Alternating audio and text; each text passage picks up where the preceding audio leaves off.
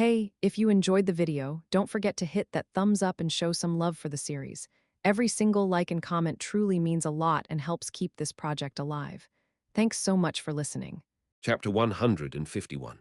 Klein's request the chirping of insects and the hooting of owls reverberated along the path back to the small town. Isaac looked ahead and said after a few seconds of silence, "Even though I'm not entirely sure what happened to me, I do have a rough idea. Perhaps I'm someone who has lived for a very, very long time. Mr. Isaac, you have to seriously consider if you still fit the definition of someone." Klein thought to himself, but he didn't dare to say it out loud. This wilderness, this silence, often makes one weak. I should have paid some sort of price in exchange for this long life. I've lived since the end of the fourth epoch, like a wandering spirit across the continent. Isaac's voice deepened, as if he was trying to suppress his emotions.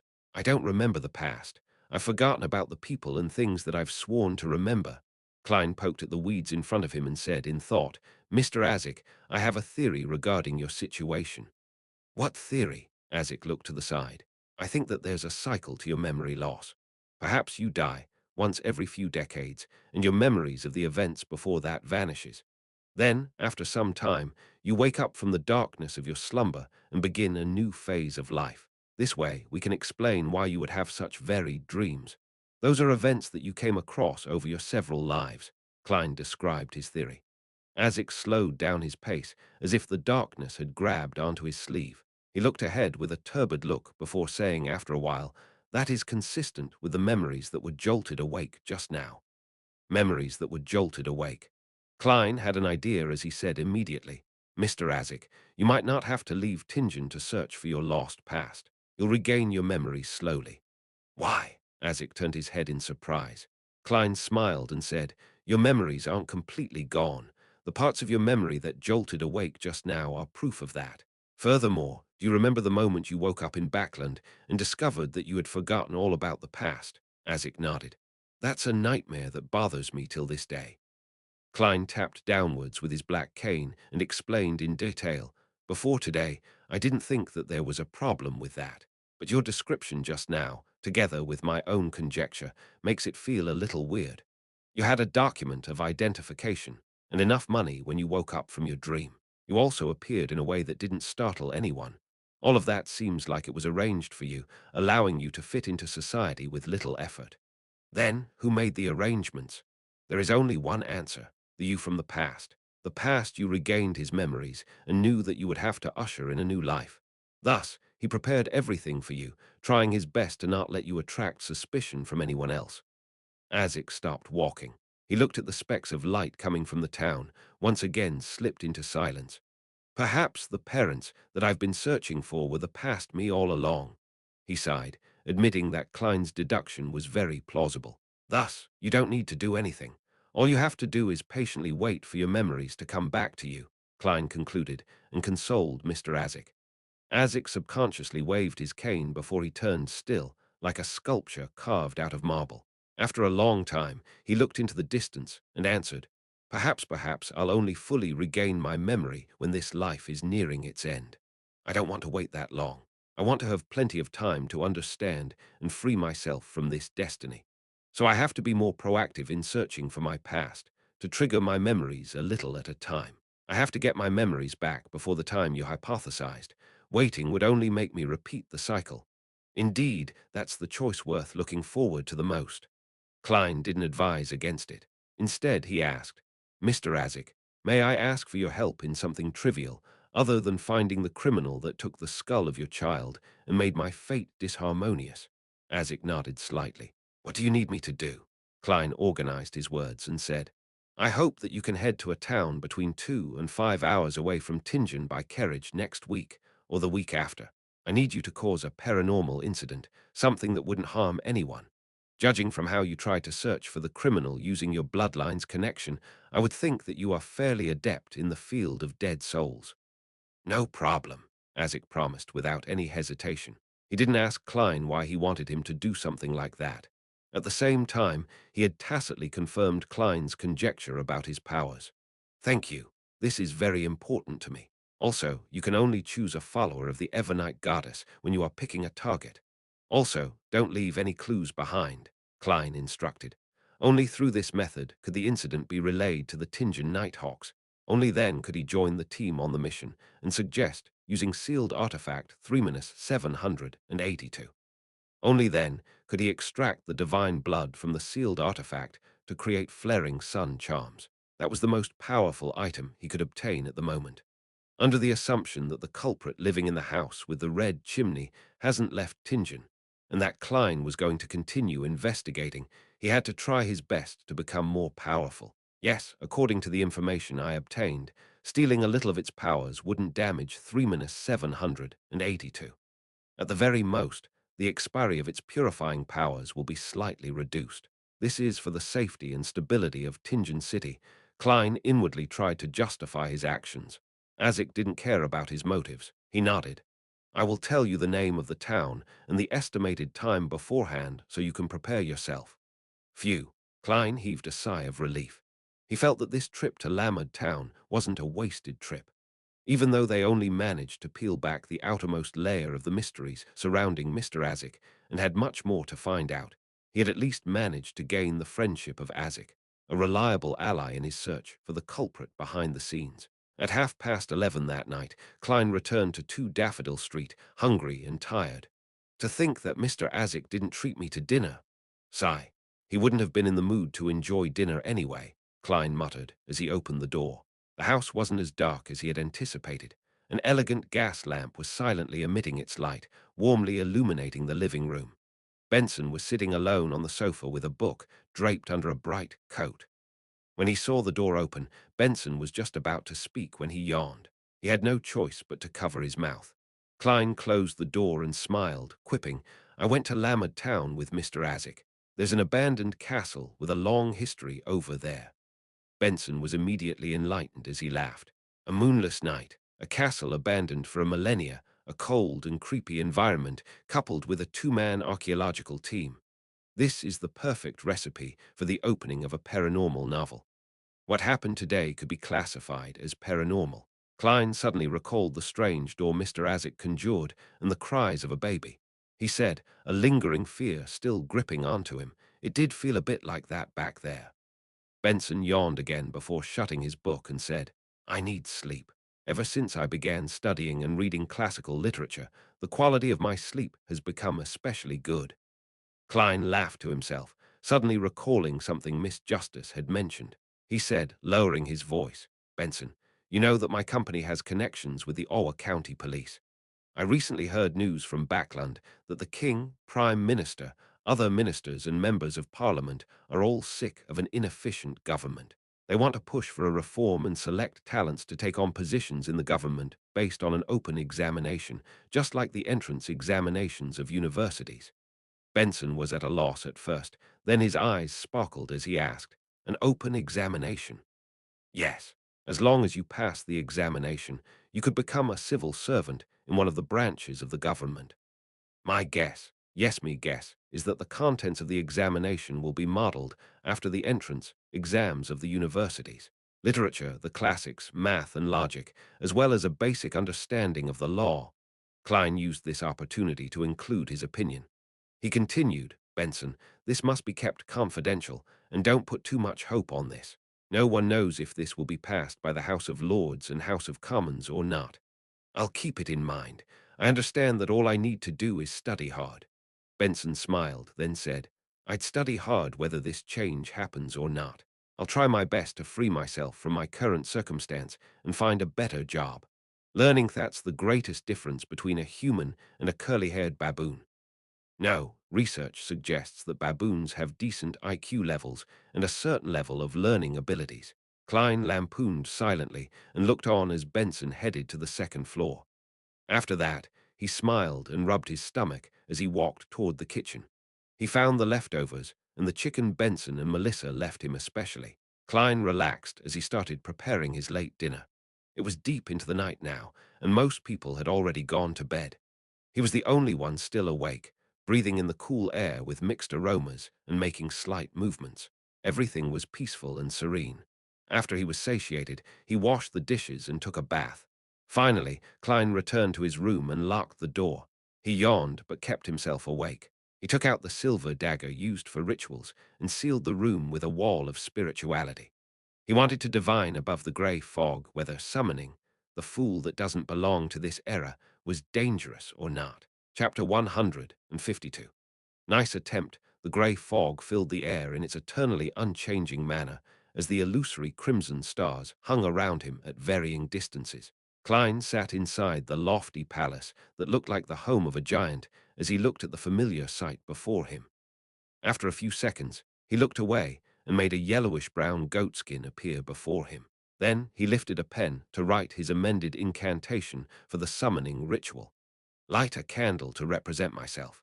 Use a spiritual wall to create a holy environment. Drip a drop of full moon essence oil in the flame, chamomile pure dew, slumber flower powder, and other ingredients. Note, there's no need to be too particular in this step because it's summoning oneself. Recite the incantation below. I. In ancient Hermes, Jotun, Dragonese, or Elfish, it must be a deep shout. I summon in my name, Hermes. The fool that doesn't belong to this era, the mysterious ruler above the grey fog, the king of yellow and black who wields good luck. After scrutinizing it 3 times, Klein wrote a divination statement at the bottom. There will be danger if the ritual above is carried out outside of this world. Phew.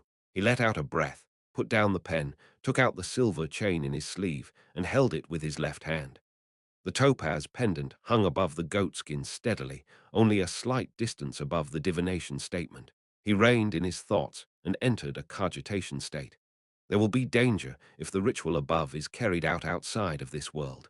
There will be danger if the ritual above is carried out outside of this world. After reciting the statement 7 times, Klein opened his eyes, which were almost all black, and looked at the topaz pendant, which was spinning counterclockwise. That meant a negative outcome. There would be no danger. I can give it a try then. Klein made the items before him disappear. He then extended his spirituality to wrap around himself and simulated the sensation of falling.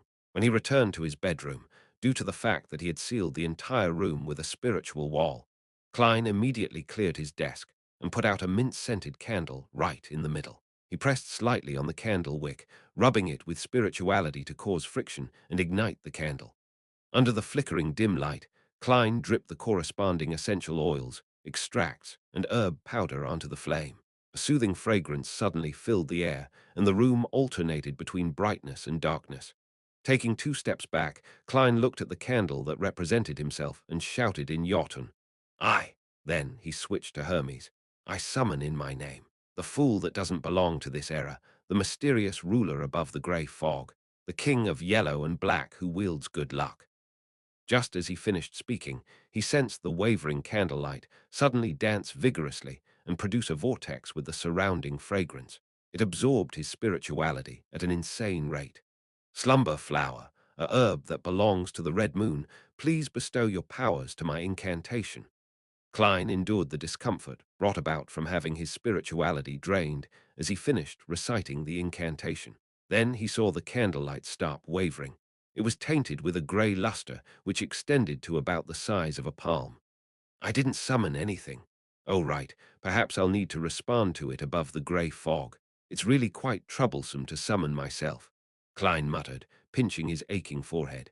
He calmed himself down, then took 4 steps counterclockwise before arriving above the grey fog again. He saw that there was a rippling light above the seat of honor at the ancient table.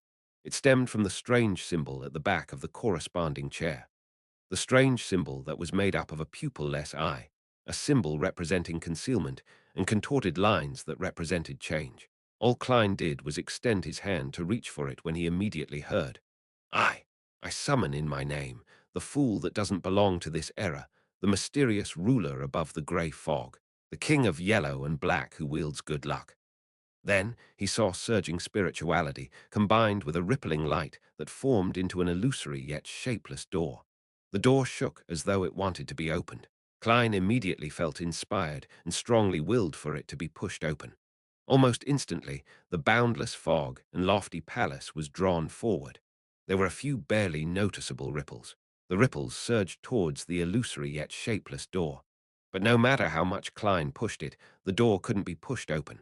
Every movement resulted in dead silence. The door of summoning has yet to take shape.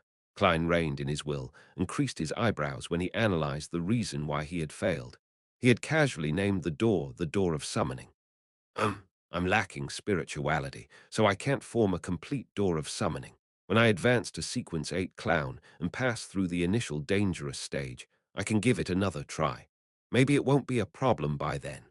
Klein nodded lightly and roughly understood what had happened. This experiment gave him a confidence boost. He felt heartened, as this was the first time that he received some sort of response from the mysterious space above the grey fogather than the incident where he divined about eternal blazing sun. There will come a day when I'll understand all the secrets here, Klein excitedly declared in his heart. He then made a rapid descent into the boundless fog after he wrapped himself up with spirituality. Klein quickly blew out the candle after he returned to his bedroom. He ended the ritual and cleaned up his study desk before he removed the spiritual wall. A gust of wind suddenly blew as he yawned. He collapsed into the bed, covered himself with a blanket, and quickly fell asleep. In the hazy dream that followed, Klein woke up abruptly and realized that he was sitting in the living room of his home and was holding the Tingen City Honest paper. Don't tell me Captain is here again.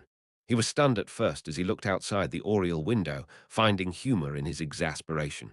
With a creak, the door opened. Dunn walked in slowly, wearing his black trench coat that went beyond his knees and held a cane and pipe. He was still wearing his black top hat, and underneath it were his profound grey eyes. Dunn came to the living room and sat on the single-seat sofa. He leisurely crossed his right leg over his left. He put aside his cane, took off his hat, and leaned backwards. He sat there quietly and looked at Klein as though he was thinking, "Captain, what are you trying to do today?" Klein was dumbfounded. In order to not expose that he knew that it was a dream, he pretended to not be affected by it and continued to read the newspaper. 1 minute, 2 minutes, 5 minutes. He lifted his head to look at Dunn, who sat opposite him. He found out that the captain was still sitting there quietly and was looking at him in deep thought. 5 minutes, 10 minutes, 15 minutes. Klein flipped through the newspaper back and forth multiple times, looking at Dunn from the corner of his eyes, and noticed that the man was still looking at him quietly in deep thought. "Captain, you're making me very uncomfortable." Klein couldn't sit in peace. He folded the newspaper and put it aside. He nodded and smiled at Dunn. Then he went to the kitchen to get a piece of cloth and started wiping the dining table and coffee table. "Captain, look, my dream is so simple, so ordinary, so boring. There's nothing worth observing. Hurry up and leave. Why don't you pretend to be a ghost, and I'll pretend to be frightened, then you can complete your achievement as a nightmare." He prayed in silence and lifted his head, but all he saw was Dunn's deep grey eyes that were still in deep thought. Under such a quiet and constant gaze, Klein wiped all the furniture and cleaned his room. He was so exhausted in his dream. What wore him out the most was Dunn Smith, who was watching him quietly in deep thought. Klein had no idea how much time had passed while he made himself busy until he finally saw his captain uncross his legs and stand up. Then he took his cane, put on his hat, and walked through the door.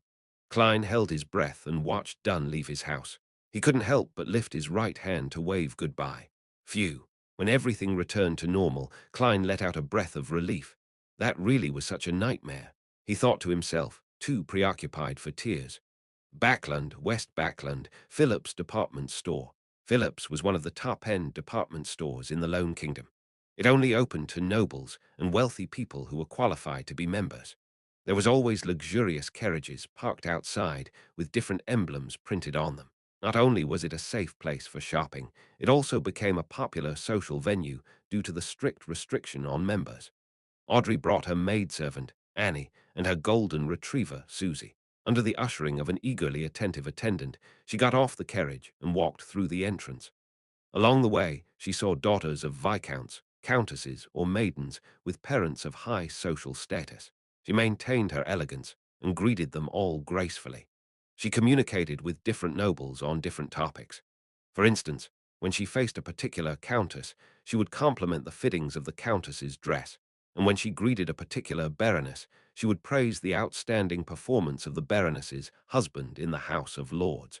Audrey hadn't been good at that previously. She was too stubborn and too arrogant. But now she didn't even need to put in much effort to respond perfectly. In a spectator's eyes, most of the emotions and thoughts of the female nobles were written on their faces. Arriving at the second floor, Audrey turned into a shop that sold ready-made dresses. The attendant in the shop was a petite maiden. She wore a black and white dress and had shoulder-length blonde hair. She was the arbiter, Zio Derricher.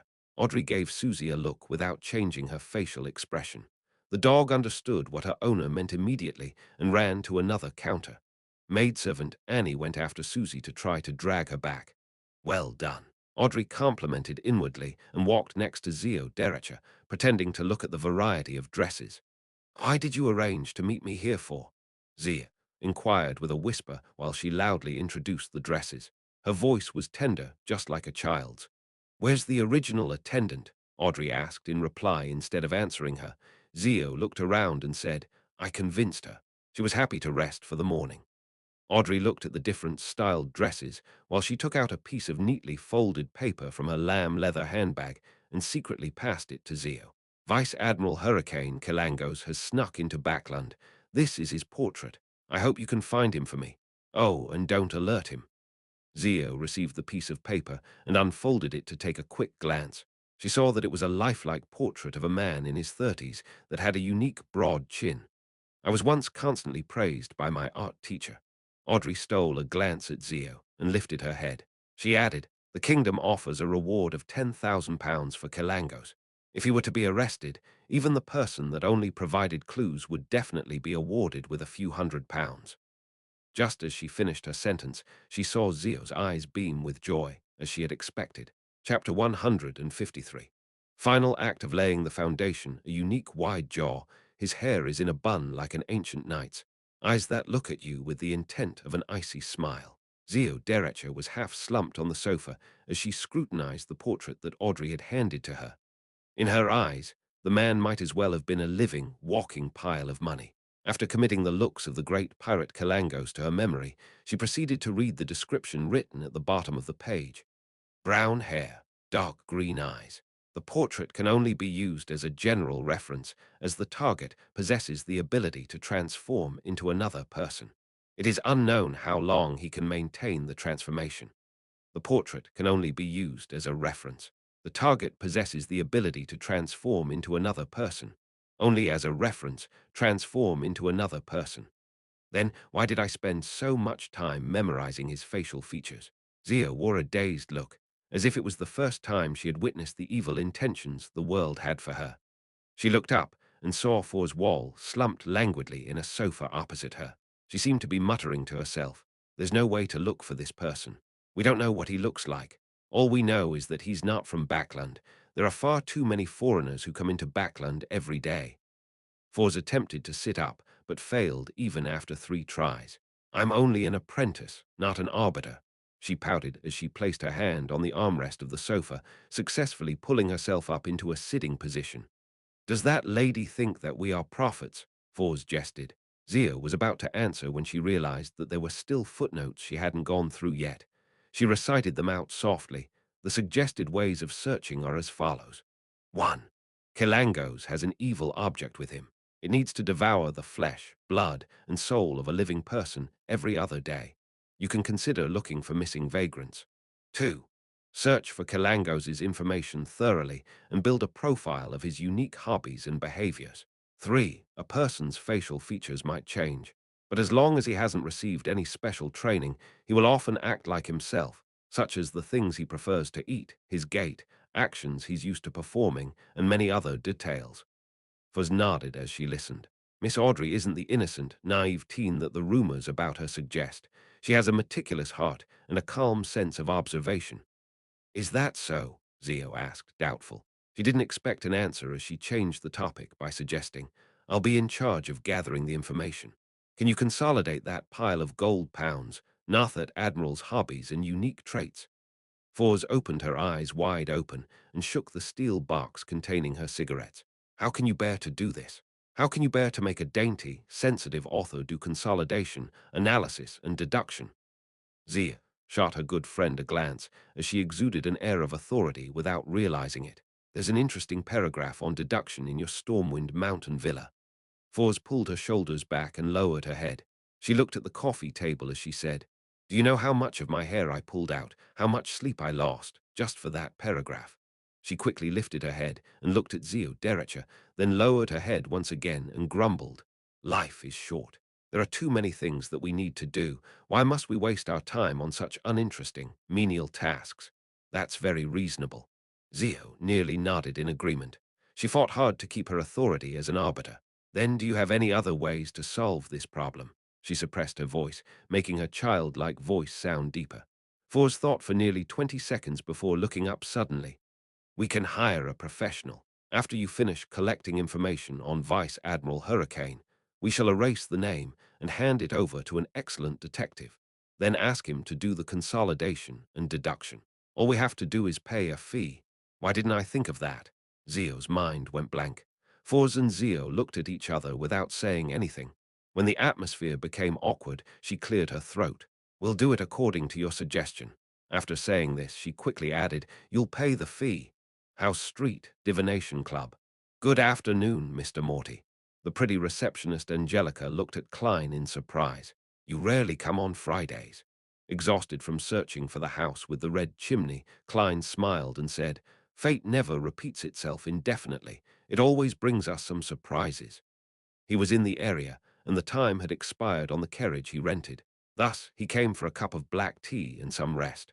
Furthermore, this would serve as the final layer of the foundations. With the new experience at the Divination Club, he would logically mention the application to Dunn Smith. Your words are always so philosophical, Angelica praised. Klein thought for a moment before saying with deliberation, I might not come to the Divination Club too often in the future, so you need not recommend me to others anymore. He had already digested his potion, so he had to advance towards a new goal. Why? Angelica said in shock and puzzlement. You've already made a name for yourself in the club. Most people know that your divinations are very accurate and miraculous. In fact, we were considering getting you to come in on Sundays as a lecturer. If I was paid £1 for every divination I perform, then I would keep doing this regardless of how tired I was. Besides, I still have to investigate the houses with red chimneys and find the culprit as soon as possible. Klein smiled warmly. Madam, do not convince me to stay. This is the arrangement of fate. I won't stop coming to the Divination Club entirely. It's just that my visits will become less frequent. I'll still pay the membership fees on time. I can get reimbursed for it anyway. I will come down occasionally to monitor the place. Klein added in his heart. How regretful. I hope that you will be at the club when I happen to be lost. Angelica sighed. She realized that this wasn't as surprising as she imagined after the initial shock had passed. Perhaps such a miraculous seer that still respected fate wasn't someone who could be held back by a club in Tingen. Angelica smiled, as if thinking about something. Sigh black tea. Yes. Klein returned a smile. He spent about 20 minutes in the club, spending the time resting, finishing his black tea before leaving the club. He took a public carriage back to Daffodil Street. When he entered, he opened the mailbox out of habit and saw that there was a letter placed inside not too long ago. Klein opened the letter and noticed that it was from Mr. Azik. I will be heading to Morstown on Sunday and return on Wednesday. Most of the citizens in Morstown are believers of the goddess. He's heading there on a Sunday, which means that according to the usual level of efficiency, the Nighthawks would only receive the information on Tuesday or Wednesday. I can make it. To think that Mr. Azik would remember my request. I hope that he remembers not to do it personally. Him summoning a spirit and doing something scary would suffice. Klein nodded slightly. He released his spirituality and burned the letter with friction. He flicked his hand, turning the flames into ashes, and allowed them to fall slowly onto the ground. Saturday afternoon. Klein was wearing his black trench coat and hat. He had his cane in his hand as he walked slowly into the Blackthorn Security Company. After greeting Razan, he looked at the partition and noticed that the captain's office was open. He deliberately spoke louder. Yesterday, I saw a girl who looked just like you at the Divination Club. Really? Razan asked, her interest piqued. Klein nodded without sincerity. Yes, in fact, I thought that she was your sister. I'm sorry to have to disappoint you, but I have no sisters, not even cousins. Razan laughed. Do you remember her name? No, why would I remember her name? Klein smiled. Looking at her was exactly like looking at you. Can I take that as a compliment? Razan was a chatty girl who never needed others to start the conversation. She asked on her own accord. Klein, I would assume that you're earning quite a bit from the divination club. As a true seer, your abilities are far beyond those who take this as a hobby. We would still be good colleagues if you didn't mention this. Klein coughed. A seer has to be respectful of fate. We cannot use divination to ask for abnormal privileges. Are you concluding your own maxim for a seer? Razan asked out of curiosity. Yes, Klein answered frankly. After a brief chat, Klein said goodbye to Razan. He took his hat and walked toward the partition. Knock, knock, knock. He looked at Dunn Smith, who was drinking his coffee, as he knocked on the open door. Please come in. Dunn looked up at Klein and adjusted his posture immediately. Klein had already probed the captain over the past 2 days. He confirmed that Dunn Smith hadn't mentioned the acting method as he was trying it out. It was clear that he was also cautious of the higher-ups of the church. Thus he closed the door and sat opposite Dunn. He said with a serious, yet slightly excited expression, Captain, I believe that I have completely grasped the seer potion. I wish to submit a special application. Chapter 154, Sharing Experience. As he looked into Klein's eyes, Dunn took a deep breath and leaned back. Then he slowly exhaled as he spoke. Are you certain? There were minor changes in his facial expression. He seemed to be well prepared for the special application, but he hadn't expected it to be so soon. Captain, why do you look relieved? Klein didn't conceal his smile as he said, I'm certain, Captain. When you fully master a potion, you'll feel a very special and magical sensation. You'll have no doubt that you've fully mastered the potion. Special, magical feeling. Dunn muttered those words softly, and his eyebrows slowly knitted together. The captain advanced twice without fully digesting the potion. Of course, if he didn't know about the acting method, it would be difficult to fully digest it. He must have used a prolonged period of time to break it down and was subconsciously acting to minimize the risk of losing control. Poor captain. Klein quietly looked at Dunn Smith, but he didn't speak or say anything further so as to allow Dunn to think carefully. After almost a minute, Dunn's deep eyes reflected Klein's figure once again. He weighed his words before he said, maybe it would be a better option to wait another year. What the captain means is that waiting another year would make it less conspicuous. With the example that Madame Dali set for me, the higher-ups wouldn't pay too much attention to me. At most, I would only be put on a list for observation, Klein thought and answered frankly. At first, I wanted to wait until next year to send in my special application. After all, there are too many things that I need to master. For instance, my combat arts is only at the beginner level. But, Captain, don't you think that we've experienced too many coincidences in the last 2 months? We were chasing after the kidnappers when we came across the Antigonus notebook in the opposite room. The shipment of sealed artifact 2-49 was delayed, but Ray Bieber didn't leave Tingen and tried to digest the power at the harbor. I went to attend a birthday banquet and triggered Hannes Vincent's incident. I went to investigate at the library and ran into a member of the Aurora Order. I don't know what these coincidences mean, but I feel insecure. That's why I want to enhance myself in the best possible way. Klein seized the opportunity to talk about the manipulator behind the scenes. It was something he had planned to include in his schedule without exposing his uniqueness. He would remind the Nighthawks to make them search for more clues from different angles. What he said earlier would only lead the other Nighthawks to conclude that Klein had a discerning mind and was good at organizing his thoughts. The moment Klein said the word, but Dunn's body leaned forward. In the end, he steepled his fingers in front of his mouth. He fixed his gaze and remained quiet, seemingly thinking about what Klein had said. After a while, Dunn lifted his head and said in a mellow and deep voice, very perceptive, perhaps there really is something lurking in the dark. Without waiting for Klein to speak, he instructed, you can submit the special application. All right. Klein lifted the corner of his lips when he answered. He got up with a smile and walked towards the door. As expected, he heard a familiar additional remark. Hold on, Dunn called out. He weighed his words and said, take note of your choice of words. Don't worry, Captain. I place a far greater importance on this matter than you do. Klein nodded in agreement with a smile. At first, he thought Dunn would propose that they avoid going through the Holy Cathedral and instead advance to Sequence 8 in secret. Then they could go through the normal procedure after 3 years.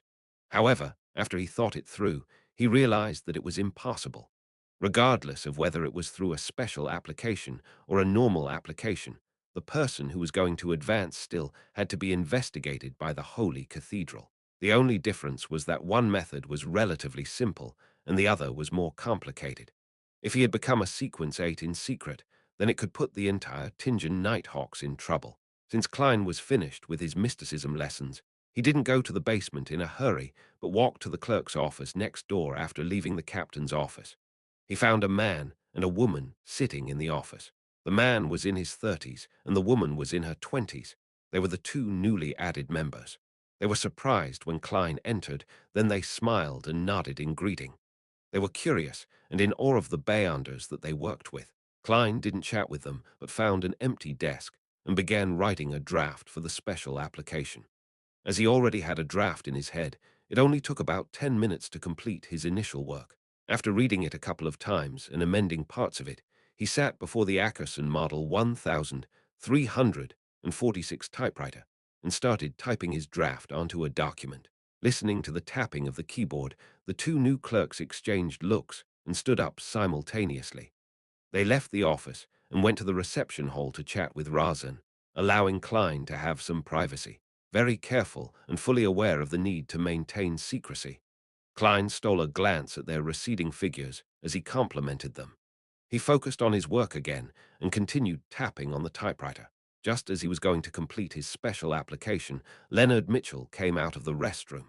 He looked around while he buttoned his shirt. There was an unrestrained beauty in his messy hair. "What's the report you're writing?" Leonard looked around the clerk's office as he leaned against the door frame with his right foot tiptoed to balance himself and his hands tucked into his pockets. His green eyes examined Klein with interest. Klein typed the last word and the last punctuation mark. He then turned his head and smiled. "Special application."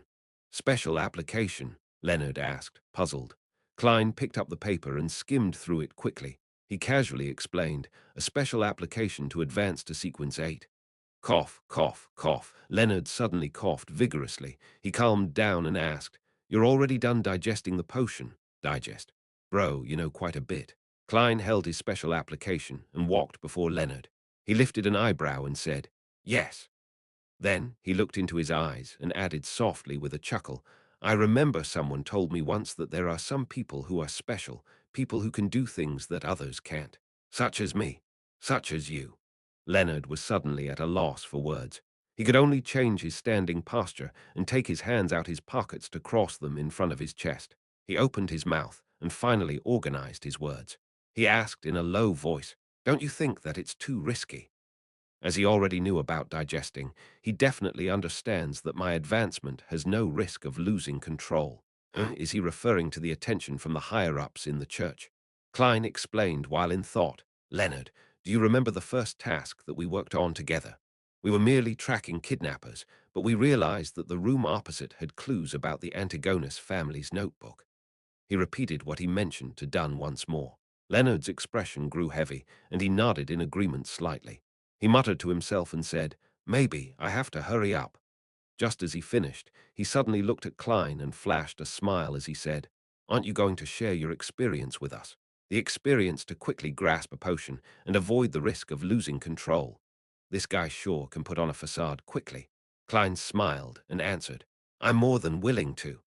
He was planning to seize the opportunity today to remind his Nighthawks teammates on how to minimize the risk of losing control. Of course, to maintain his personal safety, he couldn't say it as straightforwardly as he did to Dunn Smith. At most, he could describe the idea vaguely, in a way that wouldn't alert anyone who was sent down by the higher-ups. "Let's do it now then." Leonard impatiently dragged Klein to the Nighthawks' recreation room. At that very moment, other than Rial, who was taking her shift at Channy's gate, Fry, Kenley, and Seeker Tron were there playing cards. Everyone. Leonard knocked on the half-closed door and spoke as if he was reciting a poem. "Let me introduce this man next to me, Mr. Klein Morty, who has fully grasped his potion in a month and a half." This guy is so dramatic. Klein suddenly felt awkward. "What?" Even Seeker Tron, the author who wasn't famous and barely sold any books, cocked her head sideways as though she was testing her hearing ability. "Leonard, don't joke around. You're always exaggerating things." Kenley covered his cards helplessly. Fry held his cards as he looked at Klein. He kept quiet for a while and said, "Are you sure that you've already fully grasped the potion?" "Yes." Klein could feel his concern, and he nodded confidently. There was an obvious indication. "What? Really?" Kenley shouted a delayed response and stood up. Leonard chuckled and pointed at the paper in Klein's hands as he said, "This is the special application that he's going to hand in. The special application to advance to Sequence 8. How did you do it?" Sikatron had many questions, but she only voiced the one that concerned her the most after taking a deep breath. She was normally quiet and elegant, but now she had a burning passion in her eyes that couldn't be suppressed.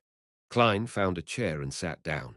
He lowered his voice and answered, "I found inspiration from the maxim of the mystery priors. Do as you wish, but do no harm," Leonard supplemented. "Yes, according to our confidential information, following this maxim gives the mystery priors a lower probability of losing control." Klein explained what he learned from old Neil. After that, Madame Dali's example gave me a better understanding of the process. "Spirit medium Dali?" Kenley asked in reply, hoping to gain confirmation. "Yes, Madame Dali has handed in a special application before. She only used 2 years to become a spirit medium from corpse collector. She once told old Neil that she wanted to be a real spirit medium," Klein explained in detail. "With the experience I gained in the divination club and corresponding feedback that I've received, I gradually concluded my seer principles. Then I followed it strictly and tried to become a real seer. When I did so, I realized that the speed at which I grasped the potion became faster."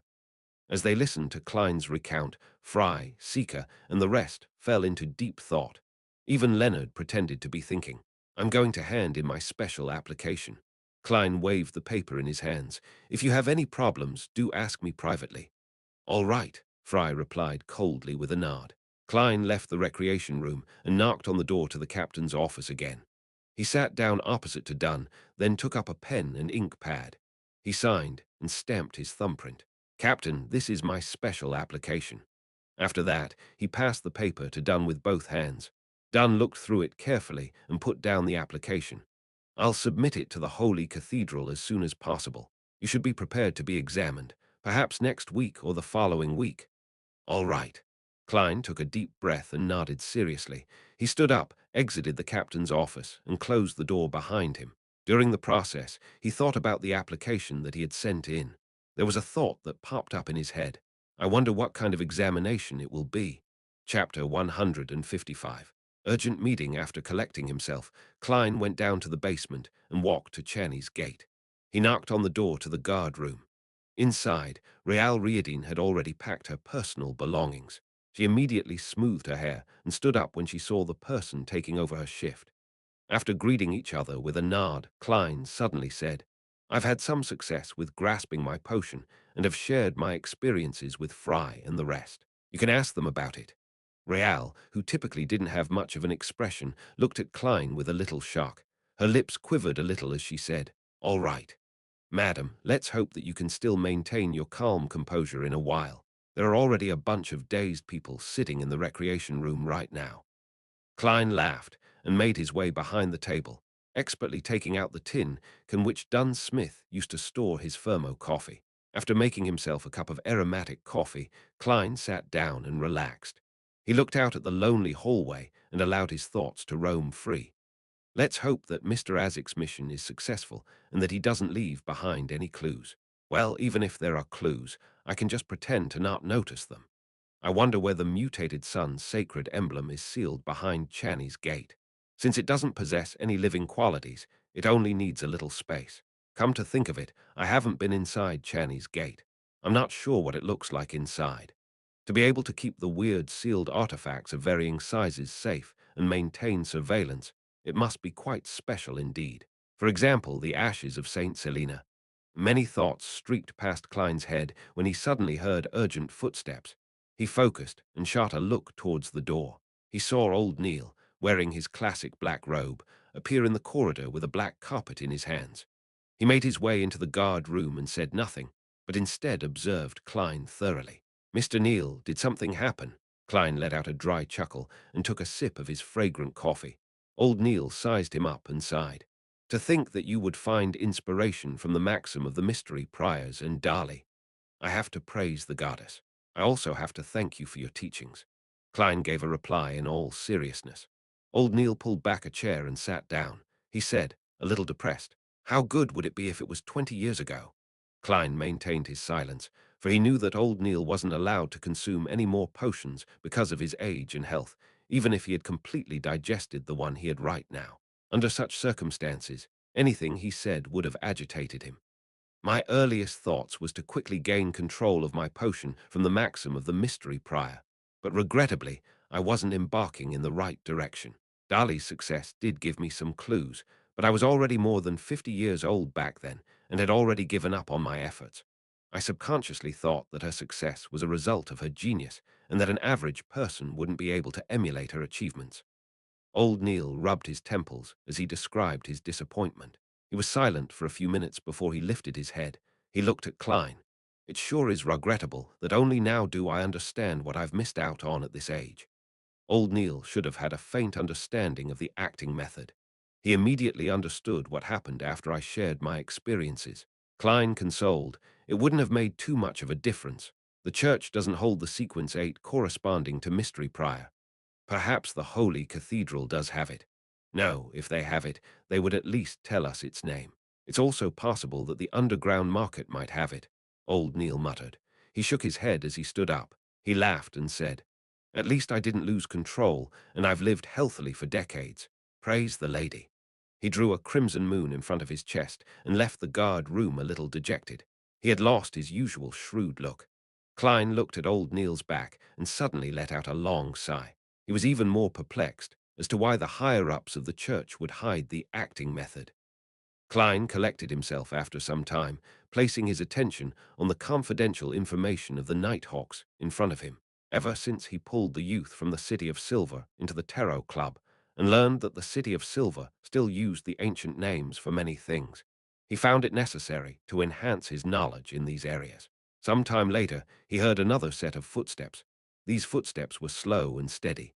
At the same time, an image of Dunn Smith wearing a black trench coat flashed past his mind. My spiritual senses have been elevated after fully digesting the seer potion. Klein nodded in understanding. He saw the captain a few seconds later. "A letter for you." Dunn extended his right arm and flicked his wrist, tossing the letter over to Klein. Klein lifted his hand and tried to grab the letter, but be it his judgment or reaction, he missed. Pa! The letter fell onto the floor, leaving Klein's right hand extended awkwardly in the air.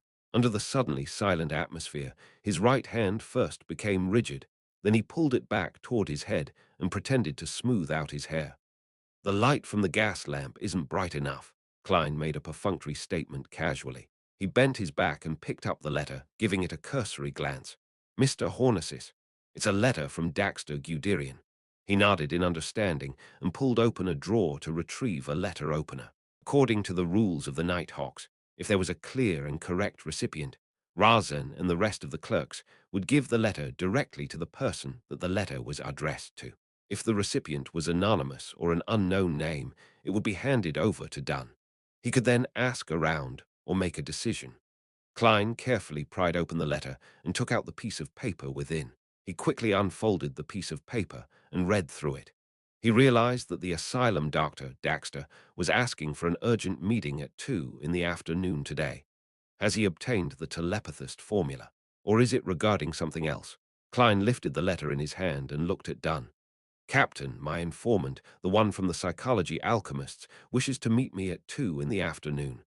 "Did he say anything else?" Dunn asked, as if he was expecting this. "No." Klein shook his head. Dunn thought for a moment, then said in a heavy voice, "Get Leonard to watch over Channy's gate for the time being. I'll go with you and hide somewhere. These urgent requests to meet could sometimes be a trap. I've heard of many similar incidents. Furthermore, if it's something important, we can act quickly.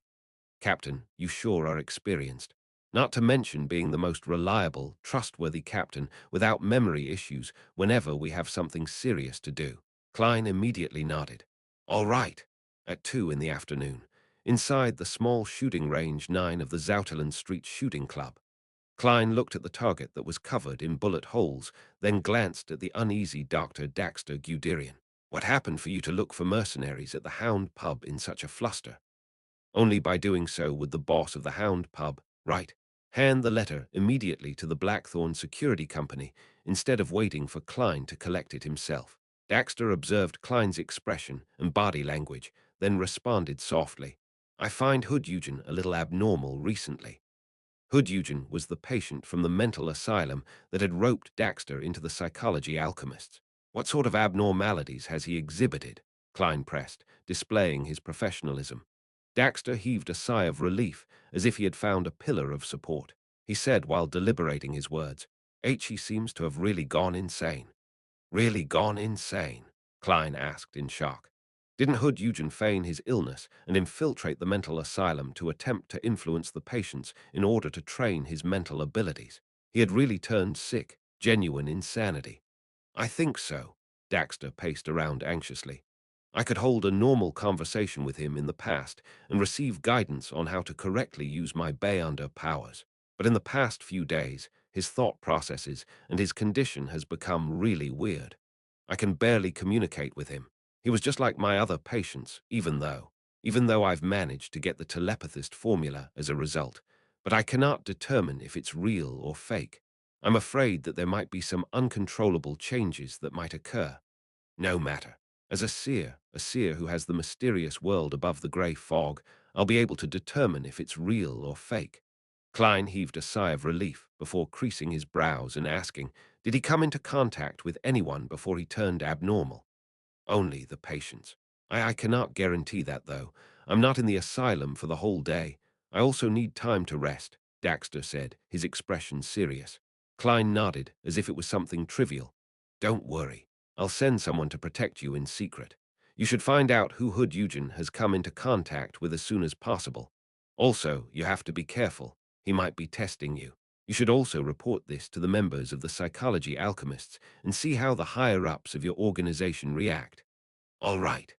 Daxter propped up his golden spectacles, recovering the calm of a spectator. He then took out a piece of paper from his pocket and handed it over to Klein.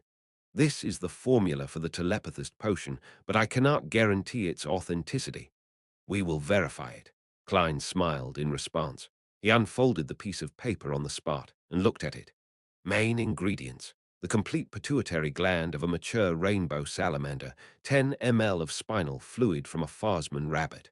Supplementary ingredients: chestnut spore 5 grams, dragon tooth grass powder 8 grams, 3 petals of pure white elf flowers, pure water 100 ml. Excellent, Klein praised. He folded the piece of paper and stuffed it into the inner pocket of his tuxedo.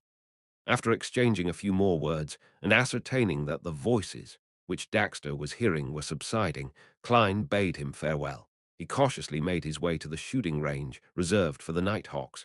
Dunn Smith was waiting inside. Captain, the informant gave me the telepathist formula to thank me for helping him control the side effects of the potion, but he cannot determine the authenticity of the potion. Klein handed the piece of paper to Dunn with a stern expression. Furthermore, he mentioned something else. Dunn read the formula as he listened to the concerns about Hood Eugen. After that, he nodded. I'll immediately assign manpower to keep the mental asylum under surveillance. You haven't had professional training when it comes to these matters and don't to participate in this. Go back and guard Channy's gate. With that said, he looked at Klein deeply in the eyes and said, if we take this formula into account, you don't need to accumulate any more meritorious achievements. You can directly receive the clown potion after you pass the examination. Chapter 156. Melissa who takes the long view, and I'm paying double for the clown's formula. And all this because I originally wanted to be rewarded double for the same piece of work I did. Forget it.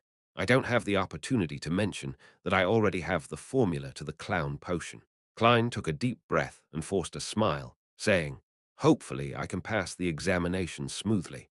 He was more than happy with Dunn's decision for him to continue to guard Channy's gate. Not only was he lacking the professional ability to monitor and investigate, but his hand-to-hand combat was far from satisfactory. In terms of shooting, he was considered decent compared to the ordinary police. However, his teammates were all Beyonders that have had their physical attributes enhanced. Even if they weren't all marksman level, they were very close. As for hand-to-hand combat, Klein was merely a beginner. Even with a slumber charm, a repose charm, and a dream charm, he was still considered a support class Beyonder. It would be easy for him to deal with ordinary people, but he would be in danger if he were to come across any Beyonders who were adept at combat. Until I advance to Sequence 8, become skilled in technique-based battles, and master a handful of spells, I can only complete normal supernatural missions on my own. If I successfully steal the power of sealed artifact 3-782 and make flaring sun charms, that will be even better. It won't be impossible for me to win from a position of an underdog. Klein thought hopefully as he slowly walked back to the Blackthorn Security Company. The next morning when he ended his shift and left Channy's gate, the Nighthawks still hadn't obtained any useful information from monitoring Hood Eugen. For now, they had to place their hopes on their informant's internal investigation. When he returned home, Klein had his breakfast quietly and laid down in his bedroom to sleep until noon. He woke up naturally, washed up, and walked to the first floor, following the smell of cooking food. Melissa is preparing lunch. Klein looked at Benson, who was reading the newspaper in the living room. Benson lowered the newspaper and said, "Yes, she has a guest visiting today. I wanted her to chat with her guest while I prepared lunch, but she doesn't trust my cooking and took the guest into the kitchen." How rude. Benson, you actually managed to quickly realize that Melissa detests your culinary skills. Klein held back his urge to laugh and walked towards the single-seat sofa as he asked, "Melissa's guest?" "Yeah, you should know her. Elizabeth, we met her at Selina's dinner banquet." Benson leaned backwards and continued to read his newspaper comfortably. It wasn't only at the dinner banquet. She came to visit for real. Klein turned to look at the kitchen with a stunned expression. Just then, Melissa walked out carrying some plates, and Elizabeth followed behind, also wearing an apron. "Klein, you're already up. I was just planning on waking you up." Melissa laid the plates on the dining table delightedly as she said, "This is Elizabeth. You know her." "Hello, Klein." Elizabeth's adorable face flashed a splendid smile as she greeted him. Klein replied gently and politely. After they greeted, Melissa blinked and spoke seriously. "Elizabeth will follow us to the Family Servant Assistance Association later. They hire a few maidservants at home, so she has experience in that. Her opinions might be helpful. Actually, we've already drawn up the requirements for picking a maidservant. Listen to this and see if there's anything that needs to be added." Melissa wiped her hands on her apron and took out a piece of paper from the pocket of her home clothes. She opened it and read it out loud. 1. Healthy. 2. Hardworking and responsible. 3. Good at cooking. 4. Quiet, not rowdy. 5. Simple family background. 6. Looks ordinary. She read the requirements one by one while Klein and Benson gawked with a vacant look. They never expected that hiring a maidservant would be so troublesome. "Melissa, weren't you against the idea of hiring a maidservant?" Klein subconsciously asked when his sister stopped. Melissa pursed her lips and nodded solemnly. "Yes, I was against it. But as my opposition was in vain, I thought we should get this thing done properly. To be able to get it done well, we must be well prepared.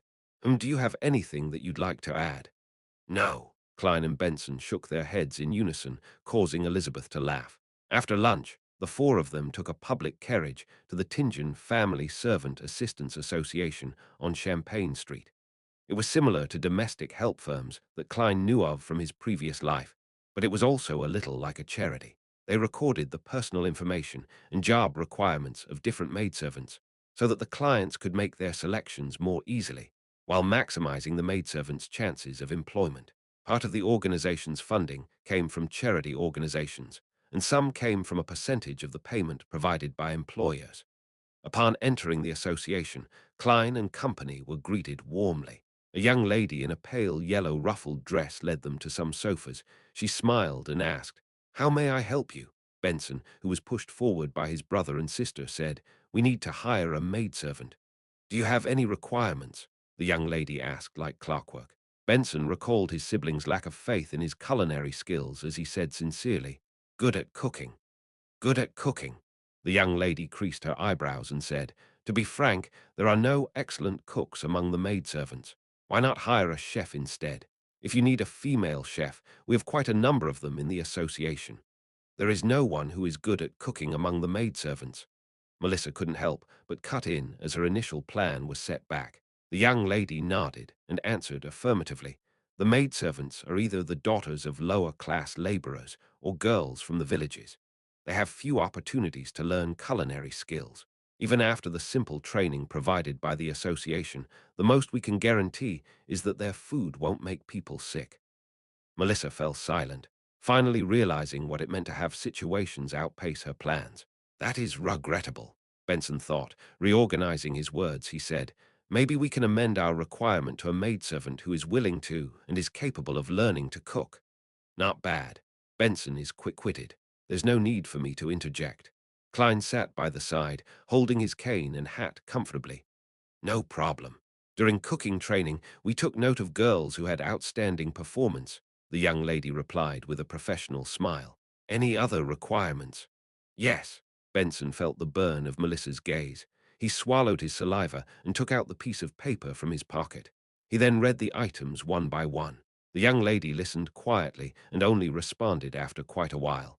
I'll first check through the records and recommend some maidservants that fit the criteria. You don't have to decide immediately. You can pick 2 to 4 of them. Then I will bring them each over to cook for you once. You can decide who to employ then. Of course, you will have to pay the association some extra fees, and you will also have to prepare your own ingredients. All right. Benson folded the paper and nodded politely. The young lady stood up and walked towards the office, but she turned around after taking 2 steps. She smiled and said, "Can you pass me that paper? I'm worried I will forget some of your requirements." No problem. Benson held back his urge to laugh when he answered. After a while, the young lady in the pale yellow dress came out with a stack of documents and passed them to Benson. The information had each of the maidservants' real name, birth date, family situation, facial description, health status, past experience, related traits, expected salary, and other information. Seizing the opportunity when Benson and Melissa were reading the information, Elizabeth got closer to Klein and asked softly, "Don't you have any requirements?" "Yes, but this information isn't specific enough," Klein answered perfunctorily. Elizabeth got even more interested. "How would you choose?" Klein smiled and pointed at the hidden pendulum in his left sleeve. "I would divine the best person to become our maidservant by writing down a corresponding statement about each candidate and eliminating them one after another." Elizabeth was stunned, nodding vacantly after nearly 20 seconds. "The simplest and the most effective way. I totally forgot that you're—" She didn't finish her sentence since Melissa, who had sharp senses, noticed that they were whispering and had looked over. She looked at her best friend and her brother, then she showed an expression of deep thought. "Hey, sis, don't misunderstand. We are just talking normally." Klein coughed and picked up some of the information and casually read through them. Very soon, they picked 3 candidates. They were asking for 4 solely 8 pence to 5 solely 2 pence per week. Benson didn't haggle over the maidservant's pay, but instead discussed the percentage that he needed to pay to the association. After some friendly haggling, he successfully negotiated the price from the maidservant's 2 weeks' pay to 1 week pay instead. However, he had to pay a transportation fee of 1 solely for them to bring the maidservants over to try cooking. After that, Elizabeth bade the trio farewell and left while the siblings took a public carriage back to Daffodil Street. On the way back, Klein was getting uncomfortable under Melissa's scrutinizing gaze. When he got home, he went to the second floor directly. "Klein," Melissa called him in a serious tone after thorough consideration. She said, "If you want to get engaged with Elizabeth, you have to work harder. Her father is an import merchant, and her mother is the daughter of a baronet." Wait, engaged. When did this happen? Klein looked at his sister in confusion. How far-reaching is her concern? Chapter 157. Item of his dreams. No, we are not. Klein didn't have the chance to retort before Benson interrupted with a smile. "Although Elizabeth is indeed a little young, and her family is much more outstanding than ours, I find the 2 of you quite suitable for each other. But you might have to wait a few more years. She is still studying at a public school and wants to enter university. Marriage should be something to consider only 6 to 7 years later. Of course, you can get engaged sooner than that. Can you guys not think that far ahead?" Klein took in a deep breath. "I do not fancy Elizabeth. Or, well, more accurately, I do not fancy a girl who is younger than me by too much. I prefer girls who are more mature. Truthfully, I can accept anyone within a reasonable age gap, just not now," he added inwardly in exasperation. "You like girls who are more mature?" Melissa knitted her brows. Then you should quickly settle the issue regarding your marriage. Ah, Klein couldn't understand his sister's leap in logic. He asked in confusion. Why? Melissa explained seriously. You will be about 25 when you finish saving up for your marriage. Girls that are more mature than you will either be married or engaged when they reach that age. Do you want to chase after a widow? What the? Klein thought to himself in Mandarin as he wore a blank expression. Benson smiled and refuted his sister. Melissa, you don't understand. In this day and age, it isn't rare to see women in their 30s who isn't married or engaged within the middle class. They are mostly followers of the goddess, and all have the ability to provide for themselves. They would rather be single than stuck in a marriage that they are not satisfied with. Yes, that's what I read from the family magazine. Is that so? Melissa was a 16-year-old girl after all. She didn't have a great understanding concerning matters like this. Upon seeing his siblings getting roused up from the conversation, Klein coughed and said, What I meant by mature is their mental state. They don't need to be older than me. Furthermore, the person that should be worried about their marriage is Benson. I'm sorry, brother, I had no choice. He apologized in his heart. Melissa froze for a moment, then nodded heavily. That's right. Benson was just about to elaborate on the marital problems of the middle class when he suddenly shivered. He looked at his sister, who was staring at him, and said, I am now at the cusp of a turning point in my life. I have to devote all my attention to studying. I will only be confident of chasing after my desired girl when I have found a job that I'm satisfied with and have a reasonable amount of savings.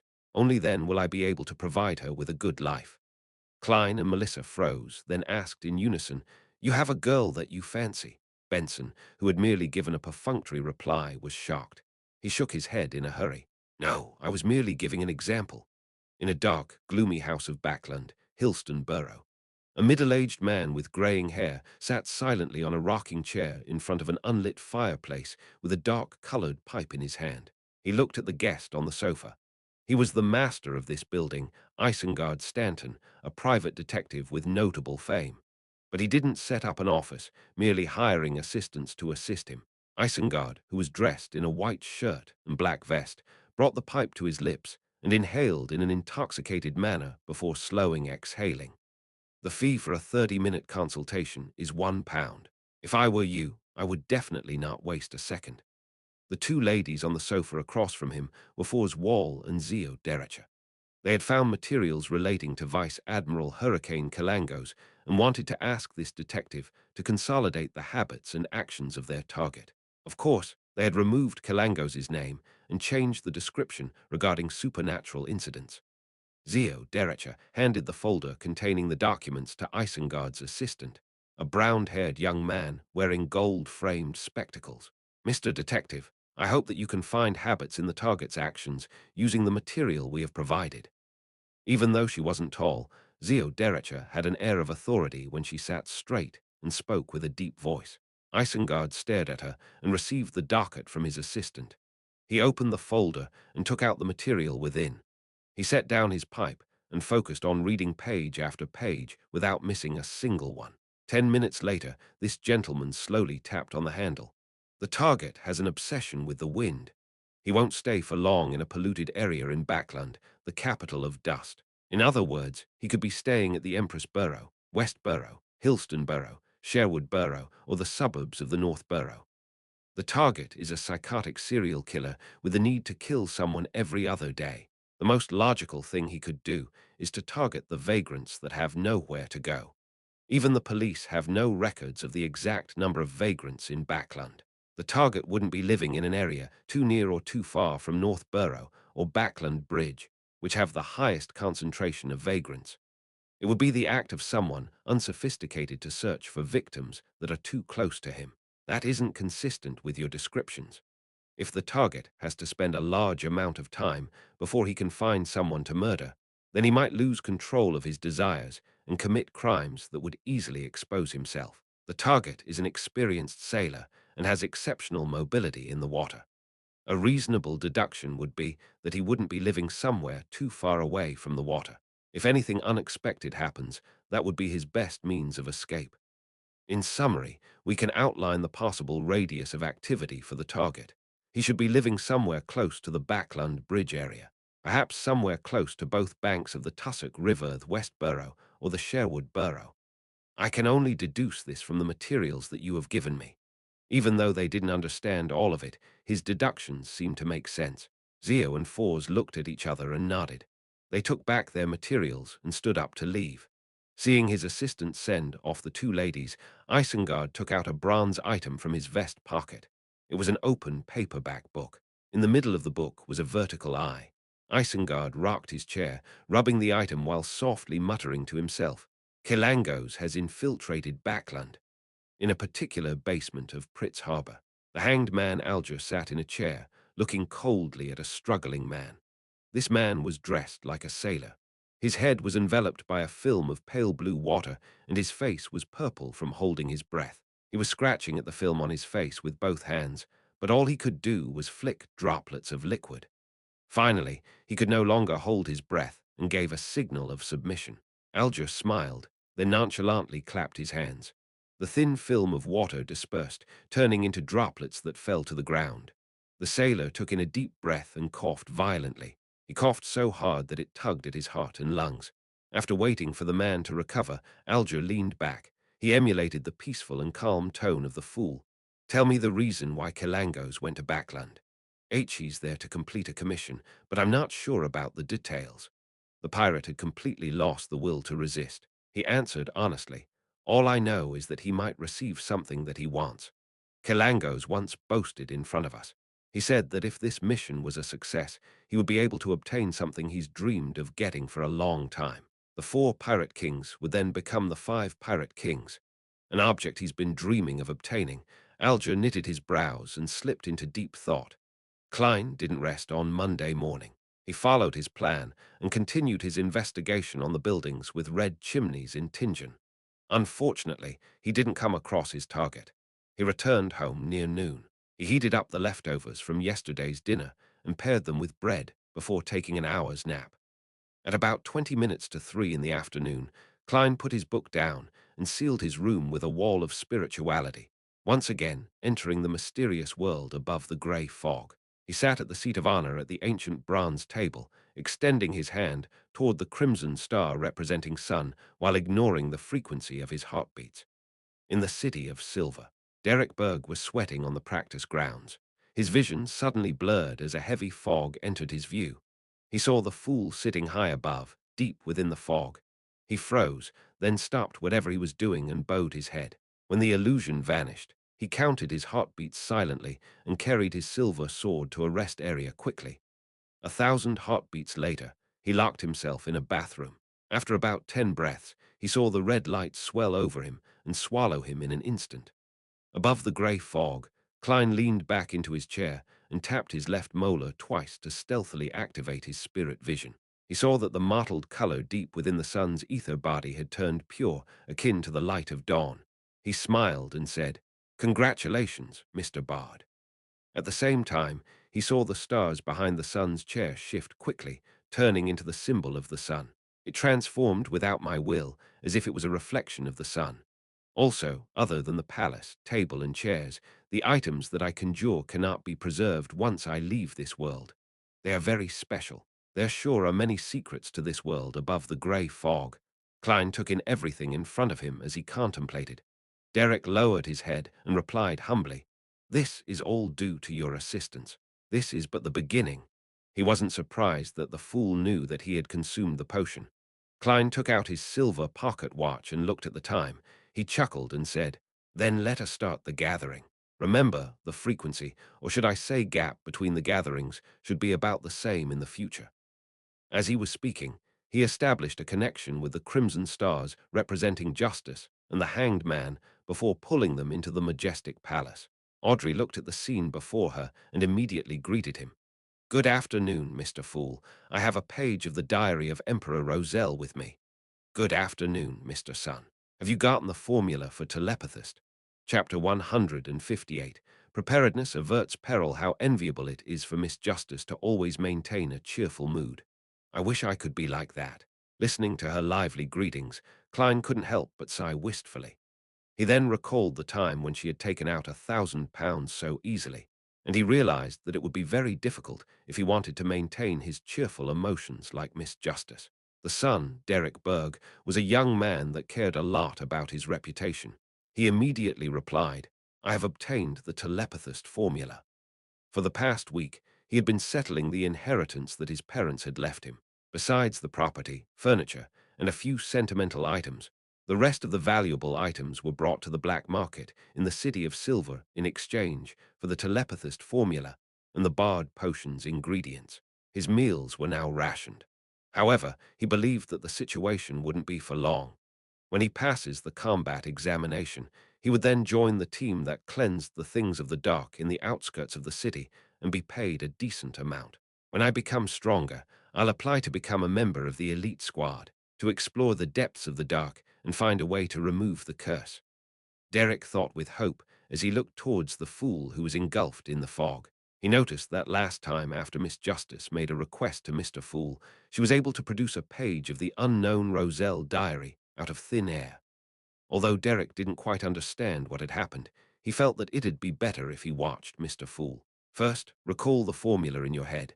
Then, grab the pen by your side and instill it with the strong desire to express your thoughts.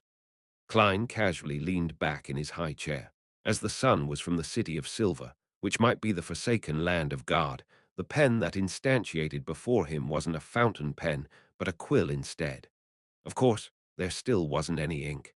Derek didn't dare to doubt what the fool said, so he immediately grabbed the quill that suddenly appeared by his hand. He followed the fool's instruction, and as expected, he saw the telepathist potion formula appear on the brown goatskin parchment before him within seconds. After looking through it twice, Derek silently pushed the promised item towards Miss Justice. Audrey was overjoyed and eager, but she took the parchment gracefully. She glanced at the page, and the words that Klein had translated came into sight.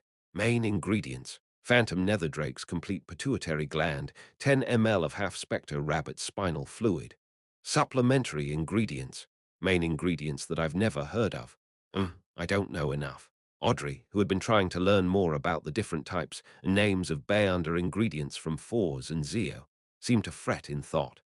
During such moments, she would completely forget how a spectator should behave. Suddenly, Audrey heard a light rapping sound. She quickly looked towards the seat of honor at the long bronze table subconsciously. She was surprised to see Mr. Fool rapping at the edge of the table with his right index finger while he gestured to her with a nod. What's going on? Audrey was confused as her eyes wore a vacant look. Just when she was about to ask, the corner of her eyes suddenly saw some changes on the telepathist formula. There were remarks next to some of the ingredients.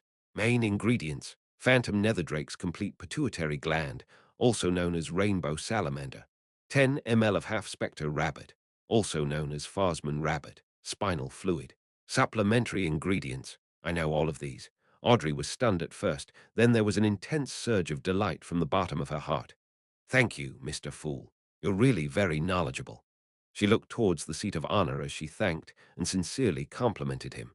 The hanged man Alger didn't know what had happened, but he felt extreme contempt towards what Justice had said. How could you describe a godlike figure with the word knowledgeable?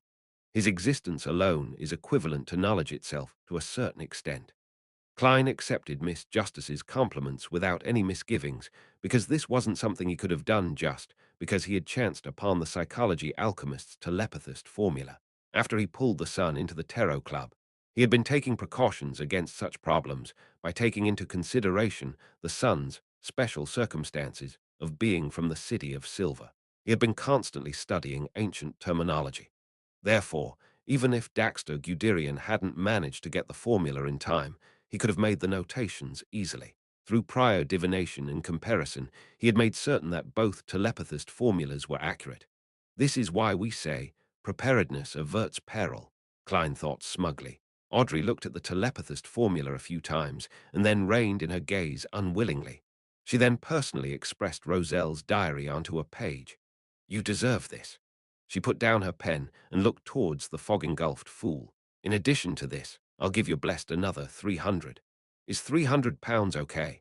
She sounded a little guilty because the 3 pages of Roselle's diary only cost her £20, while the sheriff formula at sequence 8 required £450. In other words, from the perspective of simple math, she had to pay another £430 on top of the 3 pages of the diary. However, Audrey felt that it was thanks to her luck that the seller didn't know the value of Roselle's diary. It allowed her to buy it at a low price. Emperor Roselle's diary costs at least £50 per page. Audrey held her fist and encouraged herself. £300. Until today, I've only seen that much money at Sir Duville's place. Klein sighed and pretended to not be interested in money as he nodded and said, "A reasonable deal. This is my blessed information." He avoided speaking of terms like Backland Bank and anonymous account verbally through the fool's mouth as they damaged his image. He made them appear on the parchment before her. Klein had taken time to visit Backland Bank's Tingen branch last Wednesday while investigating the houses with red chimneys. He had disguised himself and opened an anonymous bank account. The account only required one to memorize his account number and the corresponding password in order to withdraw cash from any Backland Bank branch. If one found that it wasn't secure enough, he could also request to add in a signature and thumbprint verification. But that would be more troublesome. In order to keep his identity secret, Klein left it with a password. The password is written in ancient Hermes. The fool that doesn't belong to this era, the mysterious ruler above the grey fog, the king of yellow and black who wields good luck. As ancient Hermes itself can be used for rituals and prayers, anyone who dares to copy the password would be reciting my name. Then I'll immediately receive a signal and can simply find out who's the one trying to steal my wealth from the world above the grey fog. Klein was very satisfied with the idea that he came up with. The only downfall was that it would slightly expose the existence of the fool, but the risk was within an acceptable range. Audrey pushed the diary page to Mr. Fool as she took the parchment with the information of the fool's blessed. Recorded on it was the Backland Bank and a bunch of numbers that formed the anonymous bank account. I wonder if Mr. Fool's blessed is a male or female, and which sequence he or she is. He must be very powerful, at least not weaker than Vice Admiral Hurricane Kilangos. Audrey couldn't stop her thoughts from wandering, but she quickly focused and memorized the anonymous account. It doesn't have to be so troublesome. Just then, she heard the fool's low yet gentle voice. "When you get home, recite my name, and you'll be able to write down the information directly." This would be just like when I drew the red chimney scene through divination. An account number is very important. You can't memorize it incorrectly. Klein added in his head. That works too. From Mr. Fool's words, he appears very confident. He lives up to his status of a godlike figure, if he can even do this. Audrey was stunned at first, before coming to the realization that everything seemed to make logical sense. But why did I have to memorize the formula earlier? Audrey was suddenly confused again. At that moment, Klein pressed down on the page of Roselle's diary, but he wasn't in a hurry to read it. He looked to the side at the sun and calmly asked, "What compensation would you like?" Derek thought seriously and said, "As of now, I don't have anything that I desperately need. I should digest the Bard potion very soon. I shall wait until then to request my compensation. Yes, perhaps to prepare for the corresponding Sequence 8 formula or the necessary ingredients. Sequence 8 is light suppliant, which I have. But the ingredients, even if I had them, I would have no idea how to give them to you." Wait, he used the word digest. Indeed, the City of Silver knows of the acting method. The highest sequence there is only sequence 4, so are they limited by ingredients? Klein nodded in deep thought, agreeing to the deal. Audrey also sharply noticed the word digest. She weighed her words and asked, "Mr. Sun, are you aware of the acting method?" Derek looked at Miss Justice in confusion and answered straightforwardly, "It's nothing strange. The general education classes in the City of Silver teaches the acting method. The acting method is taught in general education classes." Audrey stole a glance at the hanged man and realized that he was looking back at her.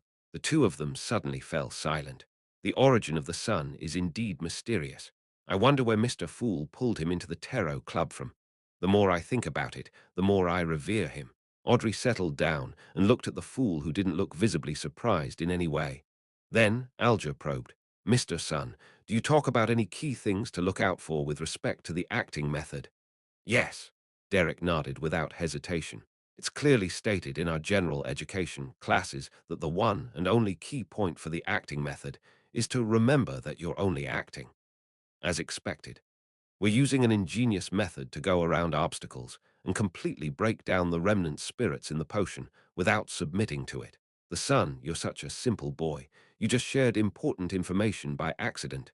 Klein smiled and cast his eyes on the diary page before him. Chapter 159. Bestowment and sacrifice. Messy Chinese sentences were scribbled on the yellowish-brown goatskin. 2nd August. This goes deeper than I imagined. History sure is something that can be manipulated easily. 5th August. I witnessed the abilities of a high-sequence Beyonder today. It was scary indeed. There's a qualitative change that has happened to them in a particular aspect. It was as though they've transformed into a deity. It's no wonder that we describe them as demigods, though I think calling them legendary beings is more fitting. 6th August. There's something strange going on. Why would the 7 major churches adopt such a strange attitude towards the potions? At the low to middle sequences, they not only provide the main ingredients to those who manage to advance, but they're also generous enough to share the formulas and demonstrate the process needed to create the potion. They would also explain in detail if a ritual is needed to create the medicine. Yet finished potions are the only things they provide to those who are advancing to the higher sequences. This isn't logical. Shouldn't they keep the formula a secret for the lower sequence potions and give the candidate the completed potion, since it's relatively easy to gather the necessary ingredients and create the potion? As for the higher sequence potions, shouldn't they share the formula and make the promising members search for the ingredients due to the difficulty of obtaining the main ingredients? There must be some hidden secret to this. 9th August. The events of the past 2 days have made me feel uncomfortable. I started the Industrial Revolution with my own hands and personally ushered in the age of steam and machinery, but this will only become the hotbed for the descending of an evil god upon this world. What does he mean? The conditions necessary for the evil god to descend upon this world. Klein knitted his brows. His index finger tapped on the edge of the ancient table. Did Mr. Fool encounter a difficult problem? Anything that can trouble him must be something of another level. Audrey looked at the leader obscured by the thick fog and interpreted his state through his body language. Klein was indeed pondering over the problem related to the upper echelons, but he didn't arrive at an answer. He considered the possibility of using divination to gain some sort of revelation. Yes, it would be impossible to divine something of use with such simple sentences. I'm not a prophet. What if I divine with the statement, the conditions necessary for the evil god to descend upon this world?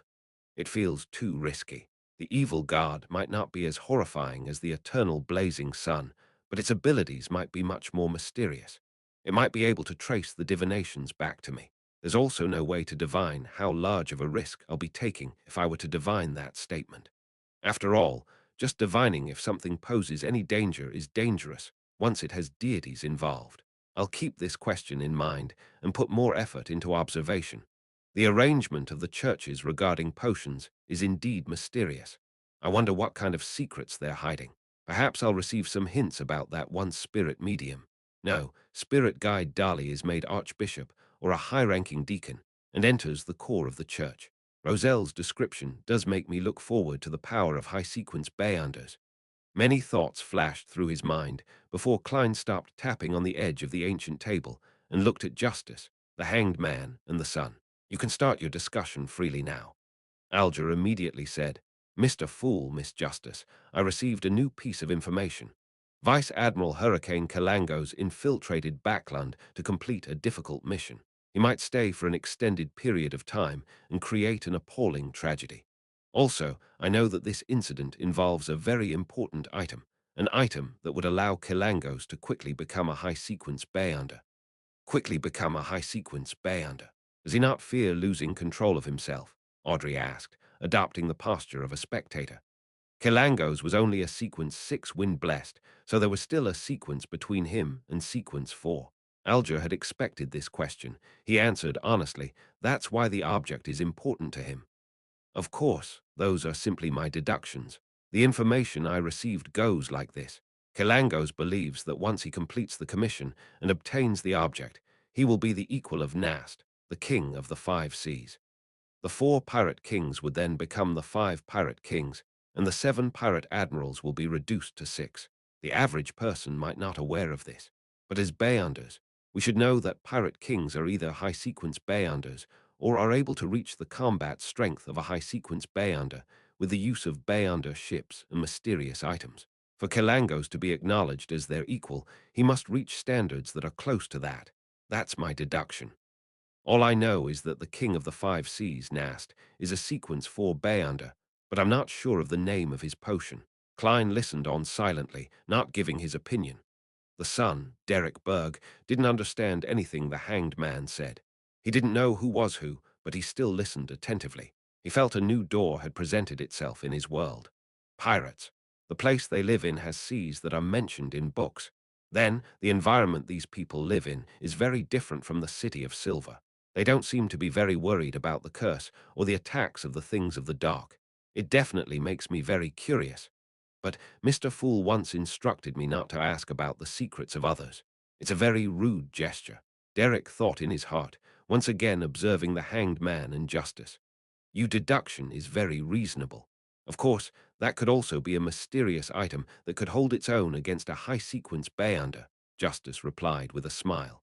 The hanged man looked at the fog-enshrouded fool, pondered over his words, before he looked at Justice, and emphasized, "There are 2 key points in what I said just now, the first being the fact that Kelangos will stay in Backland for some time. The second is that the incident involves a very important and very mysterious object. So, Mr. Fool, are you not tempted? There is ample time for you to send your blessed to Backland." Alger added in his heart, but didn't dare say it out loud. All he could do was beat about the bush. "Mr. Alger, you don't need to emphasize this repeatedly. I know what you are getting at, but my abilities do not allow me to interfere in these matters. Furthermore, I can't leave Tingen without permission." Klein leaned back and thought in frustration. Ignoring the blessed, I can actually find 2 relatively strong Bayanders to help. One is Dali, who has advanced to sequence 6, but I cannot tell her everything. The most I can do is mention that I've gotten some information that Vice Admiral Hurricane Kalangos has infiltrated Backland and is living at a particular street, and what he plans to do. That way, Dali might directly enlist the help of the Nighthawks, making the situation very complicated and troublesome. If you guys cannot find anybody to help you when the time comes, then I can try that to prevent a tragedy. The second person is Mr. Azik, but I cannot expose my identity as the fool to him. I don't have a proper reason to get him to interfere with this incident. Many thoughts flashed through his mind as Klein replied slowly, "I'm aware." Seeing how the fool continued to not place much importance in the matter regarding Kalangos, he sighed and held back his disappointment. He started asking about the investigation Miss Justice conducted last week. In conclusion, we have more or less targeted the general area Kalangos will be at, and will soon start the next phase of investigations. Audrey first gave a simple summary, then with the attitude that she was doing something important, said, "We need more information, preferably the hobbies and habits of Kalangos." Alger recalled, "He loves to fish, especially fish from the sea. He would slice it and eat it raw. He also likes hard liquor and despises champagne, red wine, and the like. He will often look for women to relieve his needs whenever he heads to shore, and with his strong body, one woman will not be enough to satisfy him. He's used to using cold weapons and avoids hot weapons. He cannot be away from water for long periods of time. What I mean is that he needs to swim or dive once every couple of days." Audrey committed these facts to memory, creating an ample character of Kalangos in her mind. "Let's hope that the investigation will be a success. It's a pleasure working with you." She smiled after Alger was done. "My pleasure." All Alger could do was force himself to believe in Miss Justice, who had considerable power in Backland. Throughout the interaction, Klein seemed to be listening intently, but in reality his thoughts had been diverted to another question. That was the question of how to deliver ingredients to Sun if he did manage to obtain them. Now that he had a passable understanding of the field of mysticism, Klein instinctively followed the line of thought of using ritualistic magic. This reliance was natural given the successes he had when using ritualistic magic. When I was previously flipping through the confidential information of the Nighthawks, I came across records of the goddess bestowing holy items to her followers. There were also records of items descending in rituals involving evil gods or devils. Does this mean that I can bestow someone something when responding to their prayers and transfer materials that way? In previous attempts, I could only reply with thoughts containing pictures and voices. But that doesn't mean that it'll always stay that way. There could be some new changes when I advance to sequence 8. There's also something important to consider. Can I bring material from the real world into the world above the grey fog? And, oh right, there's often a step for sacrifices in rituals involving evil gods and devils. Can I consider sacrificing something to myself? In that way, perhaps I can bring some material from the real world into the world above the grey fog. If this attempt is successful, I can get items directly from Justice, the Sun, and the Hanged Man, and then bestow them to myself. Yes, sacrifice is considered a more advanced ritual, so I won't be able to learn of it for now. The most important thing to do now is to improve my abilities. Klein reined in his thoughts and once again listened in on the conversation of the other members. He listened as their discussion changed from Kalangos to the characteristics of particular monsters. Sometime later, he smiled. Let's end it here for today. By your will. The Sun, Justice, and the Hanged Man stood up at the same time. After severing the connections of the members, Klein quickly descended from the fog and left the mysterious space. When he returned to his room, he dispelled the wall of spirituality and pulled back the curtains by the oriel window, allowing the sunlight to shine in. There are two important things to do this week. The first is to get examined and advance to sequence 8. The second is to make flaring sun charms. Its powers might be even higher than that of sequence 7 or 6. Klein looked outside with anticipation. Tomorrow. I should be able to receive the report of Mr. Azik's paranormal disturbances tomorrow. Chapter 160. Seizing the opportunity Tuesday morning. Having completed his mysticism curriculum, Klein didn't look for a quiet corner to read Comparison of Ancient and Modern Names, or Nighthawk's Case Compendium, and instead stayed in the break room to play cards with Leonard, Kenley, and Real. I only told Mr. Azik to create an opportunity for me to take sealed artifact 3-782 out. It'll still depend on my improvisation skills to seize the opportunity. Klein's mind wasn't on his cards, so he played terribly. He lost 5 solely in an hour, and he felt the pinch. He planned to concentrate on the game to recover some of his cash. After he bought various ingredients for the Flaring Sun charms yesterday afternoon, his private stash of cash reduced to less than £1 once again. Plus, he had to pay 2 solely every day for the carriage rental fees to search for the house with the red chimney. As they were waiting for Kenley to shuffle the cards, he picked up the copper penny before him and spun it casually. He suddenly felt Real's gaze on him, a very intense gaze. What? Klein was first stunned, then looked at the copper penny that was about to fall. Is she wary of me cheating with divination? We're just playing cards amongst ourselves. Do we have to be so serious about this? He suddenly understood and slammed down the penny with a dry laugh. Just then, Dunn Smith knocked on the door and entered. He looked around and said, "There's a situation in Morstown. Leonard, please handle it." Morstown. Klein felt his mind jolt as he pretended to ask curiously, "Captain, what kind of situation?" Dunn glanced over and explained, "Recently, there have been a few paranormal cases in the area. Firstly, people would hear sobs when walking past the cemetery and see vague figures flash by. Then, a widow encountered her deceased husband when she woke up to use the bathroom in the middle of the night. She nearly fainted from the fright. In addition, there was an elderly man who lived alone. He began hearing heavy footsteps reverberating in the house all the time. However, silence reigned once again the moment he lights a candle or gas lamp. The people in the town are believers of the goddess, so the local priest reported the situation. No one got hurt, and it almost borders on the level of a prank. It should be Mr. Azik. Klein used an expression and tone that he had rehearsed many times. Captain, there might be a secret link for these paranormal cases to happen so suddenly. In this situation, divination could provide an important clue. I think I can help Leonard. Upon hearing that, Leonard's green eyes immediately locked onto Klein. He was apparently trying to find clues and traces from Klein's face.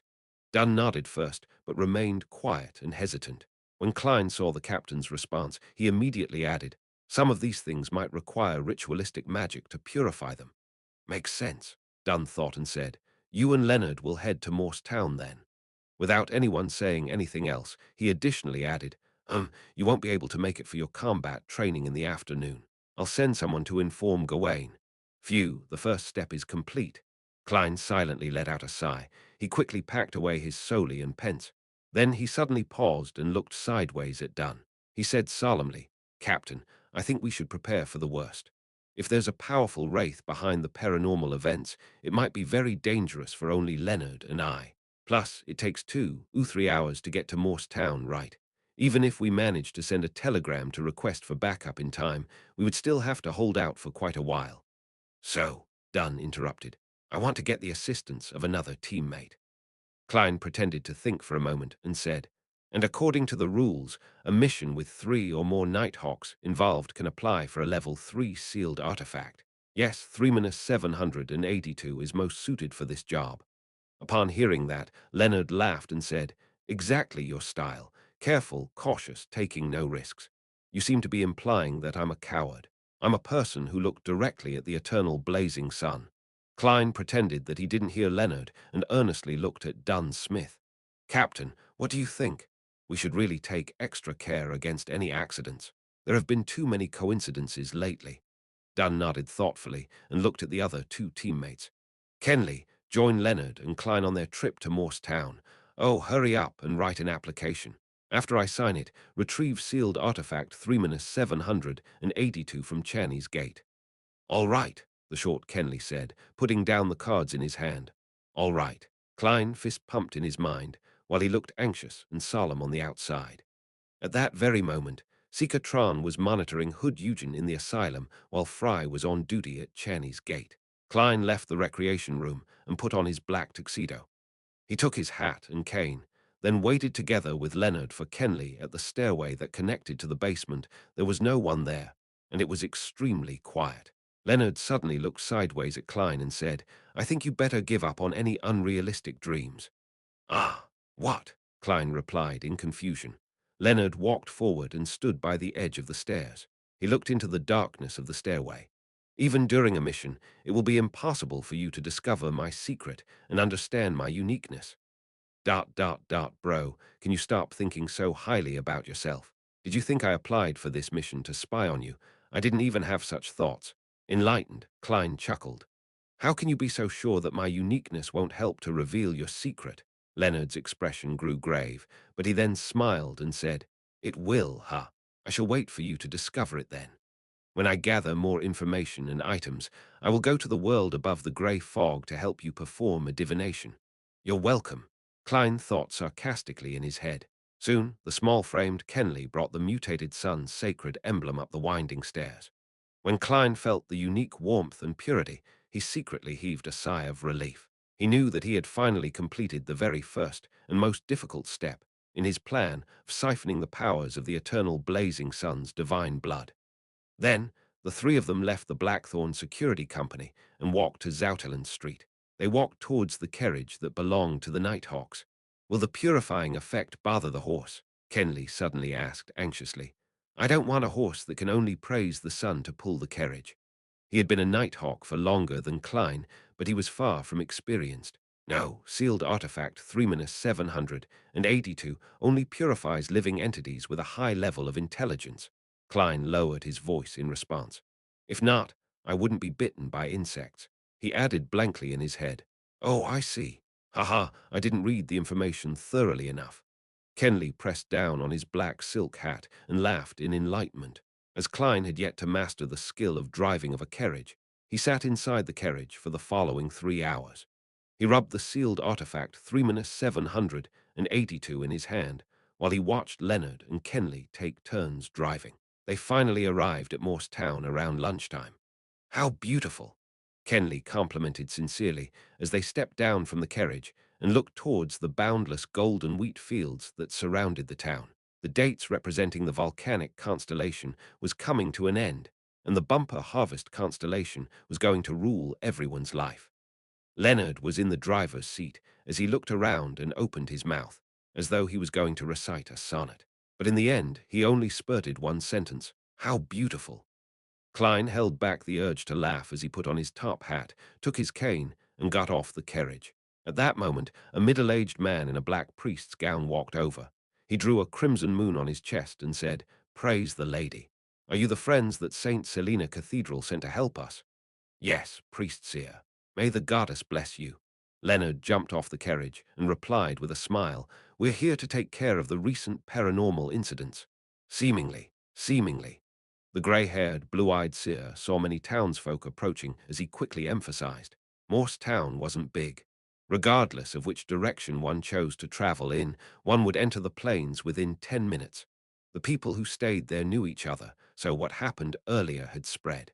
Many townsfolk were waiting for the Church of Evernite to send people to resolve the problem. Hence, when they saw that the priest was greeting three strangers, they quickly surrounded them out of concern and curiosity. Some tiptoed and some tried to hear what they were saying. Leonard chuckled and said, "Priest, don't worry, we're professionals. Look, we brought holy water, silver daggers, dark sacred emblems, and also garlic." He took out the described items from the inner pockets of his clothes as though he was pulling a magic trick. "Garlic, are you trying to stink the spirits to death?" Klein found it ridiculous yet funny as he watched Leonard's performance. Sear wore a look of confusion, and he even started to suspect that the St. Selina Cathedral had sent over a bunch of frauds. The citizens who surrounded them revealed gratified smiles, as though they were finally in safe hands. Leonard got close to Priest Sear and explained softly into his ear, "They believe in these things." Without waiting for the priest's reply, he added, "Let's have lunch at the church first. Then we shall take care of those matters." Yes, lunch is very important. When those paranormal incidents are taken care of, it'll be time to take turns looking after sealed artifact 3-782, and also the opportunity for me to make flaring sun charms. Hopefully everything goes smoothly. Of course, making flaring sun charms during the daytime would get the best results, Klein thought, brimming with anticipation. Chapter 161. Inverted Mausoleum. Most of the buildings in Morse Town adhered to a style that was popular 100 years ago. The most eye-catching building in the town was the black cathedral spire. After settling the carriage, Klein and the others quickly finished their lunch of bread, toast, bacon, butter, and coffee. We can still tolerate about 2 hours and 35 minutes of sealed artifact 3-782's purification. Kenley stood at the door of the church and took out a pocket watch from his suit's pocket. "I suggest dealing with the suspected haunting incidents first to prevent the situation from getting worse. Then we can return to the church and take turns watching over the sealed artifact to recover." Under normal circumstances, Sequence 9, 8, and 7 Bayonders had to stay far away from the mutated sun's sacred emblem for 2 hours to recover completely, or at least an hour if they were to make a partial recovery. "All right, I have no objections." Klein and Leonard spoke in unison. "Then which case should we deal with first?" Kenley asked. Leonard wiped away his frivolous attitude and said, "Let's start with the old man living alone who heard heavy footsteps in his house." "Why?" Kenley asked instinctively. Klein was also interested to hear an explanation. Could this be the intuition of a poet? He mocked Leonard secretly. Leonard shifted his gaze from Kenley's face to Klein's, then looked at Kenley again. He smiled. "Because it's the closest to the church." "How did you know that? It's not written in the records," Klein asked. Leonard snickered. "Didn't I go to the bathroom during our meal? I came across a trainee priest on my way back and had a conversation. He told me that Noah's house was close to the church. Oh yeah, the old man's name is Noah. He sure lives up to his name as an experienced nighthawk when it comes to performing missions." Klein gave a dry laugh. He turned to Kenley and said, "Then let's go to Noah's house first." "All right." Kenley didn't have any objections. They arrived at Noah's house a mere minute later. Noah was an old man with thinning white hair. He had lost his left hand in a war when he was younger and had no choice but to leave the army. He returned to his hometown after he received his compensation. At that moment, he opened the door and looked at the three strangers in front of him before looking at Sear, who was rushing over from the cathedral. He said with a raspy voice, "Come in, I hope that you can solve my problem. I heard that you brought holy water, sacred emblems, a silver dagger, and garlic. This is great, my worries have eased greatly. Please forgive my blabbering. You have to understand the condition of an old man after not being able to sleep peacefully for 2 nights. Oh my goddess, I've been so scared all this time that my head feels like it's in a cloud." Leonard suddenly straightened his back when he entered the house, his eyes surveying the surroundings. After that, Klein felt a cold aura within the room. Those were traces of activity left behind by a ghost. There really was an impure being here. Kenley was the last one to notice as he suppressed his voice. Very weak, Leonard said, with a relaxed tone as he retracted his gaze. The Midnight Poet was a job with a relatively high spiritual sensitivity when compared to all the other sequence eights in the church's records. Yes, Klein could feel the warmth and purifying energy of sealed artifact 3-782, quickly dispelling the sinister aura in the room without any trouble. At this moment, the people of the town had all gathered at Noah's house, all looking curiously at Klein, Leonard, and Kenley. Cough. Leonard cleared his throat and recited, "We have the blessings of the goddess. Those impure beings will vanish quickly and won't bring about any more trouble." After that, he shot a look at Klein for him to perform a purification ritual for everyone to see. Why me? Klein shot a look back. Of course, he didn't know if Leonard understood what his gaze meant, but clearly Leonard understood. He said softly, "You're the expert in rituals. All right, blame me for being the one who volunteered for this mission." Klein tidied his clothes and took out the holy water, sacred emblems, a silver dagger, and garlic from Leonard. He first placed the dark sacred emblem in front of his chest, then peeled the garlic and tossed its cloves one by one to every corner of the house. And this is how garlic is used to dispel ghosts. It's different from the descriptions in the newspapers. Will this work? The townsfolk looking at them broke into discussion. They were curious and excited, as if they were watching a circus. It's useless. I'm just acting. Klein suddenly felt that he had become a clown. He closed his eyes and splashed the holy water onto the ground with the silver dagger.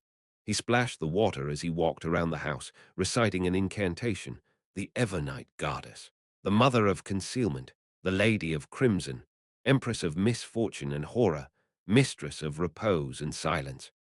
These typical acts of a charlatan shocked everyone present as the townsfolk fell silent. And once people turned silent, it was easy for them to notice something they missed. What a warm feeling. It feels like I'm sunbathing.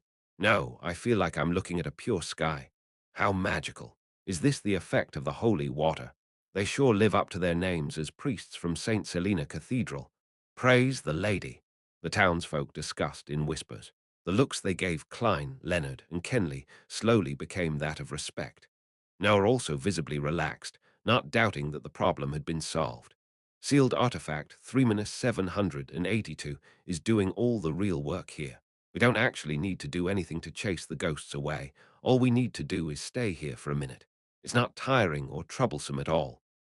After Klein purified the sinister aura off every corner of the house, he opened his eyes and put away his silver dagger, drawing the shape of the crimson moon in front of his chest with a serious expression. "Praise the lady," the townsfolk replied devoutly. "We still have things to deal with, but we need absolute silence." Leonard smiled as he looked around. The townsfolk, after witnessing something so professional, didn't stay. They receded from Noah's house like a tide, following Priest Sear's lead. Even the master of the house had to leave temporarily. "I actually wanted to take a nap," Noah pouted as he walked toward the cathedral. Leonard took a step forward and closed the door, then turned towards Klein. "Perform a divination on the cause of this incident." "No problem." Klein also wanted to find out what he could divine. "I know Mr. Isaac did this, but he seems to be of a rather superior nature." Haha, a person that can live for 1,300 years must be of a superior nature. So my divinations should definitely be affected. Under such circumstances, without the help of the mysterious space above the grey fog, even I'm not sure what revelations I would receive. Klein took out the pen and paper he brought along with him and wrote down a divination statement, the cause of the haunting at Noah's house. He held the piece of paper and walked to a round table. He then took a seat, closed his eyes, and leaned back. Klein suddenly saw a black mausoleum in his blurred, hazy dream world. It was similar to a pyramid, but stood inverted and was almost fully buried. A black fog obscured everything within the ancient mausoleum. Klein snapped awake and opened his eyes. "Did you find anything?" Kenley asked in concern. Klein thought for a moment and described the revelation he received in his dream without hiding anything. He ended it by saying, The mausoleum was definitely not in the style of the northern continent, I mean the fifth epoch. I'm somewhat of an expert in this field. Leonard nodded, seemingly in thought. That's an inverted pyramid from the southern continent. It represents the entering of the nether realm from the living world. It's a mausoleum that only the so-called descendants of death can erect for themselves, be it in the Balam Empire of the past, or its satellite states, such as the Highlands Kingdom. In some sense, it's the symbol of death. Well, the ghosts are definitely related to death. The results of the divination are undoubtedly correct. Ignoring Leonard's mockery, Klein suddenly had an interesting thought. Could Mr. Azik be the descendant of death, or could he have made a transaction with death to obtain such a long life? According to a chapter from the Revelation of Evernite, as well as the internal records of the Nighthawks, death was a malevolent god, once causing a catastrophe in the northern continent at the end of the fourth epoch. Those times were now referred to as the Pale Era. It said that death fell to the combined efforts of the seven gods. It's impossible to determine when Lamad Castle was built, but it couldn't have been built before the Pale Era. If there was a connection, then there would be something to investigate regarding the person working behind the scenes, lives in the house with the red chimney, and stole the skull of Mr. Azik's child. Of course, this could be an excuse for the northern continent to colonize the southern continent. After all, most of the inhabitants of the southern continent believes in death. The three Nighthawks didn't stay for long since they didn't discover anything. They soon left Noah's house and started dealing with the two other haunting incidents. The same process, the same results. They quickly rid the town of the auras of dead spirits, but didn't manage to find the cause of all the trouble. Along the way, Leonard asked the townsfolk if any strangers had entered the town in the past few days, but received a negative answer. Mr. Azik didn't come. He must have come and left in secret without anyone noticing him. He sure is cautious. When he said that he would be returning to Tingen by Wednesday, did he mean that these spirits would vanish on their own accord today, even if we weren't here to deal with it? Klein thought about it as he returned to the entrance of Morse Cathedral with Leonard and Kenley. They could still last another hour and 45 minutes with the mutated sun's sacred emblem. We'll take 1 hour shifts looking after the sealed artifact. Klein suppressed the excitement in his heart. He looked at the color of the sky and said, "Let's try to head back to Tingen City for dinner." "No problem." Leonard glanced at Klein and laughed. "But for safety's sake, I suggest that two people look after the sealed artifact while one rests." Klein froze for a moment, his mind churning quickly. He smiled in reply. "Sure, but this way we have to calculate the most logical rotation. Who gets to rest first? Who's next? And who will be last? How much time do we need to recover? And by how much? Well, I think that we have to establish an algorithm with an unknown value in order to establish the best way. Then compare it with the effectiveness of having one person look over it at a time. It's even better if we can compare the efficiencies too. Let's first assume that the unknown value is—" "Wait." Leonard's green eyes were blank, filled with fear. "If that's the case, let's look after it one at a time. The person looking after it will stay in the cathedral during his shift, as it has a sufficiently large radius. Of course, we'll have to get Priest Seer and the rest to stay somewhere else. The other two will stand guard outside the church and prevent others from coming close." "I share the same opinion." Kenley had felt a headache coming on as Klein spoke about the mathematical problem. "All right." Klein nodded, looking as though he was forced to do so. If he hadn't been able to convince his partners, then he would have to make a deal with Leonard in secret, giving away some information about himself to get him to leave. But the problem was solved now. Chapter 162. Intense sunlight weak light shone through the narrow window from high above, making the interior of Morse Cathedral a little more visible. Klein put his top hat on his knee while he leaned his leg against his cane. He sat quietly on the first row of the left pew and looked at the altar before him. There weren't any statues of the goddess, except for a massive dark sacred emblem. Its base was black, with a crimson half-moon that was surrounded by radiant points of light. On the wall behind the sacred emblem, there were a few openings which allowed sunlight to shine in from the outside. They were focused into tiny specks of pure light, which combined with the dark surroundings to form a scene that resembled that of a lofty cosmos. None of the traditional gods ever left behind an actual image. Only their symbols are worshipped and glorified by people. That seems to be a manifestation of the command, do not look directly at God. Klein let his thoughts wander. He wasn't in a hurry to make the flaring sun charms as soon as he got the opportunity to be alone with sealed artifact 3-782. He felt that he had to be careful, patient, and had to wait. Within the first 15 minutes, it was possible that Leonard and Kenley would enter at any moment to remind him about points that he should take note of. In this extremely quiet atmosphere, time flew by quickly. Klein suddenly snapped back to his senses as he took out his silver vine-leaf pocket watch, flipped it open, and took a glance. 20 minutes have passed, he muttered to himself. He then set his silk top hat and silver-edged black cane by the side. He got up and walked towards a hidden corner near the altar. At first, he faced the side of the altar, but once he saw the large, dark, sacred emblem and the holy scenery that resembled a depiction of a night sky, he felt guilty and uncomfortable. Hence, he turned his back to the altar. Then, Klein took out the sealed artifact 3-782 from the inner pocket of his black tuxedo. He bent down to place the golden, unadorned badge on the ground. Klein took a look at the sun symbol that was filled with abstract meanings. Then he took out a small candle mixed with sandalwood. He put it right at the bottom of sealed artifact 3-782. That was the dualistic ritual that he learned from the eternal blazing sun. He used an item that was closely related to the deity to represent him, while he used the candle to represent himself. He took a deep breath to ease his tense emotions. Klein then took out the items required for the ritual, one after another, including a carving knife, 2 thin gold slices, sun essential oil extracted from the combination of black-rimmed sunflower, golden-rimmed sunflower, and white-rimmed sunflower, golden hand-fingered citron powder, and also rosemary powder. After that, Klein adeptly used the silver ritual dagger to guide the flow of spirituality. He guided it to flow around the simple altar and created a shapeless sealed wall. He squatted down, placed the silver dagger down, and extended his right hand. He lit up the candle that represented himself by rubbing his spirituality. Under the flickering dim light, Klein picked up the sun essential oil and dripped a drop onto the flame. With a puff, an illusory fog spread out with the slight scent of sunlight. After burning the fingered citron and rosemary powder, Klein held the carving knife and golden slices.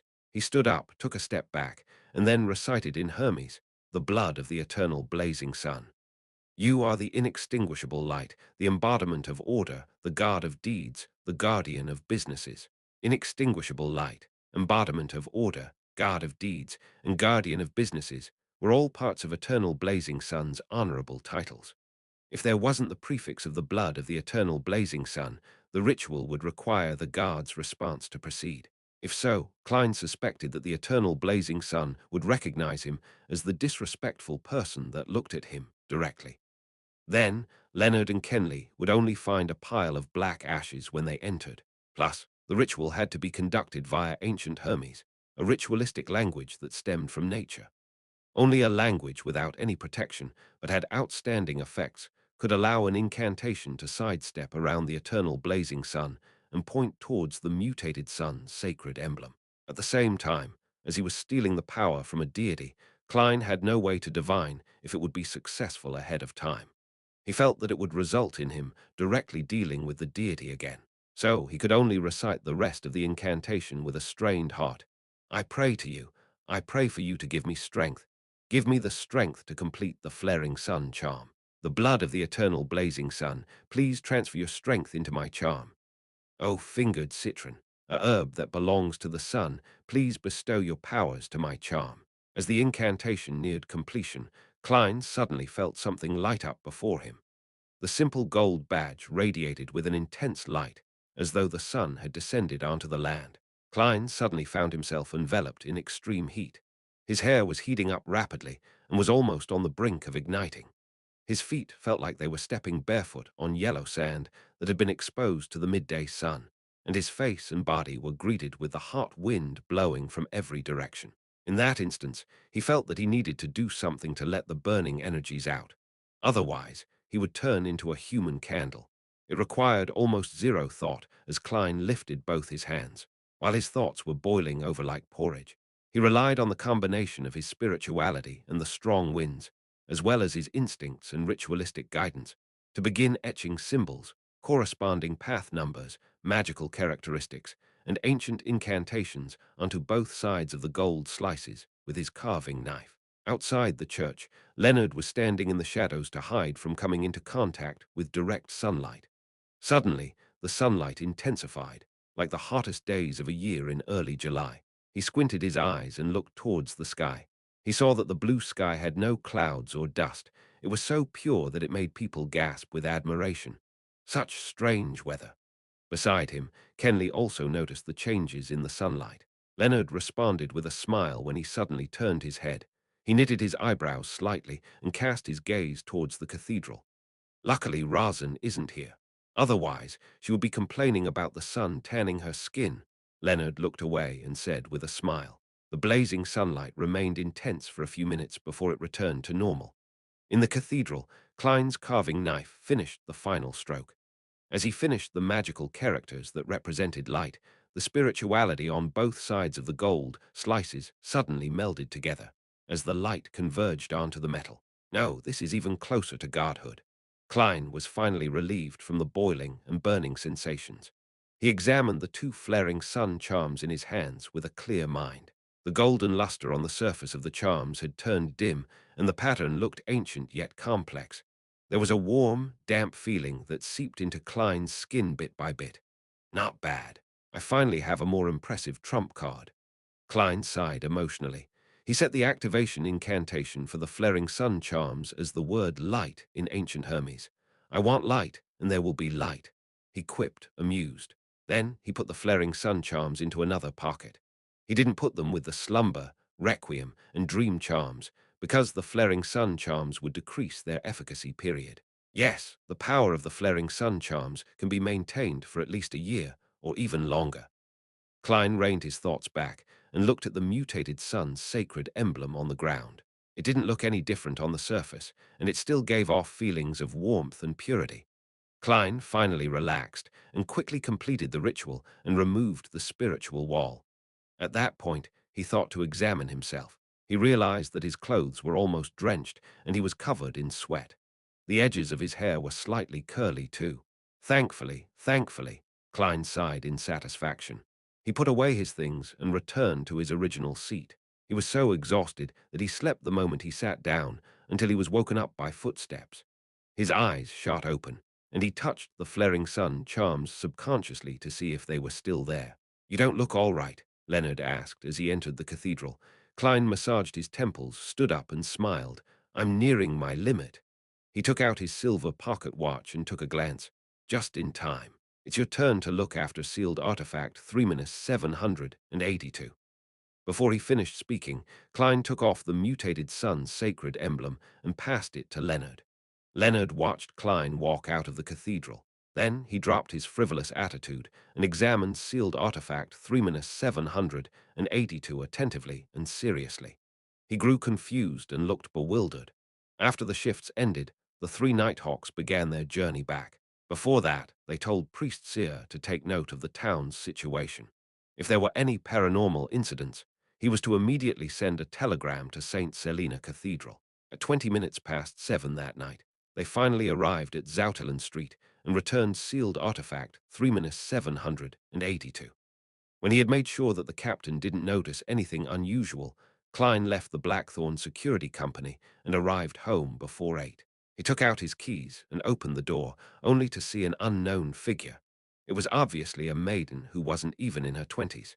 She was in an old, grayish-white dress, and she was wiping the dining hall with all her might. She had black hair and brown eyes. Her eyes were small, her nose wasn't sharp enough, and her facial features were very ordinary. Who is this? Klein was stunned at first, then he realized that she was most likely the maidservant that had come for a trial. At that moment, Benson lowered his newspaper and looked at his brother. He smiled and said, "A company that doesn't allow employees to leave the office on time is annoying. But it provides a salary that can counteract any kind of dissatisfaction," Klein replied with a laugh. "When Miss Justice's £300 reach me, I'll inform Benson and Melissa about my raise to £6 a week. That way they would worry less about our family's finances." Klein thought as he put his cane aside and took off his top hat. He walked to the living hall and lowered his voice as he asked, Have you made a choice? He had divined the information of the three maidservants the day before, and he had found that all three were suitable. Hence, the decision was left to his brother and sister. Yes, Bella, weekly salary of 5 solely. She's very willing and also capable of learning cooking. She hopes that she can become a home chef, at which point her weekly pay will double. Her father is a factory worker at the Tingen Steelworks Union factory, and her mother is a laundry worker, Benson replied with a chuckle. Of course, another thing that led Melissa and me to the decision is that the other two servants believe in the Lord of Storms, and she is a believer of the goddess. I personally don't mind the believers of the Lord of Storms, but Melissa didn't quite like the idea. It wasn't that Melissa didn't like it. A more accurate description would be, I grieve at their misfortune and am infuriated at their refusal to resist. Yes, it was said by Luzanne. Klein recalled his sister's behavior and revealed a smile. Benson didn't elaborate further. He put down the newspaper and stood up. Since you're back, let's have dinner. The next day, Klein entered the Blackthorn Security Company in a good mood. Good morning. Razan looked to the left and then the right. Then she said, Old Neil is sick. Let's go and visit him at noon. What say you? Old Neil is sick, Klein asked in surprise. Could it be that the ritual for treating diarrhea caused severe constipation? Well, from the way he acted after learning of the acting method, it's not impossible for him to suddenly fall sick. He's getting old, so once his mind turns frail, his body would also suffer from those ramifications. Razan nodded and said, Yeah, he sent someone to the captain to request some time off. Klein nodded slightly. Let's visit him at noon. Sigh, old Neil sure is pitiful. His wife passed away early, and his son is busy in some other city. When he's sick, all he can do is stay at home in loneliness and helplessness. That was the first thing he recalled from his first visit to old Neil's house. Listening to Klein's sigh, Razan opened her eyes wide and asked in shock, When did old Neil get married? Chapter 163. Various signs what? Klein was left dumbfounded when he heard Razan's question.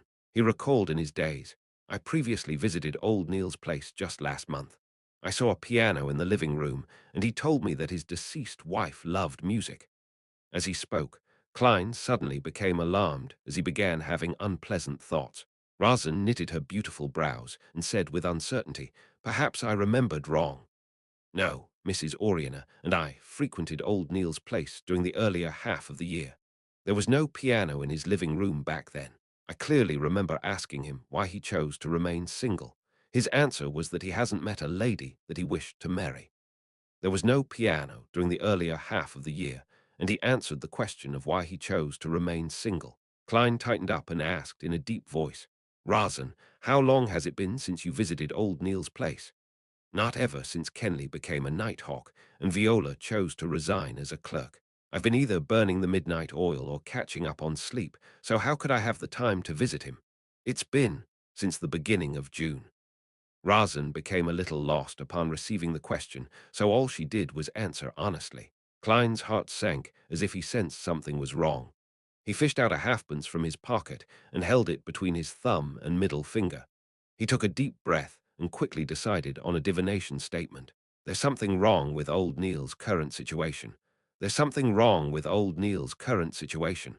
His pupils quickly darkened as he recited the statement silently and entered cogitation. Ding! He flicked his thumb, pushing the brass coin into the air and allowing it to spin.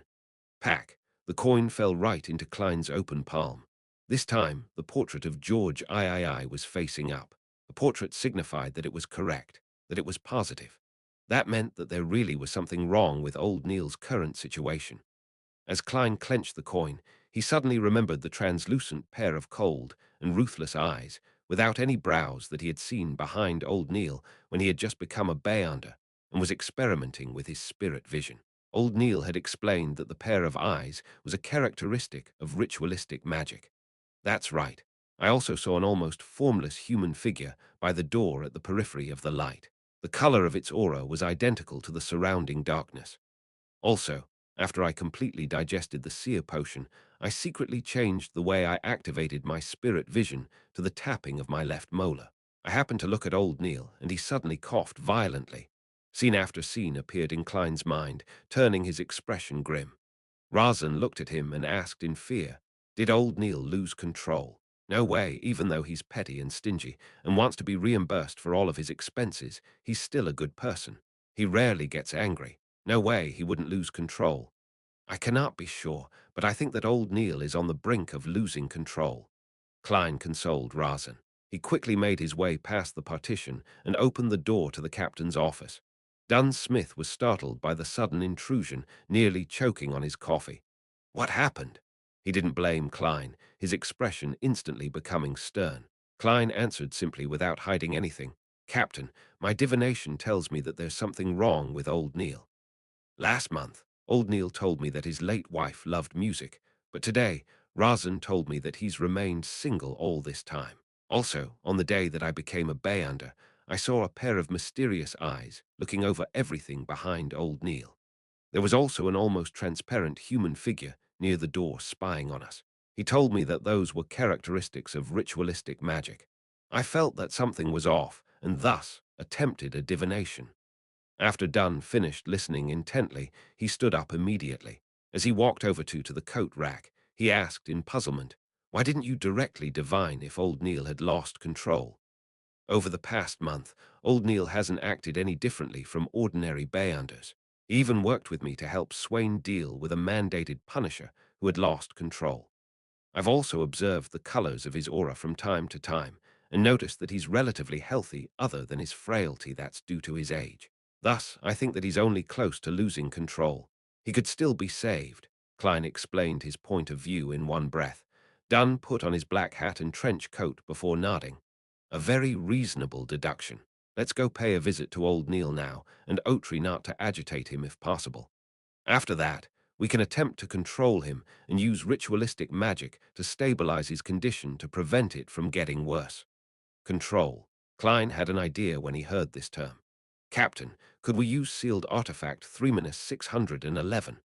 He had been thinking about how he could resolve old Neil's problem and save him, but he hadn't arrived at an answer as he had been too flustered, too uneasy, and too worried.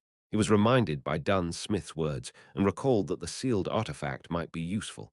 Number 611. Name, peaceful hair strands. Danger grade 3, considerably dangerous. It has to be used carefully. It can only be applied for operations that require 3 or more people. Security classification, official Nighthawk member or above. Sealing method, no direct contact with living organisms.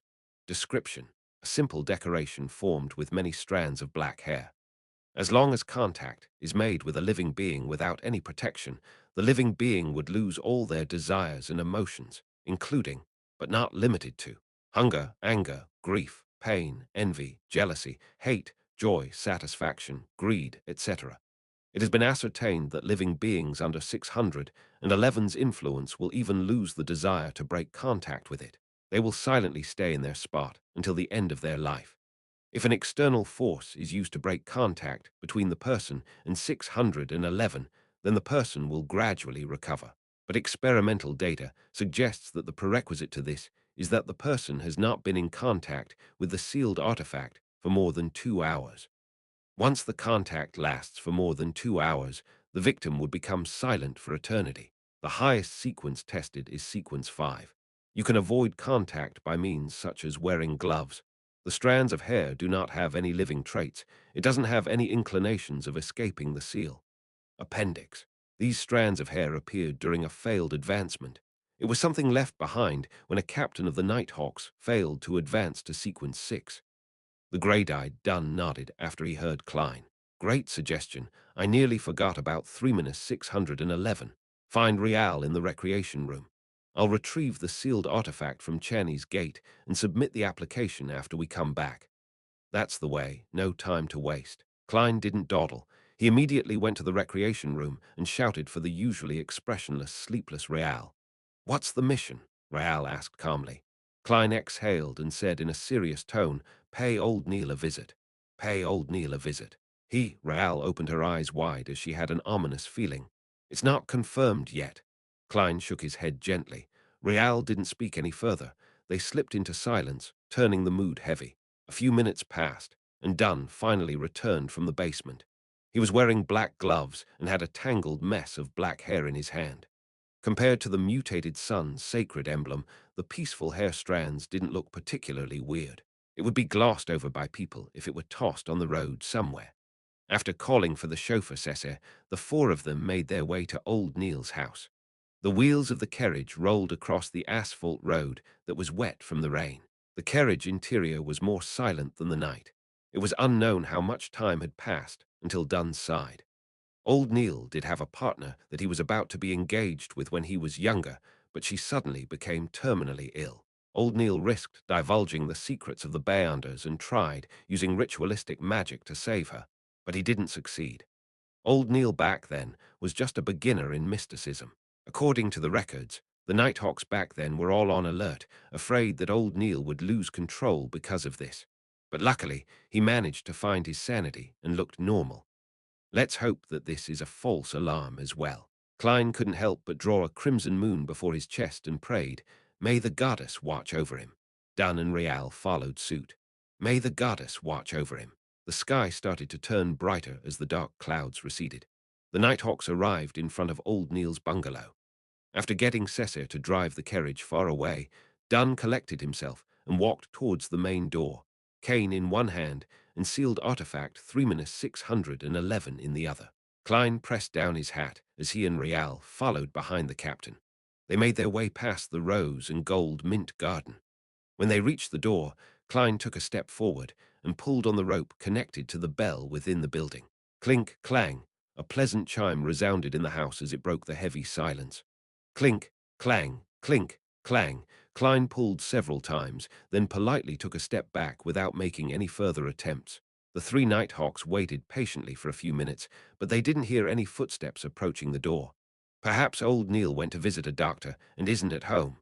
Klein forced a smile. He hadn't finished his sentence when a melody came from within the building. It was the music from a piano. It was like a silent lake veiled by a thin mist beneath the moonlight. Dunn's expression became abnormally stern and grave. Klein's heart sank as well. Just as he was about to do another divination, he suddenly saw liquid flowing out from the gap beneath the door. The stream of liquid was transparent and pure at first before being dyed crimson, a crimson similar to that of blood. It was an intensely dark crimson red. Chapter 164. Miserable wretches, the color of fresh blood was reflected in Klein's eyes as they intently locked onto the flowing liquid. Just then there was a light cough from within the house. Old Neil spoke with a raspy voice. "Dunn, why are you here?" Dunn's grey eyes were extremely deep. His mellow voice replied calmly, "I heard that you're sick, so we came to visit." There was a sudden silence in the house. A few seconds later, old Neil roared in anger and terror, "No, you're lying." Without waiting for Klein and company to say a word, his tone suddenly became weak. "Yes, I know my condition isn't quite right." Old Neil. Klein closed his eyes, but the bloody liquid that was seeping through the gap of the door didn't cease. Then old Neil raised his voice and said, "All this time, I've never hurt anyone, nor have I thought of hurting anyone. I never betrayed the secrets of the Nighthawks, even one. At the most, I've made claims for undeserving expenses. I really haven't committed any evil." "Klein," he suddenly shouted like he usually did. "I told you about the maxim of the mystery priors. Do as you wish, but do no harm. I still live by this saying. I'd rather be patient, I'd rather endure than do things that will harm others." With that said, he pleaded sincerely in fear. "Done, Real, Klein, go back. Go back. Wait till tomorrow be tomorrow, I'll be back to normal. I swear to the goddess, I wouldn't harm anyone." "Really?" Dunn closed his eyes and asked extremely gently, "What do you plan on doing? What have you been trying to do all this while?" "Me?"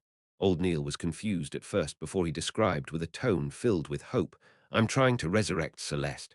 "Done. I found a way. I'm on the right track. You should have heard about it. Back then, I made a mistake during the ritualistic magic to treat her illness, so I failed. I failed to save her. I now know it was because I had yet to master mysticism. But now, I now have enough knowledge and experience to complete everything. It's regrettable that I wasn't inspired by the maxim of the mystery priors and Dali's example. I missed the best opportunity. If I was a high-sequence Beyonder, all of this would become extremely easy." As he spoke, old Neil's voice sounded tearful. "No, I cannot give up again. Done, go back, please. I beg of you." Klein clenched his teeth as he heard the captain ask emotionally, "How do you plan on resurrecting Celeste?" Old Neil instantly became very excited. "I'll use the alchemical life method to create an immortal body for her." "Done. You might not know of it, but sequence 4 Beyonders from the Church of Earth Mother are good at this. The corresponding sequence in the Savant pathway can barely do it as well. Yes, I will complete it with the aid of God's favor. Then I'll summon her spirit from the spirit world and pray for God's help to combine her spirit and body together. Isn't it a great idea?" Dunn lifted the corner of his lips forcefully and said, "Yes, it's a great idea. Old Neil, let us in. Perhaps we can help you." "Dunn, are you still not willing to let me off the hook?" Old Neil pleaded. "Go back, just go back. I'll return to normal tomorrow, really. Dunn, I swear I'll never steal your coffee beans again. Klein, Real, I swear I won't make you help me with my undeserved claims." "Really?" In Klein's and Real's blurry vision, Dunn lowered his head before lifting it up again. "Old Neil, you're misunderstanding something. We're here to visit you. You are our teammate. You're sick and you aren't well. We definitely needed to visit you. Open the door. Let us see you so that we can be certain. If you're really okay, we'll return immediately. As you know, there are especially many missions recently. We have to monitor the asylum while we take care of various other sudden incidents."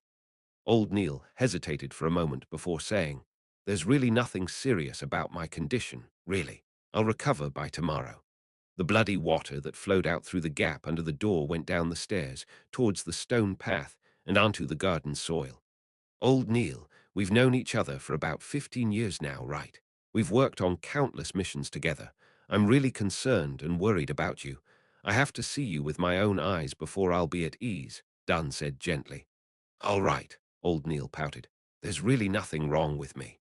With a creak, the door opened slowly. Klein quickly wiped his eyes and allowed his sight to return to normal. Then he saw that the carpet in the lobby was red and sticky, covered in blood and hair. He looked forward and up, only to realize that the living room's floor, ceiling, round table, piano, and chairs were all covered in the same disgusting, sticky and hairy liquid. Old Neil's head hung in the air, connected to the ceiling by a thick liquid. His forehead and cheeks each had a pair of eyes. They were cold and ruthless eyes with no eyelashes. The piano's keys were dancing on their own, playing a melodious tune. "Dunn, look, I'm really okay," Old Neil said with a radiant smile. "Real, Klein, you think so too, right?" The moment he opened his mouth, Klein saw the same thick, hairy, and bloody liquid flowing inside it. Dunn's grey eyes shimmered as he chatted like everything was normal. "Old Neil, where did you learn the alchemical life and resurrection ritual from?" Old Neil replied excitedly. "I heard it. I tried the first part and confirmed its authenticity. It's a gift from God. He kept describing it in my ears. He kept describing he is." Old Neil's voice came to a halt. More than 10 seconds later, he continued in fear and at an apparent loss. "He is the hidden sage." The hidden sage. Isn't that the non-anthropomorphic God that the Moses ascetic order believes in? The God that was resurrected, bringing about evil and corruption. The Moses ascetic order has the complete mystery prior sequence. Klein's heart stirred as many thoughts came to him. Upon mentioning the hidden sage, old Neil seemed to finally awaken. He looked around vacantly and observed everything. In the indescribable silence, his 6 eyes looked towards Dunn, and he said with a bitter smile, "So it turns out that I've already become a monster." Without waiting for Dunn and the others to reply, old Neil suddenly revealed a smile, one of groveling, fear, and cowardice. "Let me go. I'll go deep into the mountains and won't appear again. I'll never harm anyone. I'll only attempt my ritual quietly, really. Let me go, please. I beg of you." Just then, Klein felt something illusory shatter before his eyes. Then old Neil's 4 cold-looking, lashless eyes flashed with a dark glow and locked onto Dunn. His expression suddenly turned cold. "You're pulling me into a dream." "No, it's useless. My eyes can see through all of that." The sticky blood that covered the ceiling, floor, and walls started squirming, like a giant opening its mouth to swallow Klein and company. Old Neil's head grew blurry like overlapping afterimages. Klein didn't fumble for his revolver. Instead, he extended his hand into his pocket and planned to use his slumber charm. Suddenly, everything calmed down before him. The sticky, bloody liquid suddenly turned placid like a still lake. Old Neil lost his coldness. hatred, desire, and all other expressions. He became quiet and peaceful. It was unknown when Dunn had thrown sealed artifact 3-611 into the blood. The four lashless eyes on old Neil's forehead and cheeks slowly closed, seemingly having lost the desire to keep them open. Any living creature that came into contact with the peaceful hair strands would turn peaceful and lose all motivation until the end of their life. Dunn, Klein, and Real drew their guns at the same time and aimed at old Neil's head. Then, old Neil revealed a look of extreme fear. He was struggling. His strong desire to live fought against the effects of sealed artifact 3-611. The four extra eyes disappeared. The wrinkles at the corners of his eyes and mouth were still deep. His hair was still white. His crimson eyes were still turbid, just like when Klein had first met him. Dunn, do you remember the time I saved you? Real, do you remember when I helped you redeem your family's lives? Klein, do you remember how I taught you mysticism every day? Do you remember when we talked about how to make claims? Do you remember how I made you hand-ground coffee? Do you remember when we fought against a mandated Punisher rampager? The illusory pleading echoed in Klein's ears, and his right hand that was holding the revolver trembled. He found it difficult to pull the trigger. Bang! Bang! The two silver demon-hunting bullets flew out and penetrated old Neil's head one after another. Klein watched as the familiar, abnormal face revealed a hopeless expression. He saw the man's skull tear open, the red and white within spurting in all directions. The sticky blood that coated their surroundings started shrinking as it flowed back into old Neil's broken head that had fallen to the ground. Dunn and Real lowered their guns simultaneously, and all was silent. Klein looked at everything before him. Old Neil's corpse was becoming a bowl of rotten flesh. He saw that there was a pair of eyes, crimson and crystal clear, yet incredibly pained amidst the blood and flesh. He felt like everything that had happened was just a dream, and found it impossible to bring himself into believing the sequence of events and how it had ended. He stood dumbfounded as he saw Dunn take 2 steps forward. His figure stooped. Dunn looked at old Neil's corpse and muttered heavily, "We are guardians, but also a bunch of miserable wretches that are constantly fighting against threats and madness." Chapter 165. Epitaph. We are guardians, but also a bunch of miserable wretches that are constantly fighting against threats and madness. Dunn's words echoed throughout old Neil's house. They reverberated across the corroded floor, the walls and ceiling, as well as within Klein's mind and soul. He'd never had a stronger impression of that sentence than the one he had now. He felt that he wouldn't forget this feeling for as long as he lived, even if he were to return to Earth. Amidst the still atmosphere, Dunn walked towards old Neil's corpse and kneeled down. He took out a white handkerchief from the pocket of his trench coat and covered it over the dark red, crystalline eyeball which looked pained. At this moment, Klein noticed that the keys of the piano had stopped moving. A faint, translucent figure appeared.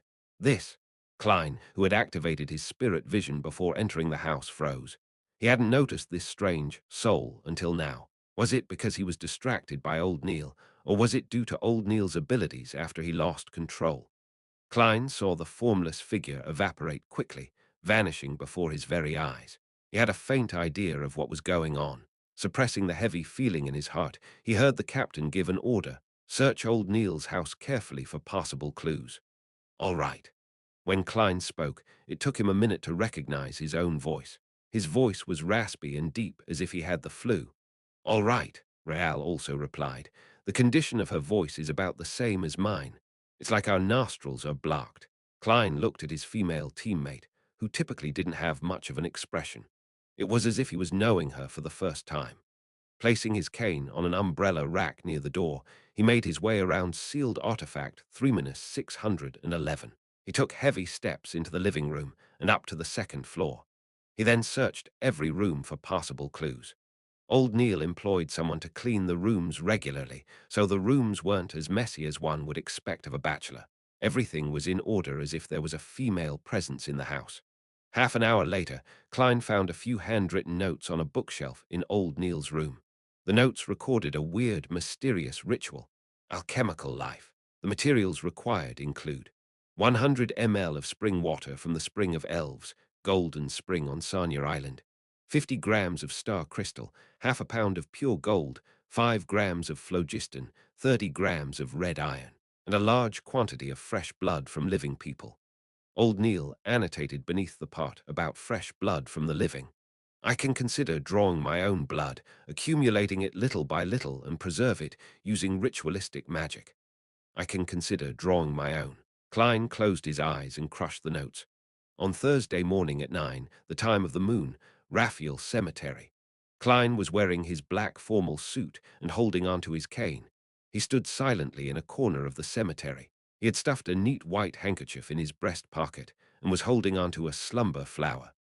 Dunn, Fry, Leonard, and Kenley were carrying a black coffin that stored old Neil's corpse. They slowly walked to the front of the tombstone and silently lowered it into the grave. As she saw the brown soil being tossed into the grave, Razan, who was wearing a black dress and a white flower in her hair, wept. Can someone tell me if this is all happening for real? Why did he lose control? Why did he consume the potion? Why did he become a Beyonder? Why must there be wraiths and monsters? Why is there no safer way? Why? Klein silently listened on until old Neil's coffin was completely buried in the soil, until all signs that he existed were buried deep within the earth. May the goddess bless you. He drew a crimson moon in front of his chest, then took a few steps forward and placed the slumber flower in front of the tomb.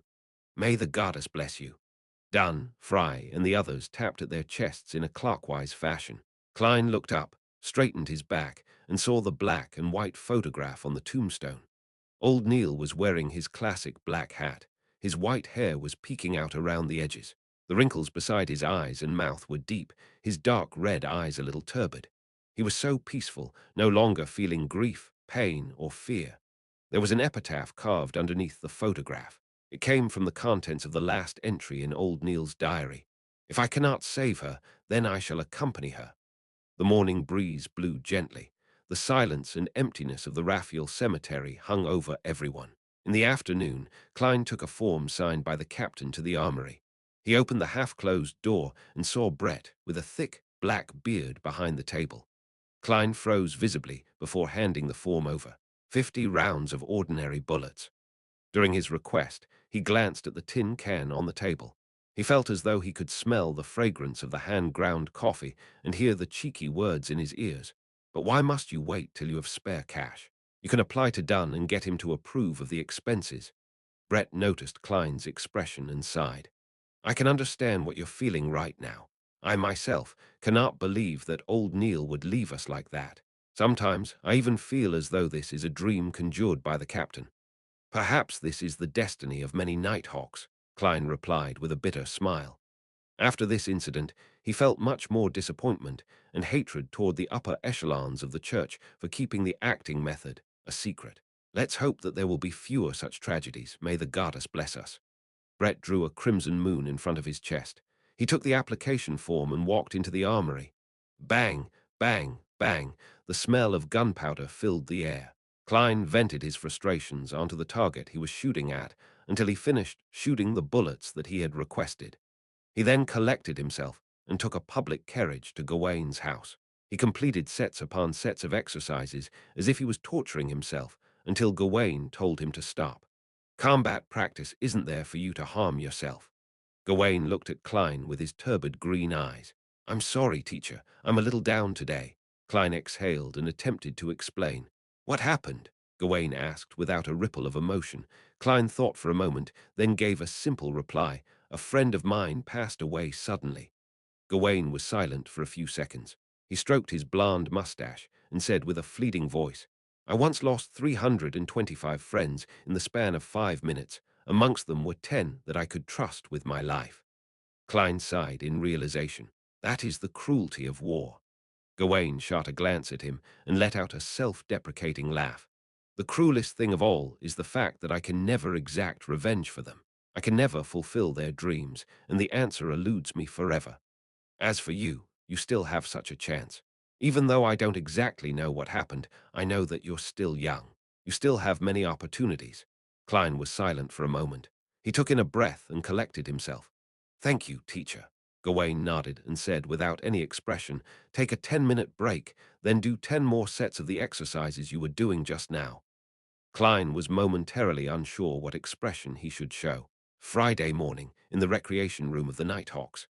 Klein, Seeker Tran, and Fry were seated around the round table, but they weren't playing cards.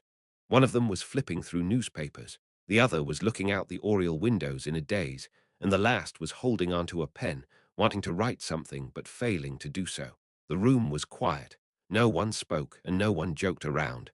The atmosphere was heavy. Phew, Klein exhaled. He lowered his newspaper and planned to focus on reading the materials he had found. At that moment, Dunn Smith knocked and entered the room. He looked around before saying, "Klein, come out for a moment." What happened? Klein, who had a premonition of what was happening, stood up and made his way out of the recreation room. Dunn stood at the entrance of the stairway leading to the basement. He turned and looked at Klein. "The person that the Holy Cathedral sent is here. The person examining me is here." Klein's nerves tensed. Chapter 166. Examination. There was a cold breeze blowing from the basement, providing a hint of relief for Klein's tense emotions. It's finally here. Once I pass this stage, I won't have to worry about being examined like this for at least half a year. Once I advance to Sequence 8 and become a so-called clown, I'll possess actual combat strength.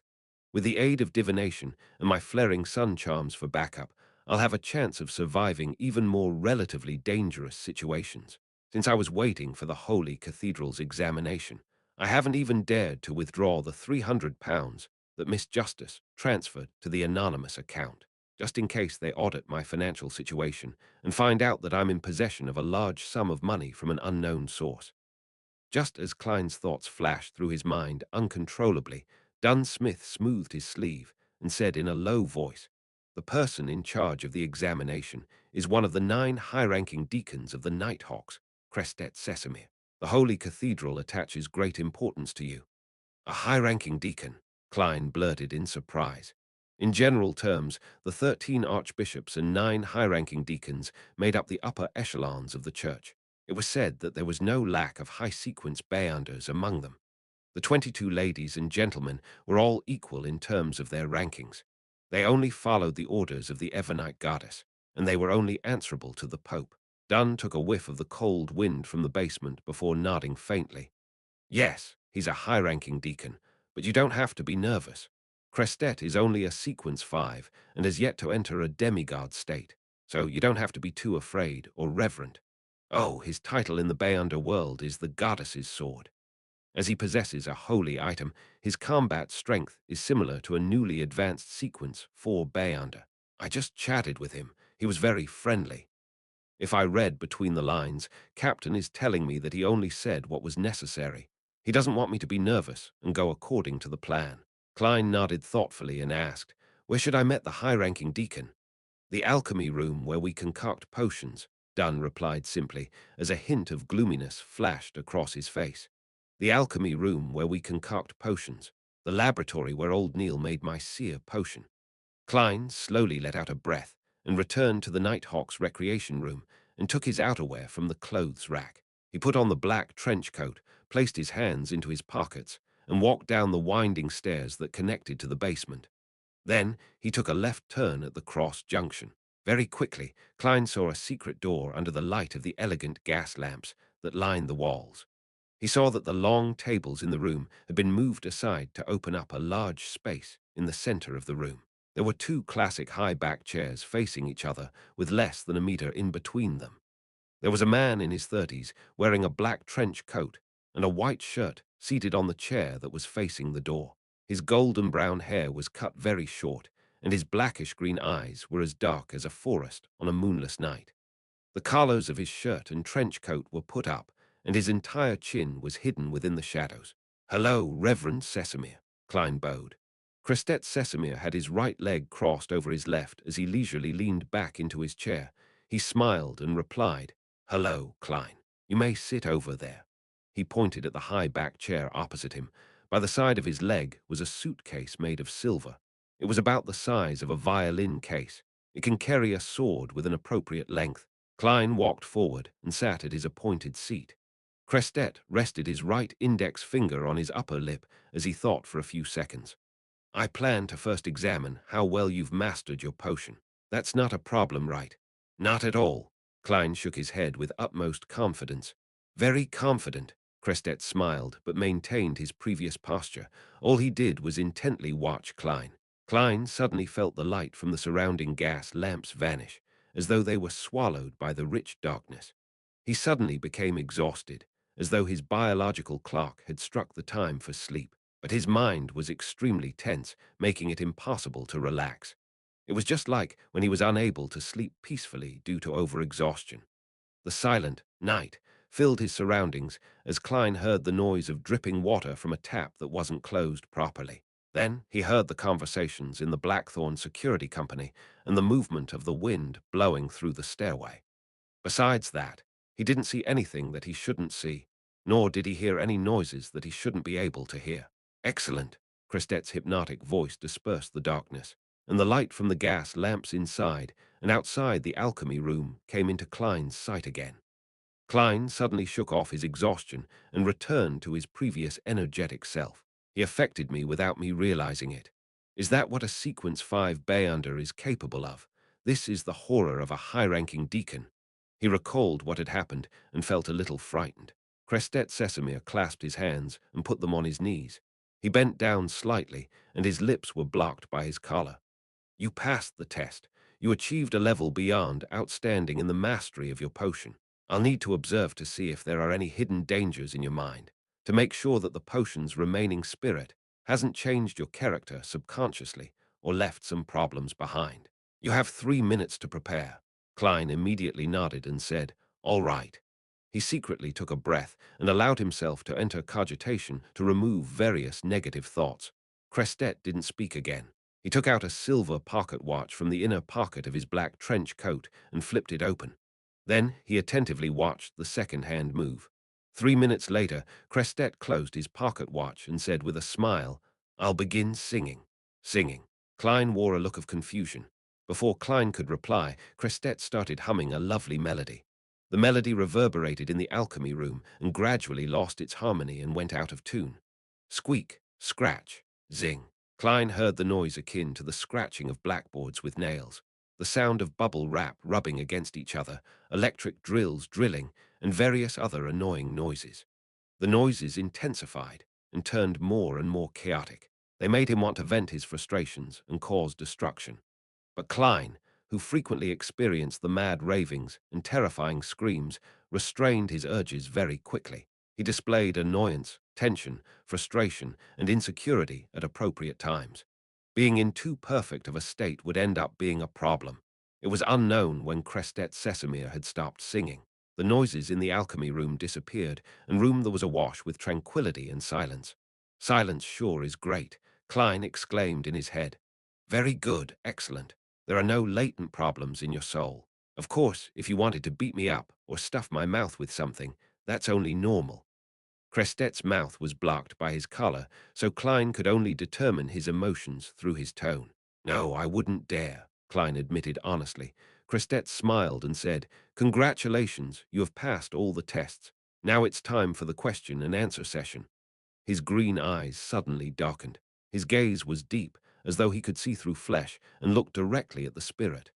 Go ahead, Klein replied, sitting straight.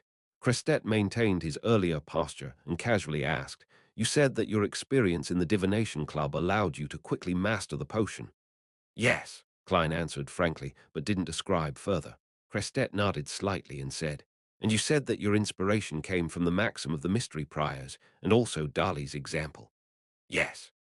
Klein confirmed this first before explaining in detail. I found out from one of my teammates, who was a mystery prior, that those who abide by the maxim of the mystery priors have a lower probability of losing control than normal. After that, I heard that Madame Dali once said that she wanted to be a real spirit medium, and that she is a genius that leveled up to sequence 7 within 2 years. After noticing both situations, I thought I could give it a try. I attempted to be a real seer and outlined some principles for a seer. The outcome was better than I expected. I mastered the potion very quickly. Reverend Sesamir, I'm not sure if you have had a similar experience. When I fully mastered the potion, there was a very special, very magical feeling. Klein described his experience as if he only vaguely understood the acting method. The man he had been when he was on Earth would have been nervous and embarrassed to speak so many half-lies before such a powerful Nighthawk. But ever since he transmigrated to the current world, he had lied so much that he was used to it. He could do it flawlessly. The darkness in Crestet's eyes disappeared, and his gaze returned to normal. He smiled and said, "Don't worry, it's not an illusion." From his answer, Klein couldn't see any doubt or scrutiny, so he felt at ease. Dunn endorsed your experience. "I believe that you really are a genius with a logical mind and sharp senses," Crestet complimented. He then asked, "Did you share your experience with your teammates?" "Of course," Klein admitted frankly. "I hope that I can help them lower the risk of losing control. We're teammates, comrades that face danger together. I don't have any reason to hide the truth. But for the same reason, I didn't tell the clerks." Crestet uncrossed his right leg and sat up straight. His thin lips were exposed from the shadow of his collar. He lifted the corner of his lips and said, "Although you haven't even been with the Nighthawks for 2 months, I believe that your understanding of partners is much better than many others. I plan to share more information with you. But according to the Holy Cathedral's rules, you have to swear to the goddess that you won't reveal the contents of our conversation to anyone that doesn't know about this."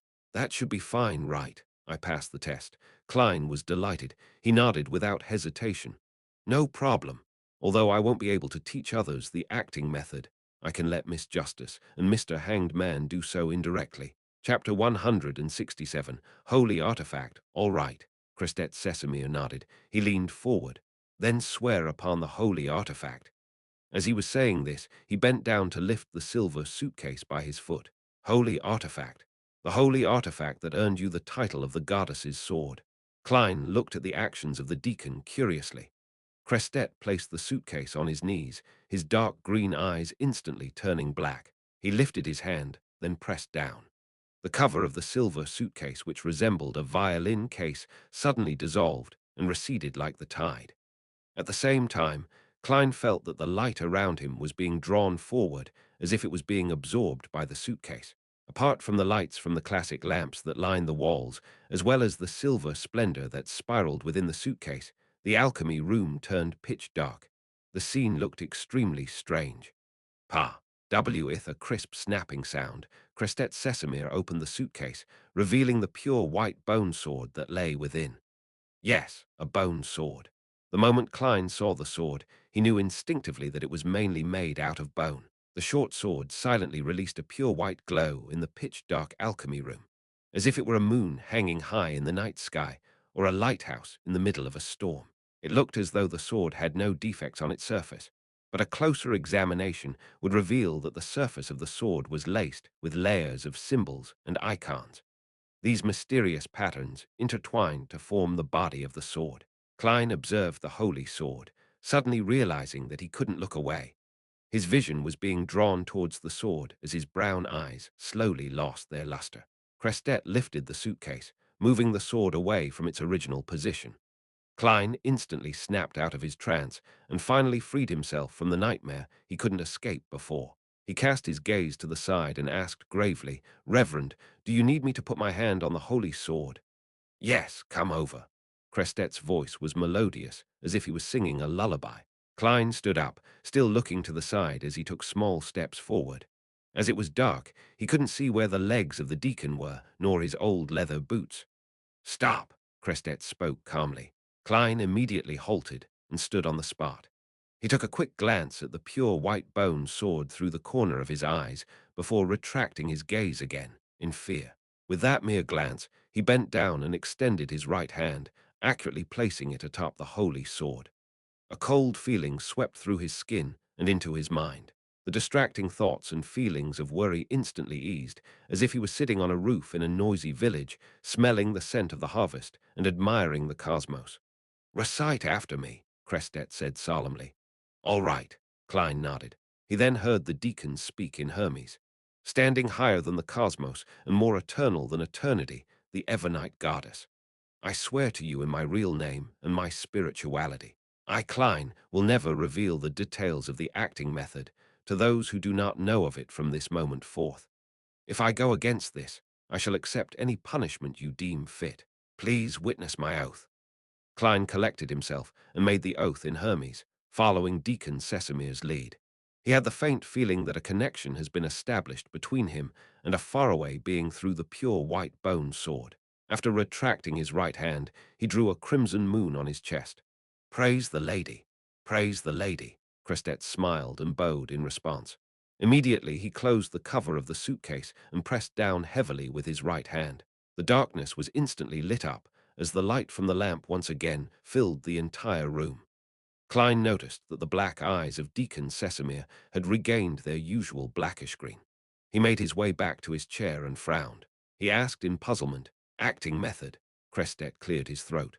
Without answering the question directly, he instead smiled and said, "You might feel a little confused and not understand what I'm about to tell you, but I cannot explain why that is so, for that involves the secrets of the church. You will only have the right to know after you become an archbishop or a high-ranking deacon." Klein looked at Sesamir and added inwardly before Sesamir could say it, "You will only be permitted to know after you become a core member of the church, such as an archbishop or a high-ranking deacon," Crestet emphasized. Klein nodded sternly. Crestet placed the silver suitcase back beside his foot and crossed his legs. In the long history of time, the church has had generations upon generations of genius Beyonders slowly figuring out a way to avoid losing control. And the core to this method is the name of the potion. It's not only critical, it's also the key. After looking at Klein's thoughtful expression, Crestet continued, "We have realized that the names of the potions all point to a certain group, and this group has their own approach and operates in unique ways. In simpler terms, there are a set of rules that come with the name of the potion, different rules for different potions. When we follow these rules strictly, the risk of losing control is reduced to a minimum. Similar to my set of seer principles." Klein took the opportunity to ask, "This explanation isn't as simple or understandable as the one I gave to Justice and Hanged Man."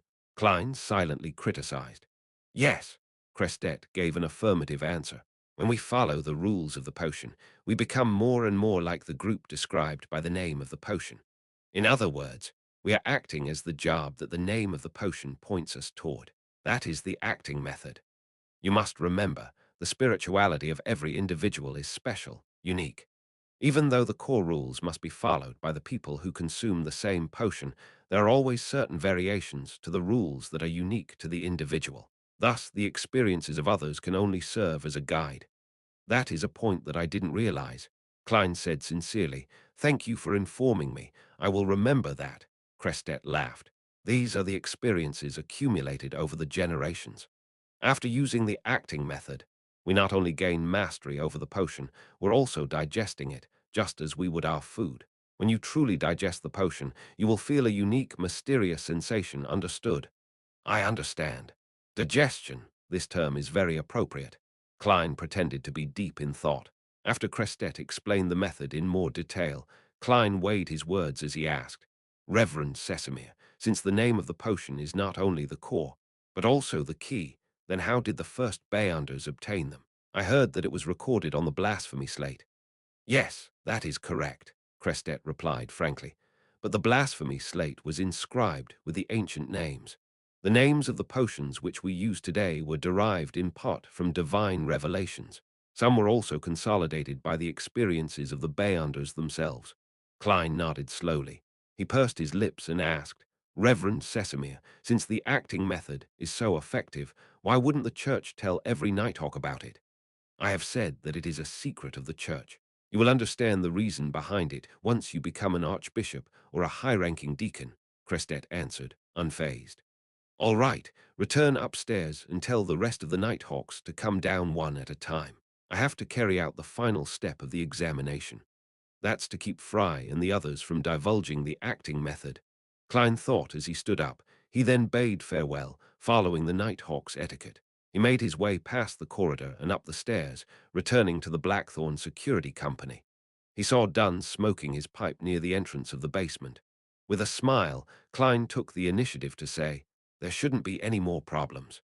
His Grace wants me to inform Fry and the others to head down for a conversation with him." "Yes, that is the last step. That means that there were no problems." Dunn put away his pipe and headed to the recreation room to tell the rest. As he watched Fry and Seeker enter the basement, Klein suddenly recalled something. He said in a hurry, Captain, are we going to have to get Real, who's guarding over Czerny's gate, and Leonard, who's watching over the asylum? Oh, and Kenley, who's on break. Dunn froze and pinched his forehead. I forgot. He paused for a moment, then chortled. But the matter shouldn't be too complicated. One of the advantages of having a high-ranking deacon examine you is that there's no need to send a telegraph to the Holy Cathedral or engage in a cumbersome exchange of letters. He can make the decision on the spot and hand the formula to the clown potion as well as the main ingredients to you. That's not too bad. Klein couldn't contain his excitement. An hour and a half passed. As Kenley walked out of the alchemy room, his expression full of puzzlement, Klein was once again called downstairs. He met the high-ranking deacon once again, the goddess's sword, Crestet Sesamir, a second time. This time, the golden brown-haired and blackish-green-eyed deacon wasn't seated. He stood there, allowing the breeze in the basement to blow at his black trench coat. Crestet's collar stood tall, hiding his chin in the shadows. He looked at Klein and smiled. Nighthawk Klein Morty, I announce in the name of the goddess that you have passed the examination of the Holy Cathedral. Congratulations. With your contributions, you can immediately advance to become a Sequence 8 Beyonder. Chapter 168.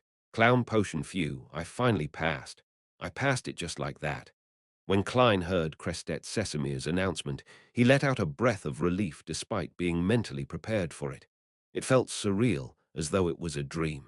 He had assumed that the examination would be tougher and lengthier, but when he thought carefully about it, he realized that what had just happened was what should have happened. If he had taken the normal 3 years to digest the seer potion instead of doing it in a month, the examination wouldn't have even been conducted by the Holy Cathedral. The Tingen Nighthawk's captain would have been responsible for it instead. I thought they would investigate my family and friends. Um, Perhaps Sesamir arrived in Tingen 2 days ago and completed that in secret. I also thought that the examination would require me to complete some task. Heh, I was really overthinking it. The goal of the examination is merely to determine the level of digestion for the potion, as well as detect any latent dangers and see whether I'm aware of the acting method, and if I shared my experience with others. These thoughts flew past Klein's mind. He flashed a sincere smile. Thank you, Your Grace. Praise the lady. Crestet nodded gently and said, To advance is to serve the goddess better, so that you can protect our fellow believers better. You must remember Thistrust Mate'll help you fight the temptation of losing control. Temptation. Klein ruminated over the word. Crestet sized Klein up with his green eyes and said sternly, The acting method can help you digest the potion and lower the risk of losing control, but it's not the be-all and end-all. To a certain extent, you can even confuse playing the role and your own existence. You know, there are many actors in the theater that develop severe psychological issues. At a certain level, you might really go insane. Remember that you're only acting. The only point of note concluded by the City of Silver is identical to what Deacon Sesamir said. Klein nodded thoughtfully in agreement. In addition, Crestet emphasized, not only is losing control related to the potion, it's also closely related to your emotions and mental health. The most important thing for a Beyonder is to control yourself. Only then will you be able to withstand the temptations of evil gods and devils, resisting emotions like greed and jealousy and the erosion of desire. Of course, I don't mean that you should get rid of all your emotions and desires, because that is something that no human or even demigod can do. Yes, perhaps only some special sequences are able to achieve that sort of state. Klein suddenly thought about old Neil. He couldn't help but ask in reply, We must keep our emotions and desires at a reasonable level and not allowing them to drive us to do something irrational and abnormal. Crestet nodded solemnly. Yes. After he answered, there were wrinkles at the corner of his eyes. That's all I wanted to warn you about. Now, I'll pass you the clown potion formula and the relevant ingredients. He bent down and put his silver suitcase on the long table. He then turned around and moved a few steps, blocking Klein's view. When the surrounding lights strangely vanished again, Klein suddenly understood that the formula and ingredients were in the suitcase that stored the holy artifact. It was simply because his gaze was attracted by the pure white bone sword, which was why he didn't notice, or perhaps he couldn't notice, the other items in the suitcase. After a few minutes, the light of the gas lamps lit up the alchemy room again. Crestet picked up his suitcase and moved away, presenting the items on the long table to Klein. Among them, the most eye-catching item was the palm-sized grey goat horn. It looked like a miniature version of a normal goat horn and was crystal clear, swirling with colors. There were faint layers of unique patterns. Next to the goat horn was a blue rose. There were red veins on the petals that connecting them together. It seemed to form a human face with a smile. Ha ha ha, woo woo woo, ha ha ha, woo woo woo. Klein heard illusory laughter and crying diffused with each other, and he saw pieces of grey halos floating in midair. A crystal of the single horn of a matured Hornesis grey mountain goat, and a complete stock of a human-faced rose, the main ingredients of the clown potion. He nodded indiscernibly and took a few steps towards the long table. 80 milliliters of pure water, 5 drops of tornapple juice, 7 grams of black-rimmed sunflower powder, 10 grams of golden cloak grass powder, 3 drops of poison hemlock. Klein looked at the unfurled goatskin parchment and compared the written content with the formula that he had memorized. After he confirmed that there was nothing wrong, he recalled the demonstration old Neil did. He took a deep breath and exhaled slowly to collect his emotions. With the apparatus in the alchemy room, he distilled some pure water needed by the potion.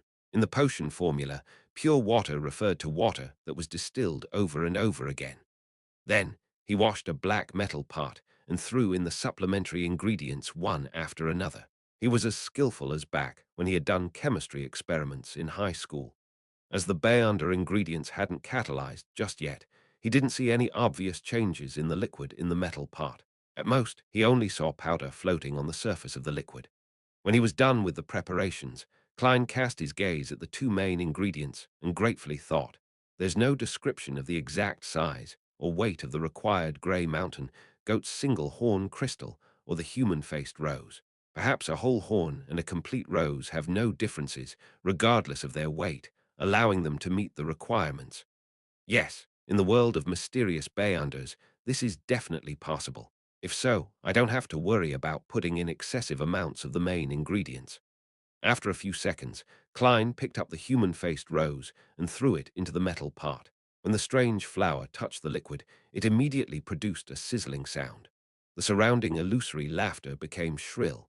Ha ha ha, ha ha ha. Klein didn't delay any further as he immediately grabbed the crystalline mountain goat horn and threw it into the metal pot.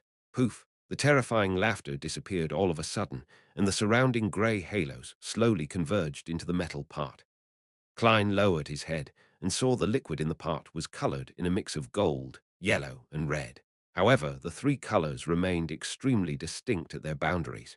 There were bubbles churning and fizzing from the liquid, but they failed to escape from the pot and ended up bursting silently. The scene reminded Klein of Sprite, the carbonated drink from his previous incarnation. This actually looks like a delicious drink. A thought popped into his head that aligned with the characteristics of his culture. Suppressing his nervousness, excitement, and anticipation, Klein poured the liquid from the black metal pot into a glass bottle. What shocked him was that there wasn't a single bit of the potion left in the metal pot. It really is a potion that turns people into Beyonders. Klein raised his right hand, and he looked at the beautiful-looking tricolored liquid. Crestet Sesamir, who had been silent the entire time, suddenly smiled and said, "Don't worry. At the very least, I didn't notice any problems with the concoction of your potion. I've been waiting here to ensure that no accidents happen after you consume the potion.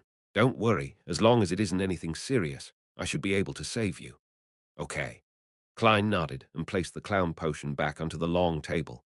Then he took off the silver chain inside his sleeve and let the topaz pendant hang down naturally, a slight distance above the liquid. To Beyonders of any other occupation, pendulum divinations could only divine a yes or no answer. Of course, when there wasn't enough information, the divination wouldn't yield any useful answers at all. When the pendulum didn't spin, it was called a failed divination. As a seer, Klein's pendulum could also vaguely determine the degree of the yes or no answer. Klein's eyes grew dark as he recited, "This potion is harmful. This potion is harmful." 7 times later, he opened his half-closed eyes and saw the topaz pendant spinning clockwise, but very slowly. Clockwise means a positive response. In other words, it means that the potion is harmful. However, it spins slowly, which means that it's only slightly harmful. Yes, potions can bring about a loss of control, so there's the possibility of harm. A low level of harm means there is nothing wrong with the potion. Klein let out a breath of relief and wound the pendulum on his left wrist before covering it with his sleeve. At that moment, Crestet couldn't help but sigh. You really are a professional seer. I must fully utilize my advantage, but I can't rely on it too much and think that it's all-powerful, Klein replied softly and took up the clown potion bottle. After drinking it, I'll become a Sequence 8 Beyonder. The thought flashed in his mind and Klein didn't hesitate. He raised the bottle, tipped his head, and gulped down the potion. Bitter, so bitter, it sucks totally. He instantly realized what it meant to look good on the outside, but rotten on the inside. His face had contorted as a result of the potion. He wanted to puke, but he couldn't. Then Klein realized that his face was flushed red. As for the rest of his body, they were experiencing a similar reaction. He was convinced that he looked like a steamed lobster. As for his spirit and mind, they felt like they had been extracted into a thin needle, fusing with the potion, drop by drop, as it stabbed into each and every one of cells. It was a feeling that needed no microscope to observe his cells. Klein stood there and saw the intruder invade his body's most minute areas. For a few seconds, he felt like a robot that was having its parts and electrical circuits swapped out. After an unknown period of time had passed, his mind reflected his figure, as though he was listening to himself singing through his own ears. Due to this strange projection, Klein discovered that he could precisely control his facial and bodily motions. Meanwhile, his ears buzzed. He heard the murmurs and shouting echoing around him which had not happened in a while. Hornesis, Phlegria, Hornesis, Phlegria, Hornesis, Phlegria. Phew. Klein imagined the layered spherical light and slowly entered a cogitation state. Bit by bit, he escaped from the state of having his spirituality seep out where he had a slight loss of control. At that moment, he knew that he had advanced successfully. He knew that he was a Sequence 8 clown. Chapter 169. New abilities after the color in Klein's eyes went back to normal, Crestet Sesamir said with a laugh.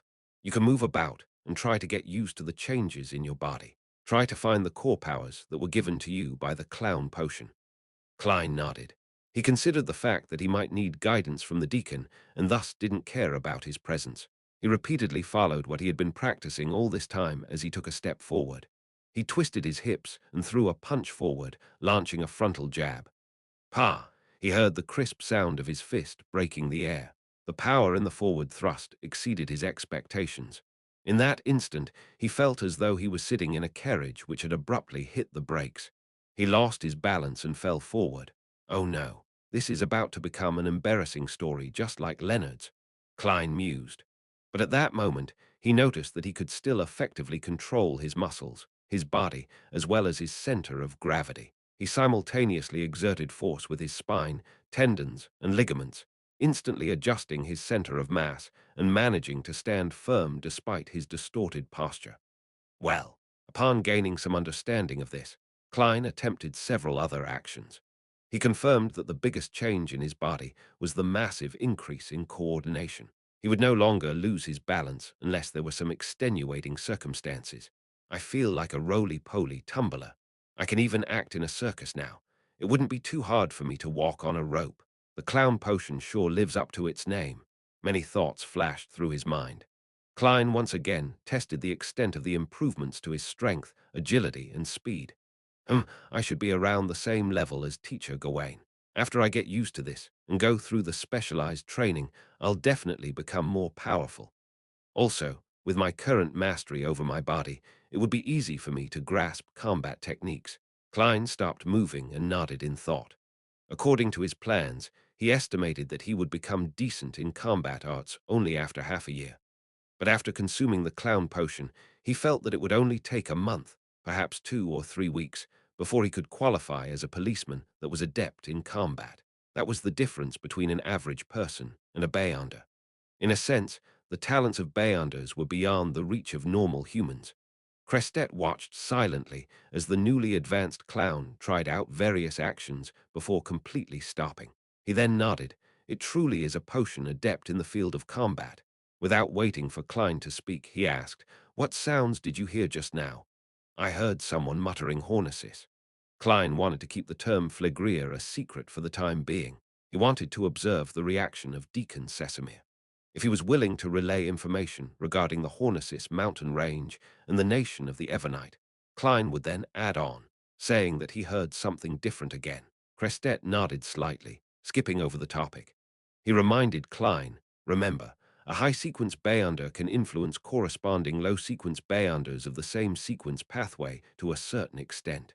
In a way, some parts of the respective pathways contain the realm of demigods. The murmurings and howls might have been intentionally conveyed to you by them. They might be filled with malicious intent. You must be even more cautious if the sequence pathway belongs to an evil god. I had a chat with Dunn just now. The Nighthawk in your team who lost control recently met with such a situation. Old Neil, the hidden sage. Klein's expression darkened. He nodded solemnly and said, Reverend Sesamir, I will remember this. I will not be tempted by the murmurings or howls. I will not be corrupted by them. At the same time, he thought of something else. Could this be the reason why the church only provides the pathways for Sleepless and Corpse Collector, while hiding a large number of the other pathways? After all, the Sleepless pathway belongs to the Evernite goddess, and death, which corresponds to the Corpse Collector pathway, has already fallen. As for why the church would still offer the mystery prior and seer, it's because these two jobs are of a support type and can fill the shortcomings of the sequence 9 and 8 pathways for Sleepless and Corpse Collector. Furthermore, they're only at the beginning of the pathway, so the influence they can gather wouldn't be too prominent. But this doesn't explain why they would hide the names and unique traits of the potions, or the lack of information as to what one should take note of when facing them. Klein retracted his thoughts when he saw Crestet Sesamir pick up his suitcase to leave. He adopted a curious tone. Reverend Sesamir, I would like to know how to act as a clown. Do I have to go to a circus? Crestet smoothed his tall collar and chuckled. According to our current understanding of philosophy, you just made the mistake of formalism. You need to understand that the name of a potion not only represents a job, it also represents a group of people that share certain traits. For example, we can also describe seers differently. We can call them people who can see fate, yet remain respectful of fate. Of course, as I mentioned before, there are some differences to the rules concluded by each individual, even if they consumed the same potion. You cannot completely reference the experiences of another person, do you understand? Klein nodded in thought. I think I can understand some of it. I can act as a clown in my daily life, as long as I have grasped its essence. In theory, Crestet answered, being careful about his choice of words. I understand. Klein drew a crimson moon on his chest. Thank you, Reverend Sesamir. May the goddess bless you. I'm just what is the essence of a clown.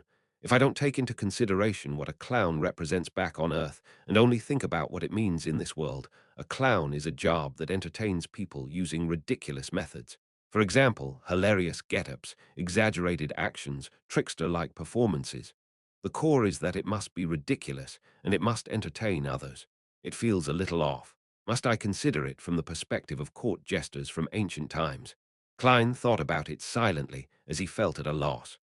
Crestet looked at him and also drew a crimson moon before his chest. He smiled, revealing the wrinkles at the corner of his eyes.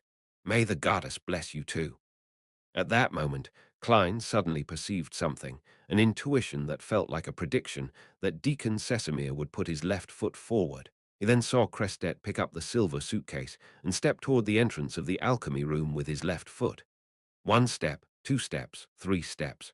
Klein watched as Crestet walked out of the hidden door, his figure vanishing into the corridor. He was dazed for a moment before he felt intense excitement. The Bayonder powers of the clown potion were more powerful than he imagined. He could intuitively predict a person's next course of action. Was the combination of this ability, coupled with his powerful coordination, exceptional agility, and speed, as well as decent strength, considered being good at fighting with artifice? Klein thought about this revelation.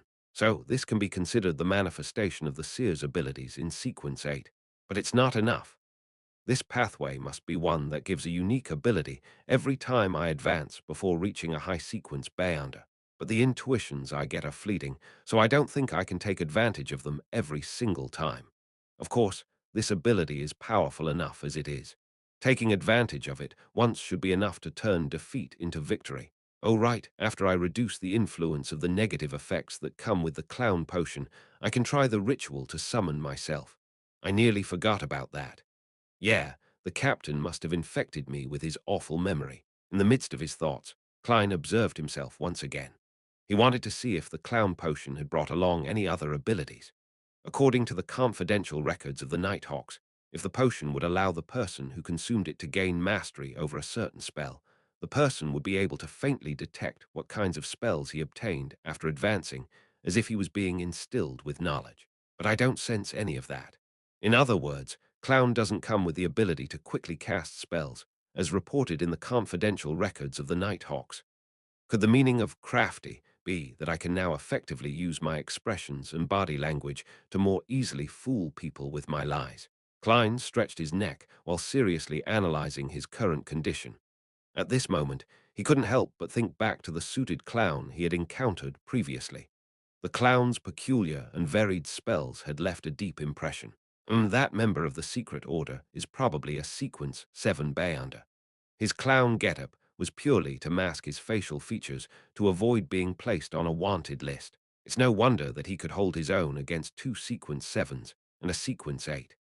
If he had deciphered the fact that I wasn't under the influence of sealed artifact 2-49 and avoided falling under its control, 10 of me might not have been enough to deal with him. Of course, Clown is not completely devoid of spells. There are still spells like these. Klein walked toward the long table and picked up the piece of paper that the clown formula was written on.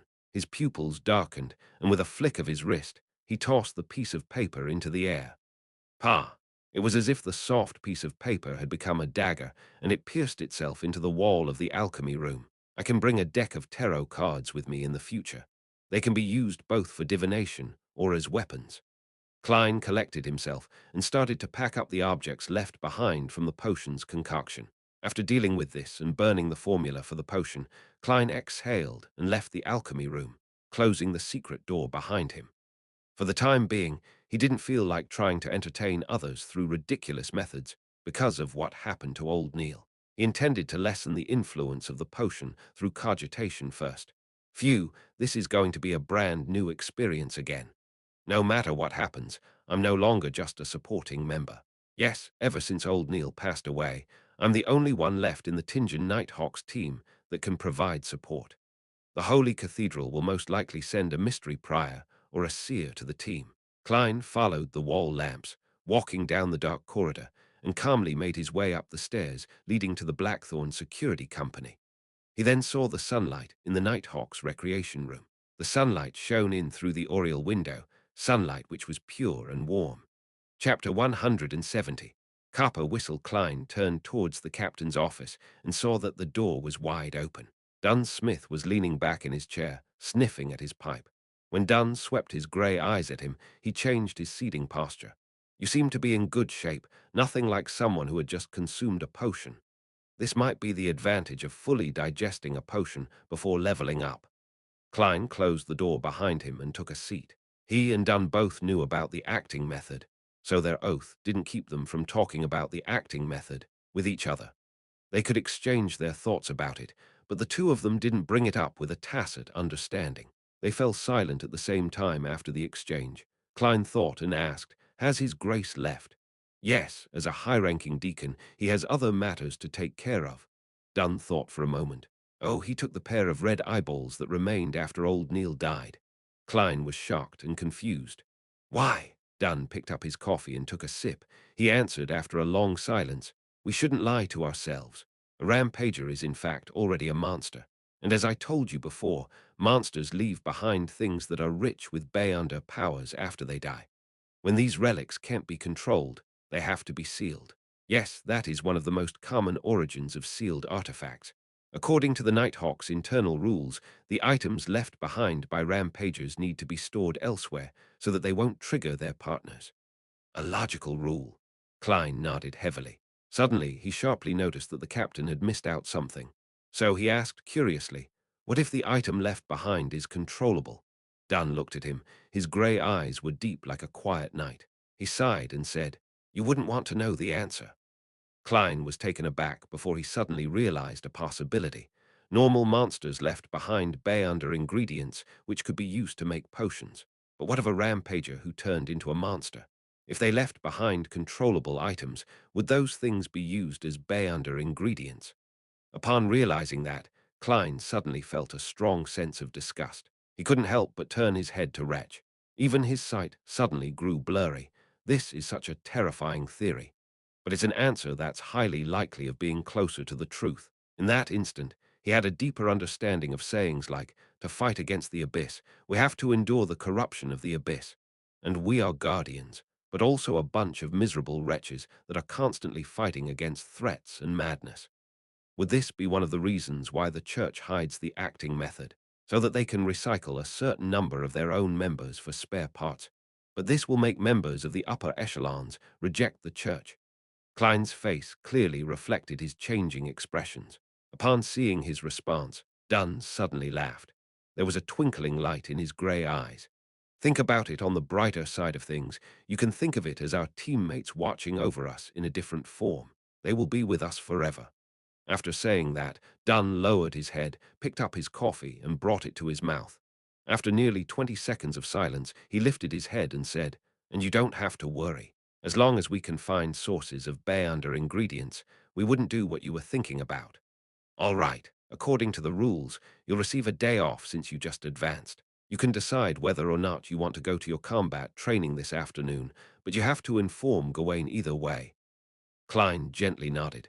Taking a deep breath, he straightened his back and said, "Captain, I have finished my lessons on mysticism. I'd like to use my mornings to learn techniques such as tracking and monitoring." He paused and added with a serious expression, "I'd like to fulfill my full duty as a Nighthawk soon." Dunn gave him a piercing look and sighed. "You're tougher than I imagined. As you wish." "Yes, Captain." Klein suddenly stood up and drew a crimson moon on his chest.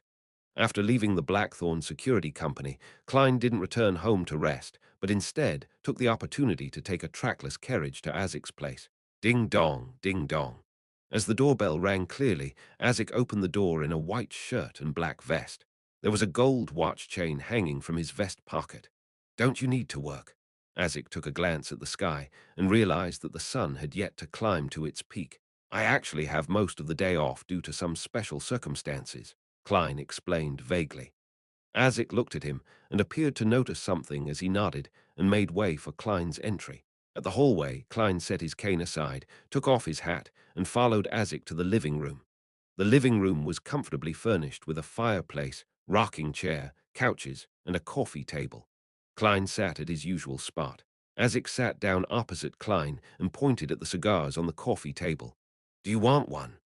"No." Klein shook his head firmly. Azik didn't attempt to persuade him as he struck a match and lit one of the cigars.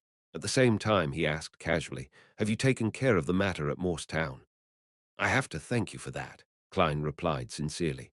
At the same time, he secretly lampooned, "Mr. Azik, before you lost your memories, you definitely must have left behind quite a sizable wealth for yourself. Otherwise, how could a teacher who isn't even an associate professor be able to enjoy cigars so frequently?" As Azik was fiddling with his cigar, Klein brought up a matter. "Mr. Azik, I have something to ask you." "What is it?" Azik replied without lifting his head. Klein paused and organized his words. "One of my colleagues lost control and became a monster. I'd like to know if his spirit was contaminated." He wasn't certain if Mr. Azik knew the meaning of losing control, so he prepared an explanation, just in case. Azik stopped what he was doing and lifted his head to look at Klein. He nodded heavily and said, "No doubt. You have to be very careful in a situation like that. If he lost control due to the temptation of an evil god or devil, try to avoid contacting his spirit. It might very likely lead to life-threatening danger." "I understand." Klein let out a breath of disappointment.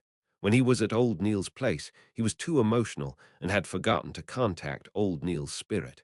Neither did Dunn Smith remind him at all. Hence, he missed the opportunity entirely. Now that I think of it, Captain didn't forget, but intentionally avoided bringing it up. Klein was silent in thought. He didn't dwell on the topic, and instead mentioned his previous encounter. "Mr. Azik, I tried to divine the origins of Morstown's paranormal incidents. I ended up seeing an upside-down pyramid that extended underground. My teammate told me that it's a symbol of death. Only his descendants would receive such an honor." Azik put down the match and took up the cigar cutter when he suddenly fell into a daze. He was motionless for quite a while. He leaned back into his seat and wore an unusually gloomy expression. After a while, he said in a deep voice, "This gives me a very familiar feeling, but I don't seem to be recalling anything." "I'm very sorry." Klein sighed sincerely. He had imagined that he could use the revelation obtained from his divination to further jolt Mr. Azik's memories. Azik cut off the cigar cap, shook his head, and smiled bitterly. "If it was something that could be recalled easily, I think I would have long found a way to escape my fate. Of course, I have to thank you for your kindness. Thank you for remembering about me this entire time." He thought for a moment before adding, "Oh, and I'll be leaving Tingen in the near future." "Why?" Klein asked in surprise.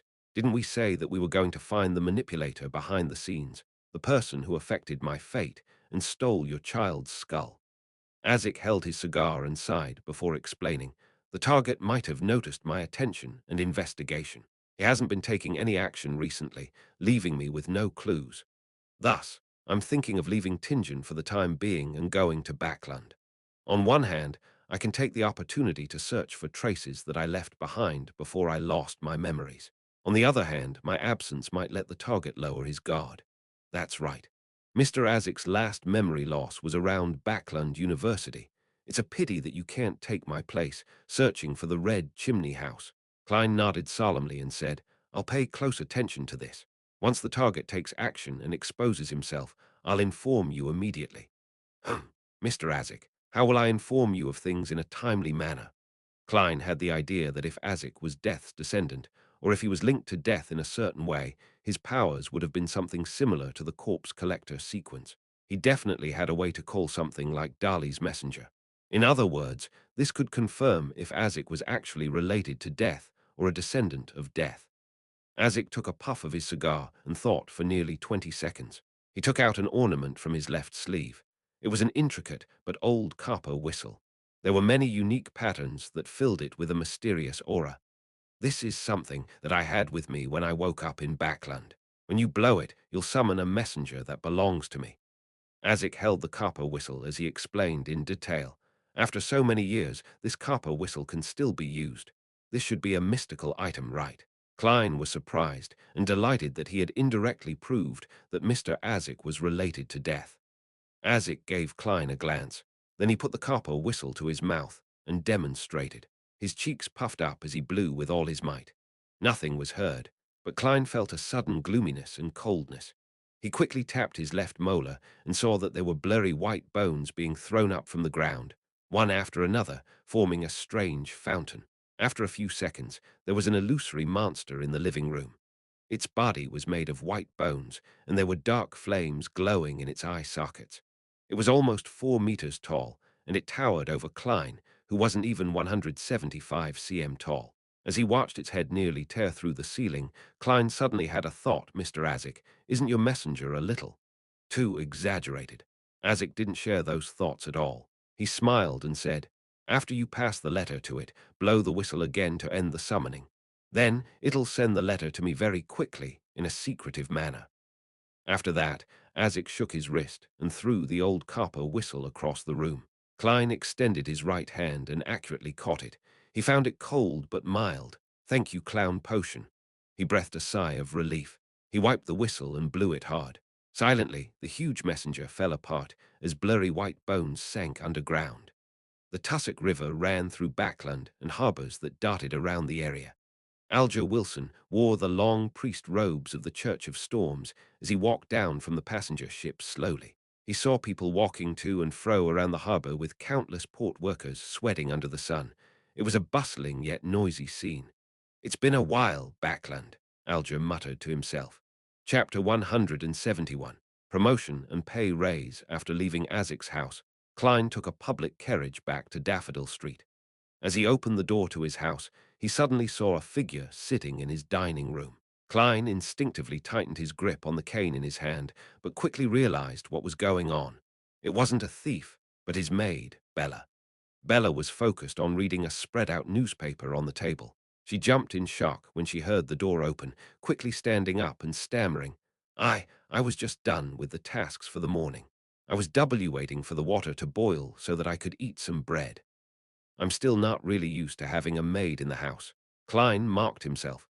He took off his hat and nodded. "Reading is a good habit. To be able to persist in reading despite the busy workload is something that's encouraged by the goddess. He used the name of the goddess just in case Bella took his compliment as sarcasm. But in reality, only the god of knowledge and wisdom would place this much emphasis on reading. Of course, all of the churches advocate education. Yes, since she's about 18 years old and believes in the goddess, Bella's love for reading must be influenced by her parents. Parents like this would send their daughter to receive an education as long as they can afford it. Even if they cannot afford public schools, there are always the free schools provided by the church. At most, it would just delay her education. Thus, Bella isn't illiterate. She can understand words and read the newspaper. Klein thought as he walked into the living room after setting his cane down. He had quite a good impression of Bella. Even though she was a little clumsy and obviously not used to the kitchen, she had shown a willingness to learn. Bella let her hands hang down and said, embarrassed, I didn't have the opportunity to read many newspapers in the past. The landlord didn't let us use old newspapers to clean the walls. I stole a glance at it when I picked up the newspapers just now to clean the coffee table. I thought that it was rather interesting. What a pitiful lady. When I transmigrated, newspapers were the least interesting of things, Klein thought as he lampooned. He smiled and took out the silver pocket watch from his pocket. After looking at the time, he said, as long as you complete your tasks and do them well, you are free to do whatever you want with the rest of your time. You don't need to be too nervous. Of course, if I'm having a chat with Benson and Melissa, it's best that you stay in your room. I will allow you to use the lamp inside and take a few old newspapers with you. Oh, please knock at my door at 1 in the afternoon, then prepare a cup of black tea, 2 pieces of soft white bread, a piece of wheat toast, and a small plate of butter for me. In order to celebrate his advancement to Sequence 8, Klein decided to spoil himself slightly. He was going to eat the white bread ahead of Benson, who was planning on having it over the weekend. Well, I'll buy 8 more pounds of bread soon. In the future, we shall make the change in our staple dish, from wheat bread to white bread. As a Sequence 8 Bayonder, my weekly pay is definitely going to increase. To think that the captain didn't mention this, he forgot again. Klein froze for a moment and decided to clarify it tomorrow. All right, Bella replied in surprise and joy. Following that, she asked with a little uncertainty, Mr. Klein, do you mean the black tea used to entertain guests? She called him by his first name, as Morty could be used to refer to anyone in the family. Yes, that shall be my usual tea in the future. Klein waved his hand and made his way towards the stairs. He suddenly noticed that he was in a decent financial situation after becoming a clown. This was partly because there were no other large expenses for the time being. He only needed to spend 2 solely on transport while he was investigating the houses with red chimneys, and on the materials that he needed to purchase occasionally. Claims could be made for the latter most of the time anyway. Also, there was a sum of £300 in Klein's anonymous bank account. It was important to understand that 1 hour of land in the countryside only cost 5 to 6.5 solely, which was another way of saying that Klein could afford 920 to 1,200 areas of farmland, which was equivalent to 137 to 179 mu, or 23-30 acres back on Earth. Furthermore, this sum of money could allow Klein to buy a house on Daffodil Street on a contract for 15 years. If I convert all that money into land, I'll get between 23 and 31 pounds a year in rent. That's not bad, but not necessary for the time being. I'll use that £300 for emergencies.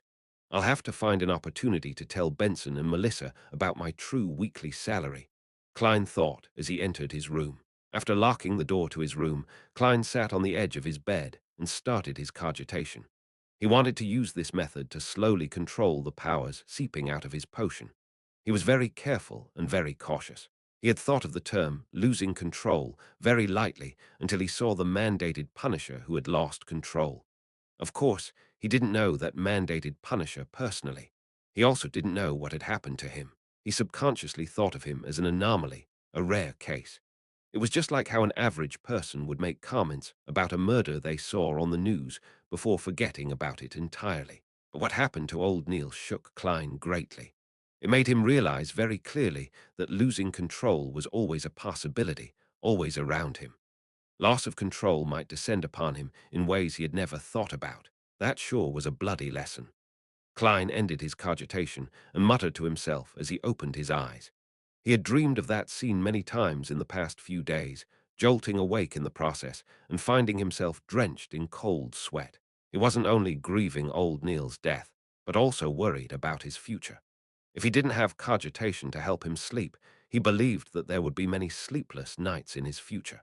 Other than digesting the potion, I also have to try my best to control my emotions and desires. I have to keep them within reasonable levels and not be consumed by them. Klein exhaled and laid down, quickly falling asleep. On the day that old Neil passed away, Dunn's actions and words had touched him greatly. It made him critically assess the responsibilities of a nighthawk for the first time.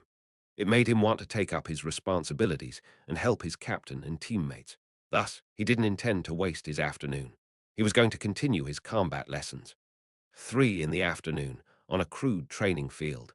The blond, crew-cut Gawain creased his brows as he witnessed Klein slowly familiarize himself with the motions, going from the movements of a decent beginner to the movements of an apprentice knight who had been practicing for a good 6 months. All this happened in the short span of 40 minutes. He called for Klein to stop and sized him up. He couldn't help but ask, "What happened?" Klein had already come up with an excuse.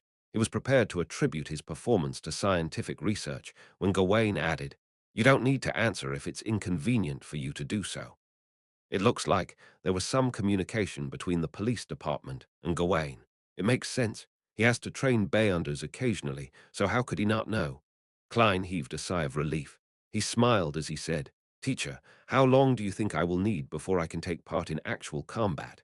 Gawain crossed his arms and looked at Klein seriously. He replied with a raspy voice, 2 or 3 days, but that isn't enough," he explained, as if in thought. Being able to take part in actual combat isn't the same as being good at fighting. The latter would take another 2 to 3 weeks. Furthermore, you need to gain mastery over weapons that you can bring with you, for example, a cane, whips, daggers, and triangular blades. There's still so many to learn. Klein was dumbfounded. Gawain swept his experienced gaze at him. "Remember, every drop of sweat you lose here might save your life in the future." "Yes, teacher," Klein pumped himself up and answered. On Sunday morning, Klein entered the Blackthorn Security Company and knocked on the door of the captain's office. Dunn Smith looked up as if he was expecting this. "I forgot to inform you yesterday. Your position at the police department has risen from probationary inspector to inspector now that you have advanced to sequence 8. I'll get them to issue the appropriate documents and epaulets to you as soon as possible. Your weekly salary will also increase from £6 to £10. The church and the police department will each bear half of your salary. This salary is the level of an experienced nighthawk. Of course, I mean an experienced nighthawk at sequence 9. Captain, are you following the wrong script?" Klein was taken aback as he listened to the captain. His eyebrows relaxed as he smiled. "That's more than I imagined." He had imagined that his weekly salary would only increase to £8. Dunn lifted his cup of coffee and took a sip.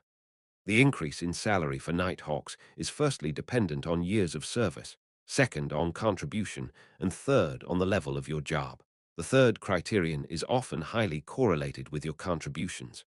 Right, without any contributions, even if one were to digest their potion, they would be unable to apply for the formula and materials. Klein nodded while in thought.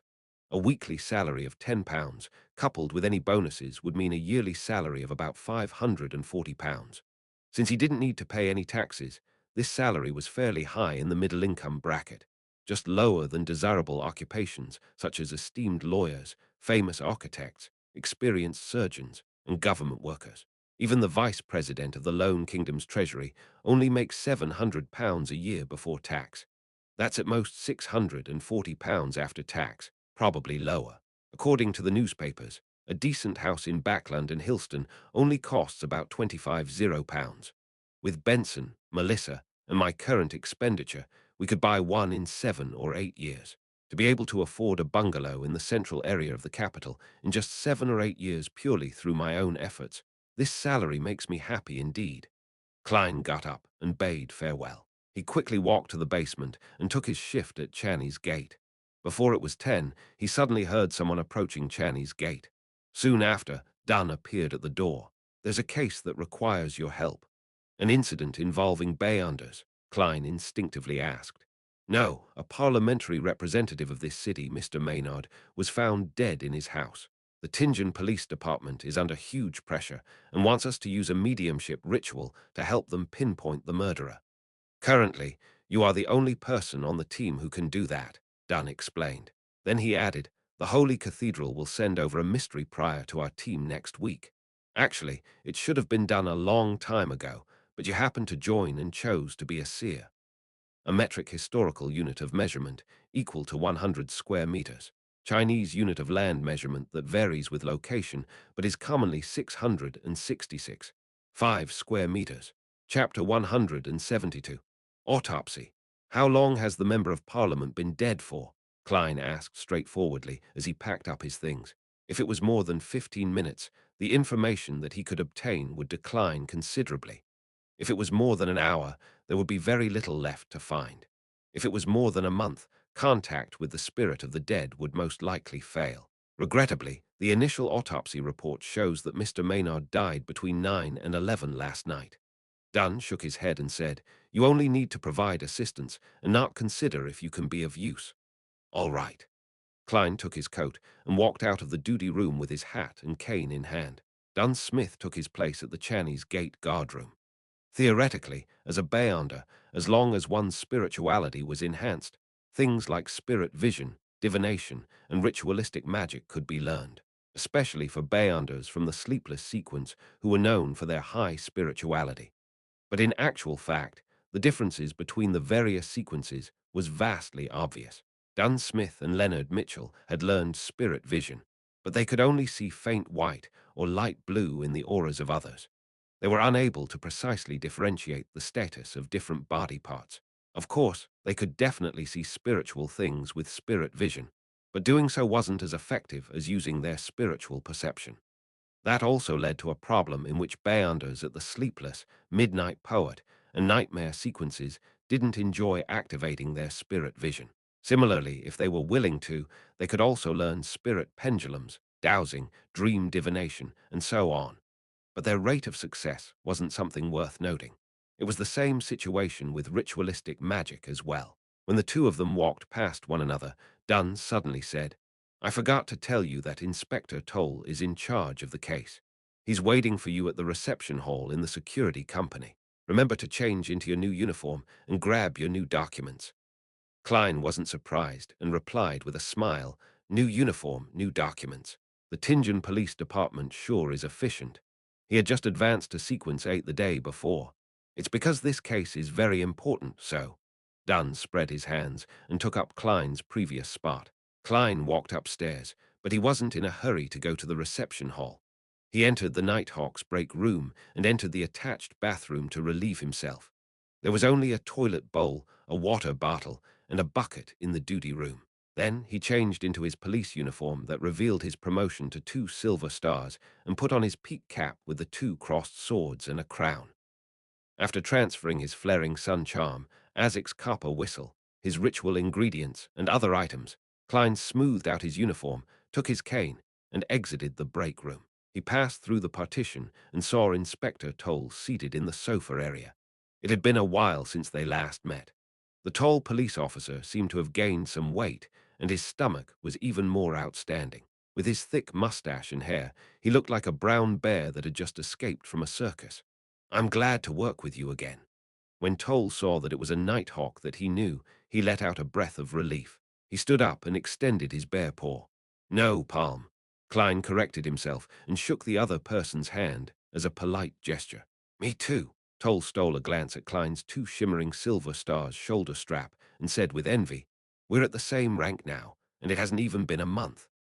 At first, Klein wanted to reply solemnly that the danger that we encounter is 10 times worse than yours. But he remembered his identity then. Sequence 8 clown. Maybe I can give it a try. Using his spirituality, he looked at the reflection of his facial expression.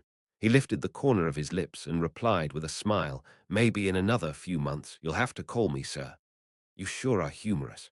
Toll chuckled and pointed at the door. Shall we head out? All right. Klein hadn't given up his cane. Now that he had become a clown, the cane was truly a viable weapon. After exiting the Blackthorn Security Company, Klein and Toll walked down side by side, forming a great contrast due to the skinniness and fatness of the two. I feel like we could even make an audience at the circus laugh, Klein suddenly jested. Toll nodded in absolute agreement and said, Yes, I feel our vast contrast brings a comedic effect. Do you know that some circuses are trying to use fat and skinny, tall and short clown combinations in their performances? No, actually I meant a beast tamer and a brown bear. Klein, of course, wouldn't make such a rude remark. He went along with it and replied, It's a pity that there are no fixed circuses in Tingen. That's right, but we have operas, theaters, and music halls, Inspector Toll replied wistfully. They casually chatted until they got onto the police carriage. Then Klein redirected the topic back to the case. Is it confirmed that Mr. Maynard was murdered? We can't be certain, but his wife and two sons aren't willing to believe the possibility that he died due to a sudden illness, and there was really something wrong at the scene. When Maynard was found, he was naked on the guest room's bed, Toll said as he deliberated. He sleeps separately from his wife. Klein leaned back against the carriage wall and mimicked the main character in various detective films. Toll shook his head and said, No, his wife hasn't been in Tingen recently. She went to Backland to attend a very important social ball. You might not know, but she's the leader of a new party. She's the daughter of someone from the House of Commons. She's still on her way back to Tingen via steam locomotive. She merely used the telegram to express her opinion on this matter. Maynard is also a member of the new party. He's been a Tingen's Member of Parliament for more than 10 years. He intended to run for mayor in next year's election. In other words, his death might be related to this, Klein asked casually and immediately laughed. I'm sorry, I'm only supposed to be helping with the autopsy. The rest of the matter is not within my area of concern. You don't have to answer. Toll didn't mind much but sighed. Autopsy. You're very cautious. As for your guesses, I would only say that there's a possibility. There was a gathering last night at Maynard's place. There were too many guests, and we temporarily can't find any main suspects. Plus, these guests have decent backgrounds, so we have to be very careful. We can't make any mistakes. I understand. Klein nodded faintly and asked about the details of the scene. Maynard's house was a bungalow located in the Golden Indus borough. It was surrounded by gardens and fields. There was a stable, a fountain, and a broad pathway built from cement. Klein put on his peak hat with its police badge and followed behind Inspector Toll. They passed through the police streamer and entered the double-story house under the gaze of every policeman present. In the living room, there were 2 male and 4 female probationary inspectors who were talking to people individually to gather statements. Klein looked around and saw many gentlemen in tuxedos and a few ladies in glamorous dresses and checkered gauze hats. They're the guests who spent the night here, Toll explained, and led Klein up the stairs to the second floor directly.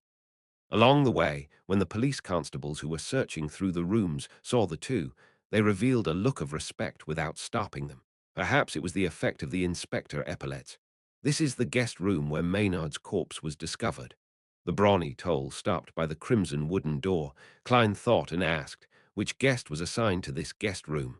Nobody. There are too many guest rooms in the house, so it wasn't used. Toll put on his white gloves and turned the knob of the crimson wooden door. He made the constable who was keeping watch leave temporarily. Then he nodded at Klein and said, Inspector Morty, I'll leave the rest to you. May the goddess bless us, and I hope that we find something. Klein put on his white gloves too and locked the door behind him. He walked to the side of the bed and saw that the crimson bedsheets were abnormally messy. The corpse laying on it was covered with a white cloth. At this point, Klein could be considered to be quite experienced. He pulled away the white cloth without fear and looked at Member of Parliament Maynard. The man was in his 40s. His blonde hair was trimmed short, and his expression was a mixture of pain and happiness. Klein took 2 steps back and took out the ingredients he needed. He quickly finished the setup for the mediumship ritual. As the faint, calming fragrance swirled around him, he recited the divination statement that he thought of long ago, the cause of Maynard's death. The cause of Maynard's death. As he recited the statement, Klein retreated to a nearby high-back chair and sat down slowly. His eyes darkened. Then he leaned back and quickly fell into a deep sleep. In the illusory and blurry world, he suddenly saw the gentleman from earlier. With his opened blue eyes, Maynard was laying prostrate above a woman with an outstanding body and fair skin. He was thrusting hard against her body. He first displayed an expression of extreme satisfaction and happiness. Then he suddenly clutched his chest with his right hand. His expression then grew contorted. Pa! As Maynard fell, the image quickly shattered. Klein opened his eyes and woke up from his dream. I can't believe I can actually watch porn in such a manner. So, Maynard had an affair and died of exhaustion. Klein chuckled and massaged his temples. He took out a pen and paper before doing another ritual. He drew a portrait of the lady he had seen in his dream with the aid of the ritual. Of course, everything below her neck was omitted. It was a woman whose age was hard to tell. She had the mature vibe of a woman in her 30s, but there was a remnant of innocence to her. Her eyes were crystal clear, and she had a delicate look. Klein looked at his work, then put away his ritual ingredients and dispelled the spirituality wall. He leaned sideways to grab his silver-edged cane. Suddenly, he heard the reverberating sound of someone clearing their throat. He immediately got goosebumps. Klein looked towards the bed and saw Maynard gripping the crimson bedsheets so tightly that the tendons on the backs of his hands were protruding out. With a swoosh, the member of Parliament who died between 9 and 11 the previous night suddenly sat up. Saliva drooled from the corners of his lips as he opened his vacant eyes wide. Chapter 173. Zombification. Before Klein could come up with any new ideas, he saw the rigid Maynard lift both his hands up. Its body lunged forward to his left amidst the sound of hurtling wind. In the past, his dulled reactions under such sudden, unexpected situations would have made it hard for him to avoid this. Even if he had noticed the attack ahead of time, he would have had to roll away to avoid the fast-moving corpse. But now Klein could nearly react on instinct. He stomped down with his bright, buttonless leather boots and jumped diagonally onto the high-back chair. As it had only been a day since he advanced, he was still getting used to his power, agility, and speed. He had accidentally leaped too high into the air and landed on the top of the chair's high back. It was a narrow edge. Klein's heart tightened as he quickly controlled his body and adjusted his center of gravity. He wavered for a moment and surprisingly managed to stabilize himself, like a black cat flaunting its balance and poise. As he was wavering, he flailed his left arm, swinging his cane into the zombie's ribs as it pounced forward. The strike caused it to lose its balance as it staggered and fell onto the carpet. Klein was standing on top of the chair as he felt for his revolver by raising his right arm. He attempted to pull it out from the holster so that he could deliver a silver demon hunting bullet at the zombie in front of him. But in that instant, he suddenly wondered about the aftermath. If he were to blow a hole in Member of Parliament Maynard's corpse, how was he going to explain the cause of death to the deceased's family or members of Parliament who were focusing on the matter? All I did was double-tap his corpse. As he was thinking, Klein reached into the pocket of his police uniform and felt for a triangular plate. The Requiem charm. He quickly made a decision. He took out the silver amulet without hesitation and let out a low shout in Hermes, Crimson. As the incantation reverberated within the room, the charm started to release a peaceful aura. Klein quickly infused his spirituality into the amulet and tossed it to Zombie Maynard, who was struggling to get up. A cold blue fire appeared, enveloping the triangular plate. A serene and gentle black aura spread forth rapidly, eliminating the anxiety and worry of the soul. Zombie Maynard stopped there, his eyes staring blankly at the ground. His saliva dripped onto the carpet. Klein heaved a sigh of relief and planned to take out the materials and set up a ritual to purify the desecrated being. But suddenly, Maynard once again let out a groan. His blank eyes focused on the left pocket of Klein's police uniform again. Shit! Klein leaped from the top of the chair to the ledge of the oriel window. At the same time, he heard the sound of the chair breaking. Klein had no choice but to take out a rectangular silver plate, the slumber charm. It wasn't only living things that could be put into a deep sleep. The dead were in a state of eternal sleep and would only be woken up under unusual circumstances. In certain books on mysticism, there was even such a description regarding zombies. They slumber by the day and wake up in the night. Crimson. Klein once again recited the incantation in Hermes. He intended to disregard the consequences and shoot the corpse with his revolver if that failed again. The problems that came later wouldn't matter if he was dead. As he felt the silver rectangular plate in his palm turn cold, Klein injected his spirituality into it and tossed the charm out. A dark red flame illuminated his eyes as the sound of a light explosion reverberated around the room. A gentle power spread forth, bringing with it a fatigue that affected every living being. Zombie Maynard had just propped himself up using the chair when he wavered. His eyes closed, and he fell on his back with a plop. With what had just happened, Klein didn't dare to relax. He immediately took out the amantha extract distilled from night vanilla, slumber flower, and chamomile, as well as the bark of the drago tree, and the full moon essence oil made from moon flowers. He quickly set up a sacrificial altar. Right on the heels of that, he sealed the surrounding area with a spirituality wall with the aid of holy night powder, encompassing the altar and the sleeping zombie Maynard. After silently reciting the incantation and lighting 3 corresponding candles, he dripped a few drops of essential oil extract and scattered various powders onto the flames. Klein then took a step back and cautiously looked at zombie Maynard. He then recited in Hermes, standing higher than the cosmos and more eternal than eternity, the Evernight goddess. I pray for your loving grace. I pray that you look over your loyal guardian. I pray for the power of the crimson. I pray for the power of sleep and silence. I pray that you purify the unclean being around me, the gentleman once called John Maynard. Moonflower, a herb that belongs to the red moon, please bestow your powers to my incantation. Slumber flower, a herb that belongs to the red moon, please bestow your powers to my incantation. It was as if a midnight breeze blew within the wall of spirituality. A thin veil of black steam started to billow from zombie Maynard. When everything settled, Klein used his spirit vision and divination to repeatedly confirm that the zombie wouldn't awaken once more. After seeing the results, his worries eased. He ended the ritual and dispelled the wall of spirituality. Why would he suddenly come back to life? Klein stood in front of Maynard, who was on the carpet. He knitted his brows as he looked down at the corpse. To a Beyonder with high spiritual sensitivity, there were obvious signs to note if a corpse would come back to life or not, much less Klein, who was a seer. He often had a premonition of similar matters, but what had happened just now completely took him by surprise. Unless, unless there is a more mysterious influence at play, just like what happened with the suited clown. Klein recalled the scene in his head and faintly sensed the problem. Zombie Maynard had been trying to attack the left pocket of his police uniform. Left pocket. Klein transferred his black cane to his right palm, then reached for the pocket with his left hand. He took out the ancient copper whistle that was inside. It was a copper whistle carved with many mysterious patterns. It was the copper whistle used to summon Azic's messenger. This copper whistle zombified Maynard. That's quite plausible. Even if Mr. Azic isn't a descendant of death, he definitely has a certain connection with death. It's logical that the objects that he carries with him would produce such an effect. Klein nodded in thought. He took out a copper penny and did a quick divination about his conclusion. As he was at the scene of the incident, holding the relevant objects, and had ample information, he quickly got a result. He saw the copper penny fall into his palm, portrait facing up. This means yes. To think that Mr. Azic didn't remind me to be cautious that these things could happen.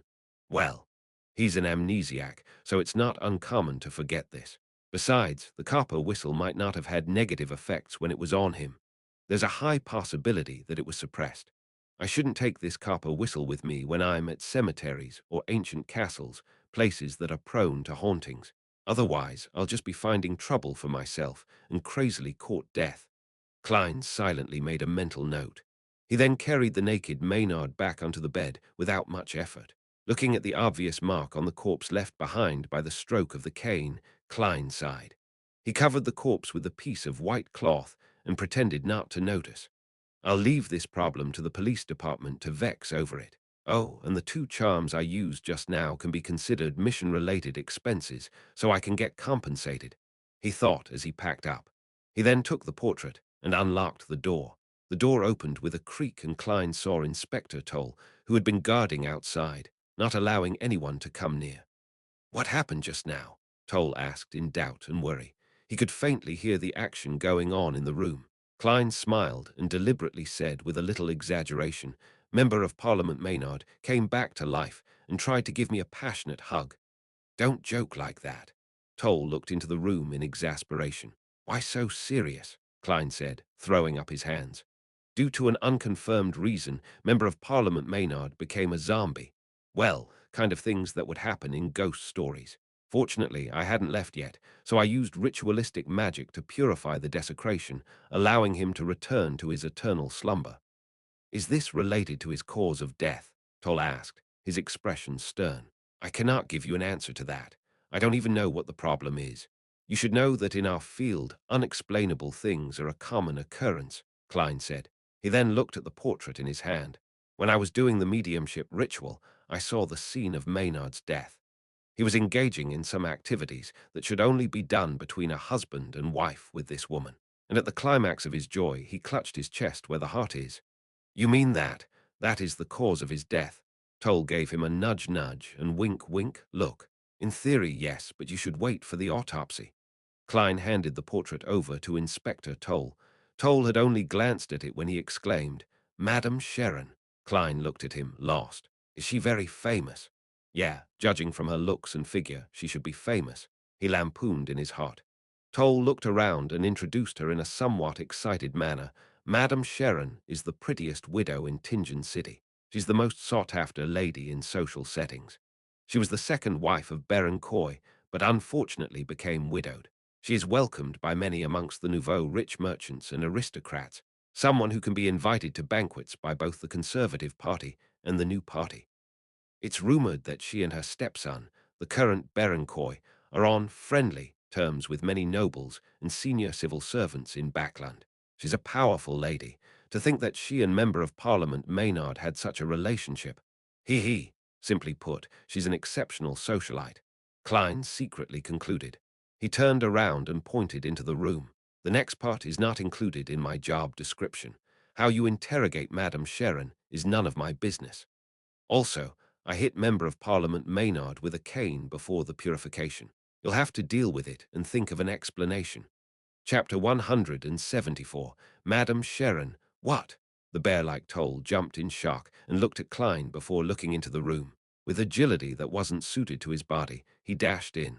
He pulled back the white cloth that covered the corpse, and after examining the body carefully, he heaved a breath of relief. It's better than I imagined. It's not that serious a problem.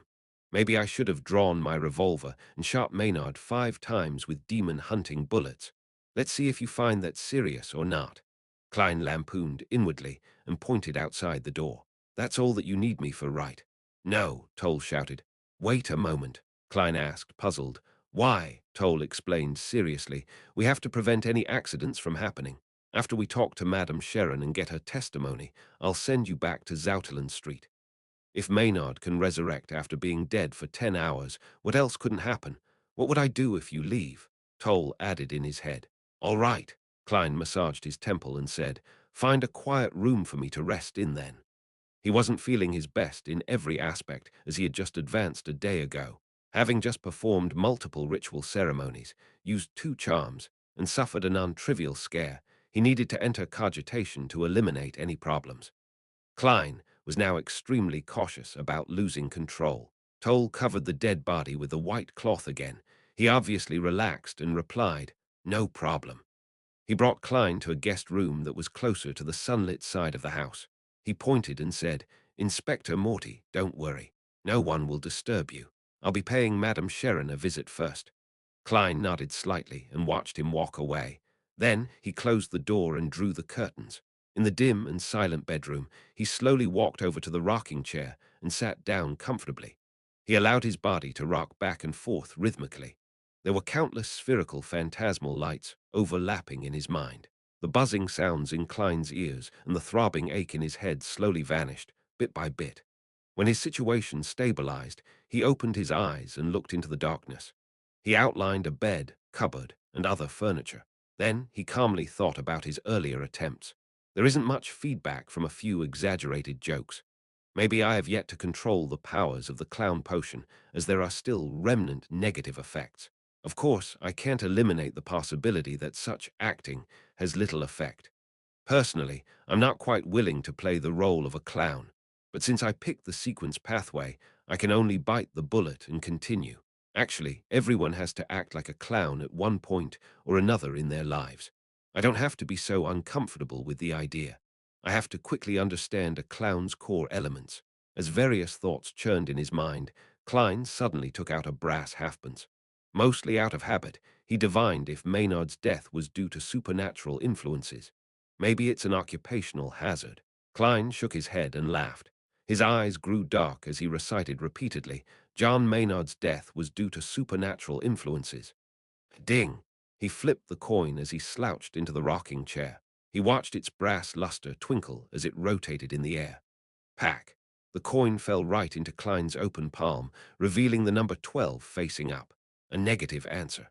In other words, there weren't any supernatural influences involved in John Maynard's death. I guess that man died of orgasmic pleasure.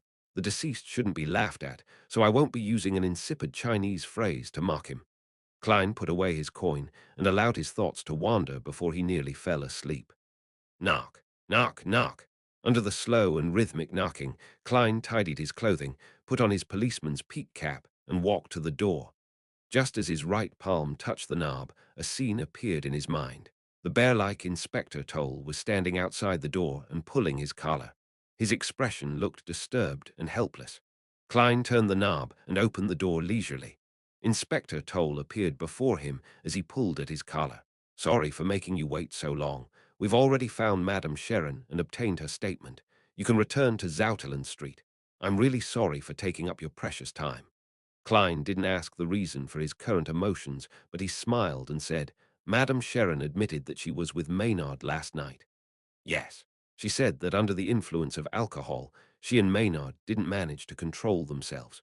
When she found out that he died of a heart attack, she was very afraid, so she fled the room after she tidied herself up. She then hid in her own guest room. We don't have enough reason to raise charges against her right now, so we had to let her go while restricting some of her freedom. We'll have to wait for the autopsy," Inspector Toll explained in detail. Klein leaned his head sideways and smiled. "Who are you explaining this to?" Toll shook his head and forced a bitter smile. "Oh yeah, I don't have to explain it to you. I'm just frustrated by Mrs. Maynard, and I started blabbering without realizing it." "Maynard's wife is back?" Klein asked in response. "Yes, unfortunately. There was something abnormal about the steam locomotive. It wasn't late." Toll gave an affirmative answer in a joking manner. Klein didn't ask further but checked if he had all his personal belongings before following Inspector Toll down the stairs. "Why aren't you arresting her? She's a murderer. I want to sue her, and I want to sue all of you for negligence of duty. I'll hire the best lawyer to sue you." Harsh remarks entered Klein's ears, and he looked over subconsciously. He saw a voluptuous and fair middle-aged lady staring angrily across her. Despite having two young men holding her arms, she continued yelling at them. A very trendy regal gown in Backland this year. Having frequently read the magazine Ladies' Aesthetic, the first thought on Klein's mind was something unrelated to the situation. He then saw a few gentlemen protecting a lady behind them. The lady was in a long black dress with fair, smooth skin, waterfall-like brown hair, and brown eyes. She looked as pitiful as a fawn in the woods. It made people want to protect her involuntarily. Madame Sharon. Klein suddenly thought of the porno she had starred in. He quickly lifted his right hand, covered his mouth, and coughed twice. Out of habit, he tapped his left molars twice and observed the people present with spirit vision. There's some sort of problem with Mrs. Maynard's body. The colors of her aura are thinner. From the colors of her emotions, she's definitely feeling anger and hatred, which is consistent with her outward appearance. Ha! The color of Madame Sharon's emotions are shaded in blue, which represents rational thinking and calmness. This is totally contrary to her appearance of panic and nervousness. As expected, a socialite ain't no innocent bunny. Her body is very healthy. After examining her, Klein was about to retract his gaze when he suddenly saw Madame Sharon lift her head and steal a glance in his direction. Then she lowered her head again and put on a trembling, trepid look. "If I couldn't see your emotion colors directly, I might have been fooled by your act. You should consider working as an actress," Klein lampooned. He didn't stay any longer and left Maynard's house with Inspector Toll. They took the carriage arranged by the police station and returned to Zouterland Street. After taking over the shift from the captain, he continued to stay on duty at Channy's Gate. He took the opportunity to write a claims application. After an uneventful night, Klein returned upstairs and received the breakfast that he had requested Razan to buy for him. "I love this pastry," he complimented. He had already passed her the money for breakfast ahead of time. "Really? I can try it tomorrow then," Razan replied happily. The corner of Klein's lip twitched as he focused on his battle with the milk and pastry. At 25 minutes past 8, he yawned and fought back the urge to fall asleep. He arrived at the nearby shooting club. He had made an appointment with the asylum doctor, Daxter Guderian, a few days back. Bang, bang, bang. In the small shooting range, Klein and Daxter aimed at their own targets and finished their cylinder of bullets. Clink, clank. Daxter flipped and released the empty shells and examined Klein in interest. "You're much more confident than before." Of course, I advanced to Sequence 8. I now possess actual combat ability. Klein reflected on his own facial expression and body movements in his head and deliberately acted arrogantly. "Because I only used about a month's time to master the power of my potion completely." Daxter pouted slightly and said, "Although that is something to be proud of, there's no need to say it all the time. Hey, as a spectator, you didn't see through my performance. From the looks of it, a clown has the power to suppress a spectator's ability." Klein smiled at his discovery and asked, "How's Hood Eugen recently?" "He's gone insane for real." Daxter paused and continued, "I probed him with various methods. He really has gone insane. I'm considering whether to begin medicating him to see if I can treat him." As a Sequence 7 psychiatrist, he actually pretended to be a mental patient. Even though he was giving treatments to other patients, it doesn't align with the core element of the potion's name. That was an incorrect way of using the acting method. It's no wonder that he went insane. Klein thought and said, "Before he went insane, did you find out who got in contact with him?" Besides the doctors, patients, nurses, and odd job workers in the asylum, there were no outsiders that had contact with him, Daxter confidently replied. Klein briefly acknowledged that as he said, "How about even earlier? Is there anyone that visited him, or did he leave the asylum regularly for a period of time?" In order to follow through with his initial promise, Klein never asked anything about Hood Eugen in his first few meetings. Daxter fell into deep thought. It took him some time before he said, "Besides the members of the psychology alchemists, there weren't any more than 5 people that visited him. One of them came thrice. His name was L."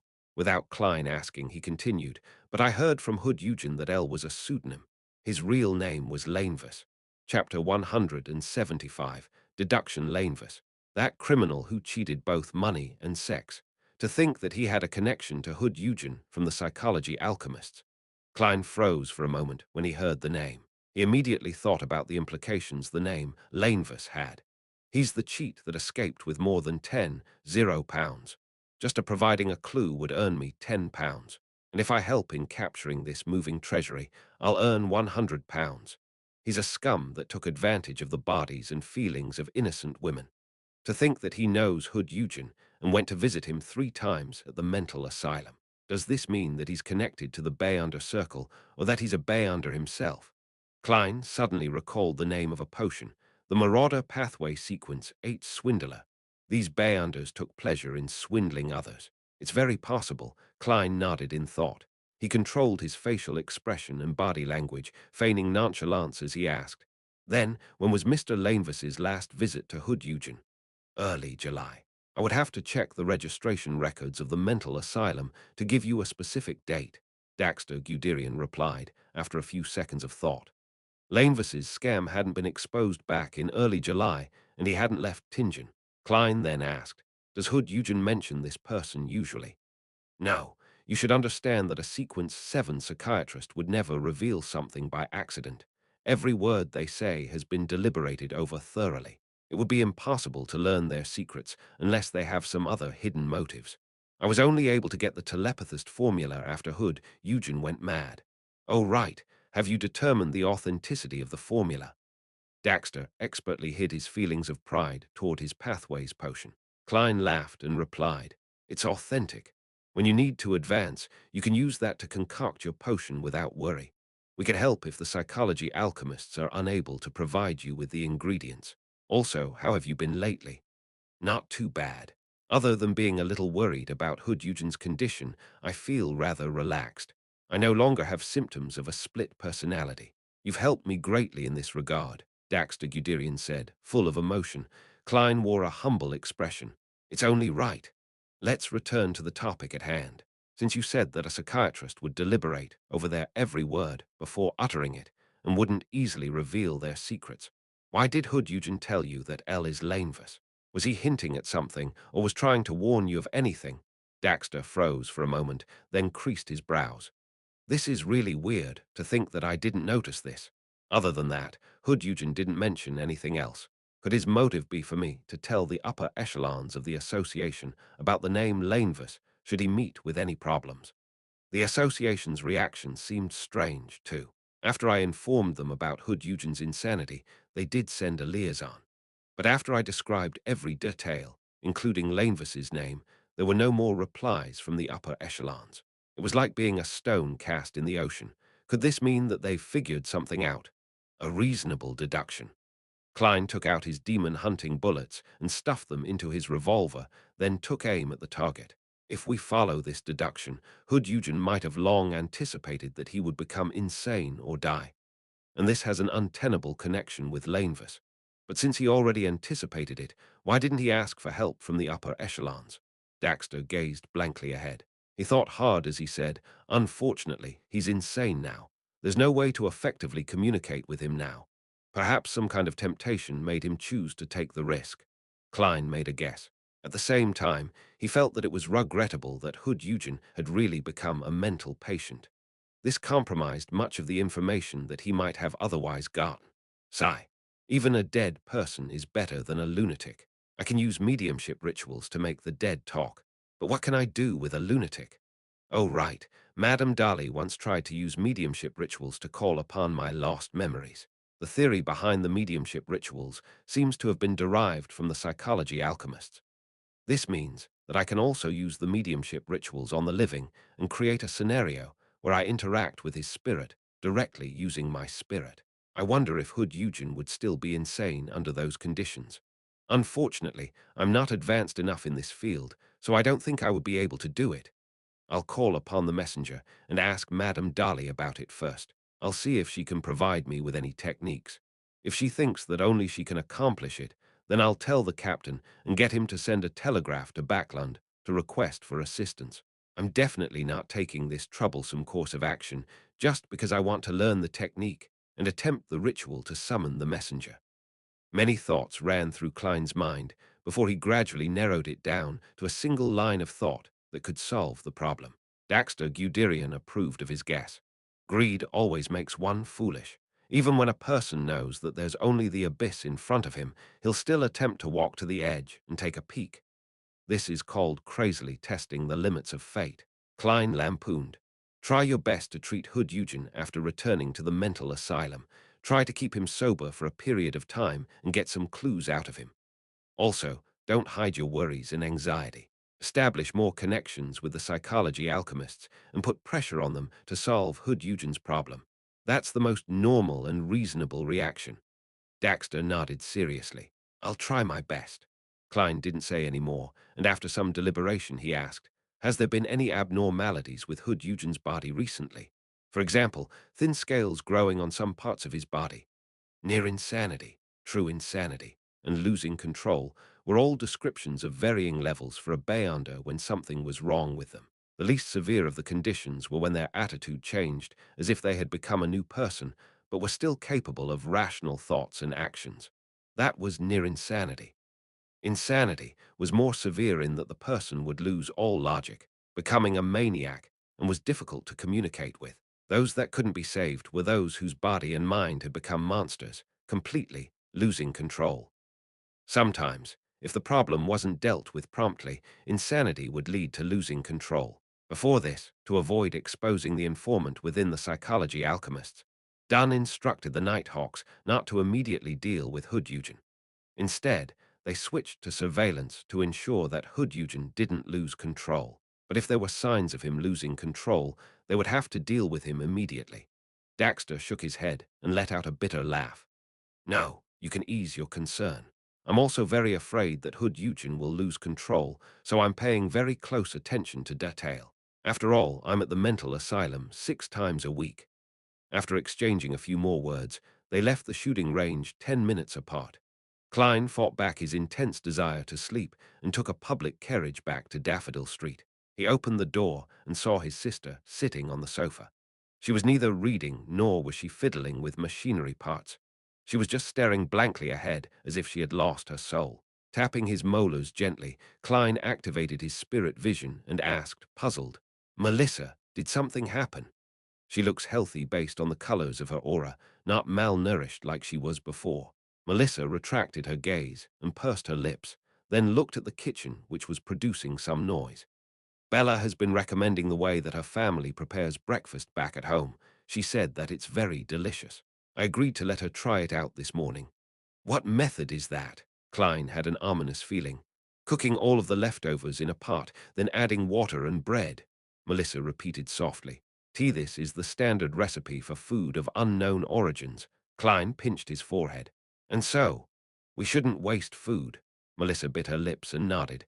Sis, I feel like you are questioning life. Klein cleared his throat and suppressed his desire to laugh. He then asked, where's Benson? In the bathroom. Melissa broke free of her daze as her eyes regained their luster. At that moment, he heard the sounds of flushing from the bathroom. Benson came out with a newspaper in hand. My dear Klein, shall we get you a portion of breakfast? No, I've already eaten. Klein shook his head resolutely, feeling lucky that he arranged to meet Daxter in the morning. Otherwise, he wouldn't have gotten Razan to buy breakfast for him. How regrettable. Otherwise, you would change your views on my culinary skills and be filled with confidence about it. Benson let out a self-deprecating laugh. At this moment, Melissa noticed something. She turned to look at Klein and said, You're back rather late today. Sis, be more innocent and lively. Don't worry about me all the time. The state you were in just now was great. Klein immediately smiled. I have good news. You passed the examination of the police department and can obtain an increased salary, Melissa asked without thinking. Benson also smiled and nodded. Klein grabbed his hat and stood at the edge of the living room. He said in amusement, How am I supposed to surprise you guys like that? After that, he added with a dry cough, Yes, my salary has increased severalfold. He hid his recent increment of 4 additional pounds a week. He intended to save up a small piggy bank for himself. After all, he couldn't just rely on the money in the unmarked account. Furthermore, mentioning that his salary had increased severalfold was enough to scare his siblings. £6, Melissa exclaimed in shock, finding it bizarre. I really need to change my job. Benson stroked his hairline. With the information Klein provided him, he had been putting a lot of effort into his studies. Without waiting for Klein to speak, Melissa said with a delighted expression, In that case, after deducting our normal expenses, you'll be able to save up enough money in 2 or 3 years to meet the standards of a marriageable gentleman. Well, it was Elizabeth who told me about the standards. Klein said at a loss, amused. That's something to be considered far into the future. Shouldn't we celebrate? I hereby announce that from today on, our staple food shall become white bread. After my workload decreases, we shall go try out delicacies from different restaurants. Melissa glanced at him, and as though she did not hear what Klein had said, she said, Benson and I are attending Mass at the St. Selena Cathedral. Do you want to come? I am praising the goddess every day. Klein laughed. I need to catch up on sleep. He slept until 12:30 in the afternoon. After he had lunch with Benson and Melissa, he continued on with his mission of searching all the houses with red chimneys. When it was late at night, he sealed his room with spirituality and prepared to try the ritual for summoning spirit guide Dali's messenger. Chapter 176. Letter for Klein. Setting up a simple ritual was as easy as breathing. Very soon, he was done preparing the ingredients, and he lit up the candle that represented himself. Looking at the flickering candlelight on the desk, Klein had an amusing thought for some baffling reason. Would this be considered holding a candlelight vigil in memory of myself? FK, what the hell am I thinking? He reined back his thoughts and picked up the black rotten flower powder that belonged to the domain of death and sprinkled it onto the candle. In return, he caught a whiff of a smell that was akin to formaldehyde from his previous life. Immediately after that, he dripped full moon essence oil, a favored item of the Evernight. Amidst a sizzling crackle, his surroundings suddenly became quiet, and there was a shapeless, magical surge. Klein took a step back and softly recited in ancient Hermes, I Then he changed into Hermes. I summon in my name. The spirit that wanders about the unfounded, the higher dimensional creature that a human orders, the messenger that belongs to Dali Simon. Whoosh! The wind wailed, and the dim candlelight was tainted with a blue luster. Under its illumination, the wall behind the desk produced translucent ripples, and a creepy face surfaced. Other than its mouth, it had no eyebrows, eyes, or nose. Its thick lips parted, and a long red tongue was extended. There were sharp, irregular teeth that lined its mouth. In addition, the tip of the tongue had 5 delicate fingers. They were constantly extending and retracting as though they were waiting for a delivery. This is Dali's messenger. Compared to Mr. Azik's, it's just like a child. No, I can't accurately determine their differences.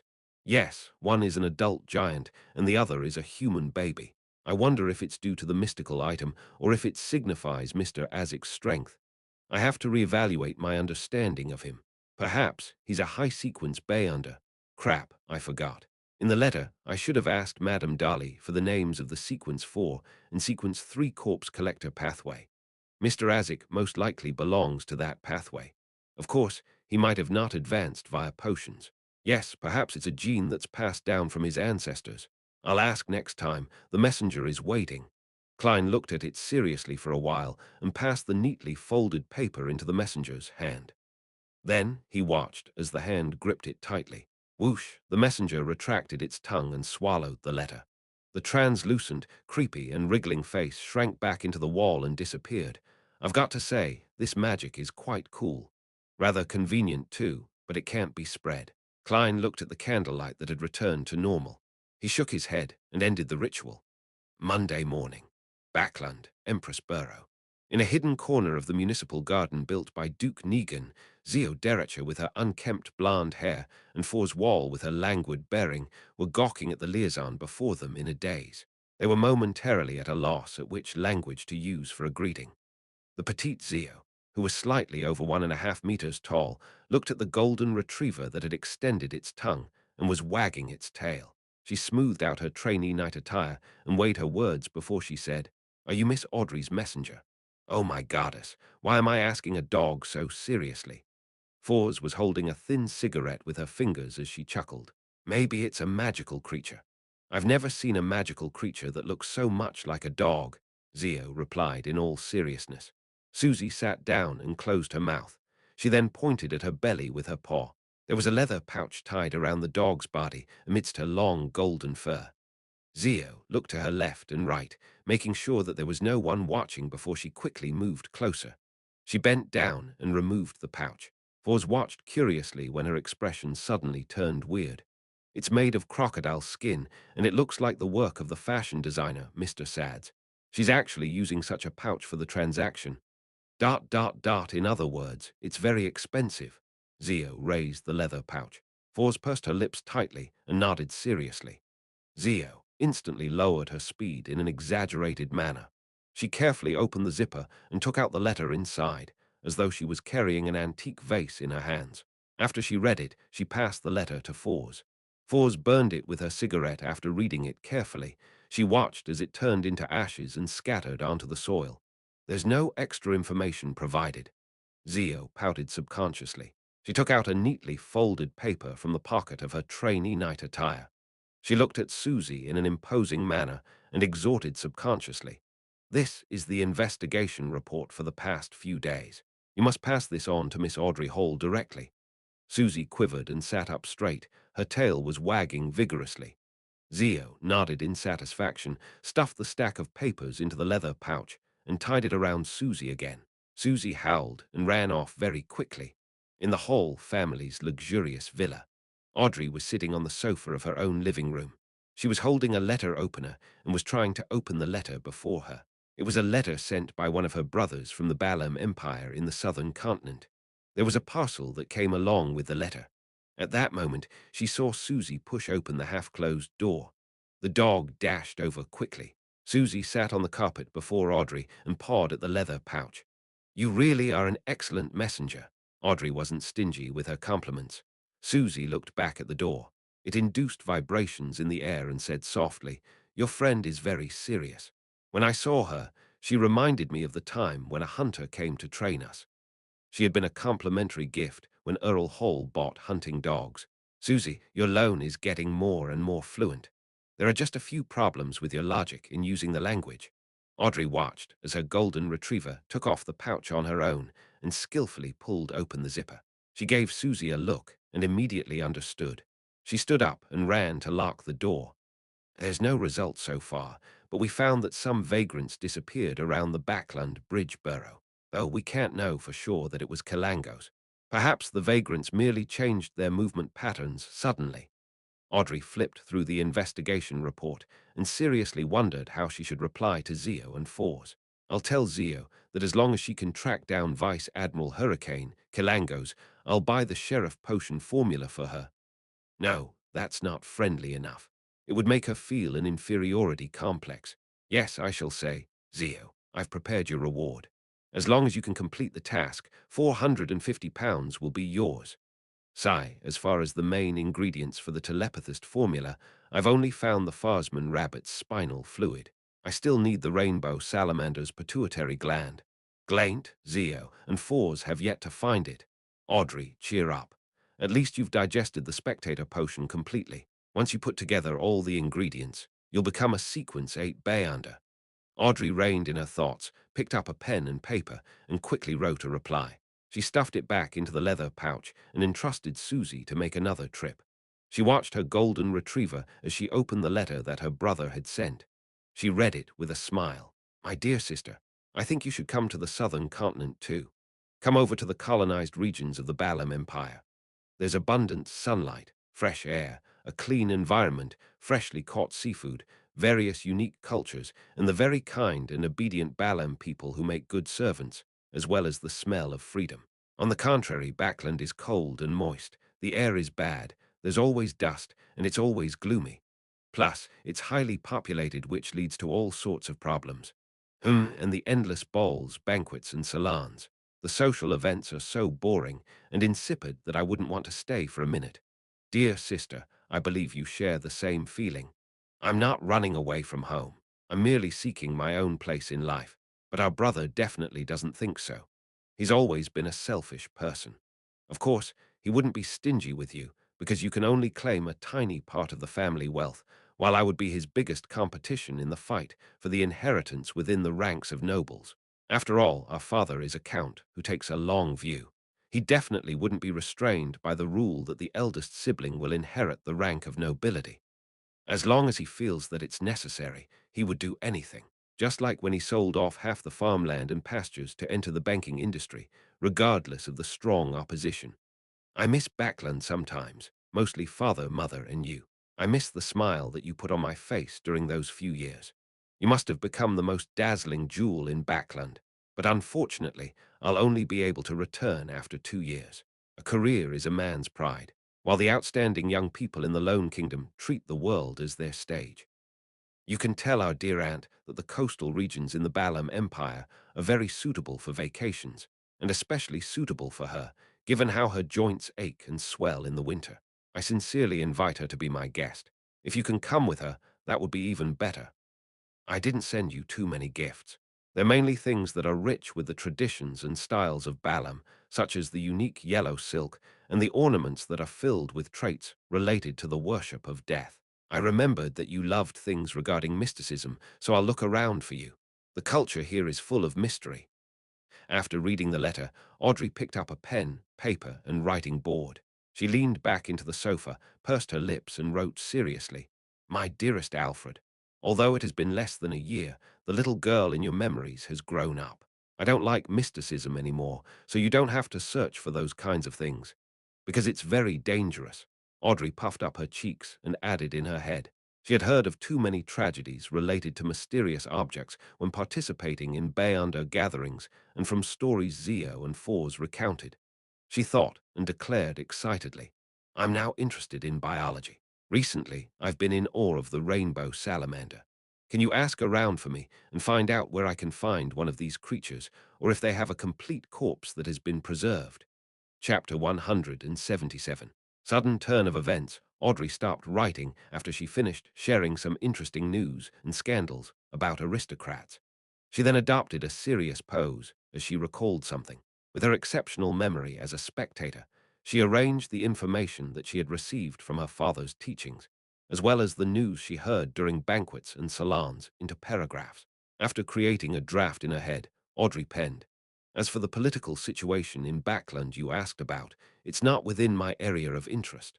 I can describe it to you only based on my own impressions and the details that I happen to know. Some time ago, Father told me that after the abolishment of the Grain Act, the prices of crops were declining rapidly. The rent of farmland and pastures were also plunging, but I don't know the exact magnitude. I can only explain it to you with this example. As you know, Duke Negan is an aristocrat who owns the most land outside of the royal family. It's said that he owns more than 12 pounds worth of farmland, pastures, and forests. Last year, his land earned him a historic one, 300 pounds in rent. But this year, it's forecast that his rent will only be 850 pounds, a whole 450 pounds less. That's more than the entirety of the assets that I'm entitled to. Without any further explanation from me, I'm sure that my dear brother will understand the behavior of most old-fashioned nobles.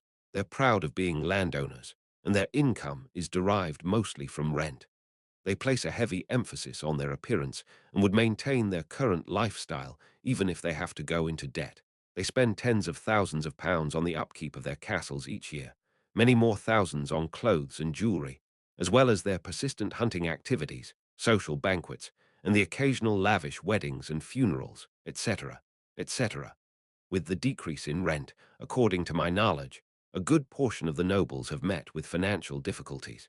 Because of this, Earl Wolf has sold 84 areas of land in the countryside and gotten 29 pounds in return. Viscount Conrad has also sold his art collection worth 55 pounds to a national art gallery. Other than a few visionary nobles who had long shifted their focus to steel, coal, railroads, banks, and rubber industries, the rest of the nobles have been severely affected by the Grain Act. Let us praise our dear Earl Hall. Father told me that the financial distress will loosen the control the nobles have over politics. As you can imagine, the number of ministers with blue blood will decline from the next year onward. In a bid to secure funding, the Conservative Party and the new party have promised to confer upon anyone the noble titles, as long as they donate a sufficient amount of money and lack any criminal records. Of course, the caveat is that the person who donated the money must own an amount of land befitting of a noble. One example is the rich Mr. Sindras. He purchased the lowest area of land expected of a baron, 60 aries, then donated 100 pounds to the Carlton Club and 400 pounds to the Conservative Party, and donations to charity amounting to 300 pounds. Finally, he succeeded in receiving conferment from His Majesty and became a highly regarded baron. I've heard that there's a price list to this. 300 pounds for a baronet and 700 pounds for a hereditary baron. There is no clear price for the title of Viscount or Count, but I'm sure those are sufficiently ridiculous. This year, many nobles who are facing financial difficulties are starting to seriously consider the possibility of marriages with wealthy merchants. There have already been 3 marriages like this over the last 2 months. The betrothal gifts the noble women received are something to be envied. Also, the workers who protested the Grain Act did experience a decrease in the cost of living, but the quality of their lives has not improved. Instead, it seems to have deteriorated as the bankrupt farmers have entered the city and stolen their jobs by requesting lower wages. Thus, the wages of the laborers are dropping rapidly. I remember the day when Father asked me who I felt was the winner of the Grain Act. My dear Alfred, you must know the answer. You would definitely be able to obtain a hereditary baron title through your own efforts. Zio Derecher and Fors Wall were returning to the Backland Bridge Borough after they received Audrey's reply. Zio, with her messy blonde hair, was looking out the window of the carriage. Her eyes were bright like 2 burning balls of flame. She muttered the term 450 pounds to herself repeatedly, as if reciting an incantation. Her strength and courage grew every time she repeated the term. Darkholme hasn't reported the status of the investigation today. Let's make a trip to his house. Zio suddenly turned to look at Fors. Darkholme was the leader of a gang in the Backland East Borough and had control over many beggars and thieves. Even though he looked very friendly with his chubby face that was perpetually adorned with a warm and amiable smile, Zio knew that he was a merciless scoundrel. He once broke the arm of a 13-year-old thief because the boy had hidden his profit. Unless it was necessary, Zio was unwilling to meet Darkholme, but Darkholme was one of the few people who were most familiar with the vagrants in the city. Fours pushed her slightly curly hair back behind her ear. As long as it doesn't delay my lunch. No problem. Perhaps I could treat you to an Inti's feast after this week, Zio promised in complacency. Must I thank God? Fours asked as she laughed. Unlike Zio, Fours was a moderate believer of the god of steam and machinery. As they conversed, the two ladies switched to another public carriage and arrived at the Backland East Borough and arrived at Darkholme's house. It was a terrace house located in a narrow alley. There were green plants hanging from the walls. The exterior looked relatively unkempt. Zia walked to the door, raised her right hand, and knocked in a unique rhythm. The unlocked door opened with a creak following her knocks. Zio's apparently confused expression immediately turned stern, like a wary lion's. She took out a triangular blade she carried with her and cautiously pushed open the door. She then slowly stepped inside. Fours also stopped looking nonchalant, having produced a dagger of unknown origins. They didn't smell any peculiar scents, but their rich experience told them that something was off. 1 step, 2 steps, 3 steps. Zio and Fours entered Darkholme's house. Then they saw a pale limb on a gas lamp, internal organs on a coffee table, as well as strips upon strips of flesh strewn on the floor and hung on the clothes rack. Pieces of bone had been stripped clean and piled up near the door. And amongst the bones was a head, its vacant eyes open. It was none other than Darkholme. His chubby face still maintained the amiable smile, as if everything was normal. Furthermore, there was no stench of blood in the house. As a former clinical doctor, before becoming a best-selling author in Sequence 9 Bayunder, Fours has seen many death scenes more disgusting than this. She patted the tense Zio, who was on the brink of vomiting as she surveyed the surroundings. Kilangos. Vice Admiral Hurricane Kilangos. He realized that Darkholme was investigating the missing vagrants and tracked him back to his house.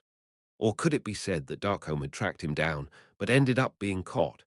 Zio fought back the urge to retch and said with a serious expression, he sure lives up to his name as a merciless and crafty pirate admiral. The strangeness here also fits the description of his treasure. Crafty. Fours was suddenly alarmed as she blurted out, could he be waiting nearby in an ambush against the mastermind behind the investigations? Zio froze for a moment before answering in a fluster, that's highly likely. He was a Sequence 6 wind-blessed, a powerful pirate with a mystical artifact, while they were just two Sequence 9s. This was an extremely simple and easy contrast.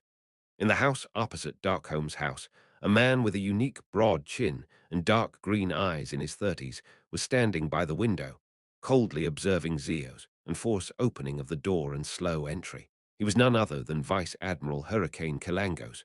The black glove on his left hand twitched as if it were alive. A layer of dull gold scales appeared on its surface. Kilangos revealed a cruel and joyous expression as his dark green eyes turned pale gold and indifferent.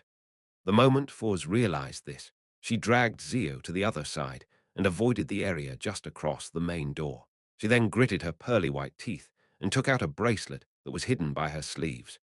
This silver bracelet had 3 dark green, coarse stones which showed signs of burn marks and were rough and uneven. Fours pulled out one of the stones and let out a low growl in ancient Hermes. Door! She grabbed onto Zio Derecha tightly as the stone released a faint blue glow. The figures of the two ladies turned indistinct, nearly invisible. They saw many forms they found difficult to describe. There were even transparent objects that didn't seem to exist. They saw different colors, lustrous splendors which seemed to possess immense knowledge. They had entered the mysterious spirit world. In this strange world that stood distinct from reality, Fours proceeded in a particular direction while pulling Zio along. Seconds later, they exited their indistinct states and returned to Realitido Backland. But they were no longer at Darkholme's house, but instead arrived at an empty cemetery. Kilangos, who was wearing his scaled glove, silently appeared at the door of Darkholme's house.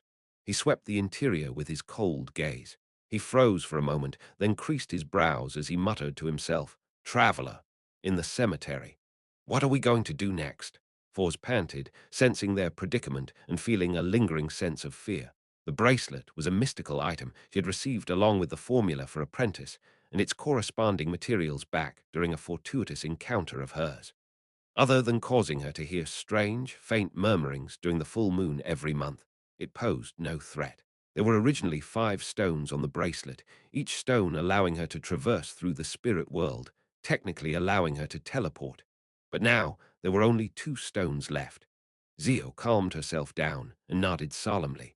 First notify Miss Audrey, then we call the police. Chapter 178. The subsequent ideas call the police. For's Wall repeated in surprise. To Beyonders, lodging a police report seemed to be something of another world. Zio paced back and forth as she tugged her coarse blonde hair. The scene of Darkholm's death is harrowing and creepy. As long as the police aren't blind, they would definitely pass the case on to the mandated punishers, the Nighthawks, the machinery hivemen, or the special department of the military. When that happens, we can leak some more information and let them know that the murderer is Kilangos. At that point, the entire city will be chasing after him. Our goal is only to look for Kilangos, not to capture him. With the help of so many Beyonders, things would become much simpler and safer. Once Kilangos panics and makes a mistake, it would be our chance to claim our bounty. Heh heh, I'm referring to the discovery of his whereabouts. Zio laughed dryly and looked at the appalled Fours. Do you think that the only way I know to deal with problems is by charging into them head first? The difference between us and Kilangos is as vast as the Daisy Bay. Foz nodded slowly and said, Your understanding of yourself is absolutely right. You've done too many things of a similar nature. Hence, the losses that you've suffered is sufficient for you to advance to Sequence 8. Luckily, you're still rational enough regarding this matter. Zio lowered her head to look at her triangular blade. She thought for a moment and said, I have to be honest. I clearly sensed the approach of death earlier. Kilangos was no doubt nearby. That was an aura evil enough to destroy us at any time. That triggered an instinctual response in me. Fors wore her silver bracelet that had 2 stones left and thought seriously. I agree with your idea. Let's inform Miss Audrey first and lodge the police report after. Yes, regardless if it was Darkholm or his underlings who found Kilangos' traces. We could continue to investigate with that approach and find out Kilangos' activity range and the location of his residence. Zio creased her slim, blonde eyebrows and said, But Kilangos would definitely not remain in the same place. Even as one of the 7 pirate admirals, even if he had the assistance of a mystical artifact, Kilangos had to be extremely careful in Backland. Even Nast, the king of the 5 seas, had once encountered disaster here and was nearly caught. No, what I meant was to surmise or confirm the purpose of Kilangos' visit to Backland based on the clues.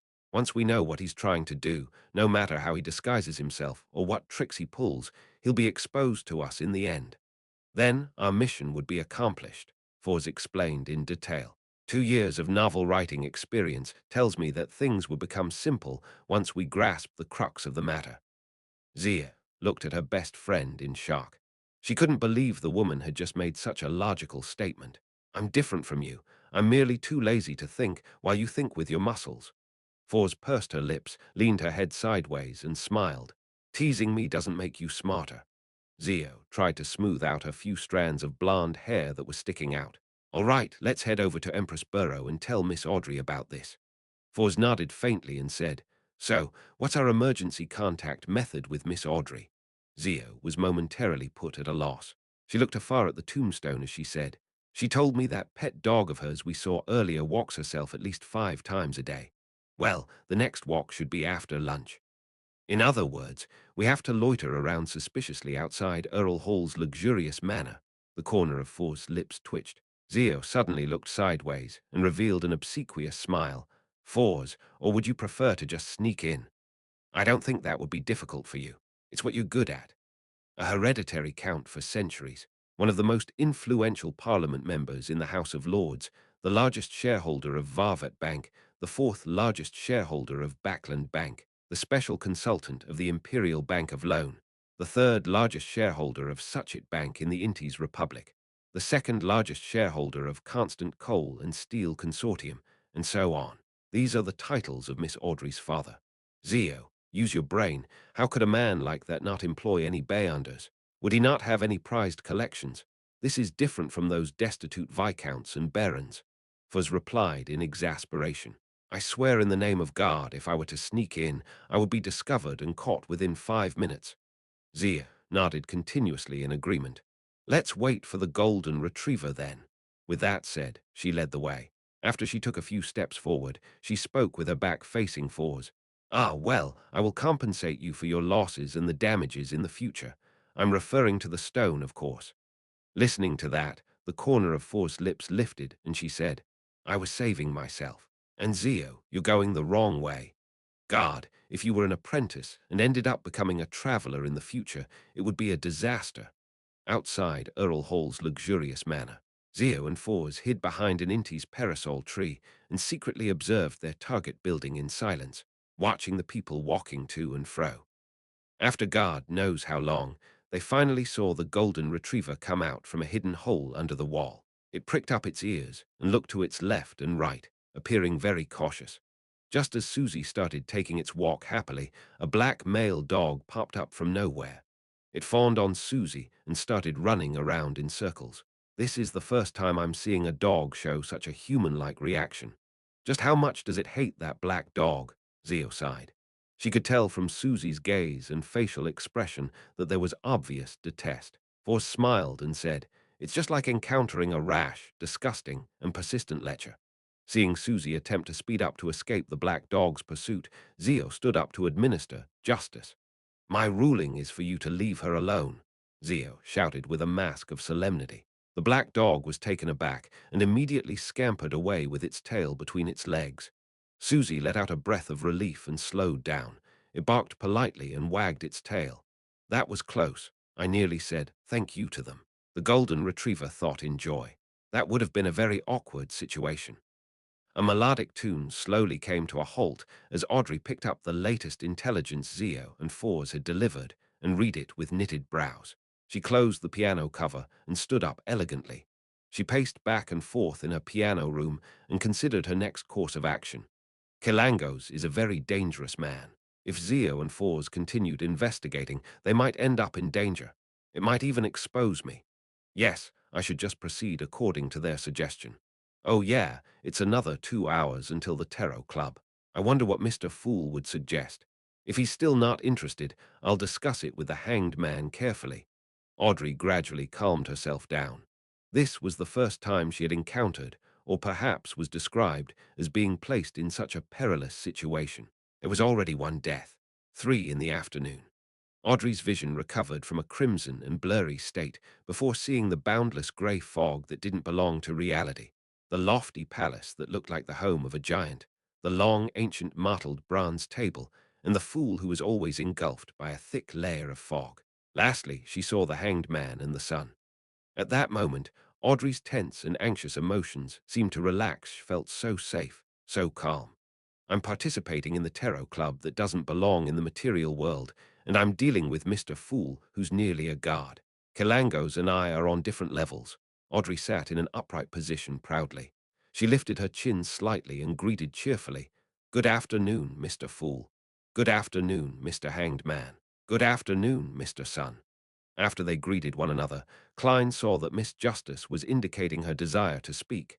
Therefore, he nodded faintly to express his permission. Honorable Mr. Fool, I wonder if your blessed has received the compensation of £300, Audrey asked, holding back her urge to talk about Kilangos while she showed concern over her leader's blessed. Klein smiled and said, I didn't pay close attention to this matter, but as my blessed didn't request for additional help, I suppose he has already received it. Yes, I've checked multiple times. There are £300 lying in my anonymous bank account, Klein added in his head happily. That's great, Audrey relaxed and looked across her. Mr. Hanged Man, there's been progress regarding Kilangos. Alger suddenly sat up straight. He couldn't hide his excitement as he asked, Where is he? Unfortunately, he noticed our investigations just after we discovered his tracks. He killed one of the personnel involved. Audrey repeated the highlights of Zio's and Force's story and explained their follow-up plan in detail. Alger nodded faintly and said, I'll pay close attention. Then he turned to the side and looked towards the seat of honor at the long bronze table. Under the vacant gaze of the son, Derek, who listened but didn't understand anything, he said, "Honorable Mr. Fool, if I were to find out Kalango's true intention and the very important and mystical item that he intends to obtain, please allow me to recite your name and inform you through the ritual." He didn't repeat his request for the fool's blessed to provide him assistance. As he brought it up before and the fool had given his answer, there was no need to harp on the topic. Otherwise, it might provoke the guard. Hence, Alger made it clear that his intention was only to report his findings. If the final temptation was sufficient, he believed that Mr. Fool's blessed would definitely appear. That works. Audrey widened her eyes. I should have asked for the right to report as well. I might be able to gain Mr. Fool's guidance occasionally, she thought with regret. Under everyone's gaze, Klein leaned back into his chair and nodded faintly. He replied slowly, "You may." Chapter 179. Praising Mr. Fool Alger heaved a sigh of relief when he heard the fool's answer. He lowered his head and humbly said, "Please allow me to thank you in advance. That's because I'm also curious. Curious about the item Kalangos is searching for.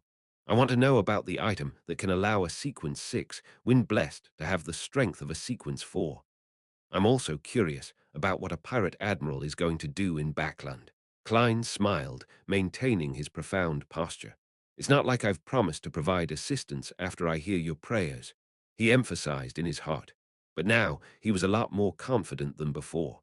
Now he had actual allies and the mysterious Mr. Azik, who was currently in Backland.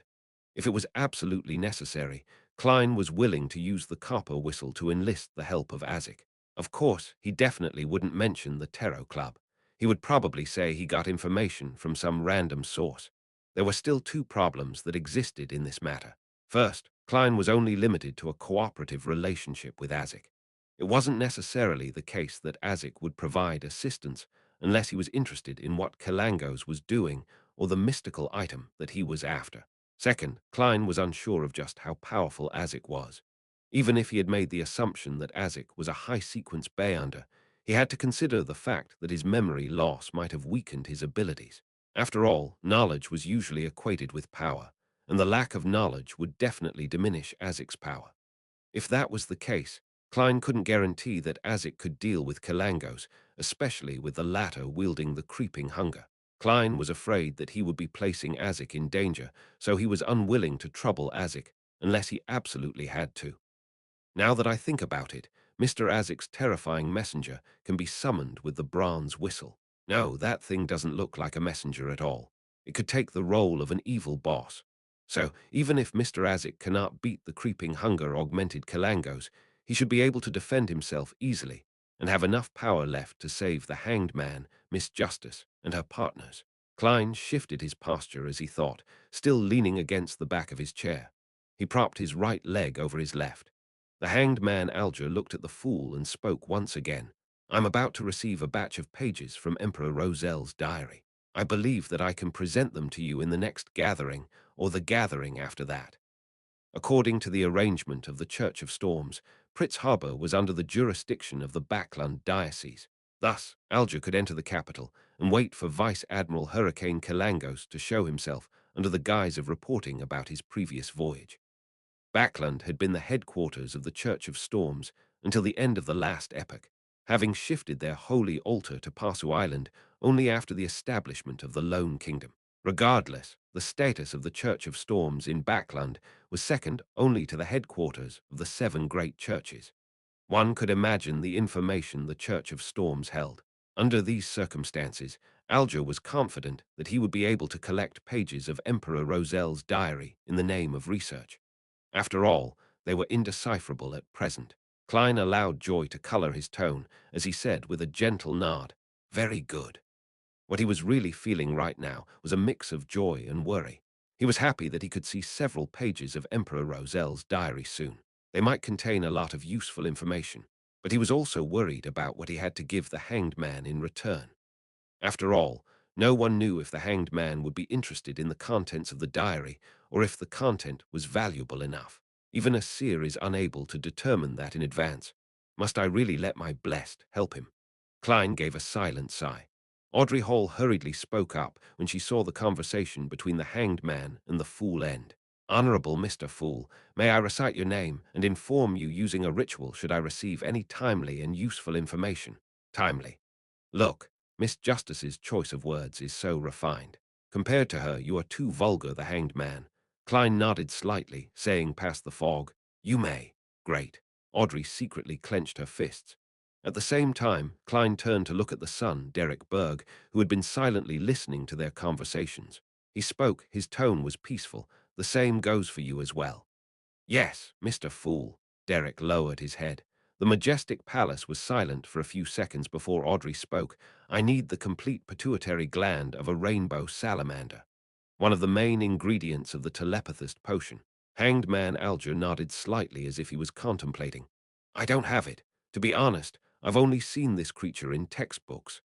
The son, Derek, heard the term automatically translated to him as phantom nether drake. What kind of textbook would discuss a supernatural creature? How envious.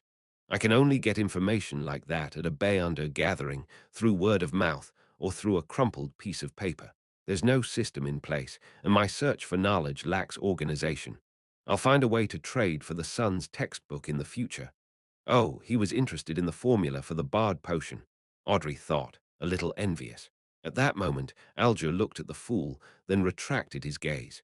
He then looked opposite him and said in thought, I might have a way of obtaining the complete pituitary gland of the rainbow salamander. Without waiting for Audrey to speak, he added on, but it's under the premise that Kelangos is found.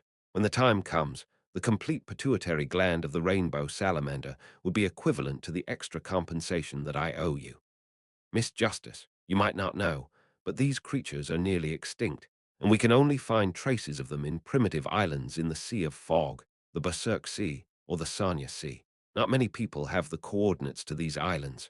Heh, if you're interested, we can make a deal, for I am one of the few who knows how to get there. I'm also interested in those primitive islands.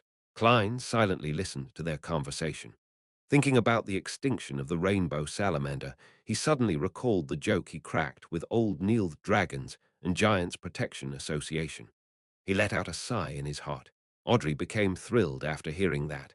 She fought back her emotions as she said, I once dreamed of going on a voyage in search of these primitive islands to take in the history. My goddess, the Tarot Club is too powerful, too wonderful, to be able to recruit a member who has the coordinates of the primitive islands. Praise Mr. Fool, Audrey couldn't maintain her spectator state as a smile crept across her face. Primitive islands. Klein froze for a moment, then thought about a page of Emperor Roselle's diary that he had seen, the one where the Emperor described himself as a pirate king. He said that he discovered an unnamed island with many supernatural creatures when he and his 4 horsemen of the apocalypse were traversing the Sea of Fog on an unsafe sea route. Could that be the so-called primitive island? How unfortunate, the great emperor didn't include any coordinates in his diary. Perhaps the information will be in some future pages, but as of now, I haven't received any pages of his diary in chronological order. Klein was filled with regret and anticipation. The son, Derek, was already confused by the terms Sea of Fog, Berserk Sea, Sanya Sea, Primitive Island, etc. He felt more and more certain that Miss Justice and Mr. Hanged Man belonged to a different world than he did. After collecting herself for a few seconds, Audrey asked curiously, does the near extinction of the rainbow salamander mean that the spectator pathway will be severed soon? No, there will definitely be substitute materials. Alger gave a definite answer. What substitute materials are there? Audrey's eyes brightened as she asked. Alger shook his head, replying without revealing certain profound truths. I don't know. Perhaps the members of the psychology alchemists might know. Then how can you be so sure that there will be substitute ingredients? Audrey didn't understand.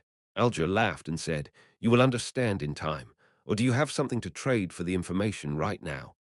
I guess I'll wait. Audrey pouted and sighed. She also dismissed the idea of asking Mr. Fool. There's no use in me knowing for the time being. The hanged man will definitely ask about something regarding Vice Admiral Hurricane, and I cannot be dragged too deep into that matter. She suddenly felt like praising her intellect. But what she never expected was that Mr. Fool was feeling very disappointed at that moment. Klein was rather curious about the secrets which Alger's words held. Unfortunately, Miss Justice, who was the best assist all this while, didn't choose to go through with the transaction. No matter what method they chose to perform a transaction, the contents of the deal couldn't be hidden from the owner of the fog.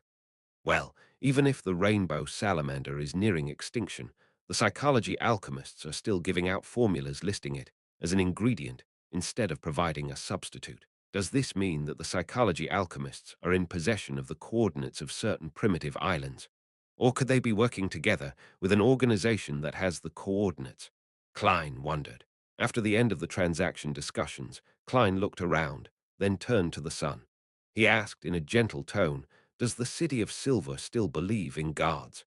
Klein was merely an official member of the Nighthawks and had no access to deeper mysticism knowledge. An example would be sacrificial rituals. Thus, in order to refine his understanding of performing sacrificing dedicated to himself, to move materials in the mysterious space above the grey fog, as a sequence 8, Klein needed to learn it as soon as possible from other sources. He came up with 3 methods after continuous consideration.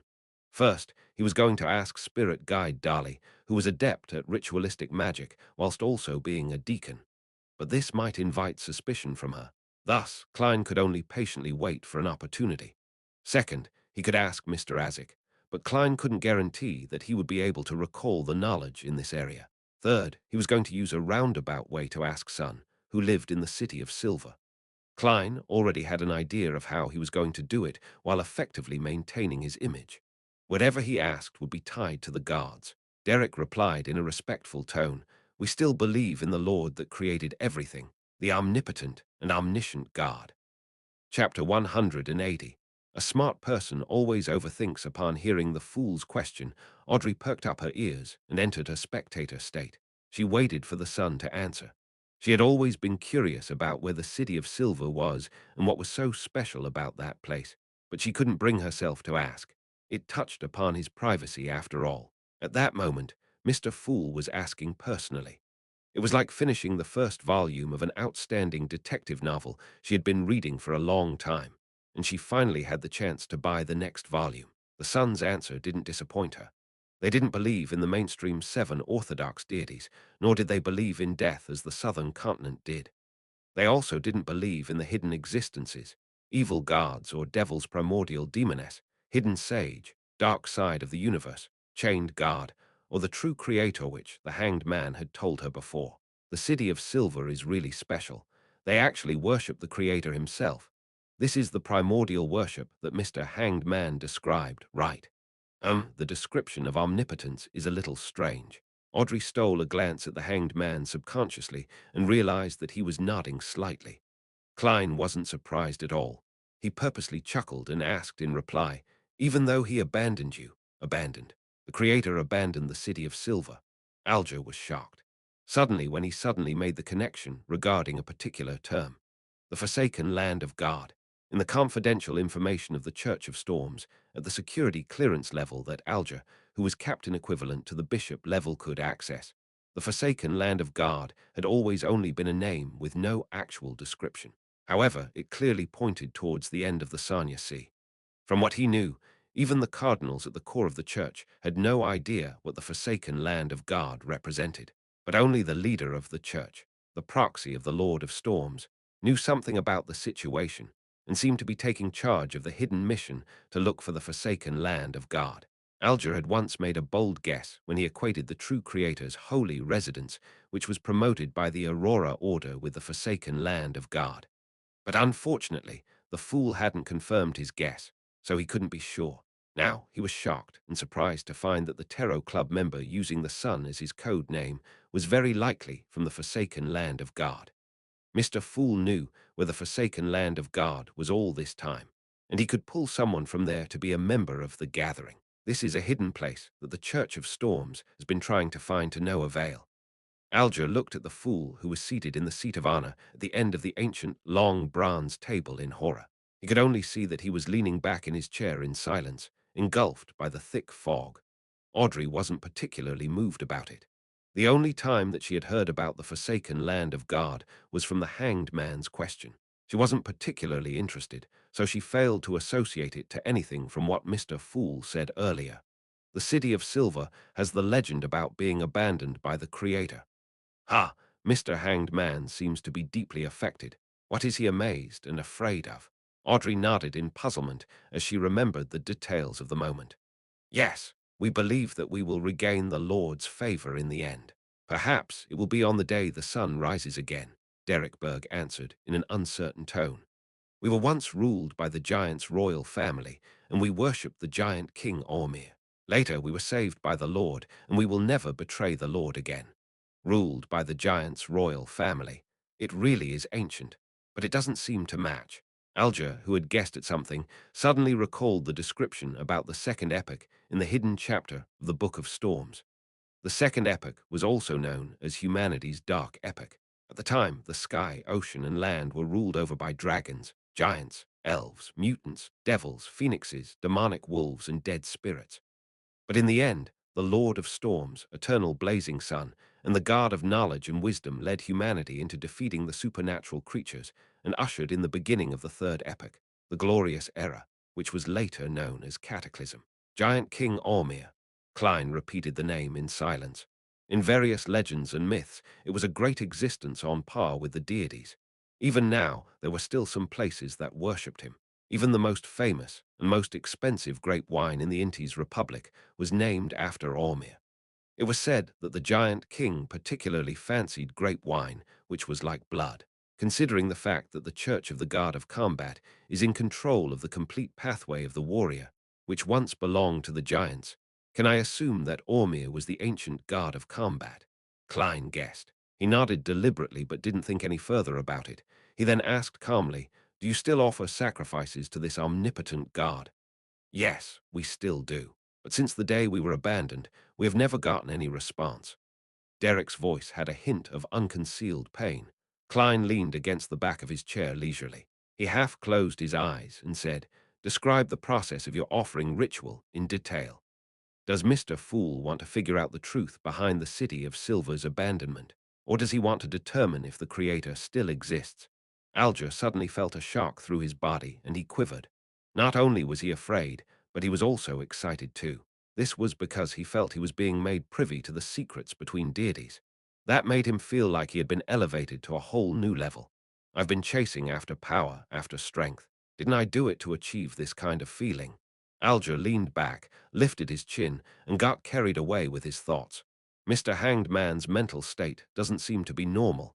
Audrey looked at him with pity. She finally understood that there might be some sort of shocking secret behind the communication between Mr. Fool and the sun, which led to the Hanged Man's loss of composure. After the Kalango's commission is over, I'll pay the price to get information about what Mr. Hanged Man learned today. I wonder if he would be willing to. Audrey thought in anticipation, yet was still a little worried. Derek didn't notice the weight that was hanging on his answer as he replied frankly, "We build opulent altars covered in the Lord's symbol. Every time we receive a bumper black-faced grass harvest, we hold a sacrificial ritual. We use the monsters we capture in the depths of the darkness to use as sacrificial offerings. After we recite God's honorable title and the necessary prayers, we dance for him and then kill the monsters to let their spirituality and tainted blood dye the entire altar. If we haven't caught any monsters, then we use a sinner on the lowest floor in the City of Silver prison instead. Then we turn the very first batch of black-faced grass into food and serve it before the Lord. In the end, we sing praises in unison and end the ritual. Since I was planning to offer a sacrifice to myself, I'm not picky about time, and the altar can be as simple as possible. The most important part would be to open a channel with the aid of the monster's spirituality or the blood-containing Bayunder powers to complete the sacrifice offering. Of course, this is under the premise that one will receive a response. How extravagant! Klein used his mysticism knowledge to analyze every step of the sacrificial ritual in the City of Silver before finally saying, "What are the corresponding prayers? What language do you recite them in?" Derek was also looking forward to this, so as to gain hints from Mr. Fool on how to shake off the curse, so he recalled it carefully and answered, "We use Jotun, which is also our common language. The corresponding prayers are, your devoted believers pray for your attention. We pray for you to take their offerings. We pray for you to open the gates to your kingdom. Klein listened in silence and intentionally let the engulfing fog slowly swirl around him. He nodded as though deep in thought and remained silent. As for what he learned from it, he obviously wouldn't share it. Alger found it very normal. How could the secrets of a deity be revealed directly to a mortal? Derek also steeled his resolve to quickly grow in power, so that he could obtain something that could garner Mr. Fool's interest in exchange for his guidance. After some more communication, Klein ended the gathering. He watched Justice's, the Hanged Man's, and the Sun's figures vanish before him. He looked down and saw the boundless grey fog and crimson stars that seemed eternally immutable. However, after he advanced to Sequence 8, he realized that he could connect even more stars. In other words, he could pull in more members. At least two. Klein nodded indiscernibly. He wasn't in a hurry to add new members. He planned to act as he had before. He would first wait and observe. If Justice and the Hanged Man had any recommendations, he could assess them first. What I saw the last few times was when the sun was praying. There was a clear crystal ball before him. But ever since I pulled him into the world above the grey fog, that crystal ball has never appeared again. Does the prerequisite needed to pull people in through the connection of the Crimson Star have something to do with having a special item around them? Or does every Crimson Star correspond to an item in reality, which, when it's connected successfully, it would return to the world above the grey fog? I wonder if Miss Justice and Mr. Hanged Man were the same. Let's just assume that's the case. In that case, if people without this special item were to recite, "The fool that doesn't belong to this era, the mysterious ruler above the grey fog, the king of yellow and black who wields good luck," and allow me to hear their prayers, would I be able to pull them in? I can give it a try in the future. Klein didn't stay any longer. He wrapped himself with spirituality and stimulated a descent, leaving behind the lofty palace, the ancient table, and the 22 high-backed chairs which sat immutably above the grey fog. He had mastered the overflowing power of the clown potion and eliminated the corresponding negative effects. Therefore, he wanted to try the ritual to summon himself. I wonder what I'll conjure this time. Klein thought in anticipation and fear as he fell through the mad ravings. Chapter 181. Different State Klein didn't hurry to dispel the wall of spirituality when he returned to his room. Instead, he expertly took out a candle infused with sandalwood and placed it in the middle of his desk. He then followed the steps for the ritual, lighting up the candle with his spirituality and scattering essences, extract, and herb powder herbs, symbolizing good luck and mystery. He saw the flame alternate between being dull and bright as he took in the fragrance of peace and harmony. Klein took 2 steps back and looked at the candle on the table. He then shouted in the language of the giants. "I," after a pause, he switched to Hermes. "I summon in my name. The fool that doesn't belong to this era, the mysterious ruler above the grey fog, the king of yellow and black who wields good luck." At that moment, the flickering flame fused itself with the harmonious scent to form an illusory vortex, a vortex that manically absorbed the spirituality. After Klein finished reciting the incantations, the vortex stabilized to become a palm-sized circle of grayish-white fog. After observing the fog, Klein took 4 steps counterclockwise without hesitation. He returned to the world above the fog, and as he expected, he saw ripples of light spreading from his high-backed chair, accentuating the mysterious aura of the weird symbolled, pupilless eye and partially contorted lines in his chair. He took in a deep breath and calmed his soul down using cogitation before extending his hand toward the target. At that moment, he heard the incantations that he had just recited. He saw the surging spirituality, and the rippling light fused to form an illusory door. Compared to the previous time, the door was now completely formed and was etched full of mysterious patterns. The patterns were the same as the symbol on the back of the fool's chair, a symbol made up of the pupil-less eye and the partially contorted lines. As he looked at the door, Klein focused his mind and willed the door open. Without warning, ripples formed in the eternally immutable grayish-white fog and the majestic palace, like a stone being cast in a peaceful pond. The ripples spread in the direction of the door of summoning. The sound of heavy scraping sound caused by friction could suddenly be heard. A slit appeared in the heavy, mysterious door. Beyond it, one could faintly see an immensely dark world, filled with countless indescribable, transparent figures. There were also streaks of different colors, lustrous splendor that harbored infinite knowledge. At that moment, Klein felt an unimaginable, irresistible attractive force coming from beyond the door.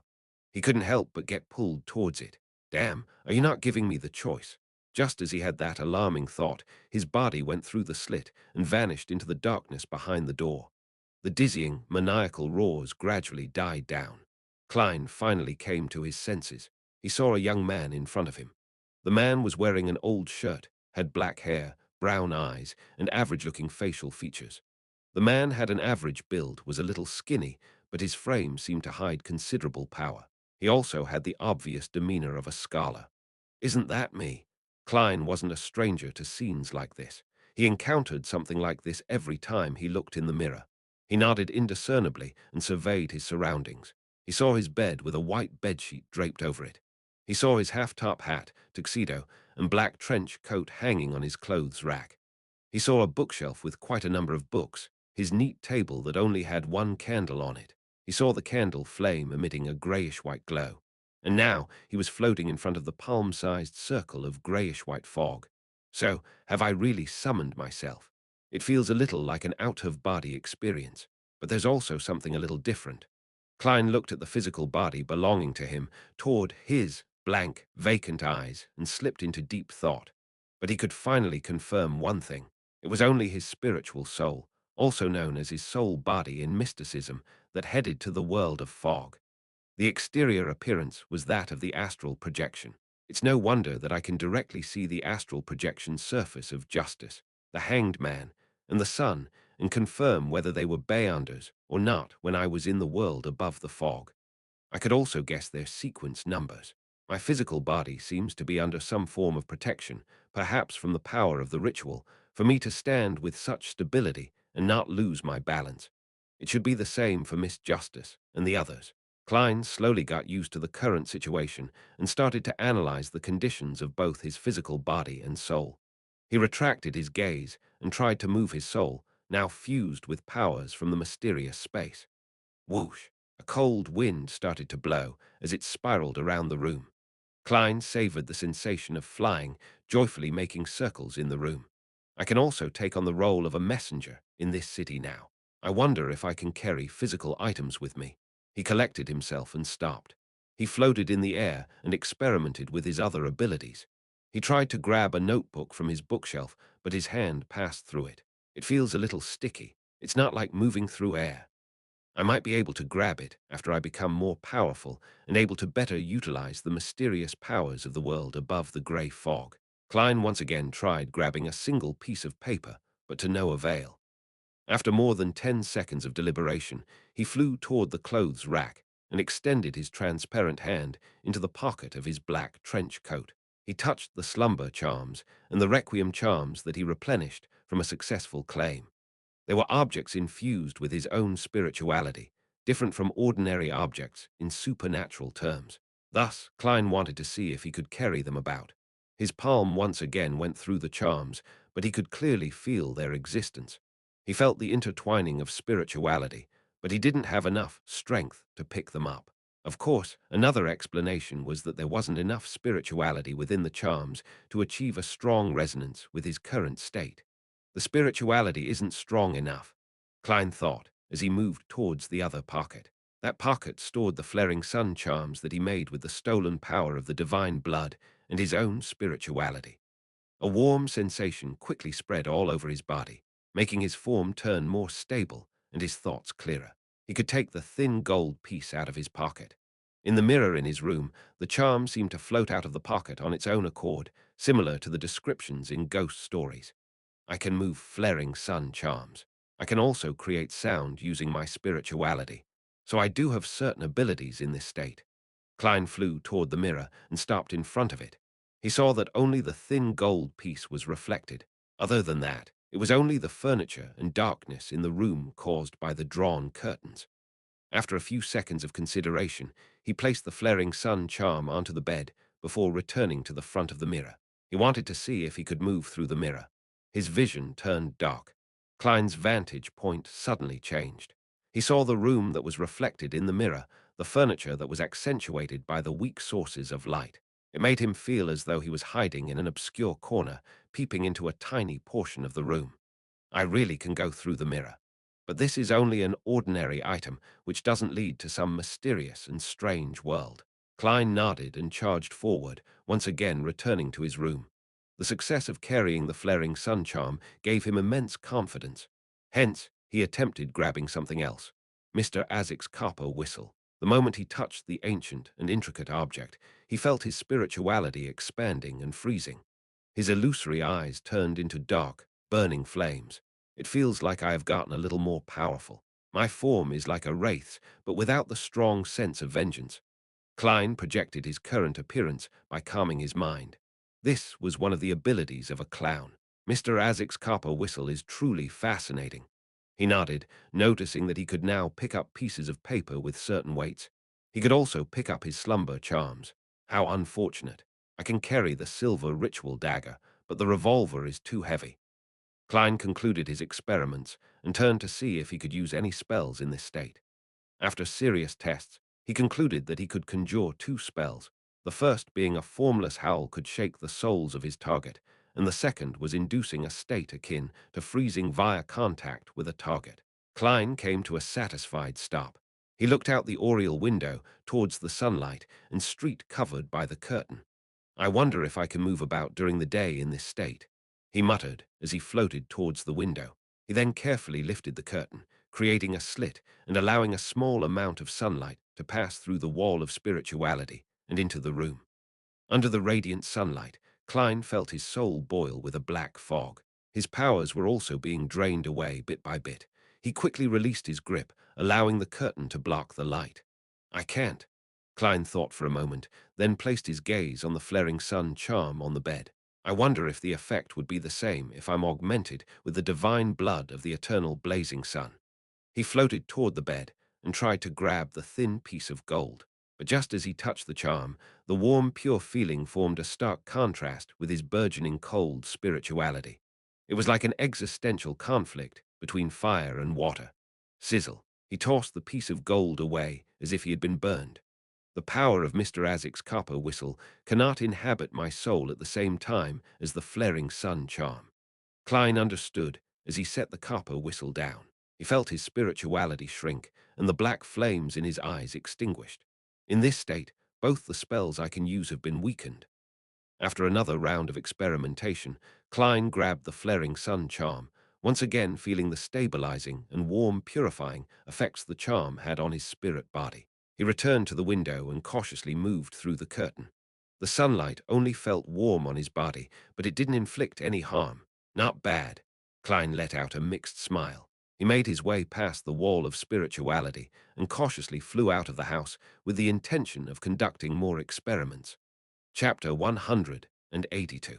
Wanderer Klein, the weather in Tingen, turned from refreshing cool to a bitingly chill in early September. However, the sunlight at 3 or 4 in the afternoon was still warm and soothing. Klein went through the wall of spirituality and the oriel window. He floated in the air outside of his bedroom as he overlooked the people and carriages shuttling to and fro Daffodil Street. Just then, there was a man in a grey labor uniform who suddenly lifted his head and looked over. Klein panicked and wanted to hide, but he couldn't find any suitable cover. When he didn't see anything to hide behind, he started to sneak back into his house. However, from the corner of his eye, he saw the man earlier merely glanced over the window. Then his gaze followed a flying sparrow, but unfortunately he lost sight of it. In Tingen, birds could occasionally be seen. Phew, I forgot that an ordinary person wouldn't be able to see me. Klein let out a breath of relief and felt that he had yet to get used to the situation. As he grew more confident, he flew lower and went to a nearby spacious street where he floated above people's heads. As he drew closer, Klein immediately realized that his vision was the same as his spirit vision.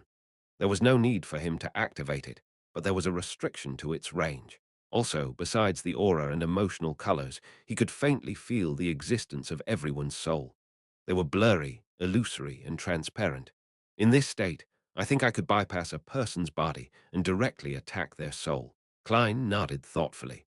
He circled around and prepared to test his fastest speed. Hence, he flew towards Iron Cross Street with all his strength. It didn't take long before he came to a halt and arrived outside the apartment he used to stay in. It should be about the speed of a car on the highway. It's a pity that I still can't go in and out of the spirit world. Otherwise, it'd be perfect. But if I were to be lost in the spirit world, it's said that the consequences are very severe. Just as Klein finished his self-evaluation, he felt low-spirited and gloomy. There was an unspoken pressure. He looked around and felt that Iron Cross Street was engulfed with gloominess that ordinary people could see, a darkness that the sunlight couldn't dispel. There were layers of numbness, despair, pain, and other emotions overlapping, as though they were corporeal. It feels just like what I experienced when using spiritual perception on this street when I first became a seer. Iron Cross Street's Middle Street and Lower Street hasn't changed to this day. I wonder how many years it took to accumulate such oppression and gloominess. Klein recalled the past and sighed as he flew up to the third floor of the surrounding buildings. He finally felt sunlight and shook off his depression. Klein flew along Lower Street, and from time to time he would see residents who were dressed in tattered clothes, looking expressionless and malnourished.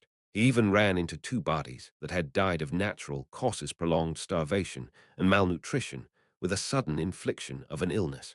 There were countless people who died in agony every month. However, the bankrupt farmers and slaves that surged in from the southern continent replaced them very quickly. Klein sighed in silence and changed direction and flew south. That was the industrial area of Tingen. The steelworks, lead factories, ceramic factories, printing factories, metalworks factories, machine construction factories, and other factories all built right next to one another. As he flew, Klein saw towering chimneys. He saw dust filling the air and a thick gloominess that was only slightly better than that of Lower Street. It was crowded with emotions of exhaustion, pain, pessimism, and numbness. Laborers who were in their 30s were considered the minority. Just as Klein wanted to fly lower to look at the area more closely, he suddenly felt weak. It was a weakness that came from inside him. My spirituality can't withstand the duress. Klein became alarmed. He was in a hurry to return home, but he suddenly thought of a better possibility. I was summoned out. If I were to end the summon, I would return naturally. He calmed down and carefully felt the surrounding environment and his status. Unsurprisingly, he discovered something that was connected to him from infinitely far away, but also infinitely close to him. It formed an intricate tether to him. Through this connection, Klein clenched the flaring sun charm tightly and willed the strong desire to end the summoning. A massive and terrifying suction force overwhelmed him as his figure went from transparent to nearly invisible, and in a flash, he vanished from the corporeal world. Silence was everywhere in the boundless grey fog, and there were illusory crimson stars that twinkled. Klein reappeared in the lofty palace that looked like the home of a giant, as he sat in the seat of honor at the ancient bronze table. The entire procedure went well. Furthermore, Klein looked at his spirit body in pleasant surprise and saw that it contained a warm and pure gold portion, the flaring sun charm. I actually brought something corporeal into the world above the grey fog. He held the charm with a smile and fiddled with it to make sure it wasn't an illusory item. Klein stood up and paced back and forth, feeling completely gratified. He thought to himself in anticipation. As expected, ingredients and items can be brought into this mysterious space. I just need to find the correct way. However, this method is quite complicated. It needs me to do quite a bit before it reaches the destination. Furthermore, if I were to be summoned by the members all the time, it would damage the fool's image. I can only do that occasionally or after I understand it more. I can design an incantation that summons the fools blessed, but it will similarly be directed at me. I'm not some born laborer. Why must the incantation point towards me?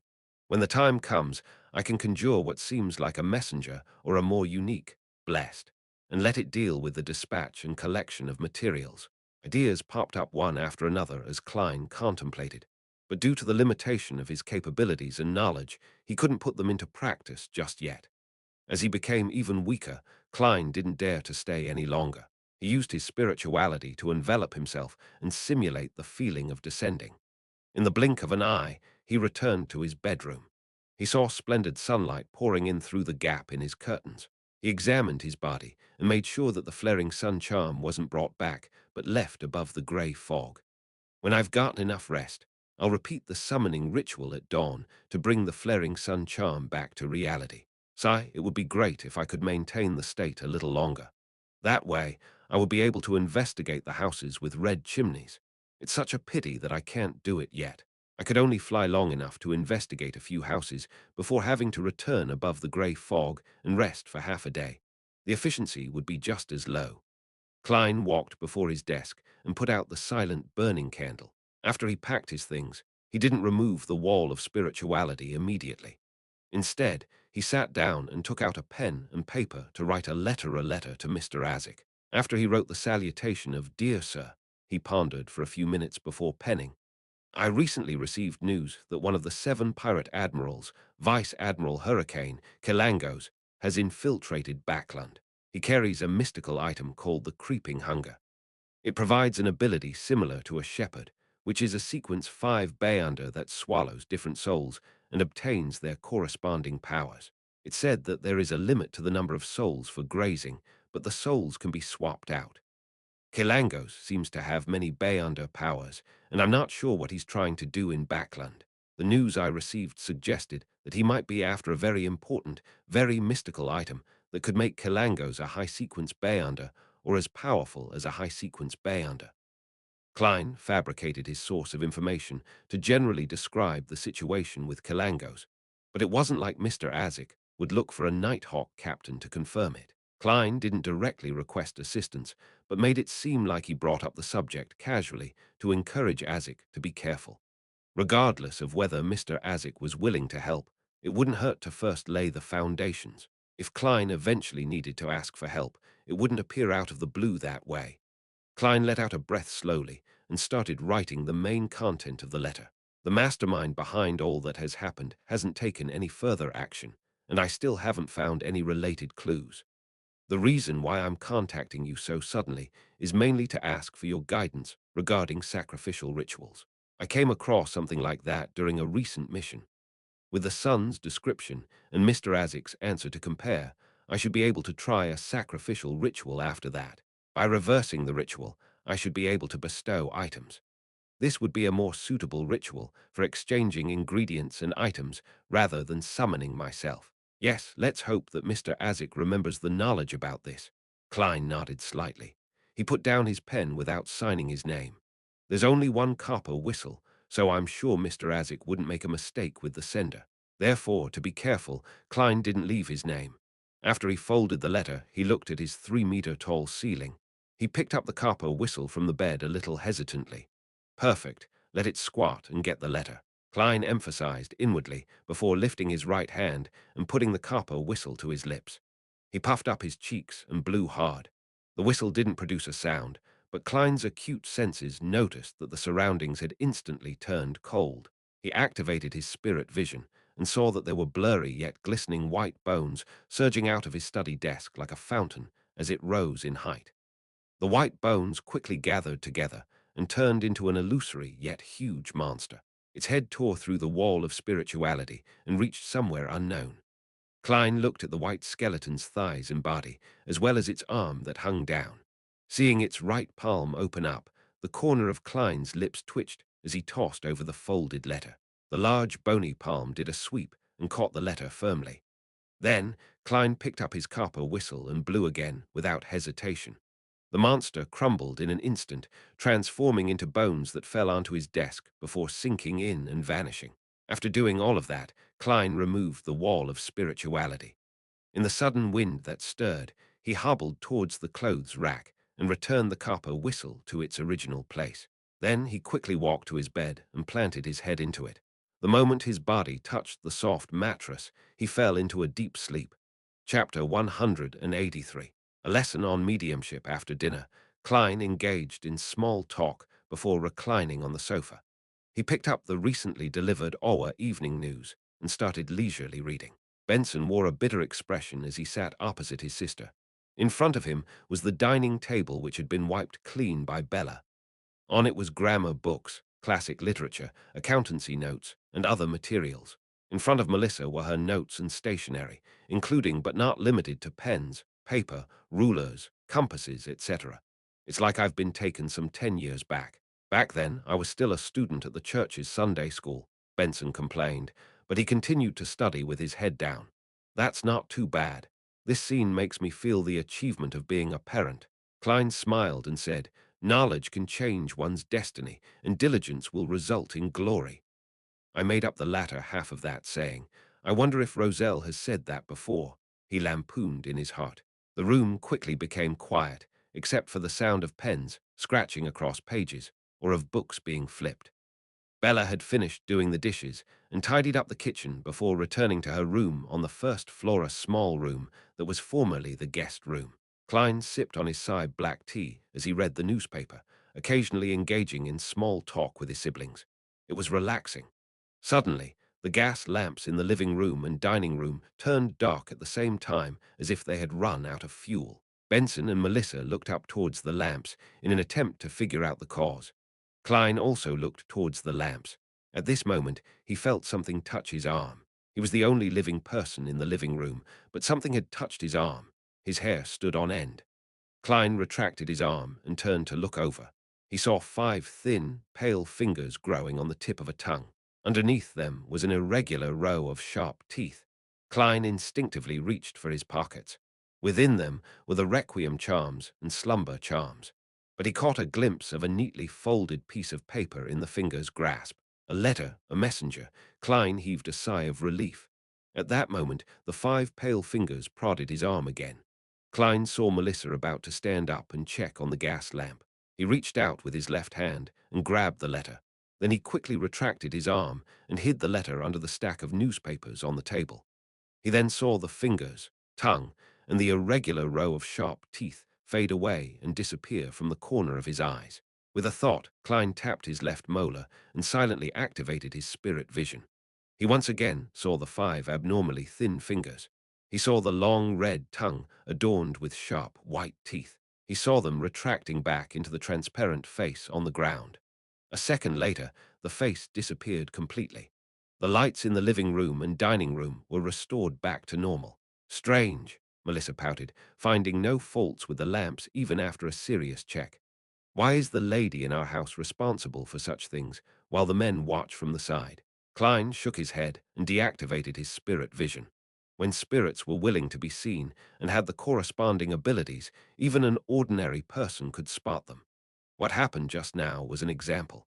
After discussing the problem with the gas lamps, the Morty siblings became quiet once again. Benson and Melissa once again delved into the ocean of knowledge. Klein used the newspaper as a cover and unfolded the letter with one hand. He placed the paper between the newspapers and started reading the reply from Spirit Guide Dali. I have to emphasize again, I prefer the title of Spirit Medium. I'm going to give you a positive response regarding what you asked. Yes, mediumship rituals can also be used on living beings, not just living humans. But this is troublesome and poses some level of danger. The souls left behind by the dead are pure. They have few impurities or chaotic thoughts. We can communicate with them, asking them questions and receiving answers without any barriers. Of course, you can use the method of dream divination to directly receive images from them. But that cannot be replicated with living humans. The subject still has a will and would fight against unprotected communication between souls. Klein's lips twitched when he read the letter.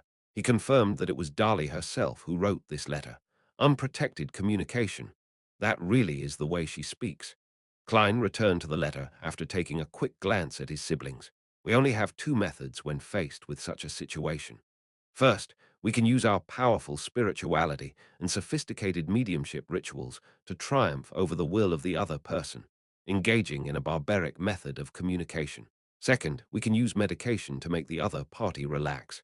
What I use the most are the Amantha essence and eye of the spirit medication. Heh heh heh, I'm sure that you still have a lingering impression of those. After reaching the stage of channeling the soul, you must take note that you're also in a spiritual state, unlike when you're communicating with the souls left behind by the dead. In simpler terms, your spirituality is entering the spirituality world of the other party. Take note, a professional spirit medium wouldn't lack the means of protecting themselves under such a state. But you cannot do that. You would not be able to learn or use the techniques that I know of even if I explained them to you. So you have to maintain a certain level of lucidity and rational thought. Only through this method can you fight back against the torrents of the other party's random and chaotic thoughts before arriving before his spirit and establishing communication. At this point, you'll be communicating at the level of the body of heart and mind. At this stage, you have two options. One is to use a technique to forcefully read the memories of the other party, but you have to be very careful, for you cannot be sure if the things you're reading are the things that you want to know. If you indiscriminately receive a large amount of memories from a person, it's very likely that your soul would collapse. Furthermore, it will cause severe damage to your target's soul, sometimes even destroying them completely. Unless you're a professional spirit medium, I do not suggest using this method. The second option is to gently communicate with the other party's body of heart and mind. No matter how you entered, whether it be through violence or medication, the target will definitely be in a groggy state. They would generally not be able to lie, just like you couldn't. No, you cannot recall what happened to you, although I know you've definitely forgotten about it. Sorry, Madame Darley, I was very awake back then. Klein chortled inwardly as he lowered his gaze and read the rest of the letter. Such communication can allow you to obtain real answers, but they won't necessarily all be the truth. You should understand what I mean. As long as you read the news, you must have heard Emperor Rosel's famous quote. I don't remember the actual quote, but the essence of the quote is that what one says shall be the truth, the whole truth, and nothing but the truth. In short, a spirit might not remember everything because a lot of memories are in one's subconscious or collectively be in the subconscious. Oh, I shouldn't mention that. Dunn calls it the evil theories of the psychology alchemists. Thus, you must be able to guide the soul and be good at designing your questions. Do you understand? The corresponding techniques include. These are all under normal circumstances. What should we pay attention to when we're trying to communicate with the soul of a beyonder who has gone insane? It's the same maintaining your lucidity. You must not fall into a daze at all. This is because a Beyonder's spirituality is very potent and their spirit is filled with chaotic thoughts. Let me give an example. An ordinary person's consciousness is an island. The subconscious is the portion of the sea beneath the island. The collective subconscious is the surrounding sea. The sky belongs to the spirit world. As for a Beyonder, his island might have a controllable active volcano. A lunatic's island might have a volcano that can erupt at any time. It would quake the foundations and pollute the sea. When you come into unprotected contact with the spirit of an insane person, his chaotic thoughts might infect you, just like how polluted water in the sea would flow outward, spreading further. Yes, channeling his spirit under such conditions is like linking your sea to his. Thus, you need to pay close attention to this pollution. A few examples are when a spirit medium is careless when doing similar things and didn't use any protection. After that, they can develop mental problems similar to that of the target. Under normal circumstances, mental diseases are not contagious. But in the domain of mysticism, in the world of channeling spirits, they can indeed be contagious. Maintaining your lucidity and not being affected by the chaotic thoughts of the target are things that you must pay attention to. Following those would be the guided questions, which can be used to effectively communicate with an insane person. If you wish to try this, I suggest applying a serenity agent before doing so. The corresponding formula is available behind Tingen City's Channy's Gate. There's also the formulated product. It can be effective in helping you maintain rational thought during the process. Of course, you can also get done to apply for help from the Backland Diocese. I'm very willing to see the spirituality state of an insane sequence 7 psychiatrist. Lucidity and rational thought. That's my expertise. I maintained lucidity and rational thought even when my soul was being channeled. Of course, I'm not someone who lets confidence get to my head. I'll still apply for the Serenity Agent, Amantha Extract, and Eye of the Spirit medication. Klein heaved a sigh of relief, a little eager to make the attempt. He put down his newspaper and stood up. He then entered the bathroom and ignited the letter with his spirituality before tossing the ashes into the toilet bowl and flushing them.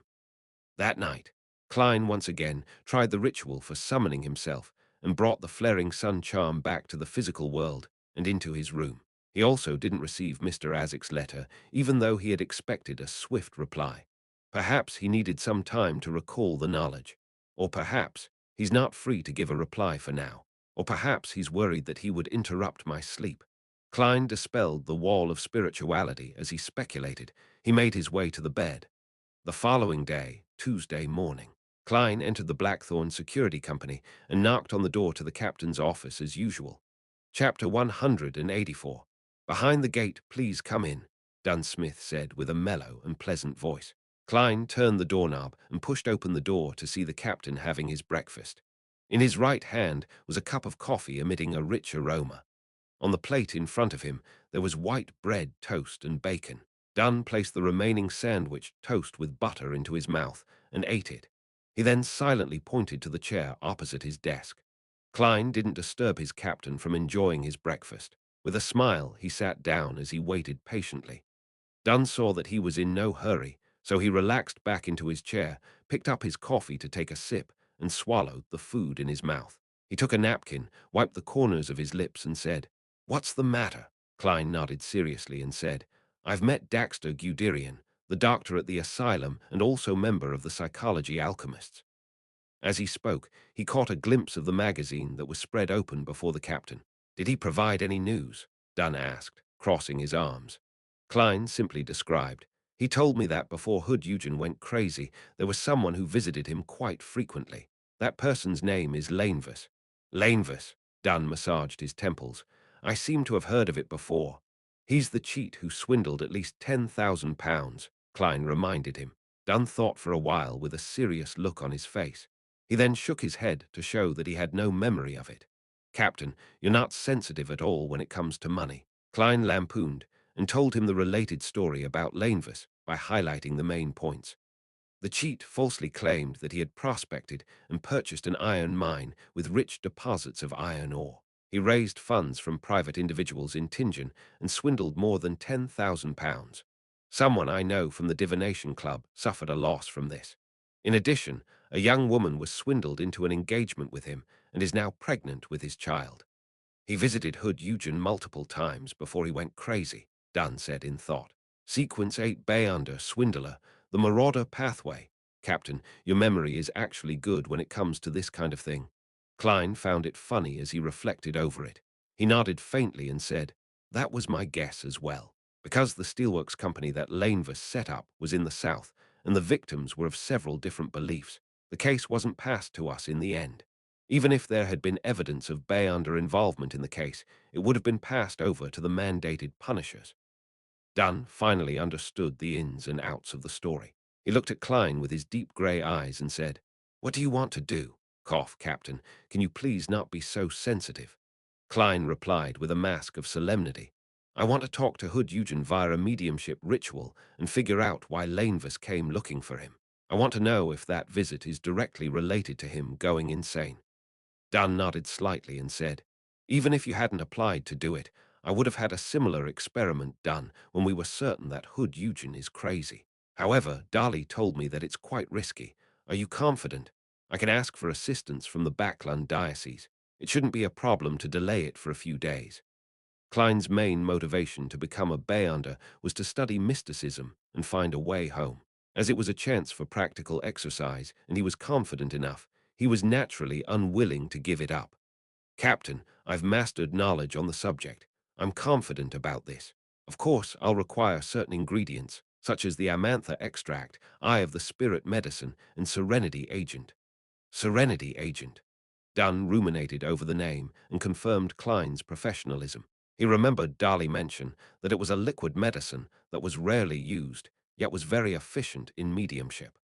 Dunn Smith pondered for nearly 20 seconds and leaned back into his chair. He said, "Go ahead and fill out a request form. Then collect what you need from behind Chaney's gate. I'm not sure if there are any finished goods. If there aren't any, pick up the ingredients you need and concoct the medicine accordingly." "All right," Klein replied happily. He didn't get up but sat firmly in his chair. Dunn massaged his temples. He thought carefully and said, "It happens to be my turn to monitor the asylum this evening. We can't visit Hood Eugen directly. No one knows if there are members of the psychology alchemists disguised as doctors, nurses, janitors, or patients in the asylum. No one knows if the psychology alchemists are monitoring Hood Organ either. Any action we take must be secret. We can't expose that Daxter Guderian has become our informant. We'll go at dawn by sneaking in secretly. Yes, I'll keep guard while you perform the ritual to prevent any accidents from happening. That'd be best." if Hood Eugen is just pretending to be crazy, while I use a mediumship ritual on him. It would be like I barged into the zoo and danced before a tiger. Klein relaxed and said sincerely, "Yes, Captain." He stood up and walked towards the door. Just then, the corner of his eyes noticed the title of the magazine article the captain was reading. Darningsman tree sap in the southern continent's rainforests has had a significant effect on boosting hair growth. Klein retracted his gaze, opened the door, and exited the captain's office. Suddenly, there was a playful thought that flashed through his mind. Actually, a Beyonder doesn't need to go through such trouble. If old Neil was still around, he could design a ritualistic magic for hair regrowth. Then he would pray for the goddess's assistance. Whether one would be covered with hair and become a curly-haired baboon, that's another story. What would the goddess's response be? If it were me, I would definitely curse. Motherfucker. That thought suddenly tainted Klein's happiness with sadness. But there was also a hint of hilarity in the sadness. He entered the clerk's office and sat before the Ackerson Model 1346 typewriter and finished typing his application. After done, Smith stamped and signed the application. He took it down to the basement and walked along the tunnel that was lit up with gas lamps towards Channy's gate. Only at that moment did Klein realize something. It would be the first time that he was going beyond the mysterious gate. I wonder what it looks like. He quickened his pace with anticipation and came before the twin doors of the black gate. He first passed his request to Seeker Tron, who was on duty that day for registration purposes. Then Klein took back the document that now had her signature as well. He knocked on Channy's gate and sensed how empty and distant the echo was. He didn't hear any footsteps, but within half a minute, the gate with 7 dark sacred emblems opened with a creak. Channy's gate opened up to allow a single person's passage before coming to a stop. Klein then walked in with the help of the gas lamps on both sides of the corridor. Behind the gate, there was an elderly man with obvious wrinkles and thinning hair. He was wearing a classic black robe and holding a barn lantern. The dim candlelight shone through the glass, illuminating the elderly man's expressionless face, which was a mixture of light and darkness. His light blue eyes were like ice that had been frozen for 1,000 years. "Document," he said with his husky voice. Klein had seen the elderly man before because at dusk every day he would come out from behind Channy's gate with his partners. They would pass by the duty room and take the hallway leading to St. Selena Cathedral. They were nighthawks who had aged and volunteered to keep guard inside.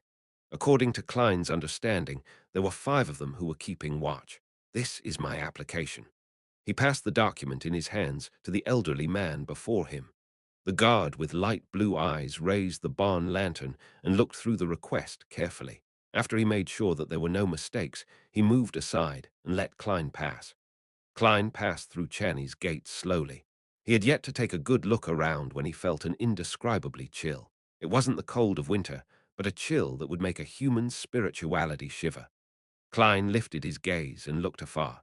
He saw candlesticks appearing on the wall in succession, and there were silver candles with carvings on them. The flames gave out a blue luster without any flickering.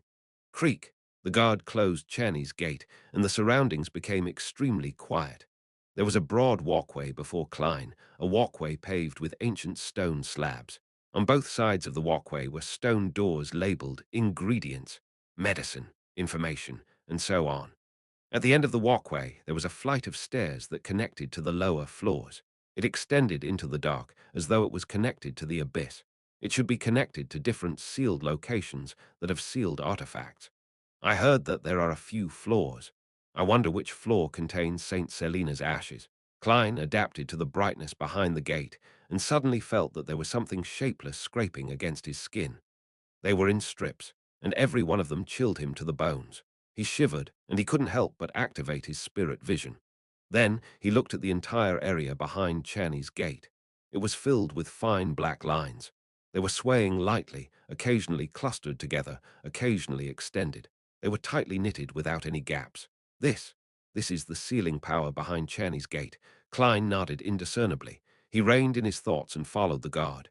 They went through a heavy stone door labeled Medicine Room. Very soon, he found the Amantha extract, the Eye of the Spirit medicine, and the Serenity agent by following the alphabet labels. He had seen the first 2 before, but it was his first time picking up the latter one. He saw that a blue fluid rippled in the translucent glass bottle. For some reason, looking at the fluid made him feel as though he had entered a mother's embrace. On the bottle, there was a label. It showed the manufacturing date and the expiration date, which was still some time away. Luckily, it can still be used. Klein took the 3 tiny bottles of medicine and walked back to Channy's gate with the guard keeping him company. He shook off the feeling of coldness that reached the deepest corner of his soul and the creepy experience of being swept by the black lines. When Channy's gate closed, he couldn't help but look back. He mumbled to himself, staying in there for a long time would affect both the body and soul, right? It's no wonder the guards have to volunteer. Around dawn, Klein used a special technique to lock his bedroom. He pushed open his oriel window and jumped down. The 2-story height posed no danger to the present him. He landed steadily without faltering at all. The Nighthawk's carriage was already parked opposite, waiting for him. Without any exchange, Klein quickly arrived at Tingen Asylum in the Northborough. Following the captain's instructions, he took a detour to one of the corners without a street lamp where he saw the waiting Dunn Smith. "Let's go in," Dunn nodded faintly. "I've made sure that there's no one around." "All right." Klein quickly got closer. As a clown entering an asylum, it keeps reminding me of a famous saying.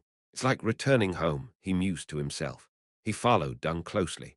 With the aid of the wall's bumpy surface, they somersaulted into the asylum quickly and agilely with outstanding balance. Dunn turned around and looked. He nodded slightly to give his approval. The two of them crouched and silently moved through the hospital's small park and activity square. They then entered the 3-story building in the asylum and arrived at the top floor where Hood Eugen's room was.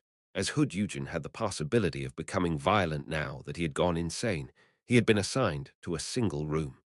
Luckily, the monitoring Nighthawks hadn't wasted their efforts during the surveillance and had made a copy of the room key long ago.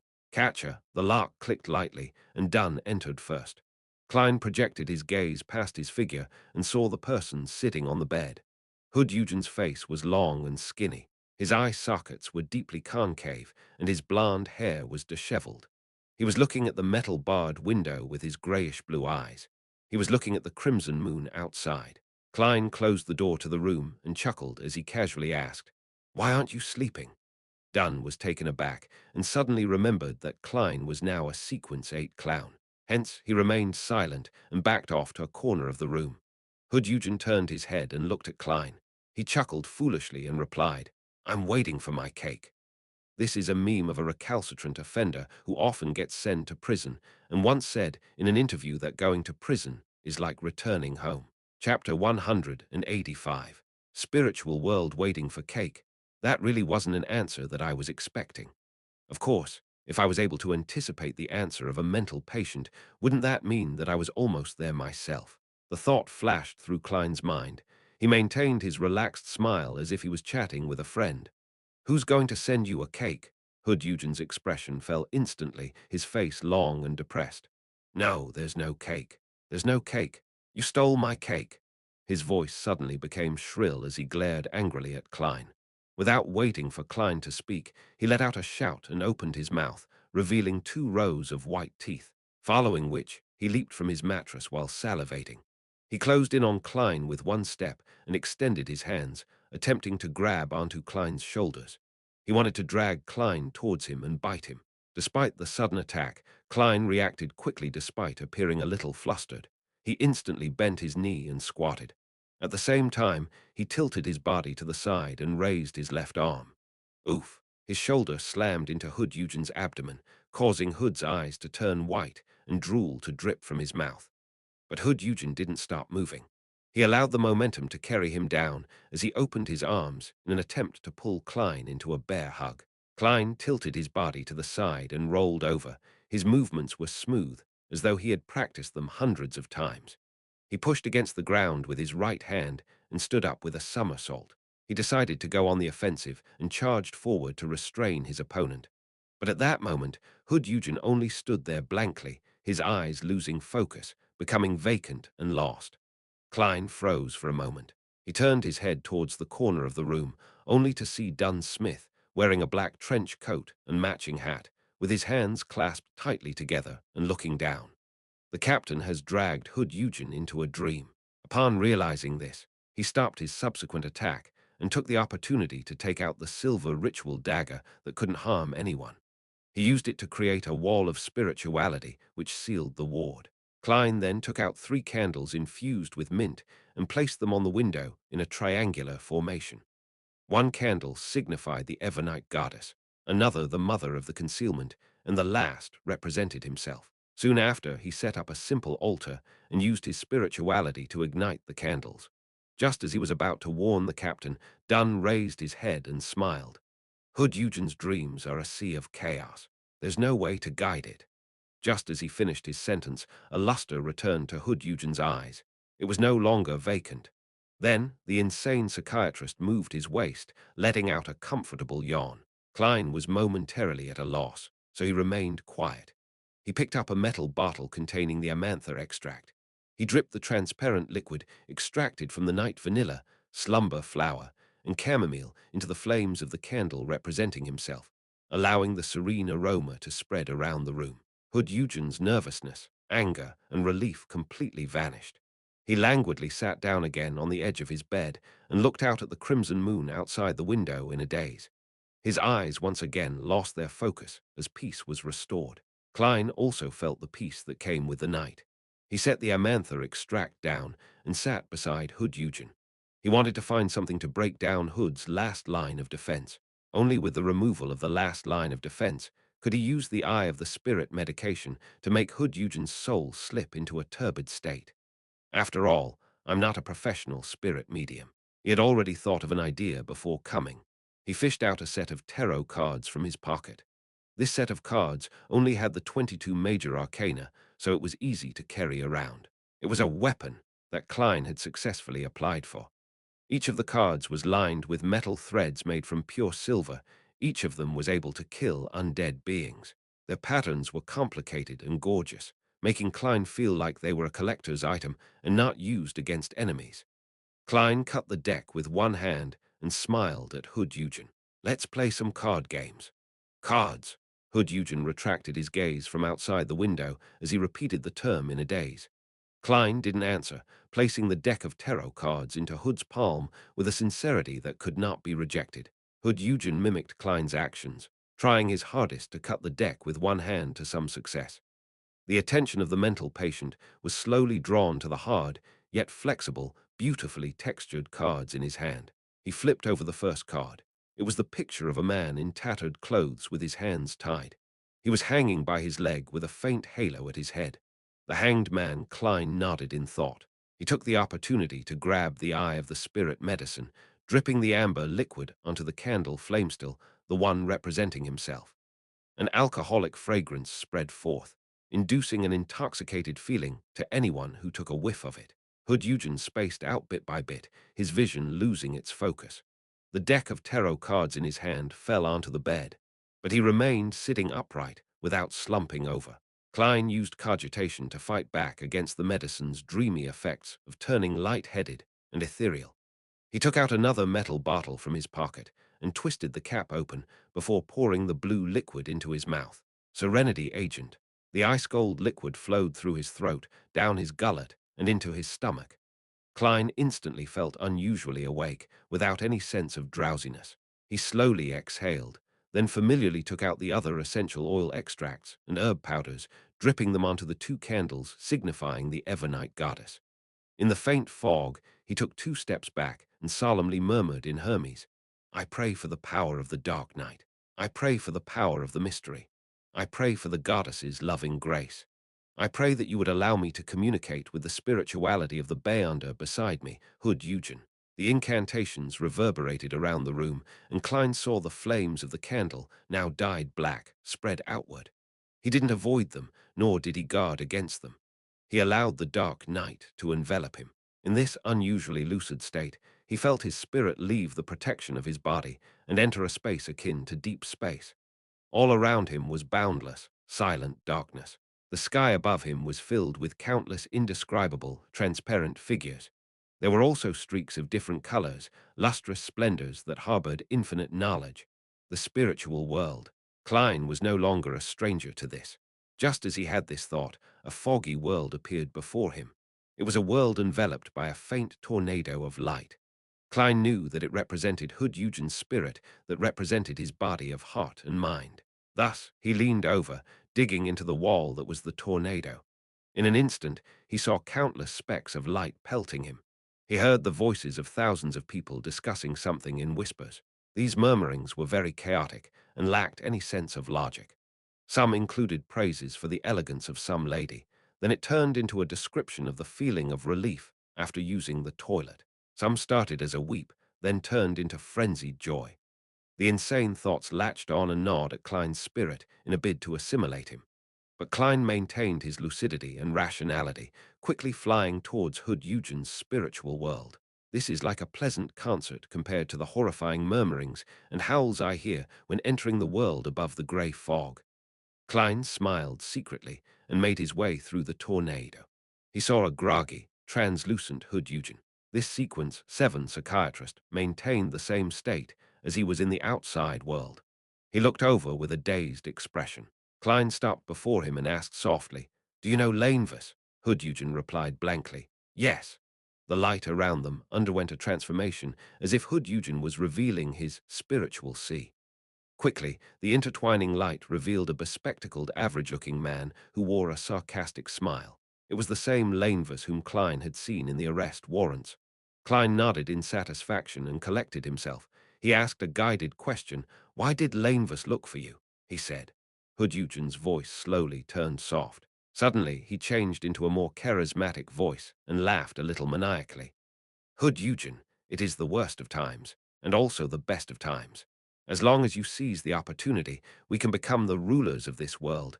We can become true immortals. As long as you're willing to help.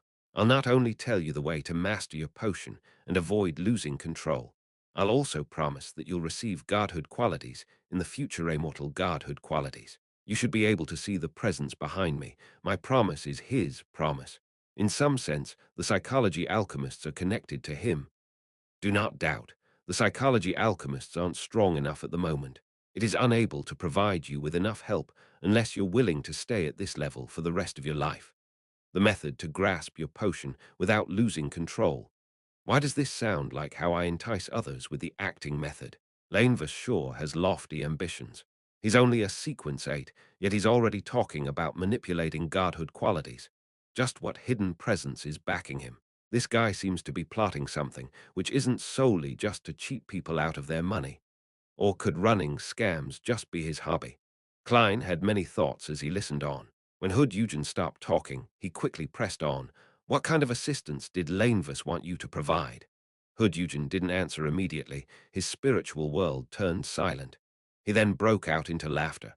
He replied erratically, "Help, help, help. Ha ha ha, I provided help. I provided help. I made." His words came to an abrupt halt as his blurry soul contorted. The light and darkness of the surroundings which represented the spiritual sea quickly turned incorporeal, forming a sinister, scary, dark altar. On top of the altar was a cross. There seemed to be something hanging on the cross, as well as things that appeared indiscernible piled at the bottom.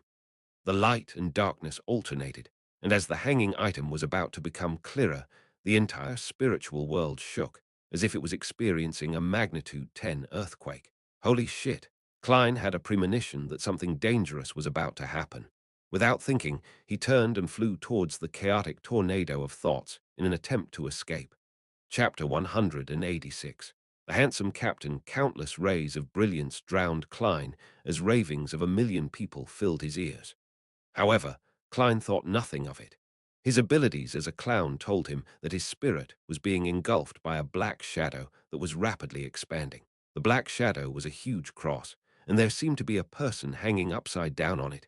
Catcher! The chaotic tornado of thoughts unleashed its load outwards and turned uniform. Hood Eugen's spiritual world disintegrated bit by bit. Klein noticed that he had exceeded his fastest flying speed from his previous trial. His soul had become significantly stronger after he briefly mixed with some of the strength from the mysterious space above the grey fog. Just as the cross's shadow was about to engulf him entirely, he dashed out of the blurry world and felt his body. He familiarly stimulated a descent, and Hood Eugen's long, skinny face and messy blonde hair instantly appeared in his vision. along with the 3 candles that were burning at the window ledge. He had managed to get out of the mediumship state in time. In that instant, he saw black scales growing one after another on Hood Eugen's face. His vacant pupils turned into slits, becoming extremely cool and ruthless. Oh shit, he's going to lose control. Klein's pupils constricted, and before he could react, he saw a figure in a knee-length black trench coat and silk top hat take 2 huge strides before Hood Eugen. He then raised the revolver and pushed it against the man's head. Bang, bang, bang, bang, bang. Dunn Smith fired 5 bullets consecutively. Hood Eugen's head suddenly blew up like a watermelon falling down from a high height. The red and white rainstorm splattered across each and every corner of the room. He had taken care of Hood Eugen before he lost control completely. Klein, who was 50 centimeters away, was covered in blood and dirt. He looked at Dunn Smith in a daze, only having the feeling that the captain was very handsome at that moment. As long as you ignore his memory problems, the captain is very trustworthy. He complimented sincerely from the bottom of his heart. Did an accident happen? Dunn put away his revolver and watched Hood Eugen's mostly headless body slowly fall to the floor. Just as Klein was about to organize his words, he saw that the body had become a pile of bloody flesh within a few seconds, and the asylum uniform that covered it appeared to have its most basic structure damaged. Hood Eugen's corpse was left with very few complete items. There were dozens of scales twinkling with a black shimmer, and his heart that had turned crystalline and faint blue. The heart had a magical luster, like a diamond refracting incoming light. It could calm someone down or make them restless. It could create tension or develop chaos. But other than that, there was nothing notable. This item should be controllable. After Dunn holstered his revolver, he took out a black glove and wore it on his right hand. He then squatted down to pick up the crystalline heart, a controllable item. According to what the captain previously mentioned, it could be used as the main ingredient for the formula of a sequence 7 psychiatrist. But would it lead to the advanced Beyonder losing control even more easily? Klein took out his handkerchief to wipe the blood from his face and body. He then picked up his specially made tarot cards and cleaned their surfaces. He looked at the ground and asked curiously, what kind of items would these black scales be considered as?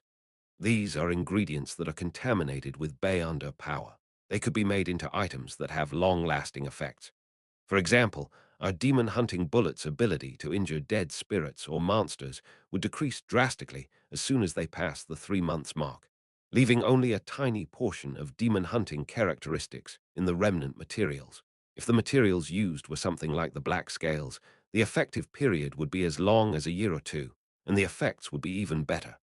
Of course, due to their characteristics, the black scales are obviously not suitable to be made into demon-hunting bullets. Dunn explained, as he took a piece of paper from Klein to wrap the blue heart and black scales. It's just like the materials we use as supplementary ingredients for the potions, Klein asked. Dunn stood back up and nodded slightly. Yes, someone who loses control will really become a monster, Klein sighed. He seized the opportunity while the room was still sealed with a wall of spirituality and quickly described his encounter in Eugen's mind. When I was communicating with Hood Eugen's spirit, I saw a figure like the true creator in his mind, but it was different from the mainstream ones. It wasn't the chain-bound hanged giant, nor was it the eye behind the shadow curtains. Instead, it was similar to the one you saw in Hannes Vincent's dream. Hannes Vincent was a member of the Aurora Order. As Melissa's friend, Selena, had peeked at his incantations and completed the magic mirror divination, it led to the Nighthawk's investigation of him. Dunn Smith saw something close to the true creator in his dream, but it was a different image than the mainstream image that was widely circulated. In the end, the result was an injury and a strange death. When Hood Eugen flipped over the tarot card of the hanged man, Klein had actually already expected it, but he never thought it would be presented in such a way. Of course, it was only indirect contact. It wouldn't be comparable to the time he had spied on the eternal blazing sun directly. The worst outcome was just mild injury or mild corruption. As he listened to Klein's description, Dunn's expression became solemn. He knitted his eyebrows and said with a deep voice, a huge cross, black nails, a naked man covered in blood hanging upside down. I didn't see it clearly. That's also the reason why I'm not injured. I only noticed a huge cross and figure similar to a man being hung upside down, Klein replied tactfully. At that moment, all he cared about was fleeing. Seemingly in thought, Dunn nodded and said, Lanevus's visit to Hood Eugen was related to the true creator, so the Aurora Order is involved. Klein quickly repeated the conversation he'd had during the communication. Lanevus tempted Hood Eugen with the acting method and a so-called immortal godhood.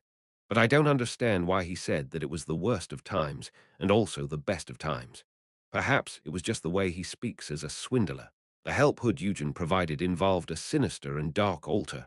I suspect that Lanevus is plotting something terrifying. Then his heart stirred as he spoke. Captain, do you remember the letter written to Mr. Z? The letter that the member from the Aurora Order whom I killed carried. He mentioned in the letter that he was waiting for an appropriate opportunity, something about the arrival of the end of days. He will offer all the lambs in Tingen to his so-called god. Would this be related to Lanevus's plot? Could Lanevus be the Mr. Z from the Aurora Order? Dunn Smith thought carefully and said, I don't think so. Lanevus couldn't be Mr. Z. Otherwise, he wouldn't be setting up a fake steelworks company to scam people while the Aurora Order was up to something. It would introduce too many variables in his main mission. If anything went wrong with the scam, he would draw the attention of the police and us. He would have to run away from Tingen and abandon his plan. Of course, if he was just insane, it would be perfectly normal for him to act illogically.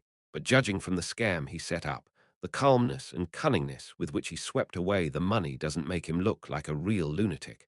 So, I don't think he's Mr. Z from the Aurora Order. Of course, he might really be involved in the matter as mentioned in the letter, the one offering all the lambs in Tingen to the so-called god. Upon saying that, Dunn paused, then paced back and forth as he said, This incident might have quite severe repercussions. We have to reinvestigate Lanevus and get some clues. Let's clean up the scene and cover up any evidence here. Let everyone know that Hood Eugen died, but leave no clue as to who killed him. This should lead to action by the psychology alchemists or other Beyonders that are paying attention to the asylum. They might know something. The Lanevus scam is either still in the hands of the police department or transferred to the mandated punishers.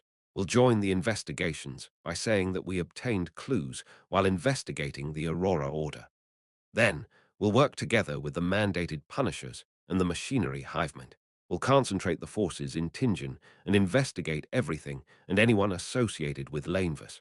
We can request assistance from Backlund Diocese and the Holy Cathedral if it's necessary. After that, Dunn turned his head sideways to look at Klein.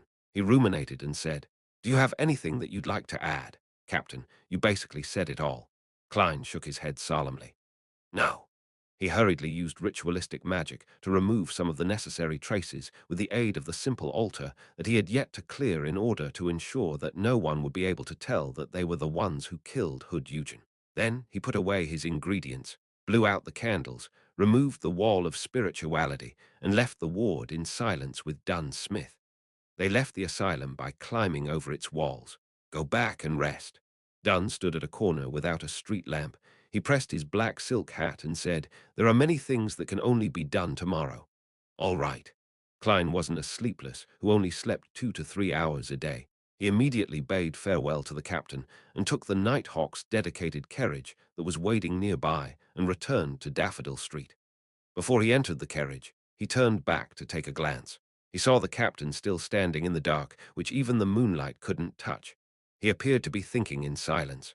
The streets were quiet and void of people before dawn. The carriage tore through the streets, sometimes going straight, sometimes taking turns. Klein was pondering about Lanevus when suddenly he felt as if he was in a trance. He saw that the color before his eyes became saturated. The reds became redder and the blacks became blacker, just like an impressionist's oil painting. The surroundings slowed down, and the carriage seemed to enter a strange world. Klein grabbed his flaring sun charm and drew his revolver.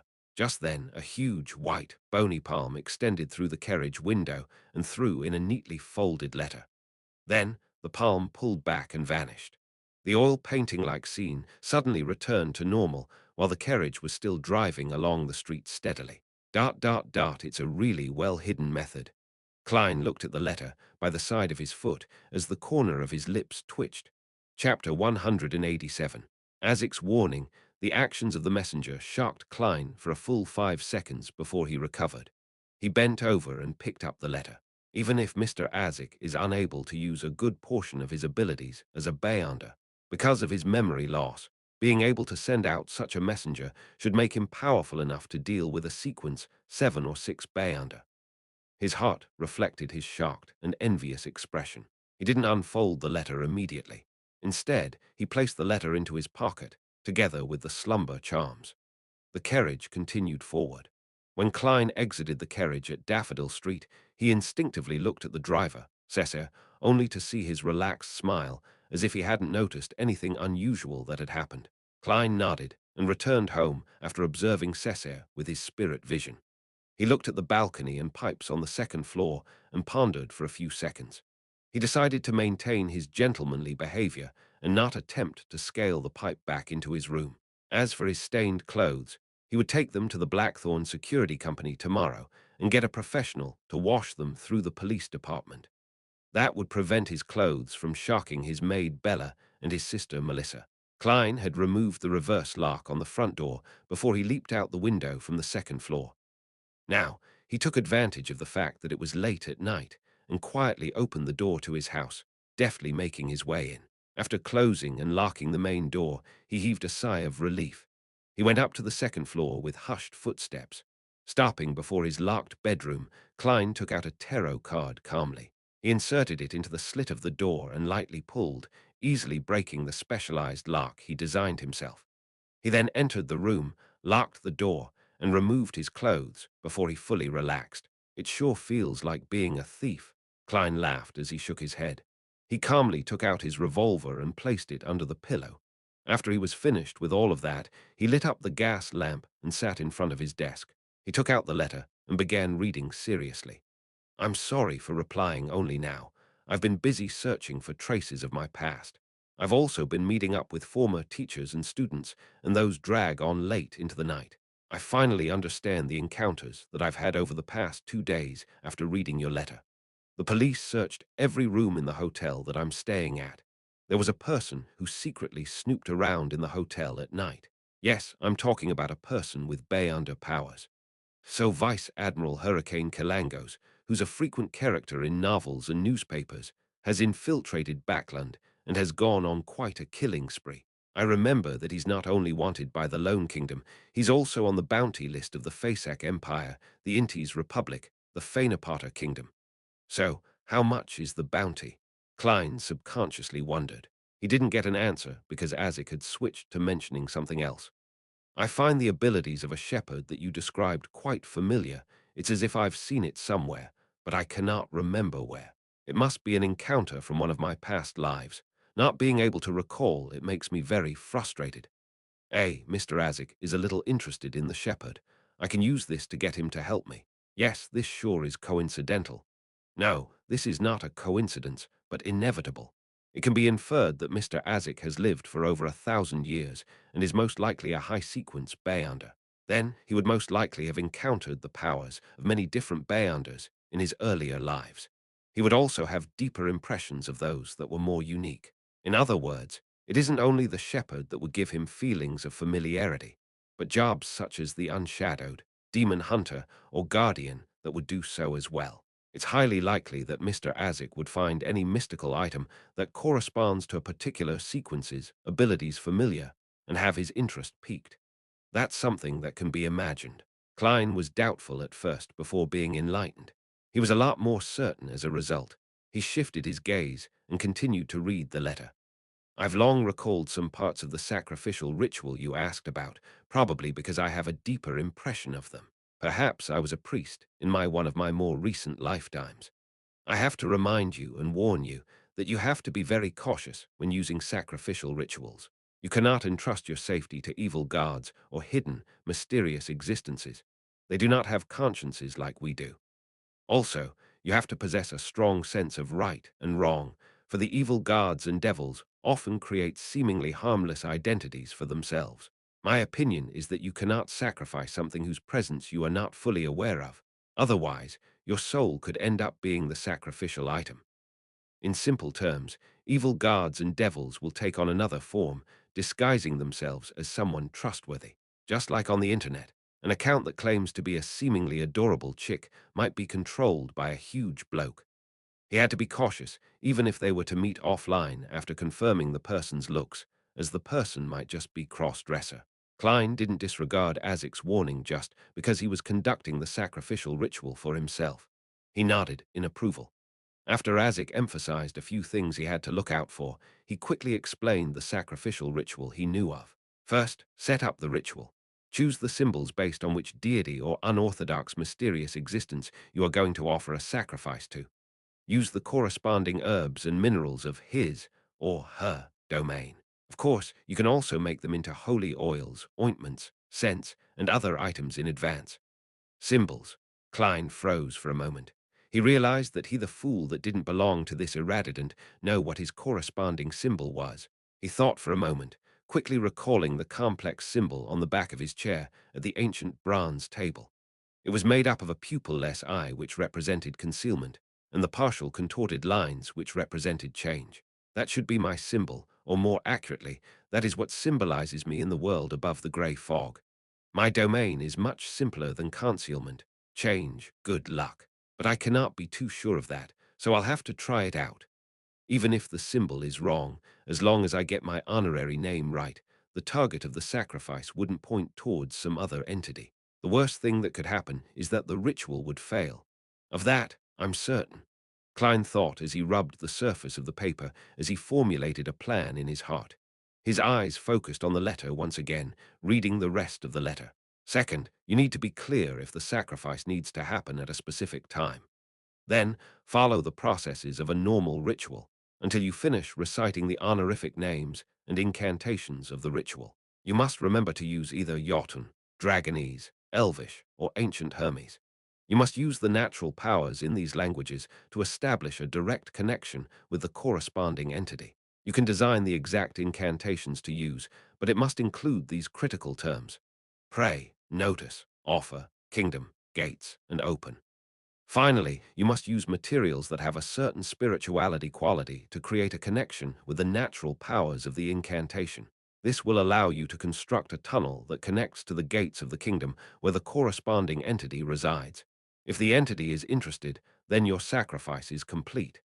This step isn't absolutely necessary. If you can make the corresponding entity very interested in your sacrifice, then he will open the gates to his kingdom for you after you finish reciting the incantations, establishing a stable tunnel on his own accord.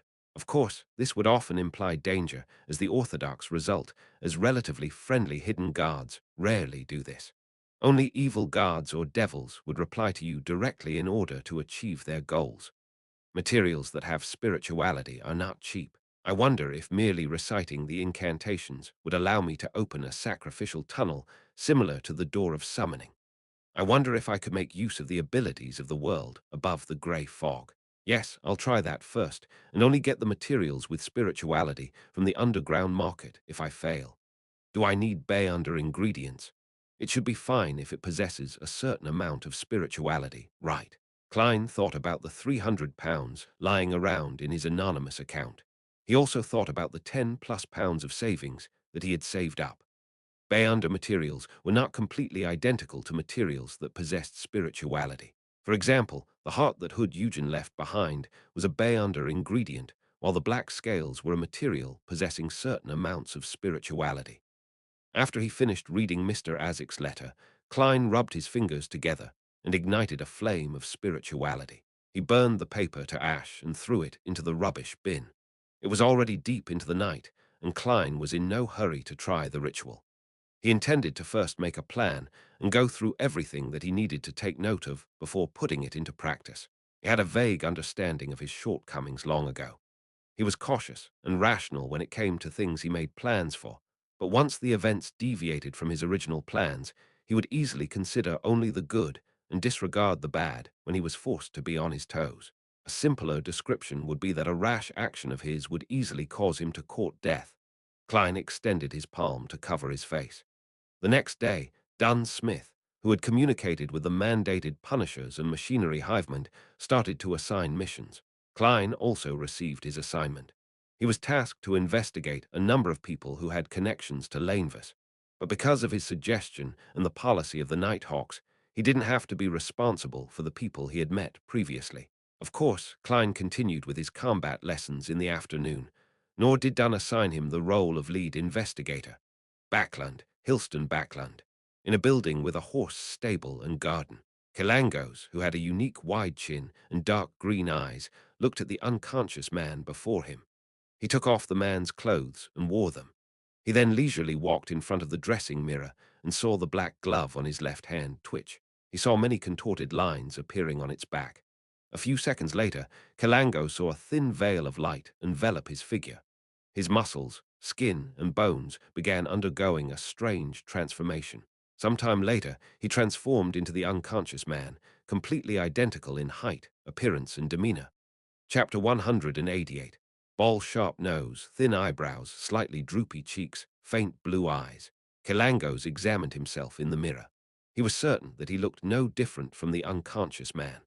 After he rehearsed a few of the man's gestures, he bent down to drag the man off the ground and shoved him into a wardrobe. Then he extended his right hand. With an audible snap, he broke the man's neck. Kilangos took out his handkerchief and wiped his hands before closing the wardrobe door. He slowly walked back to the mirror, wore a black double-breasted frock coat, tied a bow tie, and raised a bottle of amber-colored cologne. He dripped a few drops on his wrist, then dabbed them over himself. Kilangos tidied his hair in front of the mirror, then walked out of the room. He clasped his hands and told his butler, who was waiting outside, "Don't let anyone enter my room. I'm keeping something very important in there." "Yes, Baron." The balding butler pressed his hand against his chest and bowed. "Your carriage and personal servant is waiting downstairs. Duke Negan's invitation card is there as well." Maintaining the Baron's mannerisms, Kilangos nodded indiscernibly. He walked towards the stairs in an arrogant manner under the company of his butler. A Baron who is riddled in debt to the point of not wanting to hire a normal security guard has actually maintained his hiring of a butler, a valet, 2 footmen, 2 parlor maids, 4 chambermaids, 2 laundresses, 1 carriage driver, 1 coachman, 1 gardener, 1 chef, and 1 sous chef. To these foolish nobles, dignity really is everything. I even had to waste some of my time to learn the strange pronunciations and so-called noble slang. Kilangos thought to himself in disdain. Backland, Sherwood Borough, in a particular cramped apartment. Zio Derecha sat cross-legged on a bed and looked at For's wall, who was reading a novel with the light from the window. This is so disappointing. Kilangos didn't leave any clues behind. We still haven't figured out what he's trying to do in Backland. They had acted according to their initial plan and lodged a police report. Then they secretly sent a letter to the local police station and described the strange situation at the crime scene in detail. They also mentioned that the suspect could be Kilangos. The police station responded as they had predicted. The policemen were very careful, and they transferred the case directly to the mandated punishers. After a day's time, the news that Vice Admiral Hurricane had sneaked into Backland was widely spread among all enforcement teams. Zio and Fours also left the place they originally rented and hid to investigate in secret. They didn't want to be brought back to the police station to help with the official investigation. The mandated punishers, Nighthawks, and Machinery Hivemind were all hostile towards non-official Bayanders. The churches viewed them as potential criminals. Hence, not only was Zio and Fours avoiding the possibility of Kilangos' pursuit, but they were also hiding from the enforcement authorities. If we could discover his purpose so easily, Kilangos would have been buried in a cemetery long ago, and the tombstone would be covered in weeds, Fours replied casually. We need to wait patiently. As long as the authorities continue to take this much interest in him, Kilangos will definitely make a mistake. I've got to say, I'm quite envious of a mystical item that can allow one to change appearances. Zia hugged her knees and looked out the window. I'm just worried that Kilangos will take action soon and then flee from Backland before anyone can respond. If that happens, I don't know when I'll be able to advance to Sequence 8, let alone Sequence 6 or Sequence 5. She paused and muttered as her mind spaced out. I don't know when I'll be able to take back the things that belong to our family. It's been almost a year since I last saw my younger brother. Fors gave her a comforting smile. When you fulfill your wishes, please allow me to write your experiences into a story. It would definitely be an interesting and exciting one. I actually find Miss Audrey very generous. Even if Kelangos escapes, I think she'll still reward us handsomely. We've been busying ourselves for so long after all, and we've even caused Kelangos to appear. I hope so. Sigh, why can't I have any fortuitous encounters? Zia grabbed her shoulder-length blonde hair, Fuzz frowned and said, in the Bayanda world, fortuitous encounters are usually accompanied with danger. I have yet to figure out what the ravings I hear during the full moon mean, or if they will result in negative changes. Heh heh, fortuitous encounters without dangers may exist, but they are very, very rare. It's difficult for your wish to be fulfilled, unless we receive the favors from an orthodox deity or the attention of some friendly hidden existence. However, it would be hard for us to tell if it was really an evil god or devil in disguise. Zio sat straight and drew a crimson moon on her chest. May the goddess watch over me. Duke Negan was in his mansion located in Backland, Empress Borough, where he was hosting a grand ball. There were two parts of the mansion. One was the dancing hall located on the ground floor, which was covered with glamorous stone slabs carved with complicated patterns. There was the Duke's excellent ensemble playing music in a corner. Up the stairs, there was a winding corridor that circled the hall located on the second floor. The guests were holding their glasses, leaning against the railing, overlooking the people dancing on the ground floor as though they were enjoying a fencing match from the stands. Occasionally, a gentleman would walk before a lady or his wife to invite them to dance. If the invitation was accepted, both of them would walk down the stairs hand in hand and enter the hall. On the far side of the corridor, there were doors after doors.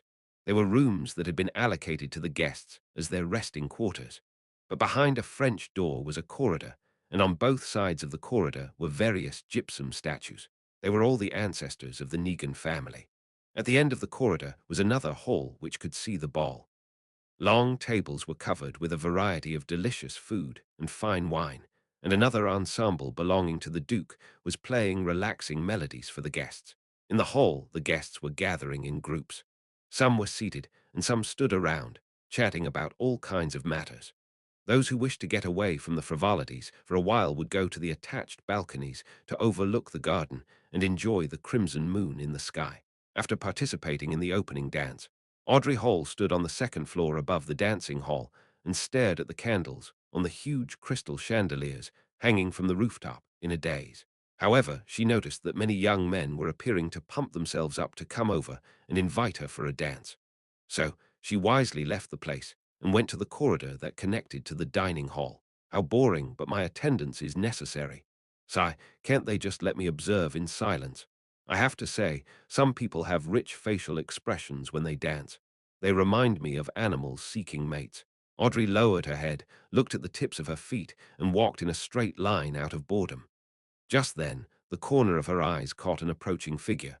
She slowed down, stood straight, and instantly became the elegant yet quiet Miss Hall. Good day, Baron Gramir, Audrey greeted with a flawless smile and etiquette. Baron Gramir had thin eyebrows and faint blue eyes. He smiled and bowed. Nice to meet you again, Miss Hall. You are the brightest and most dazzling jewel at this ball. After exchanging a few words, Baron Gramir headed for the dancing hall while Audrey continued approaching the dining hall. After a few steps, she suddenly frowned. There was puzzlement in her green eyes. Baron Gramir isn't the same as before. In the past, when he sees a pretty lady or madam of a higher rank than he is, and one that's relatively prettier, he would look to the side without looking at them directly. Then he would steal glances constantly. But today he appears very confident. Also, his cologne smells off. In the numerous parties in the past, his body would emit the final note of the amber cologne fragrance, musky yet faint, not ostentatious yet elegant. In other words, he would spray the cologne a few hours earlier to let the front and middle notes disperse before the gathering. But just now, his cologne was amber in middle note, rich and refined. Audrey slowed down her footsteps. As a spectator who had completely digested her potion, her sensitivity towards details wasn't anything other Bayanders could compare to. Suddenly, she thought of a possibility. Her green, crystal-clear eyes froze. It couldn't be Kilangos in a disguise, right? The creeping hunger has the power to change a person's appearance. The more Audrey thought about it, the more possible it seemed. She felt uptight as she turned nervous and panicky. If he really was Vice Admiral Hurricane, what is he trying to do? It's a pity that I can't bring Susie to the ball. Otherwise, I could ask her to observe Baron Gramia. No way, I have to warn father. Amidst her frantic thoughts, Audrey quickened her pace and entered the dining hall. She found Earl Hall, who was talking to the chief cabinet secretary and others. She flashed a flawless smile and walked over. She held Earl Hall by his arm and told the others, "Gentlemen, do you mind if I borrow Earl Hall for a few minutes?" "Beautiful lady, it's your right," the few gentlemen said in a friendly response. Audrey held Earl Hall by his arm and moved to the nearest balcony. They found a quiet, uninhabited corner, and she said to her middle-aged father, who was getting plump, "Father, I have something to tell you." Earl Hall was smiling fondly at his daughter, but he got serious when he saw her serious facial expression. "What's the matter?" "I ran into Baron Gramir earlier, but there are things about him that are different from the past. For instance, his cologne was in the middle note of the amber fragrance. It used to be the end note. And," Audrey continued with the things that she found different, "it could be explained as being sensitive and meticulous." After she described what she had noticed, she weighed her words and added, "I heard from Viscount Glaint that Vice Admiral Hurricane Kalangos has the ability to take on other people's appearance. Hasn't he been in Backland recently?" Earl Hall listened to her carefully, and his face grew abnormally grave, but he soon flashed a smile and comforted his anxious daughter. "I'll take care of this. Go look for your mother and stay with her. She's at the lounge in this hall."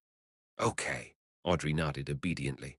On the way back to the lounge, she turned around and looked at her father. She saw that Earl Hall was talking to another noble softly, and he wore a rather solemn look. Audrey couldn't help but feel anxious. She felt that she needed to do something to make sure that her father, mother, and brother didn't get hurt. She surveyed the area and changed the direction in which she was heading in. She left the dining hall and found Duke Negan's small prayer room. She pushed the door closed and locked it behind her. She looked at the symbol of the Lord of Storms before her and subconsciously found a remote and dark corner. Audrey sat down with her body leaning forward. She clasped her hands together into a praying position and supported her forehead. Then she recited softly in Hermes, "The fool that doesn't belong to this era, you are the mysterious ruler above the grey fog. You are the king of yellow and black who wields good luck." Chapter 189. Prayers and Replies. Tingen City, Daffodil Street. Klein was discussing the latest play with Benson and Melissa and was inviting them to watch it at the theater next weekend. "I think the newspapers have said enough about it. The Return of the Count is definitely a play that's worth watching. It's already been performed more than 10 times in Backland, and it's sold out each time. I think that we shouldn't miss this opportunity." Klein, who had lacked sources of entertainment, was unwilling to give up. After all, he had been an ardent follower of television shows back on Earth. "Of course, if it wasn't for the maintenance of my image, I'd rather go to a bar and play billiards." Yes, renting a venue for tennis isn't a bad choice. That can be considered as it's a leisure sport for the middle class. With my current fitness, as long as I don't encounter other bayanders, I should be able to handle most opponents easily. Forget it. It can only be a passing thought for now. I still have to reinvestigate the figures associated with Lanevis in the morning, go for combat training in the afternoon, and search for the house with the red chimney in the evening before returning home. I sure am a busy man. Klein tried to remain optimistic, noticing that Benson was inclined towards his suggestion, while Melissa was still a little hesitant. Klein smiled as he added, "I heard that the most popular supporting cast in The Return of the Count is a genius mechanic. All right, we do have to see a play at a large theater once in our lives." Melissa pouted and nodded her head grudgingly, but there was now a sparkle in her eyes. Klein was about to respond when he heard a buzzing in his ears. He became dizzy for a few seconds. "Someone is praying to me." He supported his back with his right hand and chuckled. "Then I shall wait patiently for the tickets to go on sale. All right, I'll be returning to my bedroom to write up a report. We also have to plunge into the sea of knowledge and hope that we don't drown." Benson let out a self-deprecating laugh as he returned to the dining room with Melissa. Klein went to the second floor and locked the door to his room. He sealed the room with a wall of spirituality. Then he took 4 steps counterclockwise as he recited the incantations, returning to the world above the grey fog. His figure suddenly appeared at the seat of honor in the magnificent palace fit for a giant. a pulsing crimson star reflected in his eyes. Klein lifted his right hand and extended his spirituality, establishing a connection with the star representing justice. With a boom, he saw a blurred, distorted image. He saw Miss Justice in a long beige regal dress sitting on a chair in a dark corner.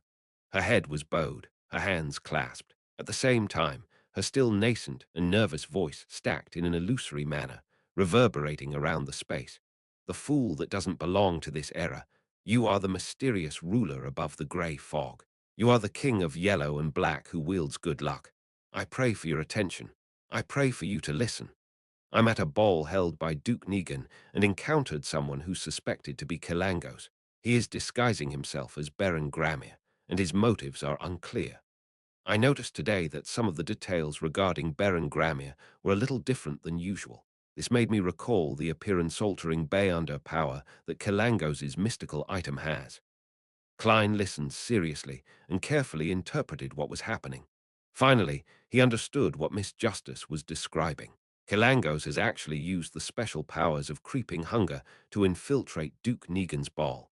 But Kilangos probably didn't expect that one of the ladies at the ball is a spectator who has committed the mannerisms of Baron Gramir to memory. Hence, he doesn't realize that he's been exposed.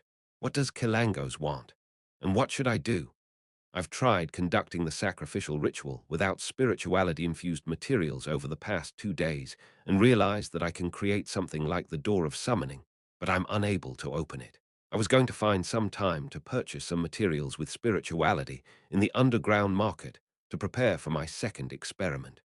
Miss Justice definitely wouldn't have spirituality-infused materials when she's attending a ball. Klein thought for more than 10 seconds before beginning his response to Justice's prayer. In a small prayer room in Duke Negan's mansion, Audrey repeated her prayers a few times before finally stopping. She tidied her clothes and walked quickly to the door. She knew that she couldn't be gone for too long because her parents would worry about her and thus misjudge the situation. It would cause them to react in the wrong way. Standing behind the door, Audrey took a deep breath, extended her right hand, which was covered in a white veiled glove, and released the lock with a wary heart. After leaving the small prayer room, she followed the path back to the dining hall. She saw the figures holding wine glasses and plates get closer when her vision suddenly turned blurry. She realized that an illusory fog was spreading into the surroundings. In the middle of the thick, wide fog was an ancient chair, and atop the chair was a mysterious presence that seemed to overlook everything. "Mr. Fool," Audrey almost shouted in pleasant surprise. She then heard a deep, familiar voice. "I'm aware." The voice reverberated around the space as the fog vanished. Audrey's vision was still filled with images of the long tables of food and wine, as well as the bustling sights of interacting guests. The worry and unease in her heart vanished as she subconsciously straightened her back and entered the dining hall with light steps. She walked toward the recreation room in the dining hall.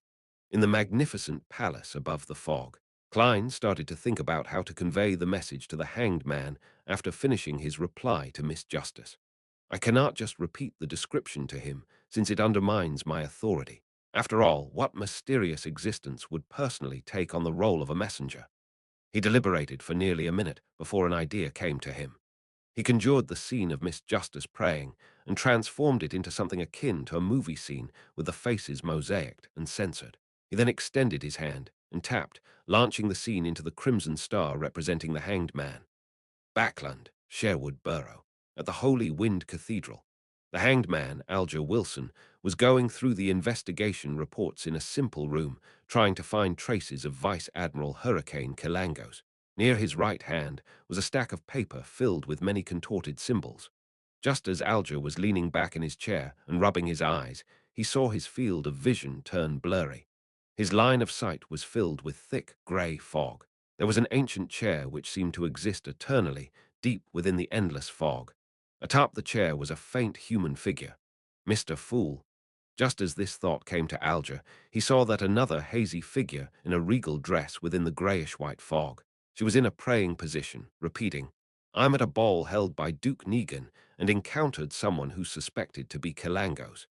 He is disguising himself as Baron Gramir, and his motives are unclear. I noticed today that some of the details regarding Baron Gramir were a little different than usual. This made me recall the appearance-altering Beyonder power that Kilangos's mystical item has. Alger was shocked at first, then let out a look of pleasant surprise. He pressed his palm against his chest and lowered his head. "Praise you, Mr. Fool." Everything he saw or heard vanished before he finished his sentence as if nothing had happened. Staring at the desk strewn with Emperor Rosel's diary pages and his investigation reports, Alger's pupils constricted as he realized how powerful the Fool was once again.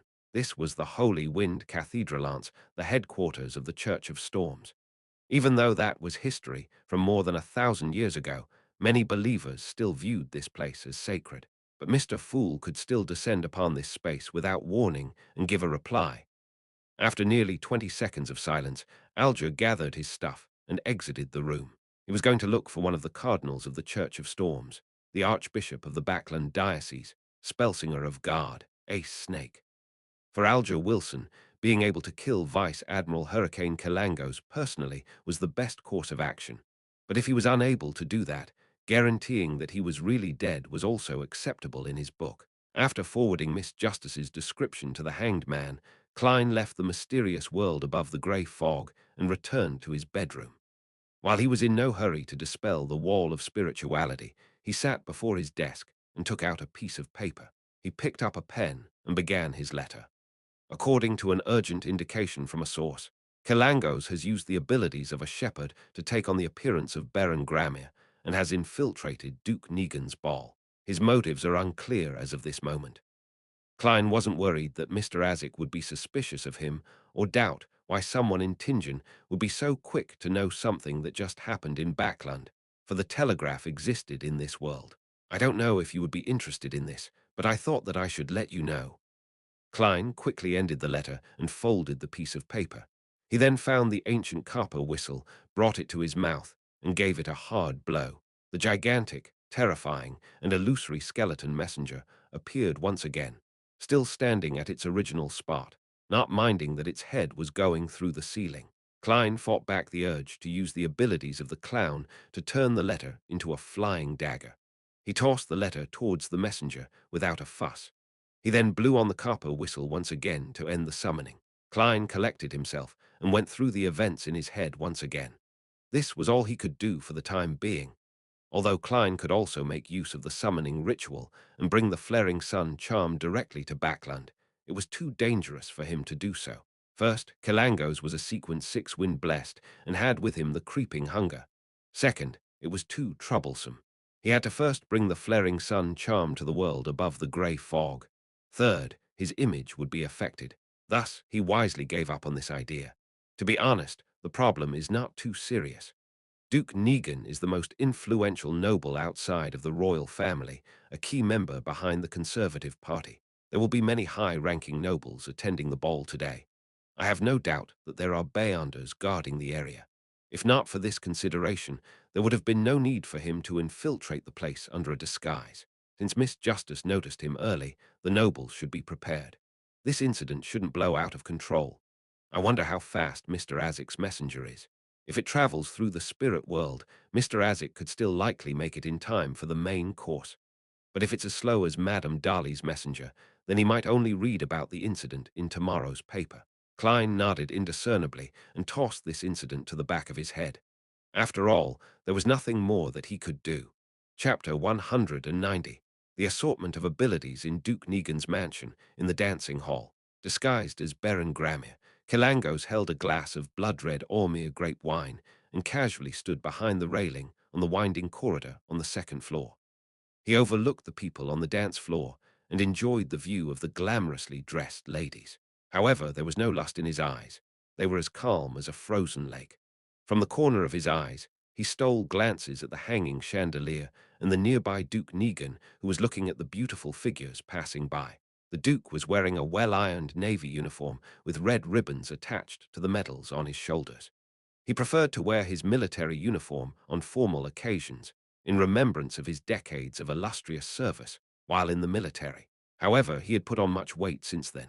His once sharp grey eyes had been left turbid and filled with desire. However, he took good care of himself, as the wrinkles at the corners of his eyes, lips, and forehead were faint, and his black hair was still thick and luxuriant. That was Palace Negan, the current Duke Negan, the main supporter of the Conservative Party, the brother of Prime Minister Aegsid, one of the richest and most powerful men in the Lone Kingdom. At the same time, he was also the reason why Kalangos had sneaked into Backland. The thought of assassinating such an important figure makes me shiver in excitement. Kalangos retracted his gaze and closed his eyes.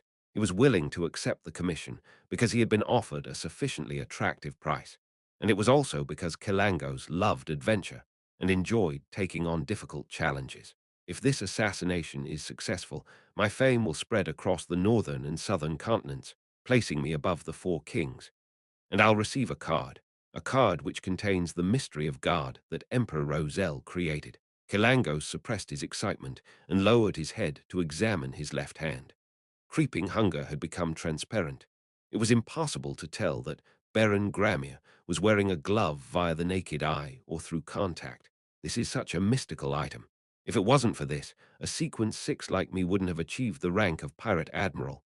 Thoughts flashed through his mind as bouts of regret surged within Kalangos. In his years as a pirate, he had seen and interacted with many Bayanders. Among them were members of the Aurora Order who enjoyed adventuring at the ends of the Sanya Sea. So he knew that creeping hunger was still rather different from a real shepherd. Firstly, the speed of switching states was too slow. It required at least a second, but a real shepherd could switch instantly. Secondly, the controlled soul could only use 1 to 3 abilities before the person died. As for what abilities could be used and how powerful they were, that all depended on luck. On the other hand, a real shepherd could decide on the 3 abilities. They didn't have to gamble like they were at a casino. Lastly, creeping hunger could only have 5 souls at the same time, while a real shepherd could have 7. Of course, both had the same restriction, which was that they could only control 1 soul at a time, and they could only use the soul's corresponding Bayonder powers and their own Bayonder powers. If they wanted to replace one of the souls with a new soul, the procedure would be irreversible. Kelangos went through 7 or 8 years of adjustment and finally settled with 5 souls. Their abilities complemented one another and made their owner very terrifying. Because of the constant adjustments and experimentation that he did over the years, there were rumors among the pirates that claimed that Vice Admiral Hurricane was omnipotent. During the ardent dance music, Kalangos rehearsed the subsequent actions he would take in his mind. He sighed with regret in his heart. It's a pity that I didn't find the traveler over the past few days. Otherwise, I wouldn't have to worry about anything tonight. If he had captured the woman that was most likely a traveler, Kelangos wouldn't have hesitated to feed one of the 5 souls that he was grazing to the creeping hunger. To him, a traveler's ability would be invaluable. Kelangos stole a glance at the huge crystal chandelier hanging from the rooftop and decided to wait no longer. The soul that he controlled currently had only one ability, which was to change his appearance, but it didn't possess any power to fight against other Bayanders. However, the transformation ability was still very useful, and Kalangos hadn't been willing to replace it with something else all this time. The good thing was that no matter which soul he controlled, Kalangos could use his wind-blessed Bayander powers at the same time. Finally, he acted as though his gaze was locking onto the curvy figure of a noble's wife before he swept it towards Duke Negan and all the gentlemen around him. Duke Negan is a staunch follower of the Lord of Storms, and he is a key figure in the influence the Church of Storms has on politics. There must be a Bayonder from the Church of Storms beside him who's protecting him. Although the Negan family isn't an ancient 1,000-year-old family, he's one of the wealthiest and powerful men in the kingdom. He's definitely searched for sequence potion formulas in secret or hired Bayanders. Kelangos' thoughts surged. He mentally eliminated gentlemen who were nobles and officers before locking his eyes on the man who was constantly beside Duke Negan. The man was brown-haired, blue-eyed, and wearing a black tuxedo. He was almost expressionless while he remained vigilant of his surroundings constantly. Kelangos nodded indiscernibly and pressed his right hand forward slightly. Whoosh! A sudden gust of wind swept in the area above the dance floor, extinguishing the chandelier's candles. At the moment between light and darkness, while everyone's attention was drawn away, a few wind blades slashed at the same spot on a metal chain supporting the crystal chandelier guised among the gusts of wind. Creak! With a harsh, shattering noise, the huge crystal chandelier plummeted straight to the dance floor. It made a loud crash, and people screamed in surprise. Shards of debris flew, cutting guests and leaving them screaming in pain and fear. The darkened hall was suddenly full of opportunities. Kelangos's glove squirmed and changed, condensing into a golden surface. His expression was imposing, and his eyes saw through the darkness as he fixed his gaze onto the man next to Duke Negan. Suddenly, Kelangos's eyes shone like lightning. The Beyonder who was in charge of protecting Duke Negan suddenly let out a tragic scream and fell on the ground holding his head. He rolled around and struggled. With a swoosh, Kelangos's figure dashed through the darkness and charged at Duke Negan.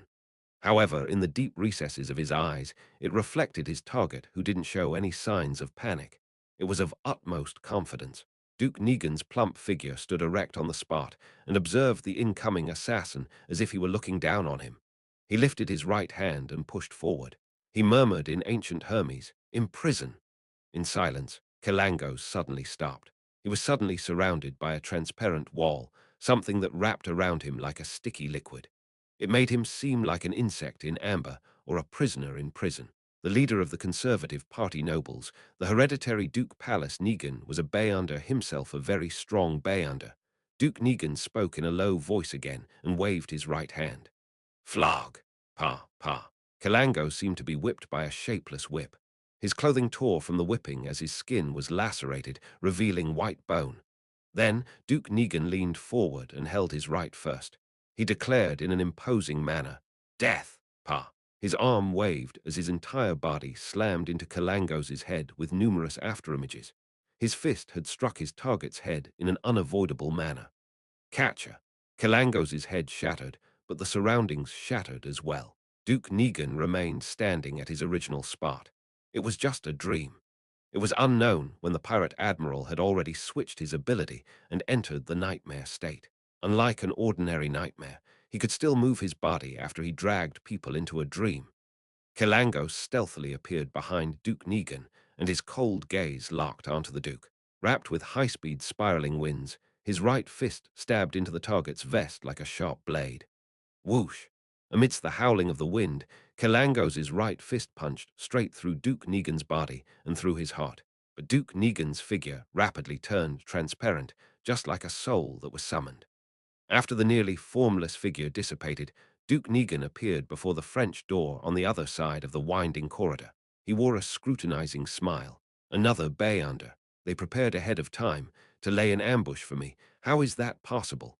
Although Kelangos was unwilling to accept this fact, he dealt with it calmly. The glove on his left hand squirmed and took on the form of dark golden scales. His irises grew pale and became vertical. Then a shapeless wave swept from every direction. Ladies and gentlemen were thrown into a state of uncontrollable fear at the same time. They left their hiding places and ran around aimlessly. The scene became chaotic. The Beyonders didn't dare to act recklessly, as they were worried they might hurt their relatives and friends. Seizing the opportunity, Kelangos ran quickly as hurricanes whirled around him. He smashed through one of the resting room doors before smashing through an oriel window. Amidst the shattering sound, he leaped outside and flew a distance away from Duke Negan's mansion with the aid of the wind. The moment he landed, Kelangos immediately ran towards a forest ahead of him. It was a municipal garden and escape route he had scouted out a while ago. Once he shook off his pursuers, he could change his appearance and blend into the massive population of Backland of more than 5 million people. That was also the reason why he dared to accept such a difficult mission. After a while, there was gale blowing towards Duke Negan's mansion. The Cardinal of the Church of Storms, the Archbishop of Backland, Spellsinger of God, Ace Snake brought a few mandated punishers and flew towards the mansion. He couldn't inform the other Beyonders in time. Alger was one of the members that arrived with Archbishop Ace. However, he was in a bad mood because he saw the broken windows and the other Beyonders running out of the mansion. It meant that Vice Admiral Hurricane Kelangos had escaped. Chapter 191. Unclear motives, Kelangos lost his pursuers with the help of the wind after crossing a man-made lake. He surveyed his surroundings, intending to create the illusion that he had entered a ditch to escape into the Tussock River before turning to the financial center of Backland, the Hillston Borough. At that moment, his field of vision suddenly blurred. He saw the colors around him saturate in the darkness. The green trees became greener, their red fruits even redder. The dark blackness of the water became darker. Everything appeared to be splashed with pastel paint. Under the sky where the crimson moon was obscured, there were many indescribable, transparent figures, as well as different lustrous splendors that contained mysterious knowledge. Kilangos found himself coming to a halt as he floated in midair. Beneath his feet, dark water continually rose towards him. Under the water were pale white palms reaching out for him. Not good. Kilangos realized that he had been ambushed, and the ambusher was definitely not weak. A giant humanoid skeleton suddenly appeared before him. The monster was 4 meters tall, and burning in its eye sockets were pitch-black flames. The bones on its body were blurry and illusory. Kilangos gave his enemy an expressionless look as he let out a sneer. At the same time, the glove on his left hand released a radiant light, appearing as if it was cast out of pure gold. Kilangos leaned back and spread his arms wide, as though he was trying to hug the sun. A bolt of pure, burning brilliance descended from the sky, enveloping the giant skeleton. The pastel-like world quaked in response, and the pale hands under the dark water evaporated one by one. This was the Beyonder powers of the Priest of Light. It was a Beyonder power from the Sun Sequence 5 pathway. It was the nemesis of the undead. The radiant pillar of light dissipated, and the pitch-black flames of the giant skeleton instantly extinguished. It then turned transparent as it disintegrated in the air. Before Kilangos had the time to use the abilities of the Priest of Light to dispel the pastel-like world, his expression abruptly turned rigid. He saw another giant skeleton appear to his left. It was also 4 meters tall, its eyes burning with a black flame, identical to the monster from before. Immediately following that, the same skeletal monster appeared around Kilangos, one after another. 1, 2, 3. There were more than 100 of them. More than 100 pairs of burning black flames cast their gaze onto their target at the same time. Underneath him, the dark water surface rose higher, almost coming into contact with Kilangos's feet. Pale white hands extended outward, flailing them around constantly, as though they were grabbing at a life-saving straw. "Spread out and pursue him. Try to corner him," instructed the cardinal snake. He conjured a typhoon and took to the air, flying toward the direction where Kilangos had fled.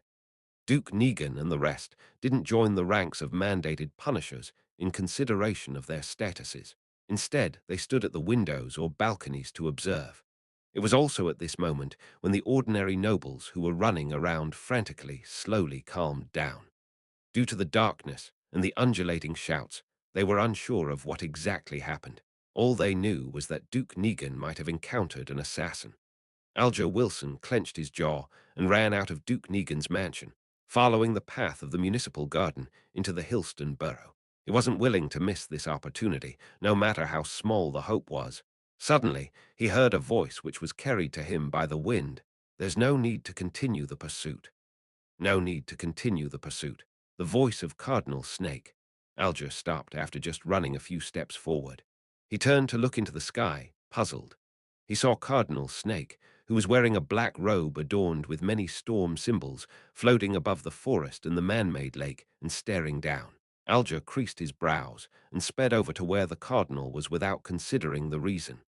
As he neared his position, he made use of his seafarer abilities to get a clearer look. The spellsinger of God showed no expression, but his posture made it evident that he was serious. His exposed white hair that peeked out from under his black hat swayed with the wind, accentuating his stern silver eyes. Alger retracted his gaze and ran out of the forest. The scene of the calm pond reflecting the crimson moonlight suddenly appeared in his eyes. On the pond's surface, a tall figure was floating near the bank. That figure had a unique wide jaw, his brown hair was tied in a ponytail. His dark green eyes were cold, yet blank. Kilangos, Vice Admiral Hurricane Kilangos. Alger was taken aback at first, then he felt both surprise and joy. He couldn't believe his eyes, and even suspected that the darkness was causing him to hallucinate. Before he could react, he suddenly saw Kilangos's face rot rapidly. It oozed a yellow-green liquid, his flesh peeling off piece by piece. Pat, pat, pat. All that was left of Kilangos's face was a skull. His two vacant eyeballs fell from their sockets and onto the ground beside the lake. Kilangos fell apart completely. His clothes draped over his rotting flesh and white bones and blocked the sparkling radiance. In less than 20 seconds, one of the 7 pirate admirals, Kilangos, had died mysteriously in front of Alger's eyes.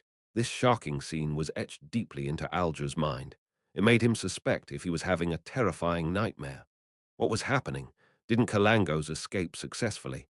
Why did he die so simply, yet so mysteriously here? What did he encounter for him to lose his life in such a short amount of time? He's a Sequence 6 wind blessed, the owner of creeping hunger. Who did it? What was the motive for killing Kilangos? Just as countless ideas flooded Alger's mind, he heard Spellsinger of Guard, Ace Snake's charismatic voice. Did you give the information to anyone else? Is there anyone else who knows of this information? Alger quickly calmed down. He glanced at Kilangos's remains and gave an explanation that he had prepared. I reported the information to you the moment I found out about it. He couldn't help but grumble inwardly. If it wasn't for the fact that Ace Snake had gone for a walk along the Tussock River, forcing me to spend time finding him, Kilangos might not have even escaped Duke Negan's mansion. Of course, he didn't dare say this in front of a high-sequence Bayonder. He could only respectfully and humbly continue. The personnel who received the information directly even sacrificed himself for it, and no one opened the letter during its transfer. I can vouch for this. But I cannot confirm if there was a leak at the source of this information. Since we could learn of it, others might have too.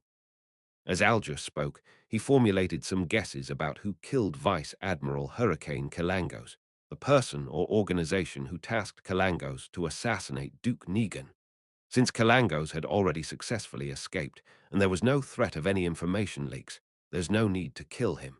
If it were me, I would get Kilangos to lay low and try another assassination attempt when everyone was certain that he had left Backland.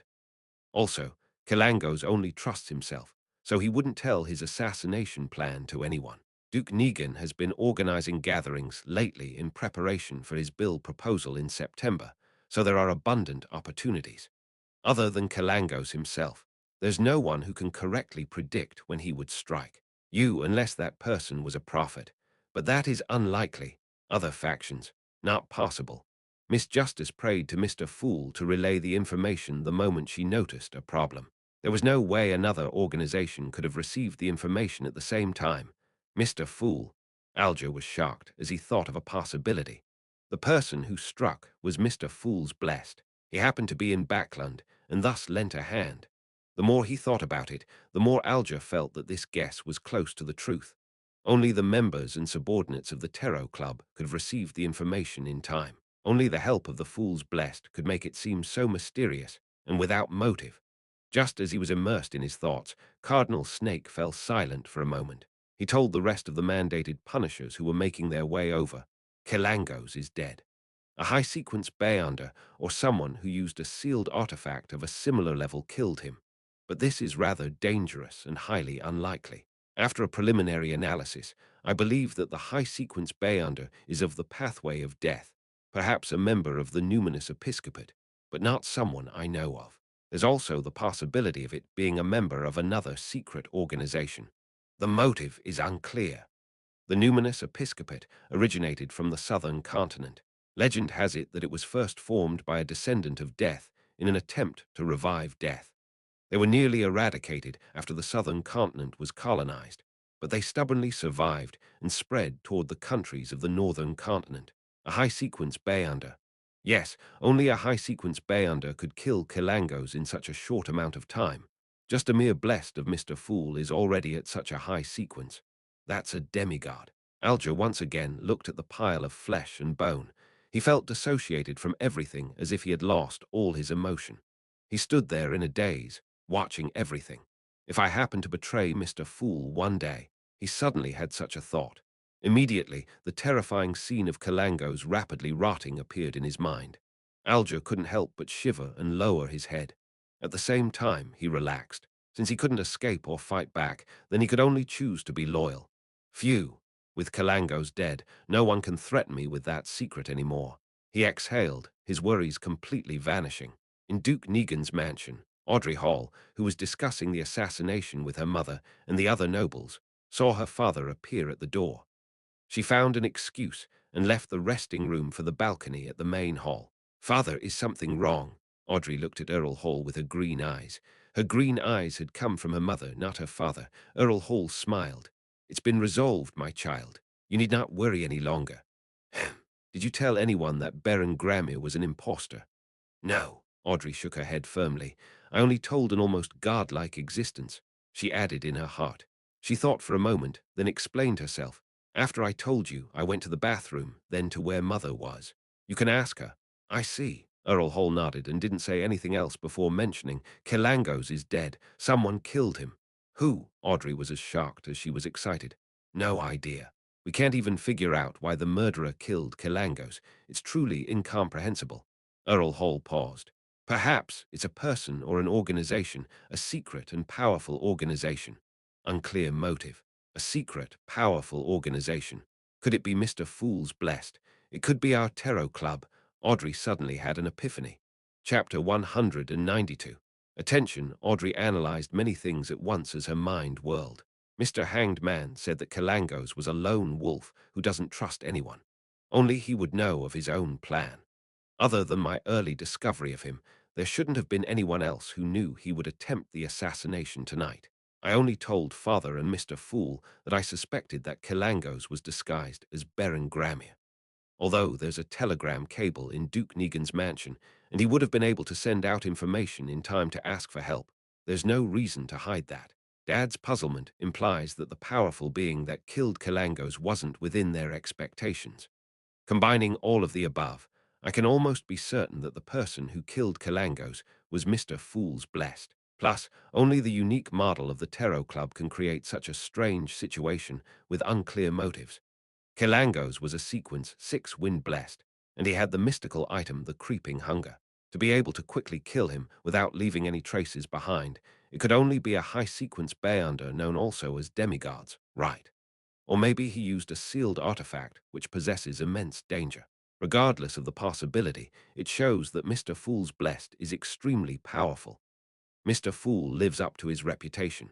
Regardless, I certainly provided clues, so Mr. Hanged Man has to carry out his promise and pass me the pituitary gland of a rainbow salamander. This should be our Tarot Club's very first mission, right? One of the 7 pirate admirals, Kelangos, died because of us. Looking at his daughter, who seemed excited, Earl Hall, who was a handsome man in his youth, coughed lightly and warned his daughter with a mask of solemnity. "Audrey, I know that you're very interested in mysticism, and I normally tolerate it. But you mustn't be involved in this. You can't even ask about it. You will be introduced by the Queen to the Backlands social scene events by the end of this year. As an adult, you should clearly know and remember that a terrifying Beyonder or a powerful, hidden organization is equivalent to danger. Do you understand that?" "Yes, Father," Audrey replied charmingly. "I was just a little curious." "Curiosity won't do either," Earl Hall emphasized, and he couldn't help but let out a helpless smile. "Okay," Audrey nodded obediently. "I understand the whole incident better than you do anyway." She made a silly face in her head. Earl Hall thought and said with a gentle smile, "Regardless, you are the heroine tonight, the savior of Duke Negan. Half of the reason why Kalangos is dead is partially because of you, and it's the same with the bounty. Of course, if there's no one that admits to killing Kalangos and comes to receive the bounty, the remaining half of it will be yours too. Added together, it will be £10,000 in total.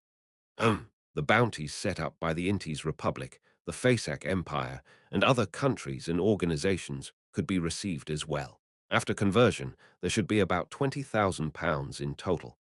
Duke Negan promised that he would give you his holiday estate at Daisy Bay as a gift. It includes a huge rubber tree plantation. I don't know the annual profit exactly, but it definitely won't be low. He spent £8,000 to buy it back then and later, even built a house and purchased good quality seeds for planting. Audrey, who already had an inheritance of £300,000, was considered rich. However, a reward that was almost £40,000 was still a huge amount of income. Many noble ladies wouldn't even receive such a figure as a dowry. In an allied marriage of a noble and a businessman in August, Miss Mary Oldbury, the daughter of a millionaire, only had an £80,000 dowry. "I never considered the bounty," Audrey muttered inwardly. Suddenly, she thought of something. If she were to receive the bounty and her name spread, the hanged man could easily find out who Justice was. This can't happen. As a member of the Tarot Club, I have to maintain a sense of mystery. Audrey looked towards her dad and reorganized her words. Dad, I'm a little worried. Why? What happened? Earl Hall asked in concern. If it were to spread that I found out that Kalangos was disguised as Baron Gramir, I'm afraid that his underlings would take revenge on me. I'm afraid that whoever instructed Kalangos to assassinate Duke Negan would target me. Audrey tried to make herself seem pitiful, weak, and helpless. I'll hire someone to protect you, Earl Hall replied. Then he nodded faintly and said, There's really no need for you to take such a risk. Plus, the person that killed Kalangos took the creeping hunger. Of course, to a high-sequence Beyonder, that wouldn't be a strong enough motive for interfering. Yes, I'll inform Duke Negan to keep this a secret and tell someone else to receive the bounty on your behalf and compensate you in private. Then Earl Hall smiled and said, You really are my daughter. You earned £40,000 so easily. This is more than 1/10 of your current wealth. The £300,000 was what he had set aside for her in advance. He would still add in another part when she got married as his daughter's inheritance. Am I as good as you were? Audrey happily asked in reply. Earl Hall shook his head and laughed. Much better than I was. The profit from my very first business venture was only £60. Audrey suddenly became extremely thrilled. The satisfaction derived from receiving a £40,000 bounty, getting her father's compliment, causing Kalangos' death, completing an extraordinary task, and the reward of a rainbow salamander's pituitary gland that she was going to get from the hanged man amplified her happiness. I really want to report this to Mr. Fool to get his reassurance. No, no way. A powerful, mysterious being killed Kalangos with an unknown motive. There might be someone observing me in secret, looking for clues regarding Kalangos' death. I can't show any hint of abnormality. Pewee. There's nothing abnormal about me to begin with, as long as I don't attempt to recite Mr. Fool's honorary name. If Mr. Fool's Blessed was really the murderer, he must have already known the outcome. He wouldn't need me to report it to him. Well, do I need to share the bounty with the Blessed? No, no matter what kind of payment method is used to transfer £20,000, it would definitely draw attention. I can't take the risk. Plus, it has always been the hanged man who's been asking for help from Mr. Fool. Technically, he should pay the reward. Yes, yes, after all, he declared that he had many pages of Emperor Roselle's diary. I'll try to gather more pages of the diary to thank Mr. Fool for answering my prayers. He definitely wouldn't be interested in crass money. Audrey quickly determined her next course of action. In Duke Negan's mansion, in a secret study room. The fat and tall Duke sat on a high-backed chair behind a desk. He was smoking a cigar as he looked at the spellsinger of Garde Snake, Prime Minister Aegsid Negan, and the others opposite him. Based on our current knowledge, we still aren't certain of the identity of the high-sequence Beyonder that killed Kalangos. Prime Minister Aegsid Negan had just rushed over from the king's side. Archbishop Snake nodded. We've determined that it wasn't any of the high-sequence Beyonders that we're familiar with, or the numinous episcopate either. We have sufficient reason to believe that it's a powerful, mysterious Beyonder we aren't aware of. Of course, we haven't eliminated the possibility that the person was using a dangerous sealed artifact. Duke Negan held his cigar and said, Maybe it wasn't just a high-sequence Beyonder. There might be a hidden organization behind that person, a hidden organization that we don't know enough about. Otherwise, they wouldn't be able to lay in ambush for Kalangos so accurately. Yes, perhaps one of the guests at tonight's ball is a member of theirs.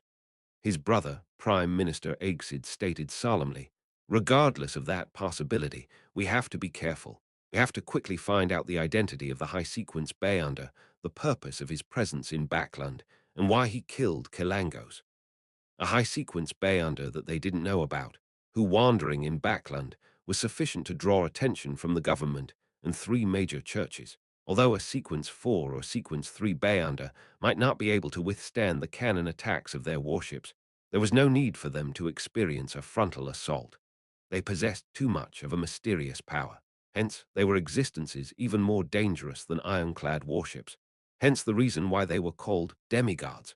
Spellsinger of Garde Snake stood up and said, Let me make some arrangements and get into contact with the Church of Evernite and the Church of the God of Steam and Machinery. His Majesty will allow the military and the intelligence agencies to cooperate, Prime Minister Egsid promised, in a hotel in the North Borough of Backland. Azik sat under a gas lamp and looked at the glove before him. The glove was very thin, as though it was made from human skin. It seemed that as long as it was filled with flesh and blood, it would turn into a hand. Azik looked at it for a very long time. His face suddenly contorted in agony and pain as he muttered, I seem to have cooperated with them before. Klein didn't sleep well the entire night because he didn't receive any reports from Justice or the hanged man, nor did he receive any reply from Mr. Azik. He kept thinking about the outcome of the incident with Kalangos. It must have been quite a scene if Miss Justice and Mr. Hanged Man didn't dare to contact me recklessly. But why didn't Mr. Azik reply to my letter? Did he not get involved, or was there an accident? Did Kalangos hurt him? Klein extended his hand and covered his mouth as he yawned. He got onto the trackless carriage that headed for Zoutelen Street. Extra, extra, Vice Admiral Hurricane Kalangos killed in Backland. Extra, extra, Vice Admiral Hurricane Kalangos killed in Backland. Just as the carriage was about to set off, Klein suddenly heard the paper boy, which was also one of Emperor Rosel's inventions. Klein was momentarily stunned as he quickly fished out a penny and bought the Tingen Morning Post. Many passengers made the same choice. He opened the newspaper and quickly read the headline. Pirate Kalangos shot dead by Duke's bodyguard in Backland. Kalangos died. Mr. Azik did it. Klein fell into deep thought and lampooned himself. As the boss behind the scenes, I actually had to find out the outcome from the newspapers. Chapter 193. Coming to a close, the article covering what happened to Kalangos wasn't long, and all it stated was the time, place, people involved, and the outcome. As the saying goes, the more succinct the content, the more serious the situation. Something that happened in Backland at 8 or 9 last night is already being reported in Tingen City this morning. The spread of information in this world isn't too slow due to the exceptional contributions of Emperor Rosel. It must have been one of the nobles or ministers who attended the ball who leaked this information to some reporter. Then that reporter used the telegraph to send this sensational news to the news companies in various counties. The morning papers are usually drafted at night and printed after midnight before being distributed in the morning. There was just enough time to make changes and publish this article. Just based on this news, the Tingen Morning Post would be able to sell an extra 1,000 copies. And that's only considering just this city. Klein's thoughts became more and more distracted before finally calming down. Since Vice Admiral Hurricane Kalangos is dead, that means that even if Mr. Azik is injured, it wouldn't be too serious. If it was serious, he definitely would have been captured by the mandated Punishers or Duke Negan's Bay under bodyguards that were in pursuit of Kalangos. And when facing such a situation, Miss Justice and Mr. Hanged Man would definitely try their best to report it to me. The latter not happening is enough to indicate that everything is under control. Yes, if Mr. Azik doesn't give me a reply, or if Miss Justice and Mr. Hanged Man do not pray to me by tonight, I'll blow the copper whistle once again to summon the messenger and send over a letter of inquiry. Relaxing, Klein shifted his attention away from the newspaper, then he surveyed the public carriage. Most of the people who could afford transport like this could read, and under the influence of the term extra, many had bought the Tingen Morning Post. Now, a few of them were quietly discussing the incident. The king of pirates and the admirals have been terrorizing the sea routes for a long time. They back off when they see the battleships of the various countries, but they don't pay much regard to merchant ships. Even though Kalangos had only been inducted as one of the 7 pirate admirals for less than a decade, he's the first to be killed by the government. Frankly, I'm curious as to what he was doing in Backland. When a pirate leaves the ocean, death is a foreseeable outcome. Let's hope that there will be a more detailed report in the future. Holy Lord of Storms, I wish to know which of Duke Negan's bodyguards killed Kalangos. His bounty was a full 10 pounds. 10 pounds. If I had 10 pounds, I would immediately quit my job and buy 2 or 3 medium-sized nurseries. I would invest in the shares of some colonizing companies and railroad companies and receive a stable dividend every year. That's only the bounty of this kingdom.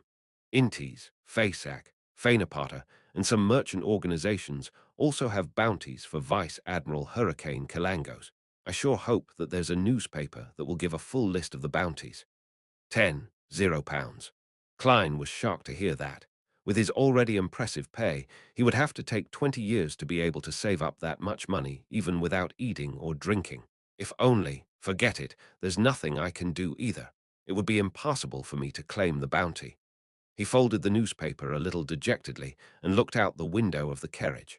At this point, he finally concluded that the incident with Vice Admiral Hurricane Kalangos had come to a close. All that was left was to tie up the loose ends, such as the batch of Roselle's diary that the hanged man had promised him. Backland, Sherwood Borough. Foswal and Zio Derecha were walking along the street towards the nearest branch of the Varvet Bank. My money seems to disappear without me noticing. For sighed. Zio felt the same way. That's right. Luckily, my book, Stormwind Mountain Villa, is rather popular, and there are still royalties being sent to my account.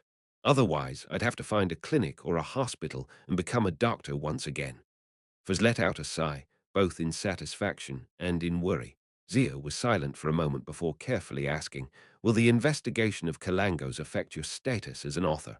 After all, we could be under the attention of the mandated punishers, Nighthawks, and the rest. No, the only one they would focus on is you. Fors laughed. You were the one who sent someone to make a police report. Same for the one who sent the letter and the one famous among the alleys and gangs of the East Borough. As for me, Fors Wall, I'm still the popular best-selling author. Zia said in a daze. So you've just been accompanying me all this time. Fors stroked her hair and laughed. Don't you find that this was an interesting experience? This experience has provided me with the much-needed inspiration for my work. My next novel will be about a sudden, brutal murder. Zio paused, not knowing how to continue the conversation. All she could do was continue walking forward bitterly, forgetting to make a turn until Fors dragged her back. At that moment, they heard a paperboy shout, Extra, extra, Vice Admiral Hurricane Kalangos killed in Backland. Ah, what? Zio and Fors looked at each other in confusion. They only came to their senses after the paperboy repeated himself multiple times. What? Kalangos is dead. Fors couldn't believe what she was hearing. He's dead. How did he die so suddenly? Zio, who was trying to hide from the prosecution of this merciless pirate, was shocked and dazed. Doesn't this have to follow a normal procedure? First, they find clues to confirm Kalangos' motive, then they would gather powerful bayonders and ambush him. Killing the pirate was the last step. But Kalangos was killed, even though the first step hadn't been completed yet. He died just like that. Fors and Zio exchanged looks as if they were two marble statues. Nearly a minute later, Zio charged towards the paperboy and bought a copy of the Tussock Times. This was one of the three most distributed newspapers in the Lone Kingdom. Oh, Kalangos is really dead, killed by Duke Negan's bodyguard. Oh goddess, Negan's bodyguard is, Zio gasped, leaving out the powerful bayonder that she had wanted to say. Fors looked at her good friend in pity. To think that you would believe everything the newspapers say. All right, perhaps someone realized Kalangos' motive in advance, and the mandated punishers, Nighthawks, machinery hivemen, and the military cooperated and executed a successful ambush. Zio froze and exhaled. We don't need to worry about it any longer. We can go back to our normal lives, but we have to avoid the sphere of influence of that police station from before. She looked at Fors and asked, a little worried, how much do you think Miss Audrey will pay us now? I know that a few £100 wouldn't be too much to her, but we haven't really completed what she asked of us. No, at least we made Kalangos appear on his own accord. The reason he rushed to take action and fall for the ambush was definitely in some part due to our contributions, Fors consoled her. With Miss Audrey's generosity, she'll give us half the reward even if she's not giving us all of it. Let's hope so. Zia took in a deep breath and had an expectant gaze. I wonder who will claim that bounty of £10. It sure invites the envy of others. If I had that much money, I'd have become a sequence 7 or 6 long ago, but I missed the opportunity time and time again. Fors also felt a little sorry, but she reminded her friend, Zio, let us not contact Miss Audrey for the time being. Let her contact us on her own accord. There are too many hidden details surrounding the death of Kalangos. Looking for Miss Audrey abruptly could put us in a dangerous situation.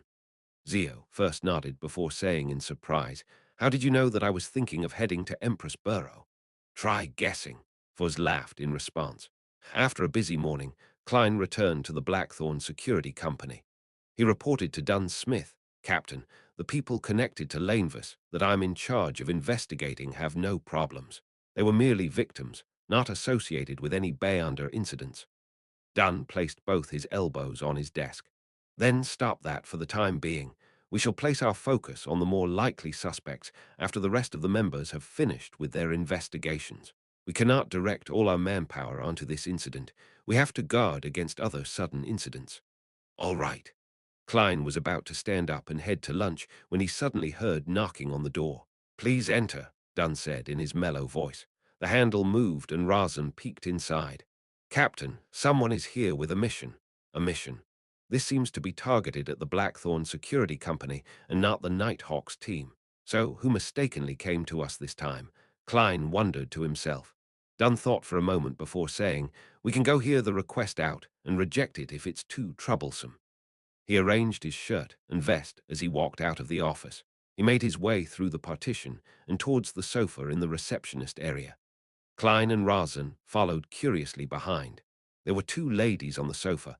Both of them were wearing black hats and dresses without any extra color. One of the ladies was plump and had fair skin. Her face was completely obscured by the black veil of her hat. Klein felt a sense of familiarity when he saw her, as though he had seen her somewhere before. Just as he was recalling, he heard the skinnier lady beside her speak. "The mission we would like to entrust to you is for you to track and monitor Madame Sharon and find evidence of her crimes." Madame Sharon. Klein suddenly had an epiphany and recalled where the sense of familiarity came from. The lady that remained silent was the wife of Member of Parliament Maynard, the daughter of the new party's leader. She finds it hard to accept the death of her husband and is unwilling to accept the conclusion the police department came to. So she came to a security company in private to do another investigation. To think that she came directly to us. Klein shook his head and laughed to himself. Chapter 194, Infiltration, Madame Sharon. Dunn obviously knew of Berencoy's widow, a famous socialite in Tingen. Maynard's wife turned her head to shoot a glance at the scrawny lady who came with her to the Blackthorn Security Company, but she didn't speak for herself. The scrawny lady in the black dress and hat weighed her words before she spoke. "Yes, Madame Sharon, the wife of the deceased Berencoy. She stammered, then suddenly spat in anger. "She's a BTCH." Upon hearing her curse, Klein suddenly recalled the porno that he had seen and Madame Sharon's behavior, which appeared nervous on the surface but was calm deep down. That made him believe the rumors about her, and he felt sorry for the deceased old baron. It's not like Madame Sharon can't remarry, but her loose behavior really makes the old baron's grave a perfect nesting ground for cuckoos. Dunn didn't have much of a change in his facial expression. He sat on the sofa opposite and said with his mellow voice, "But that doesn't make her a criminal. You know clearly, and I know it clearly too. Madame Sharon is very influential in Tingen. If we were to follow her and monitor her, there could be very serious consequences for us."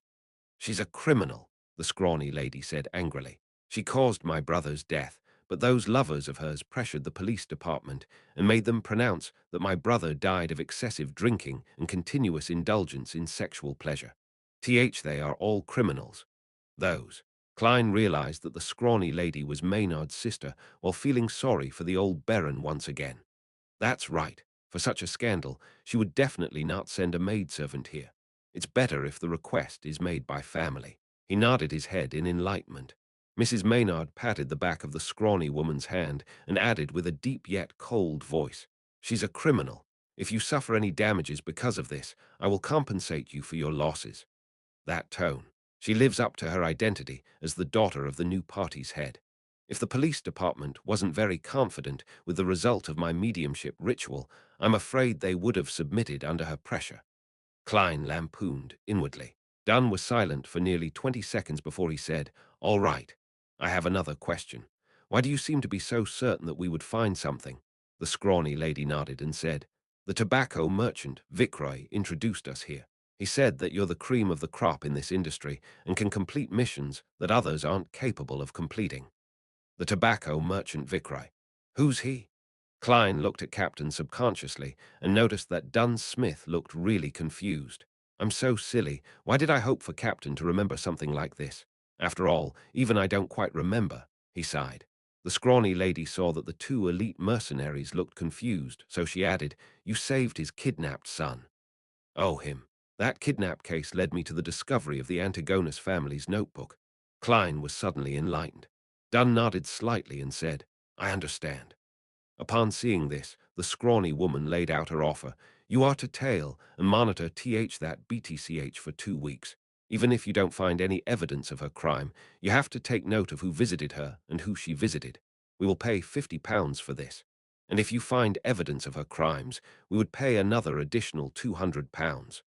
That's a large sum of money." When Klein suddenly recalled that he had only spent £7 to hire Detective Henry to gather so much information about red chimney houses, he became a little ashamed. Dunn thought for a moment before saying, "No problem, we can sign the contract now. You'll have to pay a deposit of £20 up front. Captain, we're really lacking in manpower right now. There's the huge case regarding Lanevis." Klein didn't expect Dunn Smith to accept the mission, although he himself was quite keen on accepting it. Mrs. Maynard nodded slightly and said, "No problem. I believe in you. Please don't disappoint me." Dunn smiled but kept quiet. He turned his head and told Razan, "Please write up a contract." When the contract was signed and the deposit was paid, Dunn watched Mrs. Maynard and the scrawny lady leave the Blackthorn Security Company. He then looked sideways at Klein and said, "This mission will be yours." "Ha!" Klein looked confused. Dunn smiled and said, "Didn't you want to learn tailing techniques and monitoring skills? This is a great opportunity. It also turns out that you're done with your part in the Lanevis case." "All right." Klein didn't reject the assignment. Just as he accepted, his mind began whirling quickly. According to the rules, half of the mission's commission is handed to Mrs. Oriana as additional funding for the team. The remaining would be split among the involved members. However, it seems like I'm the only one handling the case. Regardless of whether the investigation succeeds, there will be at least £25 of income. On top of that, I'll receive my usual weekly pay. If I really could find some clues, I could even receive £125. Captain is a wise man. Dunn stole a glance at him and said, "Learn the tailing techniques and monitoring skills from Leonard and Fry in the morning and put your combat training on hold for this week." "Yes, I think you're quite well trained already, so I'll send someone to inform Gawain." Learn tailing techniques and monitoring skills from Leonard and Fry. That doesn't seem very reliable. Klein was stunned. He could imagine Leonard using only one method, which was playing his Fainapotter lute while singing melodious poetry. Then he would probably seduce Madame Sharon to bed in order to monitor her up close. As for Fry, he had a unique air to him. He was cold and gloomy, so no matter where he went, he would catch the attention of others. How could such people make good spies? As his thoughts churned, Klein replied seriously, "All right."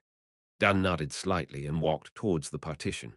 Suddenly he paused, turned around, and hesitated before he spoke. "Do you remember the tobacco merchant? What was the kidnapping about? So you didn't remember anything or understood anything. Why were you acting so staid and confident?" Klein facepalmed. Based on Leonard's guidance, Klein wasn't in a hurry to tail Madame Sharon, even though he knew that she stayed on Arsena Street in the East Borough. Until you know the target's routine, you can't tail your target recklessly. Plus, monitoring alone makes it difficult to take note of everything. "Unless you don't eat, drink, sleep, and go home," Leonard had said. Hence, Klein followed his suggestion and found one of the mob bosses in the Hound pub and spent £5 to get his underlings to monitor Madame Sharon and record her daily routine. Luckily, this can be reimbursed. Why does it feel like I'm subcontracting? On Friday afternoon, Klein received the investigation report from the mob boss. Calling it an investigation report was an obvious insult to professional detectives. Not one of the mob boss's underlings was literate. They relied on drawings and symbols, which was then interpreted and organized by their semi-literate boss who had attended Sunday school for a year. Klein got a headache just from reading it and took quite a while to finish reading the report. According to the surveillance, Madame Sharon seldom leaves her place recently. There aren't many guests who visit either. She might be affected by Maynard's death. Those mob underlings are quite capable. They even gathered information from Madame Sharon's maidservant. Mm, she will be attending the Conservative Party's banquet tonight. She might return home quite late, or maybe not return. This is an opportunity for me to put theory into practice. Klein quickly decided to sneak into Madame Sharon's house and search through it. With his duties regarding the Lanevus case over, the temporary suspension of combat training, and the end of the Kalangos incident, Klein only had two matters on hand. One was to investigate the red chimney houses, and the second was following and monitoring Madame Sharon. In other words, he was relatively free. 2 days ago, he had received Mr. Azik's reply. There was only one sentence on the letter. I obtained the creeping hunger and recalled something.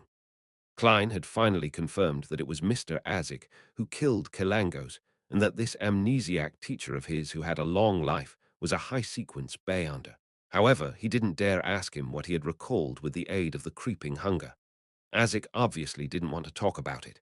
If he was willing to share, he would have described it directly in the letter. In Klein's reply, he only reminded Mr. Azik that the creeping hunger yearned for the flesh, blood, and soul of living humans. He had to find a safe sealing method. In addition, Justice and the hanged man had yet to pray to him, but Klein wasn't worried. He understood that both members were afraid of being monitored, so they didn't recite his name recklessly. Gas street lamps illuminated the straight Osner Street at night, while the crimson moon hung high above. Klein, who had sneaked out with the clown's balance and agility, leaped over the outer wall of Madame Sharon's house quietly. Passing through the garden, he arrived by the side of the house. He climbed up the water pipe and slipped onto the balcony on the second floor. Klein had never even climbed a tree successfully when he was young, so it was quite a monumental event. He took out a tarot card from the pocket of his black trench coat, slotted it into the gap of the balcony door, lifted it lightly, and unlocked the door. The servants are so careless. They didn't use an additional lock. Otherwise, I'd have to try entering by climbing through the window. Klein muttered silently and entered the house. Based on the information provided by the mob boss, he found Madame Sharon's bedroom easily. He turned the knob and stepped into the room. He closed the door carefully and suddenly smelled a faint fragrance. It reminded him of the fragrance of a woman that caused the blood vessels of other people to swell. Klein felt a little faint, and he even felt his body reacting. He immediately calmed down with cogitation and made a self-deprecating comment. She's using an aphrodisiac as perfume. Chapter 195. Lockpicking expert. Klein, a few seconds later, Klein activated his spirit vision and surveyed the room, only to find how extravagantly decorated Madame Sharon's room was. In a spacious area with a cloakroom that was ajar, there was a thick carpet, a blanket made with goose feathers, a makeup table strewn with skin care products and cosmetics, a dazzling array of jewelry, thin clothing and socks thrown over the rocking chair, and multiple decorative items adorned with gold silk. All of these entered Klein's field of vision. What attracted Klein's attention the most was an unfinished oil painting. On the painting was the naked figure of Madame Sharon herself, her brown hair like a waterfall, her eyes like an innocent deer's, pure and limpid. But her curved eyebrows, sharp nose, and tender lips accentuated her form as a mature female. The two qualities fused together despite the contradiction, releasing an alarming temptation. Klein only gave a cursory glance at the area under the neck for a moment. He wasn't trying to be gentlemanly. After all, he had already seen the porno, so why would he have scruples over a picture? His attention had been grabbed by the pastels, palettes, and paintbrushes beside the painting, as well as a full-length, silver-coated mirror. This combination and their placement relative to each other gave Klein a weird thought that the painter was Madame Sharon herself, and not some artist she had seduced. A beautiful woman with a great figure, flirtatious yet innocent, stripping and drawing herself while looking in the mirror to chronicle her beauty. It feels a little odd. Is Madame Sharon narcissistic? Klein gulped silently and retracted his gaze. He started to search for possible evidence of her crimes. Following Leonard's and Fry's instructions, he kept his black gloves on as he searched. He had to keep the original position of everything in his memory to facilitate putting everything back after he was done. This proved easy for an advanced seer. If he forgot, he could use dream divination to recall the placement easily. Of course, he had performed a divination before he left the house tonight. There was going to be no danger, and he would be met with relative success. That's something a good charlatan would do. Even if I'm already a clown. Klein lampooned himself. He spent 20 minutes searching Madame Sharon's room, but he didn't find anything noteworthy. nor did he see any light emitted by spirituality. Finally, he stopped before a safe in the corner of the room. The steel safe was a meter tall, thick and heavy. It gave the impression that it was unusually sturdy, as if it could only be opened using explosives. This sure is a characteristic of the age of steam. There must be complicated machinery within the safe. Klein tried to open the safe, but failed miserably. He left the safe for last. He took off his left glove and unwound the topaz dangling on his left wrist. Grabbing the silver chain and allowing the pendulum to fall, Klein dispelled the excitement that the fragrance in the room gave him and entered a state of cogitation. His eyes turned dark as he chanted to himself, "There is a secret room or hidden partition in this room. There is a secret room or hidden partition in this room." After reciting it 7 times, Klein's eyes regained their normal color. He looked at the dangling topaz, which was turning counterclockwise. It was a negative result. Klein nodded slightly and left Madame Sharon's room. According to the process from before, he went through the study, the living room, the greenhouse, and other parts of the house, but he didn't find any clues of value. He didn't use dowsing rod seeking since he didn't exactly know what he was looking for. Klein took out his silver pocket watch and gave it a look. He confirmed the time before returning to Madame Sharon's bedroom. Carefully closing the wooden door, Klein took out the silver dagger used for rituals and released his spirituality, allowing it to fuse with the powers of nature and seal the room. He was going to summon himself. He was going to go through the safe using his spirit and check the things inside. Grandpa doesn't need to know how to lockpick, Klein proclaimed in Mandarin. The process was simple since he was praying to himself. He didn't have to be too particular. Klein took out a candle infused with sandalwood and ignited it using his spirituality. That was going to be his altar. I, I summon in my name. The fool that doesn't belong to this era, the mysterious ruler above the grey fog, the king of yellow and black who wields good luck. The incantation reverberated around Madame Sharon's bedroom. Klein's spirituality poured out from within him, gently fusing with the candle flame to become a grey, palm-sized veil of light. He then took 4 steps counterclockwise, made his way through the mad ravings, and into the world above the grey fog. He saw the door of summoning appear behind the seat of honor at the ancient long table. Klein was about to react when he froze.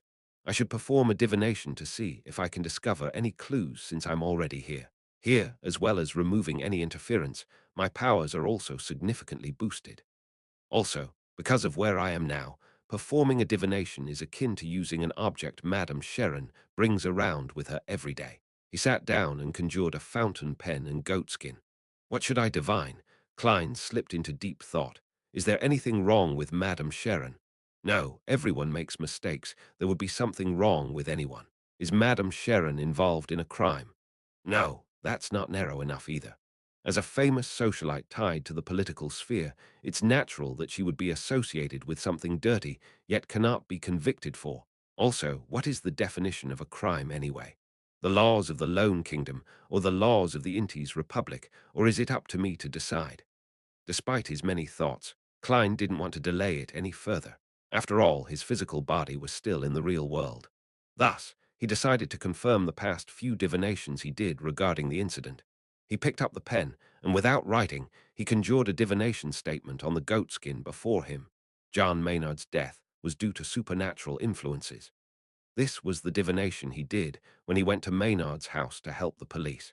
The answer he received last time was negative. Grabbing the silver chain, he allowed the topaz pendulum to almost touch the statement on the goatskin. Klein half closed his eyes and silently recited the divination statement. John Maynard's death was due to supernatural influences. John Maynard's death was due to supernatural influences. After repeating it 7 times, he opened his eyes and looked at the pendulum. His pupils constricted suddenly. The topaz pendulum was spinning clockwise. Clockwise meant a positive result. Maynard's death was really due to supernatural influences. Klein stared at the pendulum that was slowing down, his heart churning in turmoil. My divination back then was influenced, disrupted. Madame Sharon is a Beyonder, a rather powerful Beyonder. Or is there someone backing her, having helped in planning Maynard's death? Did they want to remove a powerful opponent to the seat of mayor, to remove a future House of Commons member of Parliament from the new party? Many thoughts raced through his mind as Klein wrote a new divination statement. Madame Sharon is a beyonder. He recited the statement 7 times, still using the pendulum technique. Klein used the location he was at, as well as the information he knew regarding Madame Sharon, to complete the divination. He saw an answer. The answer was the clockwise rotation of the topaz pendulum. The answer was yes. Madame Sharon is a beyonder. Klein's nerves tensed. He didn't delay any further, immediately answering his own prayer and pushing open the mysterious door. After a moment of chaos and dizziness, he saw Madame Sharon's bedroom and himself. Klein floated to the front of the heavy safe and extended his right hand. He carefully extended his hand into the safe. Since Madame Sharon was a beyonder, he had to be wary of traps in the safe. In such a state, where his soul was infused with powers of the mysterious space and his spirituality, Klein no longer needed divination. He would receive a warning when he was approaching something dangerous. A large portion of divination was obtaining revelations by allowing one's astral projection to roam in the spirit world. In other words, it was derived from one's spirituality. Klein didn't notice anything unusual when his nearly transparent hand made it through the thick metal door. After sweeping his hand, he leaned forward, plunging his entire spirit into the safe. He saw that the inside of the safe was split into 3 sections. The first was filled with gold bars, thick stacks of cash, and even more precious jewelry. Another layer had sealed documents. Klein blew on them, but he didn't manage to flip them open to look at their contents. Yes, I'll have to try again with Mr. Azik's copper whistle. Klein had experimented with it previously. When he enveloped the flaring sun charm or Azik's copper whistle with his spirit, both the items were able to make it through obstacles, as if becoming illusory items themselves. The bottommost layer of the safe was rather strange. There was only a black and white photo there. On the photo was a suave young man, Madame Sharon's past lover. Were they forcefully broken apart, and Madame Sharon having no choice but to marry the old baron, and thus embarked on her path of debauchery by entering the beds of multiple men. But deep in her heart, she still harbors a pure space. Every night, when it's quiet, she takes out this photo and strokes it with tears on her face. Klein instantly imagined the plot of a great romantic tragedy, but the more he looked at it, the more something seemed amiss. The young man in the photo seemed, perhaps, a little too much like Madame Sharon's brother. She's a beyonder. FK, could she also be of the demoness pathway, the same as instigator Trissy? Klein suddenly had a stroke of inspiration which scared himself. Could the reason Trissy stayed in Tingen this long be because her partner was here? Klein observed the photo closely, realizing that the young man looked remarkably like Madame Sharon.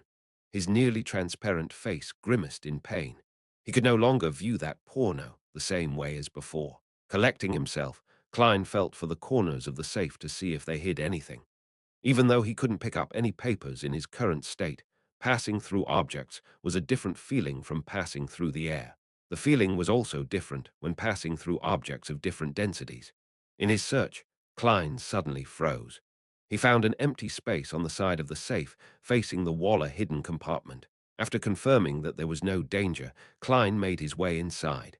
What entered his field of vision were ointments, fragrances, powdered herbs, and other objects. The centerpiece was a statue of a god that took the form of a skeleton. The statue was about the size of a palm and probably of a beautiful girl. It had long hair all the way to its heels. Each strand of hair was thick and clear, like a venomous snake. Situated at the tip of every strand of hair was an isom closed, others open. Klein was shocked. He caught a whiff of an evil scent and hurried out of the hidden compartment. He now understood why his divination for any secret rooms or partitions in the room had failed. Chapter 196. Spirit Medium Mirror. Klein rushed out of the heavy safe in retreat. Only when he realized that everything seemed fine did he calm down. That white bone statue is creepy. Although it isn't dangerous, it gives me the creeps. Could it be the so-called primordial demoness? An evil god like the hidden sage, the dark side of the universe, or the true creator? Klein recalled his hunches about Madame Sharon, and he suddenly understood what existence the white bone statue might represent. Just as he thought, his spirituality stirred as an ominous premonition gripped him. Klein quickly flew next to the window with complicated patterns and looked at the road outside. He saw a carriage driving towards the front gate under the light of the gas street lamps. Madame Sharon is back. There was a tug at his heartstrings as he finally understood the source of his ominous premonition, taking into consideration that Trissy only became a woman after Sequence 8 instigator, so she's most likely a Sequence 7. And since Madame Sharon has been active in Tingen's social circles for many years, she was most likely much stronger than Trissy. Hence, Klein didn't dare to take the risk of relying on his flaring sun charm and Azic's copper whistle. Instead, he made the wise decision to leave. He had a limited number of charms. Plus, he didn't know when he would be able to get the sealed artifact, Mutated Sun's sacred emblem, out again. Hence, if it wasn't a desperate situation, Klein didn't want to waste his most powerful charms. He would also have the issue of explaining himself if he were to use it. I can't just tell Dunn that a kind expert had happened to pass by and help me, right? As for why he didn't want to use Azic's copper whistle, it was because Klein wasn't sure if the messenger that was summoned had the ability to fight. What if it just looked strong, but only knew how to send letters? With what I discovered earlier, it should be sufficient for the Nighthawks team to take action. Why should I fight against Madame Sharon alone? We can totally gank her. Klein emphasized inwardly and ended his summoning. With a whoosh, he returned to the world above the grey fog. He then quickly wrapped himself in spirituality and stimulated a rapid descent to return to his body in reality. He quickly put out the flame and put away the candle. He removed the wall of spirituality and left Madame Sharon's bedroom. He took the same path back, but he didn't have the time to reset the bolt on the balcony door. Sliding down the water pipe, Klein climbed over the wall which was opposite the entrance of the house. He remained hidden until he reached the neighboring street. Then he hired the expensive night carriage to Zouteland Street. Madame Sharon, who looked beautiful in her black dress, slowly walked to the second floor. She dismissed her maidservants and opened the door to her bedroom. Her pure, clear eyes suddenly concentrated and reflected fine threads that were almost transparent and unnoticeable. They didn't possess the luster of spirituality. They were like human hair that was pathologically changed. If one didn't already know of their existence or have a pair of very special eyes, they wouldn't notice the strands. All those fine threads had torn and fallen to the ground. Madame Sharon squinted her eyes and directed her focus onto the thick grey metal safe. 36 Zouteland Street, the Blackthorn Security Company. Dunn was reading the newspaper casually with his legs crossed. He looked at Klein, who appeared before his office door with a strange expression. He sighed and said, "Weren't you supposed to slip into Madame Sharon's house to do an initial search? Did you encounter some sort of problem?" Klein nodded seriously and said, "Yes, I suspect that Madame Sharon is a member of the Demoness sect." A member of the Demoness sect. Dunn lowered the newspaper and ruminated over the words. He then asked seriously, "What did you discover?" Klein didn't sit down. He leaned his body forward and supported his weight with his hands holding the edge of the work desk. "First, I found a photo. There was a young man in the photo, but he looked very much like Madame Sharon. If he were to change into female clothing, put on makeup, and Photoshop the picture a little, he would look exactly like Madame Sharon." Klein held back his urge to lampoon. "Similar to instigator Trissy." Dunn's eyes sparkled as he was enlightened. They had previously predicted that Trissy was most likely a member of the Demoness sect. "Yes." Klein nodded with mixed emotions as he continued. "I used divination to discover that Madame Sharon has a white bone statue in a hidden compartment in her safe. It's of an extremely beautiful woman, but her hair is very long to her ankles. Every single strand is as thick as a venomous snake. On the tips, there were eyes. They looked rather creepy. Captain, is that the image of the primordial demoness?" As his security clearance was insufficient, the information about the Demoness sect that he could read was very limited. Dunn recalled and nodded with a serious expression and said, "That's the image of the primordial demoness. We have to take action immediately and seize control of Madame Sharon." Klein immediately agreed and said, "If Madame Sharon is a mid-sequence beyonder from the Demoness sect, I have to assume that she'll be able to tell that someone had sneaked into her bedroom." Then he suddenly felt puzzled as he blurted, "Captain, why do the 7 Orthodox guards only have symbols without any actual image, while the evil guards that I'm currently aware of have anthropomorphic appearances? The true creator and the primordial demoness are examples. Is this one of the differences between Orthodox guards and evil guards?" Why would there be such a difference? Klein added inwardly, but he wisely didn't say it out. That's one of the differences between orthodox guards and evil guards. Dunn gave a reassuring answer. Then he got up and walked towards the clothes rack. He said, "Let's not delay any further. I'm worried that Madame Sharon will run away."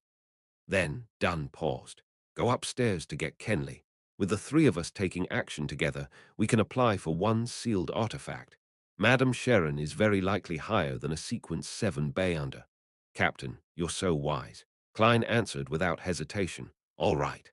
Then he asked curiously, "Captain, which sealed artifact are you going to use?" Dunn weighed his words before he answered, 3-217. As there weren't many sealed artifacts behind Tingen City's Chinese gate, Klein quickly remembered what Captain wanted to use. Number 217. Name, Spirit Medium's Mirror. Danger grade, 3, considerably dangerous. It has to be used carefully. It can only be requested for operations that require 3 or more people. Security classification, official Nighthawks member or above. Sealing method, store in absolute darkness. Description, the back of the mirror is plated in mercury. The front of the mirror has 3 minor cracks. The very first investigator that looked into the mirror saw a sobbing girl with long hair. Then he discovered the girl climbing out of the mirror. From many experiments with the artifact, the image that's reflected in the mirror is different most of the time.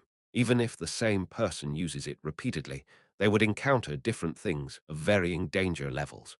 But they would prioritize dealing with the person who looked at the mirror first. The most dangerous situation is to see oneself in the mirror.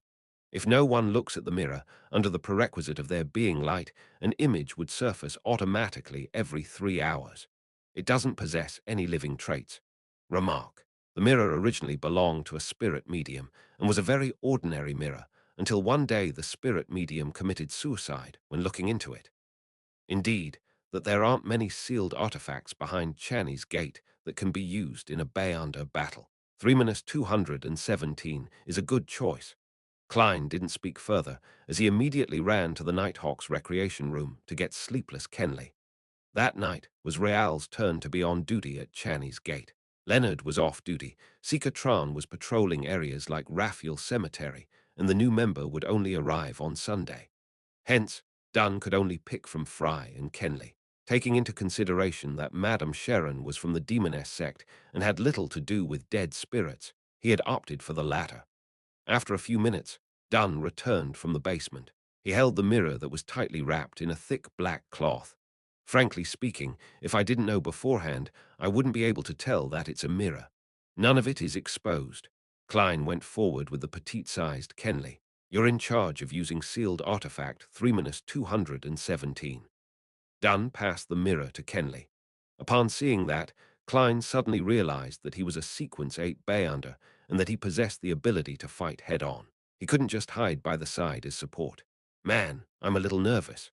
He touched the slumber charms in his pockets and made sure that he was well prepared. "The only problem is that in order to make it easier to climb, I'm not bringing my cane. I can borrow Kenley's. He has the mirror in one hand and a gun in the other. That should be sufficient." Amidst Klein's thoughts, the trio arrived downstairs and took a carriage to Arsenal Street. On their way there, Kenley looked at the sealed artifact 3-217 in his hands. He sighed from the tension. "This is the first time I've been involved in such a dangerous operation." Normally, the Nighthawks wouldn't use any sealed artifacts to deal with Bayonder incidents. When they went to Morstown, they had applied for the mutated sun's sacred emblem for preventive purposes. Given how far away Morstown was, it would have taken backup some time to arrive if they needed it. This time, they were almost certain that their target was a mid-sequence Bayonder. "Don't worry, perhaps Madame Sharon has already fled," Klein replied with a smile. Honestly, he was just as tense as Kenley. Dunn's eyes turned and looked at him helplessly. "Let's try not to let Madame Sharon escape." About 20 minutes later, the three Nighthawks arrived at Arsenal Street. They saw the garden and Madame Sharon's house in the darkness. The house lay in silence as though nothing had happened. Klein took out the pendulum in his left sleeve and made a quick divination. "There's danger inside. There's danger inside." After he recited the statement 7 times, he opened his eyes and saw the topaz pendant spinning clockwise. The amplitude and speed were considered medium level. It meant that there was danger in there. Not very high, but it wasn't very low either. Chapter 197, Operation There's Danger in There. Not very high, but it isn't very low either. This means that Madame Sharon is still in the building. She hasn't fled yet. Klein froze for a moment, quickly realizing the reason. He had entered a unique state by summoning himself to inspect the safe. He hadn't forcefully broken the lock when he was inspecting the secret compartment, nor did he activate any hidden traps. Thus, Madame Sharon wouldn't have discovered that her secret had been exposed. She would only think that there was a break-in, or some private investigator was checking on her to no avail. In such a situation, it was logical that she would continue to stay home. It made logical sense. To lose composure from a tiny matter and overreact wasn't the Madame Sharon whom Klein had come to understand. She was a calm socialite who was capable of acting afraid and pitiful, as well as a Beyonder member of the demoness sect who had kept her identity hidden for many years. If the telephone had been invented, Madame Sharon definitely would have called one of her lovers and complained about the security in Tingen City whilst hinting that it was Madame Maynard. Klein began imagining a melodramatic plot. He told Dunn and Kenley the results of his divination as well as his guess.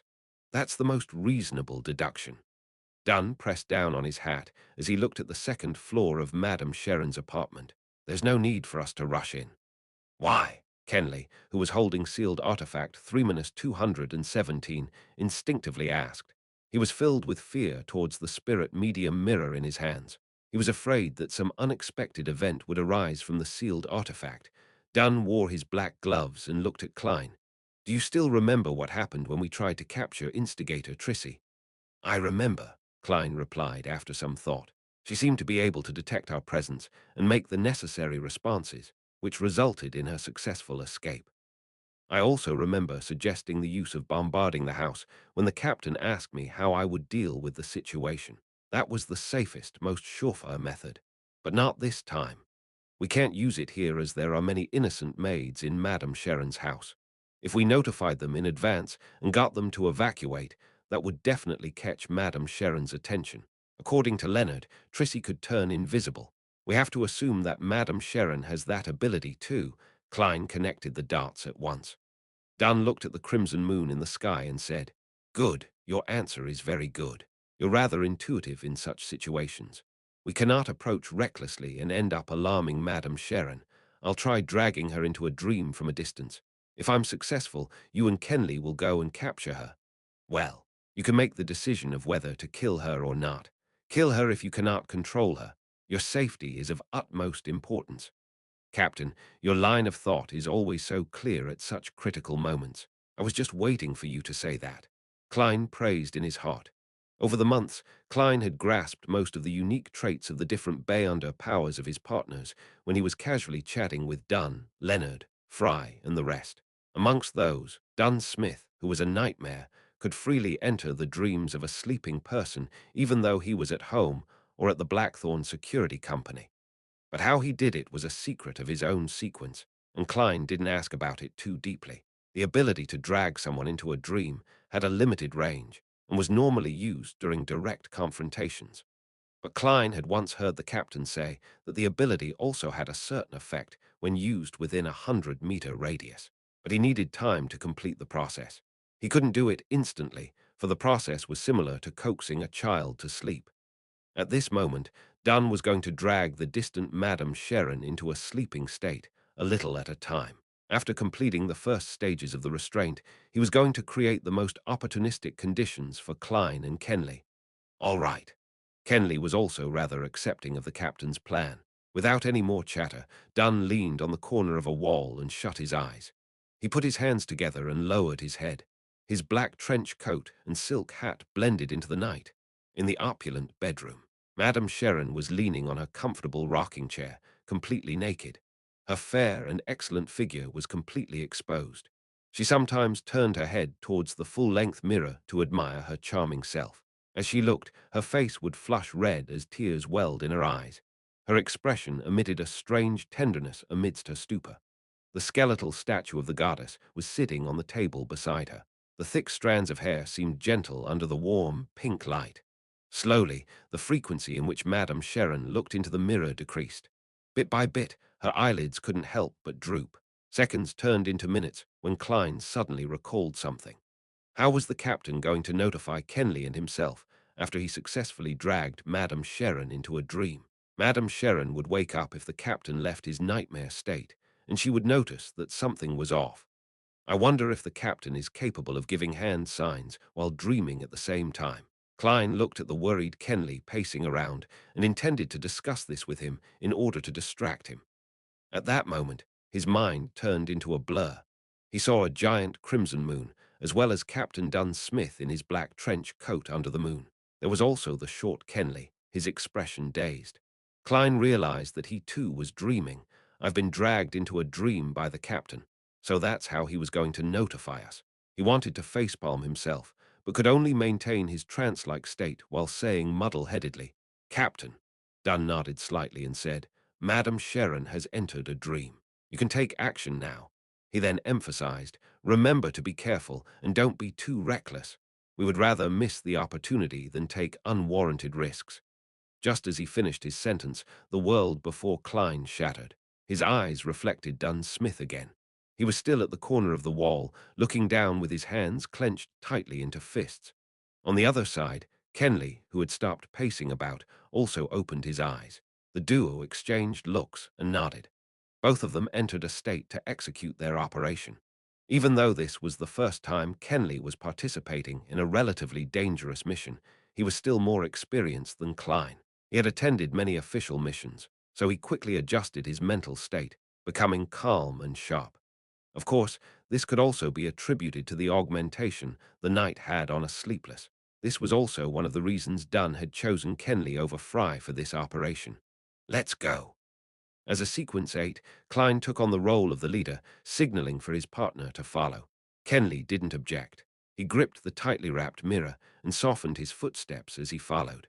Klein led him to the place where he scaled the wall previously. He grabbed onto the crevices of the wall and made it to the top of the wall with little effort. He maintained his ridiculous sense of balance and turned around, bending down and grabbing the spirit medium mirror Kenley had tossed over.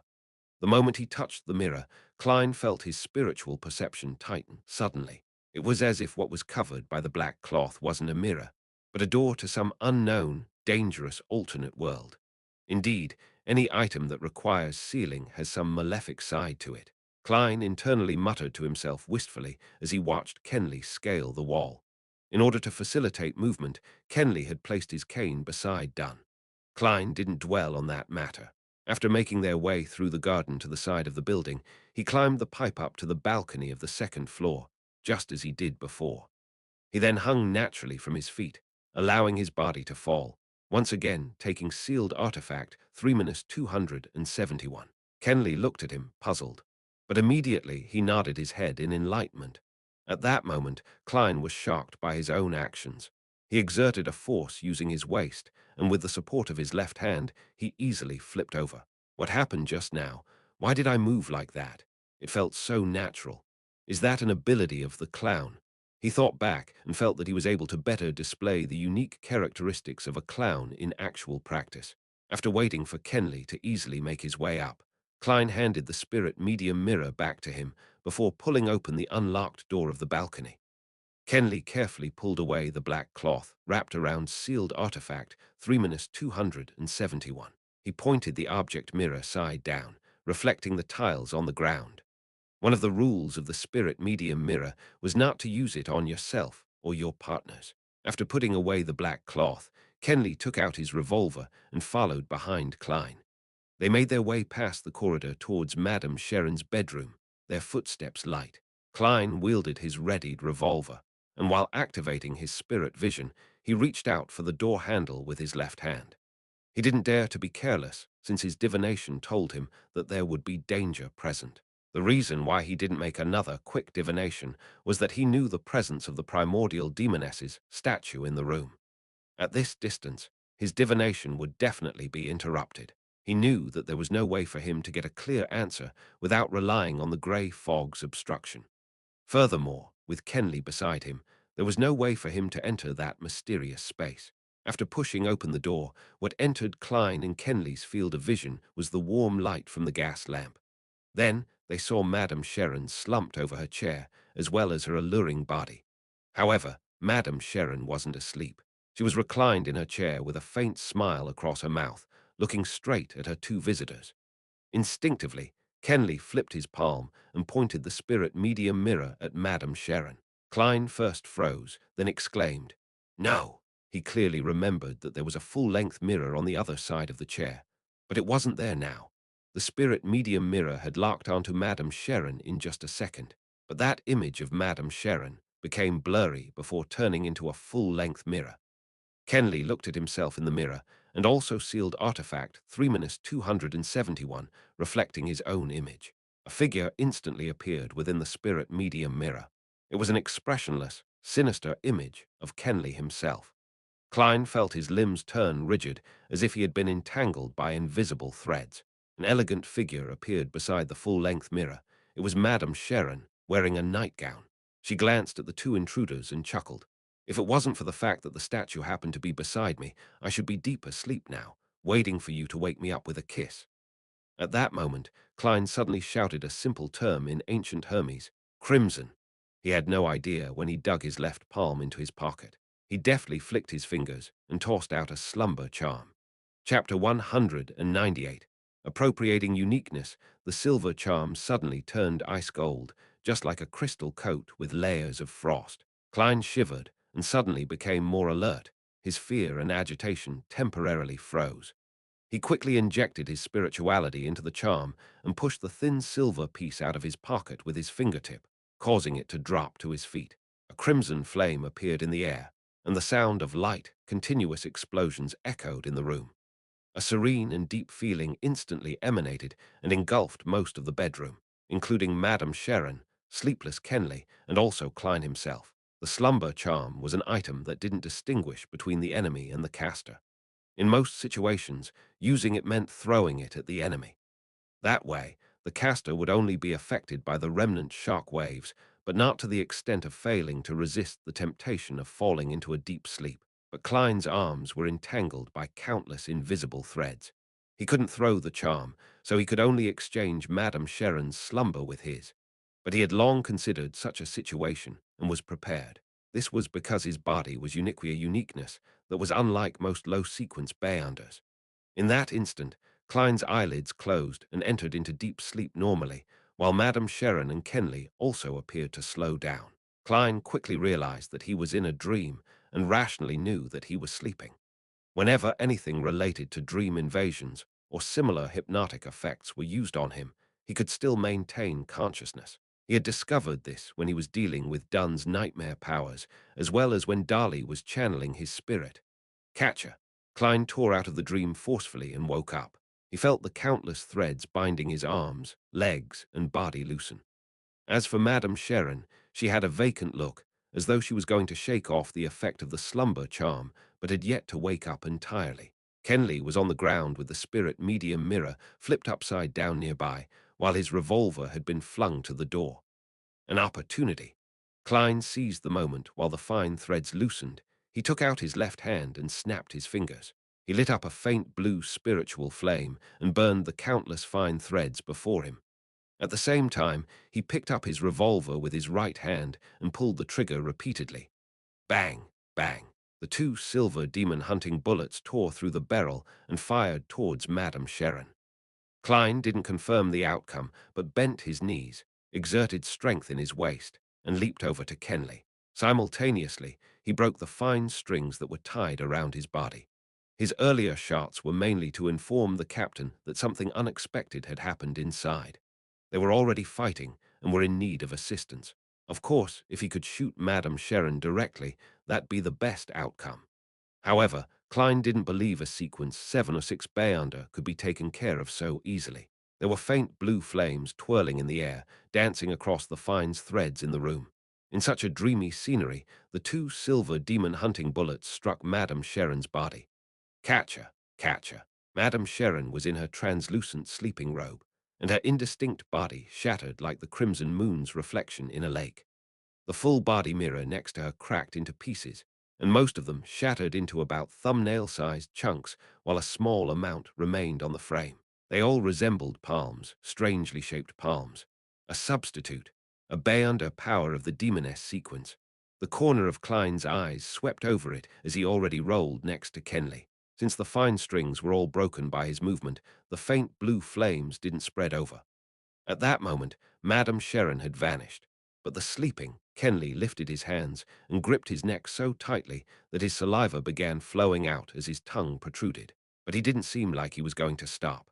But in Klein's spirit vision, there weren't any abnormal things around. He suddenly recalled the description of sealed artifact 3-271. The most dangerous situation is when you see yourself. Could it be that Kenley saw his own reflection in sealed artifact 3-271 through the full body mirror? Klein speculated. He quickly took out another silver charm without having the luxury of time to think about it. It was a triangular-shaped item, a requiem charm. Crimson, Klein said the ancient Hermes word while he instilled his spirituality into the charm and threw it out. Then he pressed down his left hand and grabbed the spirit medium mirror. He used the corner of his eye to determine that the sealed artifact was facing downward so it wouldn't reflect himself. The triangular silver charm ignited into icy blue flames. The gentle and serene darkness blanketed Kenley and affected Klein himself. The nervous emotions dispersed in that instant. Kenley relaxed his hands on his throat, while Klein felt like he was standing before his oriel window at home, overlooking the quiet streets. His physical and mental state was at peace.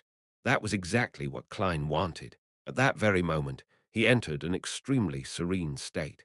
He appeared to be the only person left in the entire world with nothing else in existence. Within this sense of calmness, he suddenly had a gut feeling in his mind. Madame Sharon is about to attack my right waist. That was the foresight ability of a clown in battle. Without any hesitation, Klein lifted the spirit medium mirror and rolled to his left. Just as he moved, a dagger, burning in dark flames, pierced the spot where he had stood earlier. Madame Sharon's figure was outlined once again. As he rolled, Klein suddenly lifted the spirit medium mirror and pointed it at Madame Sharon. Besides saving his teammate, his main goal when he got close to Kenley was to pick up the sealed artifact. Otherwise, he didn't believe that anything good would come out of waiting for the captain's reinforcements while being next to Madame Sharon. The flaring sun charm could be used to fight against a Beyonder, but the effect wouldn't be as significant as if it was used against a dead spirit. Plus, the other person wouldn't just stand there and wait for him to use a charm. If it really didn't work, Klein could only take the risk and use Azic's copper whistle. Regarding how he would explain it, he would think about it after he managed to stay alive. However, things developed better than Klein had predicted. Madame Sharon opted for assassination. She didn't interrupt his use of the Requiem charm and the spirit medium mirror. Therefore, Klein had instantly formulated a simple plan. He didn't avoid the repercussions of the Requiem charm, but relied on it to enhance his foresight ability as a clown. Then, he seized the opportunity to dodge the attack, while he used the spirit medium mirror to reflect the enemy. When Madame Sharon missed her strike, she immediately wanted to chase after her agile opponent who was rolling away. She suddenly saw a mirror with 3 cracks. The surface of the mirror rippled, and a woman's figure appeared. Her hair was black and thick, hanging low and blocking her face. Klein's left hand shook, and the spirit medium mirror glided on the carpet for a dozen centimeters with the front facing upwards. A pale hand extended out of the mirror, and a woman in a white bedsheet-like dress climbed out of the mirror quickly and pounced at Madame Sharon. Madame Sharon's expression became gloomy. There was a layer of darkness above her innocent brown eyes. Her surroundings ignited with 7 black flames. With a swoosh, a black flame flew out and hit the woman in the white dress. Whoosh! The woman caught on fire and wailed in pain. Very soon she vanished into thin air. Sue, Sue, Sue. The black flames flew at Klein one after another like bullets. Klein's pupils constricted as he quickly rolled away. He didn't dare stay in that spot. However, his action of rolling gradually became slower because there seemed to be fine threads entangling him again. They slowed him down and affected his motion.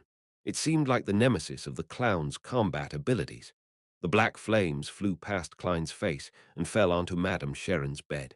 However, it didn't burn, seemingly effective on items with life or spirituality. Klein had yet to feel rejoice over his successful dodge when another premonition flashed through his head. He twisted his spine and changed his forward flip into a side roll. A transparent ice crystal suddenly appeared like a spear and stabbed into the carpet where Klein had originally intended to land. The white frost expanded and struck Klein, whose actions were affected by the fine threads. He suddenly shivered, and his body became stiff. Although he could still move, he was much slower. Madame Sharon had black flames surrounding her again, and there was a transparent ice spear that condensed in her hands. Klein didn't hesitate any further as he shoved his hand into his pocket and grabbed Azic's copper whistle. He. Just then, Kenley shook off the effect of the requiem and slumber charms. He got up and looked towards Madame Sharon with a pair of vacant-looking eyes. His face seemed to be blanketed by a shadow, making him look silent yet creepy. Thud, thud. Kenley leaped at Madame Sharon, who was the closest. Madame Sharon narrowed her eyes and shot the black flames surrounding her one after another at Kenley. Poof, poof. The black flames disappeared like snowflakes and didn't have any effect. Klein was stunned at first, then he lifted the gun in his right hand and pulled the trigger while aiming at Madame Sharon. Bang! Madame Sharon dodged ahead of time and threw the frost spear towards Kenley, but it only penetrated his clothes and not his skin. Hence, it didn't create a freezing effect. Bang! Klein fired again, and Madame Sharon dodged to the side of the broken full-body mirror and picked up a palm-sized fragment.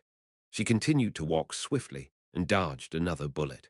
She then used the irregular fragment to reflect Kenley as he leaped over at her. Right on the heels of that, Madame Sharon dodged to the side as she swiped the mirror with her palm, which was covered in black flames. At that moment, Klein had emptied his revolver. He had no choice but to throw it, letting the empty shells and revolver fall to the carpet. Just as he rolled over to pick up Kenley's revolver, he heard his teammate's tragic scream. Kenley stopped before bending over and vomiting. It was bile at first, then a red heart, followed by his lungs and stomach that were burning with black flames. Chapter 199. Successful toss of the die, the beating heart, the yellowish-green liquid, the silently burning black flames, and the falling figure entered Klein's field of vision and etched themselves deeply into Klein's mind. The most dangerous mission he had encountered up to this date had been when he was dealing with Ray Bieber, who was in the midst of digesting. Even such a terrifying and dangerous monster had only resulted in severe injuries to the Beyonders on the mission. No one had to sacrifice their lives. The deaths of the Beyonders Klein had witnessed, including Old Niels, were all due to them losing control. The murderer might be strange and indescribable or related to evil gods, but they had nothing to do with the missions they undertook. Now he was looking at one of his partners being killed in action. The death was purely due to one mistake. Nighthawks were fighting against madness, but so were they also fighting against danger. There might never be an opportunity to make up for that one mistake. Klein's thoughts erupted with a boom. Apparently having taken a huge blow, he knelt down and lifted his right hand, firing successive shots at Madame Sharon. The silver demon hunting bullets pierced through the invisible threads and shot towards her head and transparent sleeping gown. Suddenly, Madame Sharon appeared to be yanked in another direction by something, allowing her to successfully avoid Klein's manic shooting. Klein only managed to collect himself and regain the ability of rational thought when he finished firing the 5 bullets in his revolver, and the sound of the hammer striking an empty chamber entered his ears. His heart tightened. Without any time to reload, he tossed the revolver to the side and took out a stack of tarot cards. Pa! Madame Sharon's body moved to the side and saw a card fly past her, piercing deeply into the surface of the makeup table. She smiled, her beautiful brown eyes once again taking on a black luster. At that moment, her waterfall-like brown hair suddenly flailed into the air like it was lifted by an invisible force. Madame Sharon froze. She wanted to dodge, but she was too slow. Klein had tossed out a magician card, successfully pinning her hair to the wall. Pa! Madame Sharon forcefully tore away her hair and rolled forward, her body quickly vanishing from Klein's line of sight. She's turned invisible again. Klein had a tarot card between his fingers as he slowly turned around while being alert of his surroundings. Suddenly, he realized why Madame Sharon had to give up her attack and why she had slowed down. If the situation had developed normally, Klein would have had no choice but to use Azic's copper whistle to deal with this terrifying demoness. Yes, the captain must be around here somewhere. He felt a little excited. He looked around, his gaze instinctively falling on the window. At the same time, he made a judgment in his heart. Madame Sharon wants to flee. She knows that we still have a partner with the ability to drag her into a dream, but she is unsure if there would be other reinforcements from the Nighthawks, mandated punishers, or machinery hivemen. Even though she's powerful, there's no way that she can wipe out a team of Bayunders on her own. With that thought, Klein flicked his wrist, tossing the tarot card towards the window. Whoosh, whoosh, whoosh. He threw out 5 cards in succession, 3 sealing the window and the other 2 towards the door. Crack, thud, thud. Amidst the sound of shattering glass, 2 tarot cards dug into the ajar bedroom door, one after the other. As he expected, Klein heard the sound of dodging. He once again tossed cards out, making use of his clown's intuition to pinpoint where he should be aiming. The cards pierced through the air and rapidly advanced before drilling themselves into the sturdy wall. However, a figure was quickly outlined in the air. It was none other than the brown-haired Madame Sharon, who was in a translucent sleeping gown. The moment Madame Sharon was exposed, her eyes lost their focus, as though she was falling asleep standing. Captain Klein scanned his surroundings, but was in no hurry to throw his cards. This was because he knew that Madame Sharon would quickly break out of the dream. He had to deal fatal damage in these 2 or 3 seconds, or their opponent would escape. It was easy to escape from a nightmare when there was a huge distance between them. Bending his knees, Klein rolled forward diagonally. He went prone and extended his right hand, grabbing the edge of the spirit medium mirror that was facing upward. He then flicked his wrist before his reflection could appear in the mirror. He tossed sealed artifact 3-271 towards Madame Sharon, mirror side facing her. Madame Sharon's body trembled. The color of her brown eyes was quickly restored as they once again found their focus. And awakening before her was a crystalline layer of sturdy frost that appeared on the surface of her body. However, she didn't see the card, nor the demon-hunting bullet approaching her. All she saw was a mirror, and that the mirror was reflecting her innocent, yet alluring beauty. That beautiful face in the mirror suddenly became contorted. Wrinkles, gashes of blood, and rotting spots appeared on her face. No! Madame Sharon let out a shrill cry as if she had just witnessed someone she loved die. Her skin quickly took on a green color as yellow pus flowed out the corner of her eyes. After a moment of suffering, a silent black flame burned outward from within Madame Sharon, as if she was trying to expel something. The black flames then condensed into a thick frost, as if it was creating a coffin for an eternal rest. The invisible threads finally took on a color that was visible to the human eye. They enveloped the frost, forming a gigantic cocoon. Thud, thud, thud. Sealed artifact 3-271 fell onto the ground and tumbled before stopping beside Madame Sharon's giant cocoon.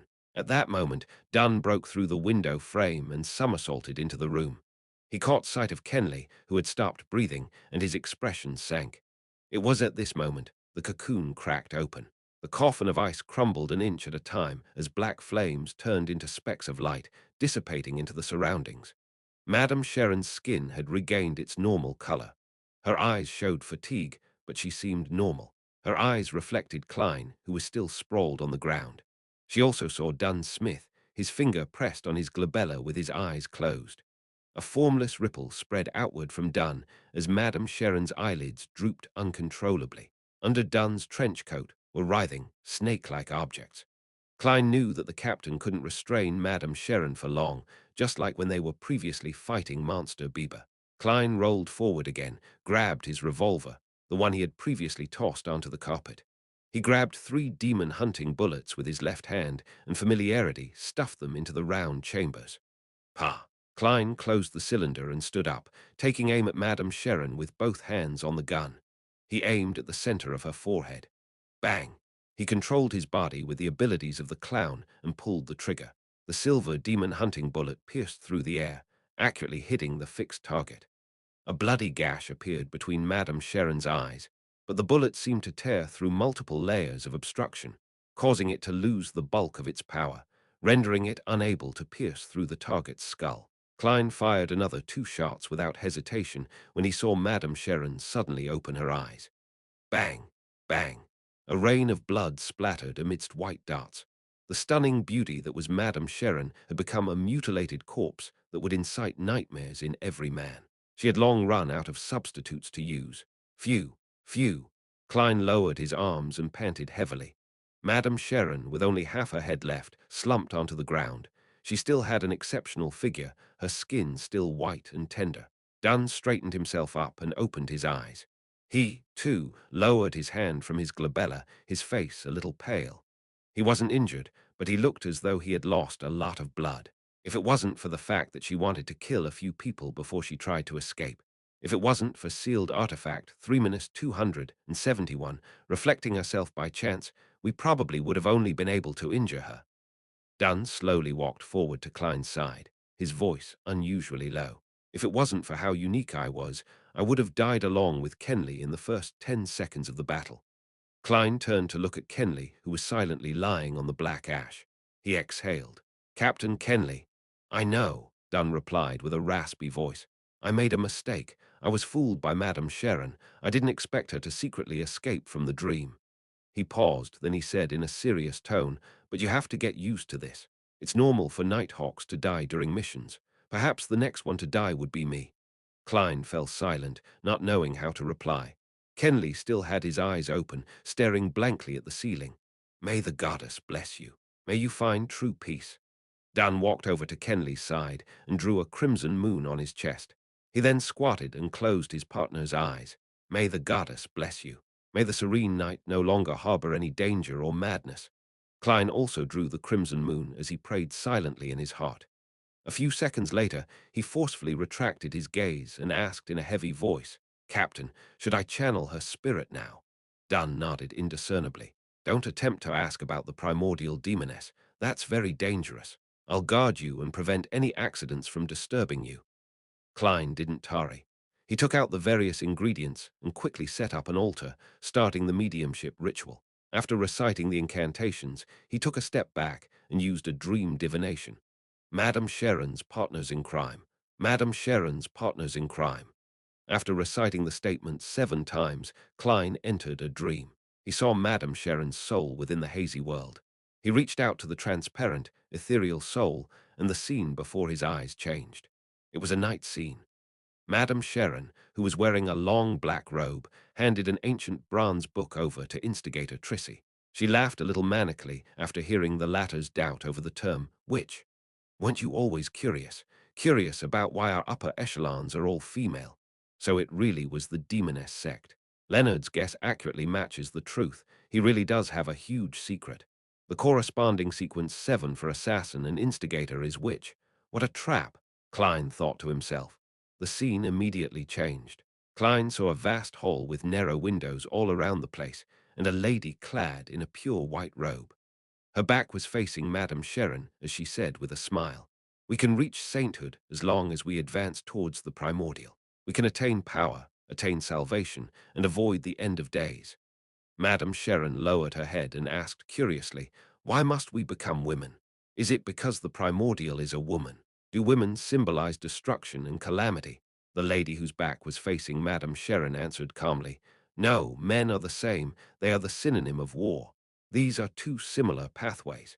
Chapter 200. The demoness of pleasure synonym of war. A similar sequence as the demoness sequence pathway. Which one would it be? Klein watched the movie-like scene as he recalled the sequence pathways that he knew of. As he was only an official Nighthawk, there was still a lot of information that he couldn't access. He was still in the dark about the names of the mid to high sequences and their corresponding traits.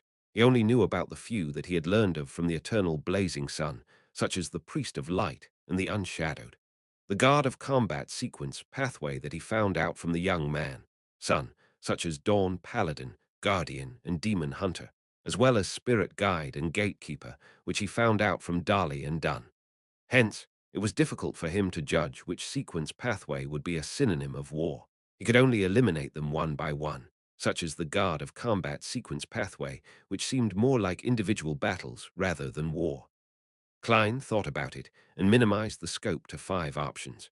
First, was the Arbiter sequence pathway which the Lone Kingdom's ruler, the Augustus family, and the Phaenopata Kingdom's Castia family were in control of. But Klein felt that this option was the least likely because the Arbiter's corresponding Sequence 8 was Sheriff and Sequence 7 was Interrogator, which both seemed to be leaning towards trial and judgment, but not towards war. Second was the fourth epoch Solomon Empire's pathway of the Black Emperor. Its Sequence 9's modern name was Lawyer, which was good at discovering and using the flaws and weaknesses of an opponent, while also possessing outstanding eloquence and logical thinking. That was the second lowest possible sequence pathway. He suspected that the development of the sequence would make use of rules and walked in the shadow of order. Of course, war was also considered as one of the shadows of order. Third was the Hunter sequence pathway that was in the control of the Fasek Empire's rulers, the Einhorn family, the Intes Republic's former royal family, the Sauron family, and also the hidden organization that only appeared in the last 200 to 300 years, the Iron and Blood Cross Order. Klein thought it was quite possible. The Nighthawk's confidential information described hunters as excellent trackers, outstanding trap masters, and superb hunters. The corresponding Sequence 8 was Provoker, while Sequence 7 was Pyromaniac. Both were partially associated with massacre and war. Fourth was the ancient organization Blood Sanctify sect that worshipped demons. They were in control of the criminal sequence pathway. From the sequence title itself, Klein felt that it had a high possibility. Fifth was the Rose School of Thought that was known for bloody rituals. They had the prisoner sequence pathway, and the reason was the same as the one before. Just as Klein was drowning in his own thoughts, the scene before him changed. Madame Sharon had just finished showering, and her wet hair hung low. There was a fresh yet seductive charm on her face. I can't see the woman in the white robe that turned Madame Sharon into a demoness. It might be because my psychic ability is still lacking. Klein reined back his thoughts and redirected his attention to what was before his eyes. Madame Sharon flipped her hair, and water droplets glided down her cheeks. She looked towards the man who was waiting on the bed as she giggled and said, "Do you need me to take care of Maynard?" The middle-aged man on the bed creased his eyebrows and shook his head. "Not unless you can guarantee that there won't be any traces left behind. But that's impossible. Besides, what means do you have?" Looking at the man before him, Klein was taken aback at first before suddenly feeling that it was within expectations. The middle-aged man's photo often appeared on the front page of the Tingen City Honest paper and other newspapers. He was the current mayor that was looking to be re-elected, a member of Conservative Party. Madame Sharon smiled, but didn't delve deeper into the topic. Her robe was halfway up her legs, and she walked gracefully to the side of the bed. The scenery before him changed one after another until Klein saw many members of Parliament, businessmen, and civil servants who appeared on the newspaper occasionally. They would either discuss how to receive donations, bribe voters by going around the Campaign Act, or promise protection and solve problems. In the entire development, Madame Sharon acted as a broker. This is actually a documentary, right? Tour the upper circles of Tingen with Madame Sharon. Well, but why are there so many bed scenes? Many nobles and members of parliament knew that Madame Sharon had many lovers, so why did they look like they couldn't resist the temptation? Was this an ability of Madame Sharon's sequence? Klein watched thoughtfully as he speculated. Through the divination earlier, he was certain that none of the guys in Tingen's upper circles knew of Madame Sharon's true identity, nor did they collude with her to murder Maynard. In other words, Maynard's death was Madame Sharon's own decision. Why? She had no reason to take the risk. Of course, from Madame Sharon's perspective, she possessed the beyonder power to interfere in divination, and she could also create a sudden death from sexual pleasure and make the death appear natural and accidental. Killing Maynard wasn't something risky that would expose her identity, but she clearly lacks a motive. It doesn't match the risk involved. Could it be one of the requirements of her acting? But she could definitely find someone whose identity and status wasn't as sensitive. Then the case wouldn't have fallen to the Nighthawks, mandated punishers, or the machinery hivemen. The most important point was that Madame Sharon should have been able to tell that Maynard's wife hated her and was extremely indignant. That made it highly likely that someone would be sent to investigate her, so why didn't she move those sensitive items like the white bone statue away? She could have buried it in the garden or something. Was she so confident in the security of her safe and its hidden compartment? Amidst his suspicion, Klein saw that Madame Sharon's spirit had yet to disperse. He seized the opportunity to do another dream divination. This time, his divination involved Madame Sharon's true motive for killing John Maynard. After he recited it in silence, Klein entered a dream once again and saw a new scene. Madame Sharon held a glass of red wine which resembled blood. In her loose sleeping gown, she was pacing back and forth in her room. Finally, she drank the rest of the wine in one gulp, as though she had decided on something.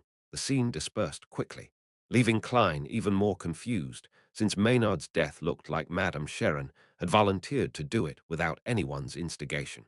That's weird, Klein muttered to himself and used another few divination statements. But the answers were no different. Seeing that Madame Sharon was growing transparent and illusory, signifying that she was going to disappear soon, Klein thought and made final contact with the dead spirit. Sequence potion formula of the demoness pathway. Sequence potion formula of the demoness pathway. Klein recited the new divination statement. With the aid of cogitation, he got into his dream very quickly. At first, he didn't want to do the divination because he felt that the demoness pathway only spread disaster and created pain. Even if he obtained a corresponding potion formula, he was unwilling to sell it to anyone and indirectly become a murderer. Then he recalled another matter from before. With his understanding of the spectator potion, he had been able to suspect and verify that Daxter Guderian was a member of the psychology alchemists. So, in order to better fight against the demonesses in the future, he'd to learn more of the traits of their sequence pathway. Yes, after Hood Eugen's death, Daxter Guderian has yet to contact me. I'm guessing the psychology alchemists sent some stronger members for an investigation, and he hasn't dared to make any moves. As Klein's thoughts flashed, he saw the dark hall again.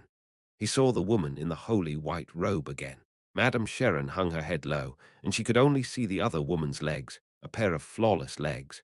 Soon, she heard a melodious voice. Pleasure, that is the name of the Sequence 6 potion, the goal that you are about to advance to. If you succeed, you'll be a demoness of pleasure. When pleasure is irresistible and impossible to break away from, it's a form of agony. This is also a maxim that you have to live by, as long as you complete your advancement. Besides the enhancement of your various abilities as a witch, you'll also become more beautiful, making you better at seduction and providing unforgettable pleasure to the same or opposite sex during lovemaking.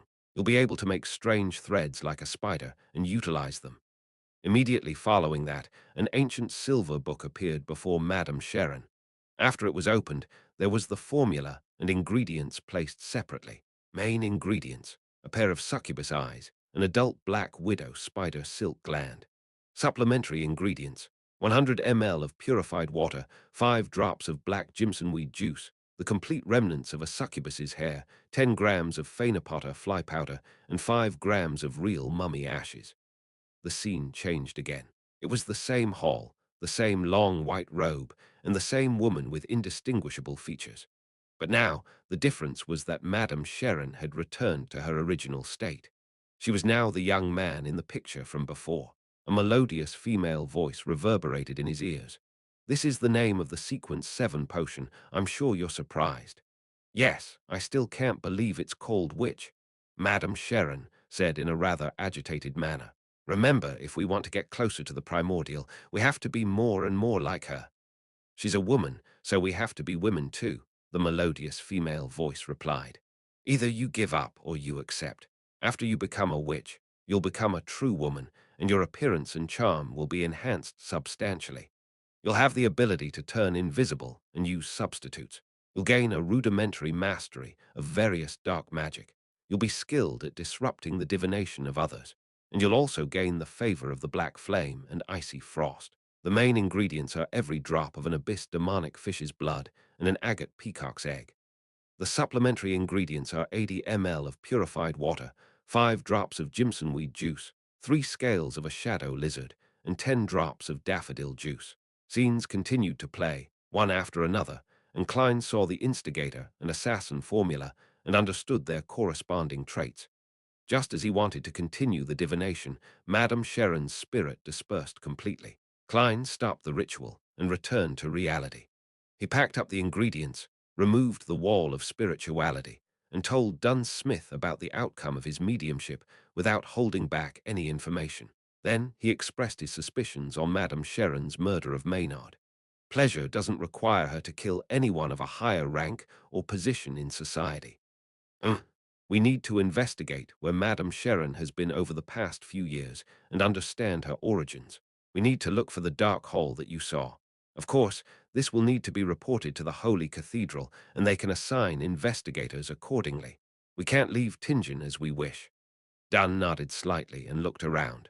He said, "Go to the first floor, check if those servants are still in deep sleep. If anyone is awake, bring them over and make them sign a confidentiality contract, as per protocol. I'll be in charge of the second floor." He found a black cloth and covered the sealed artifact 3-271. Upon hearing that, Klein suddenly understood why the intense battle hadn't brought the servants over. The captain had sent them into a deep sleep from the very beginning. Klein's body was still cold and stiff. He had to slow down and move forward in very, very light steps. When he passed the bedroom door, he extended his hand and pulled out the 2 tarot cards at the door. He wiped them and put them back into his pocket. After he left the room, he walked towards the stairway. After taking a few steps, he suddenly thought of a question: how would he make sure that the person was in a deep sleep? Check with divination one by one. That'd be troublesome. The captain is a nightmare. He should be an expert in this. I'll have to ask him if he has any fast and simple methods. With this in mind, Klein turned around, walked towards the bedroom door, step by step, as he fought against the cold and stiffness in his body. Before he came close, he looked through the ajar door and saw the shattered pieces of the angled full-body mirror. There were still large shards of the mirror clinging to the frame, all the size of a palm. In the cracked mirror, Duns Smith, in his black trench coat, was kneeling beside Kenley's dead body, doing something. Suddenly, he lifted his head. His grey eyes were deep, and the corners of his lips were tainted with crimson blood. Crimson blood. Without thinking, Klein turned around, left the side of the door, and leaned his back against the wall.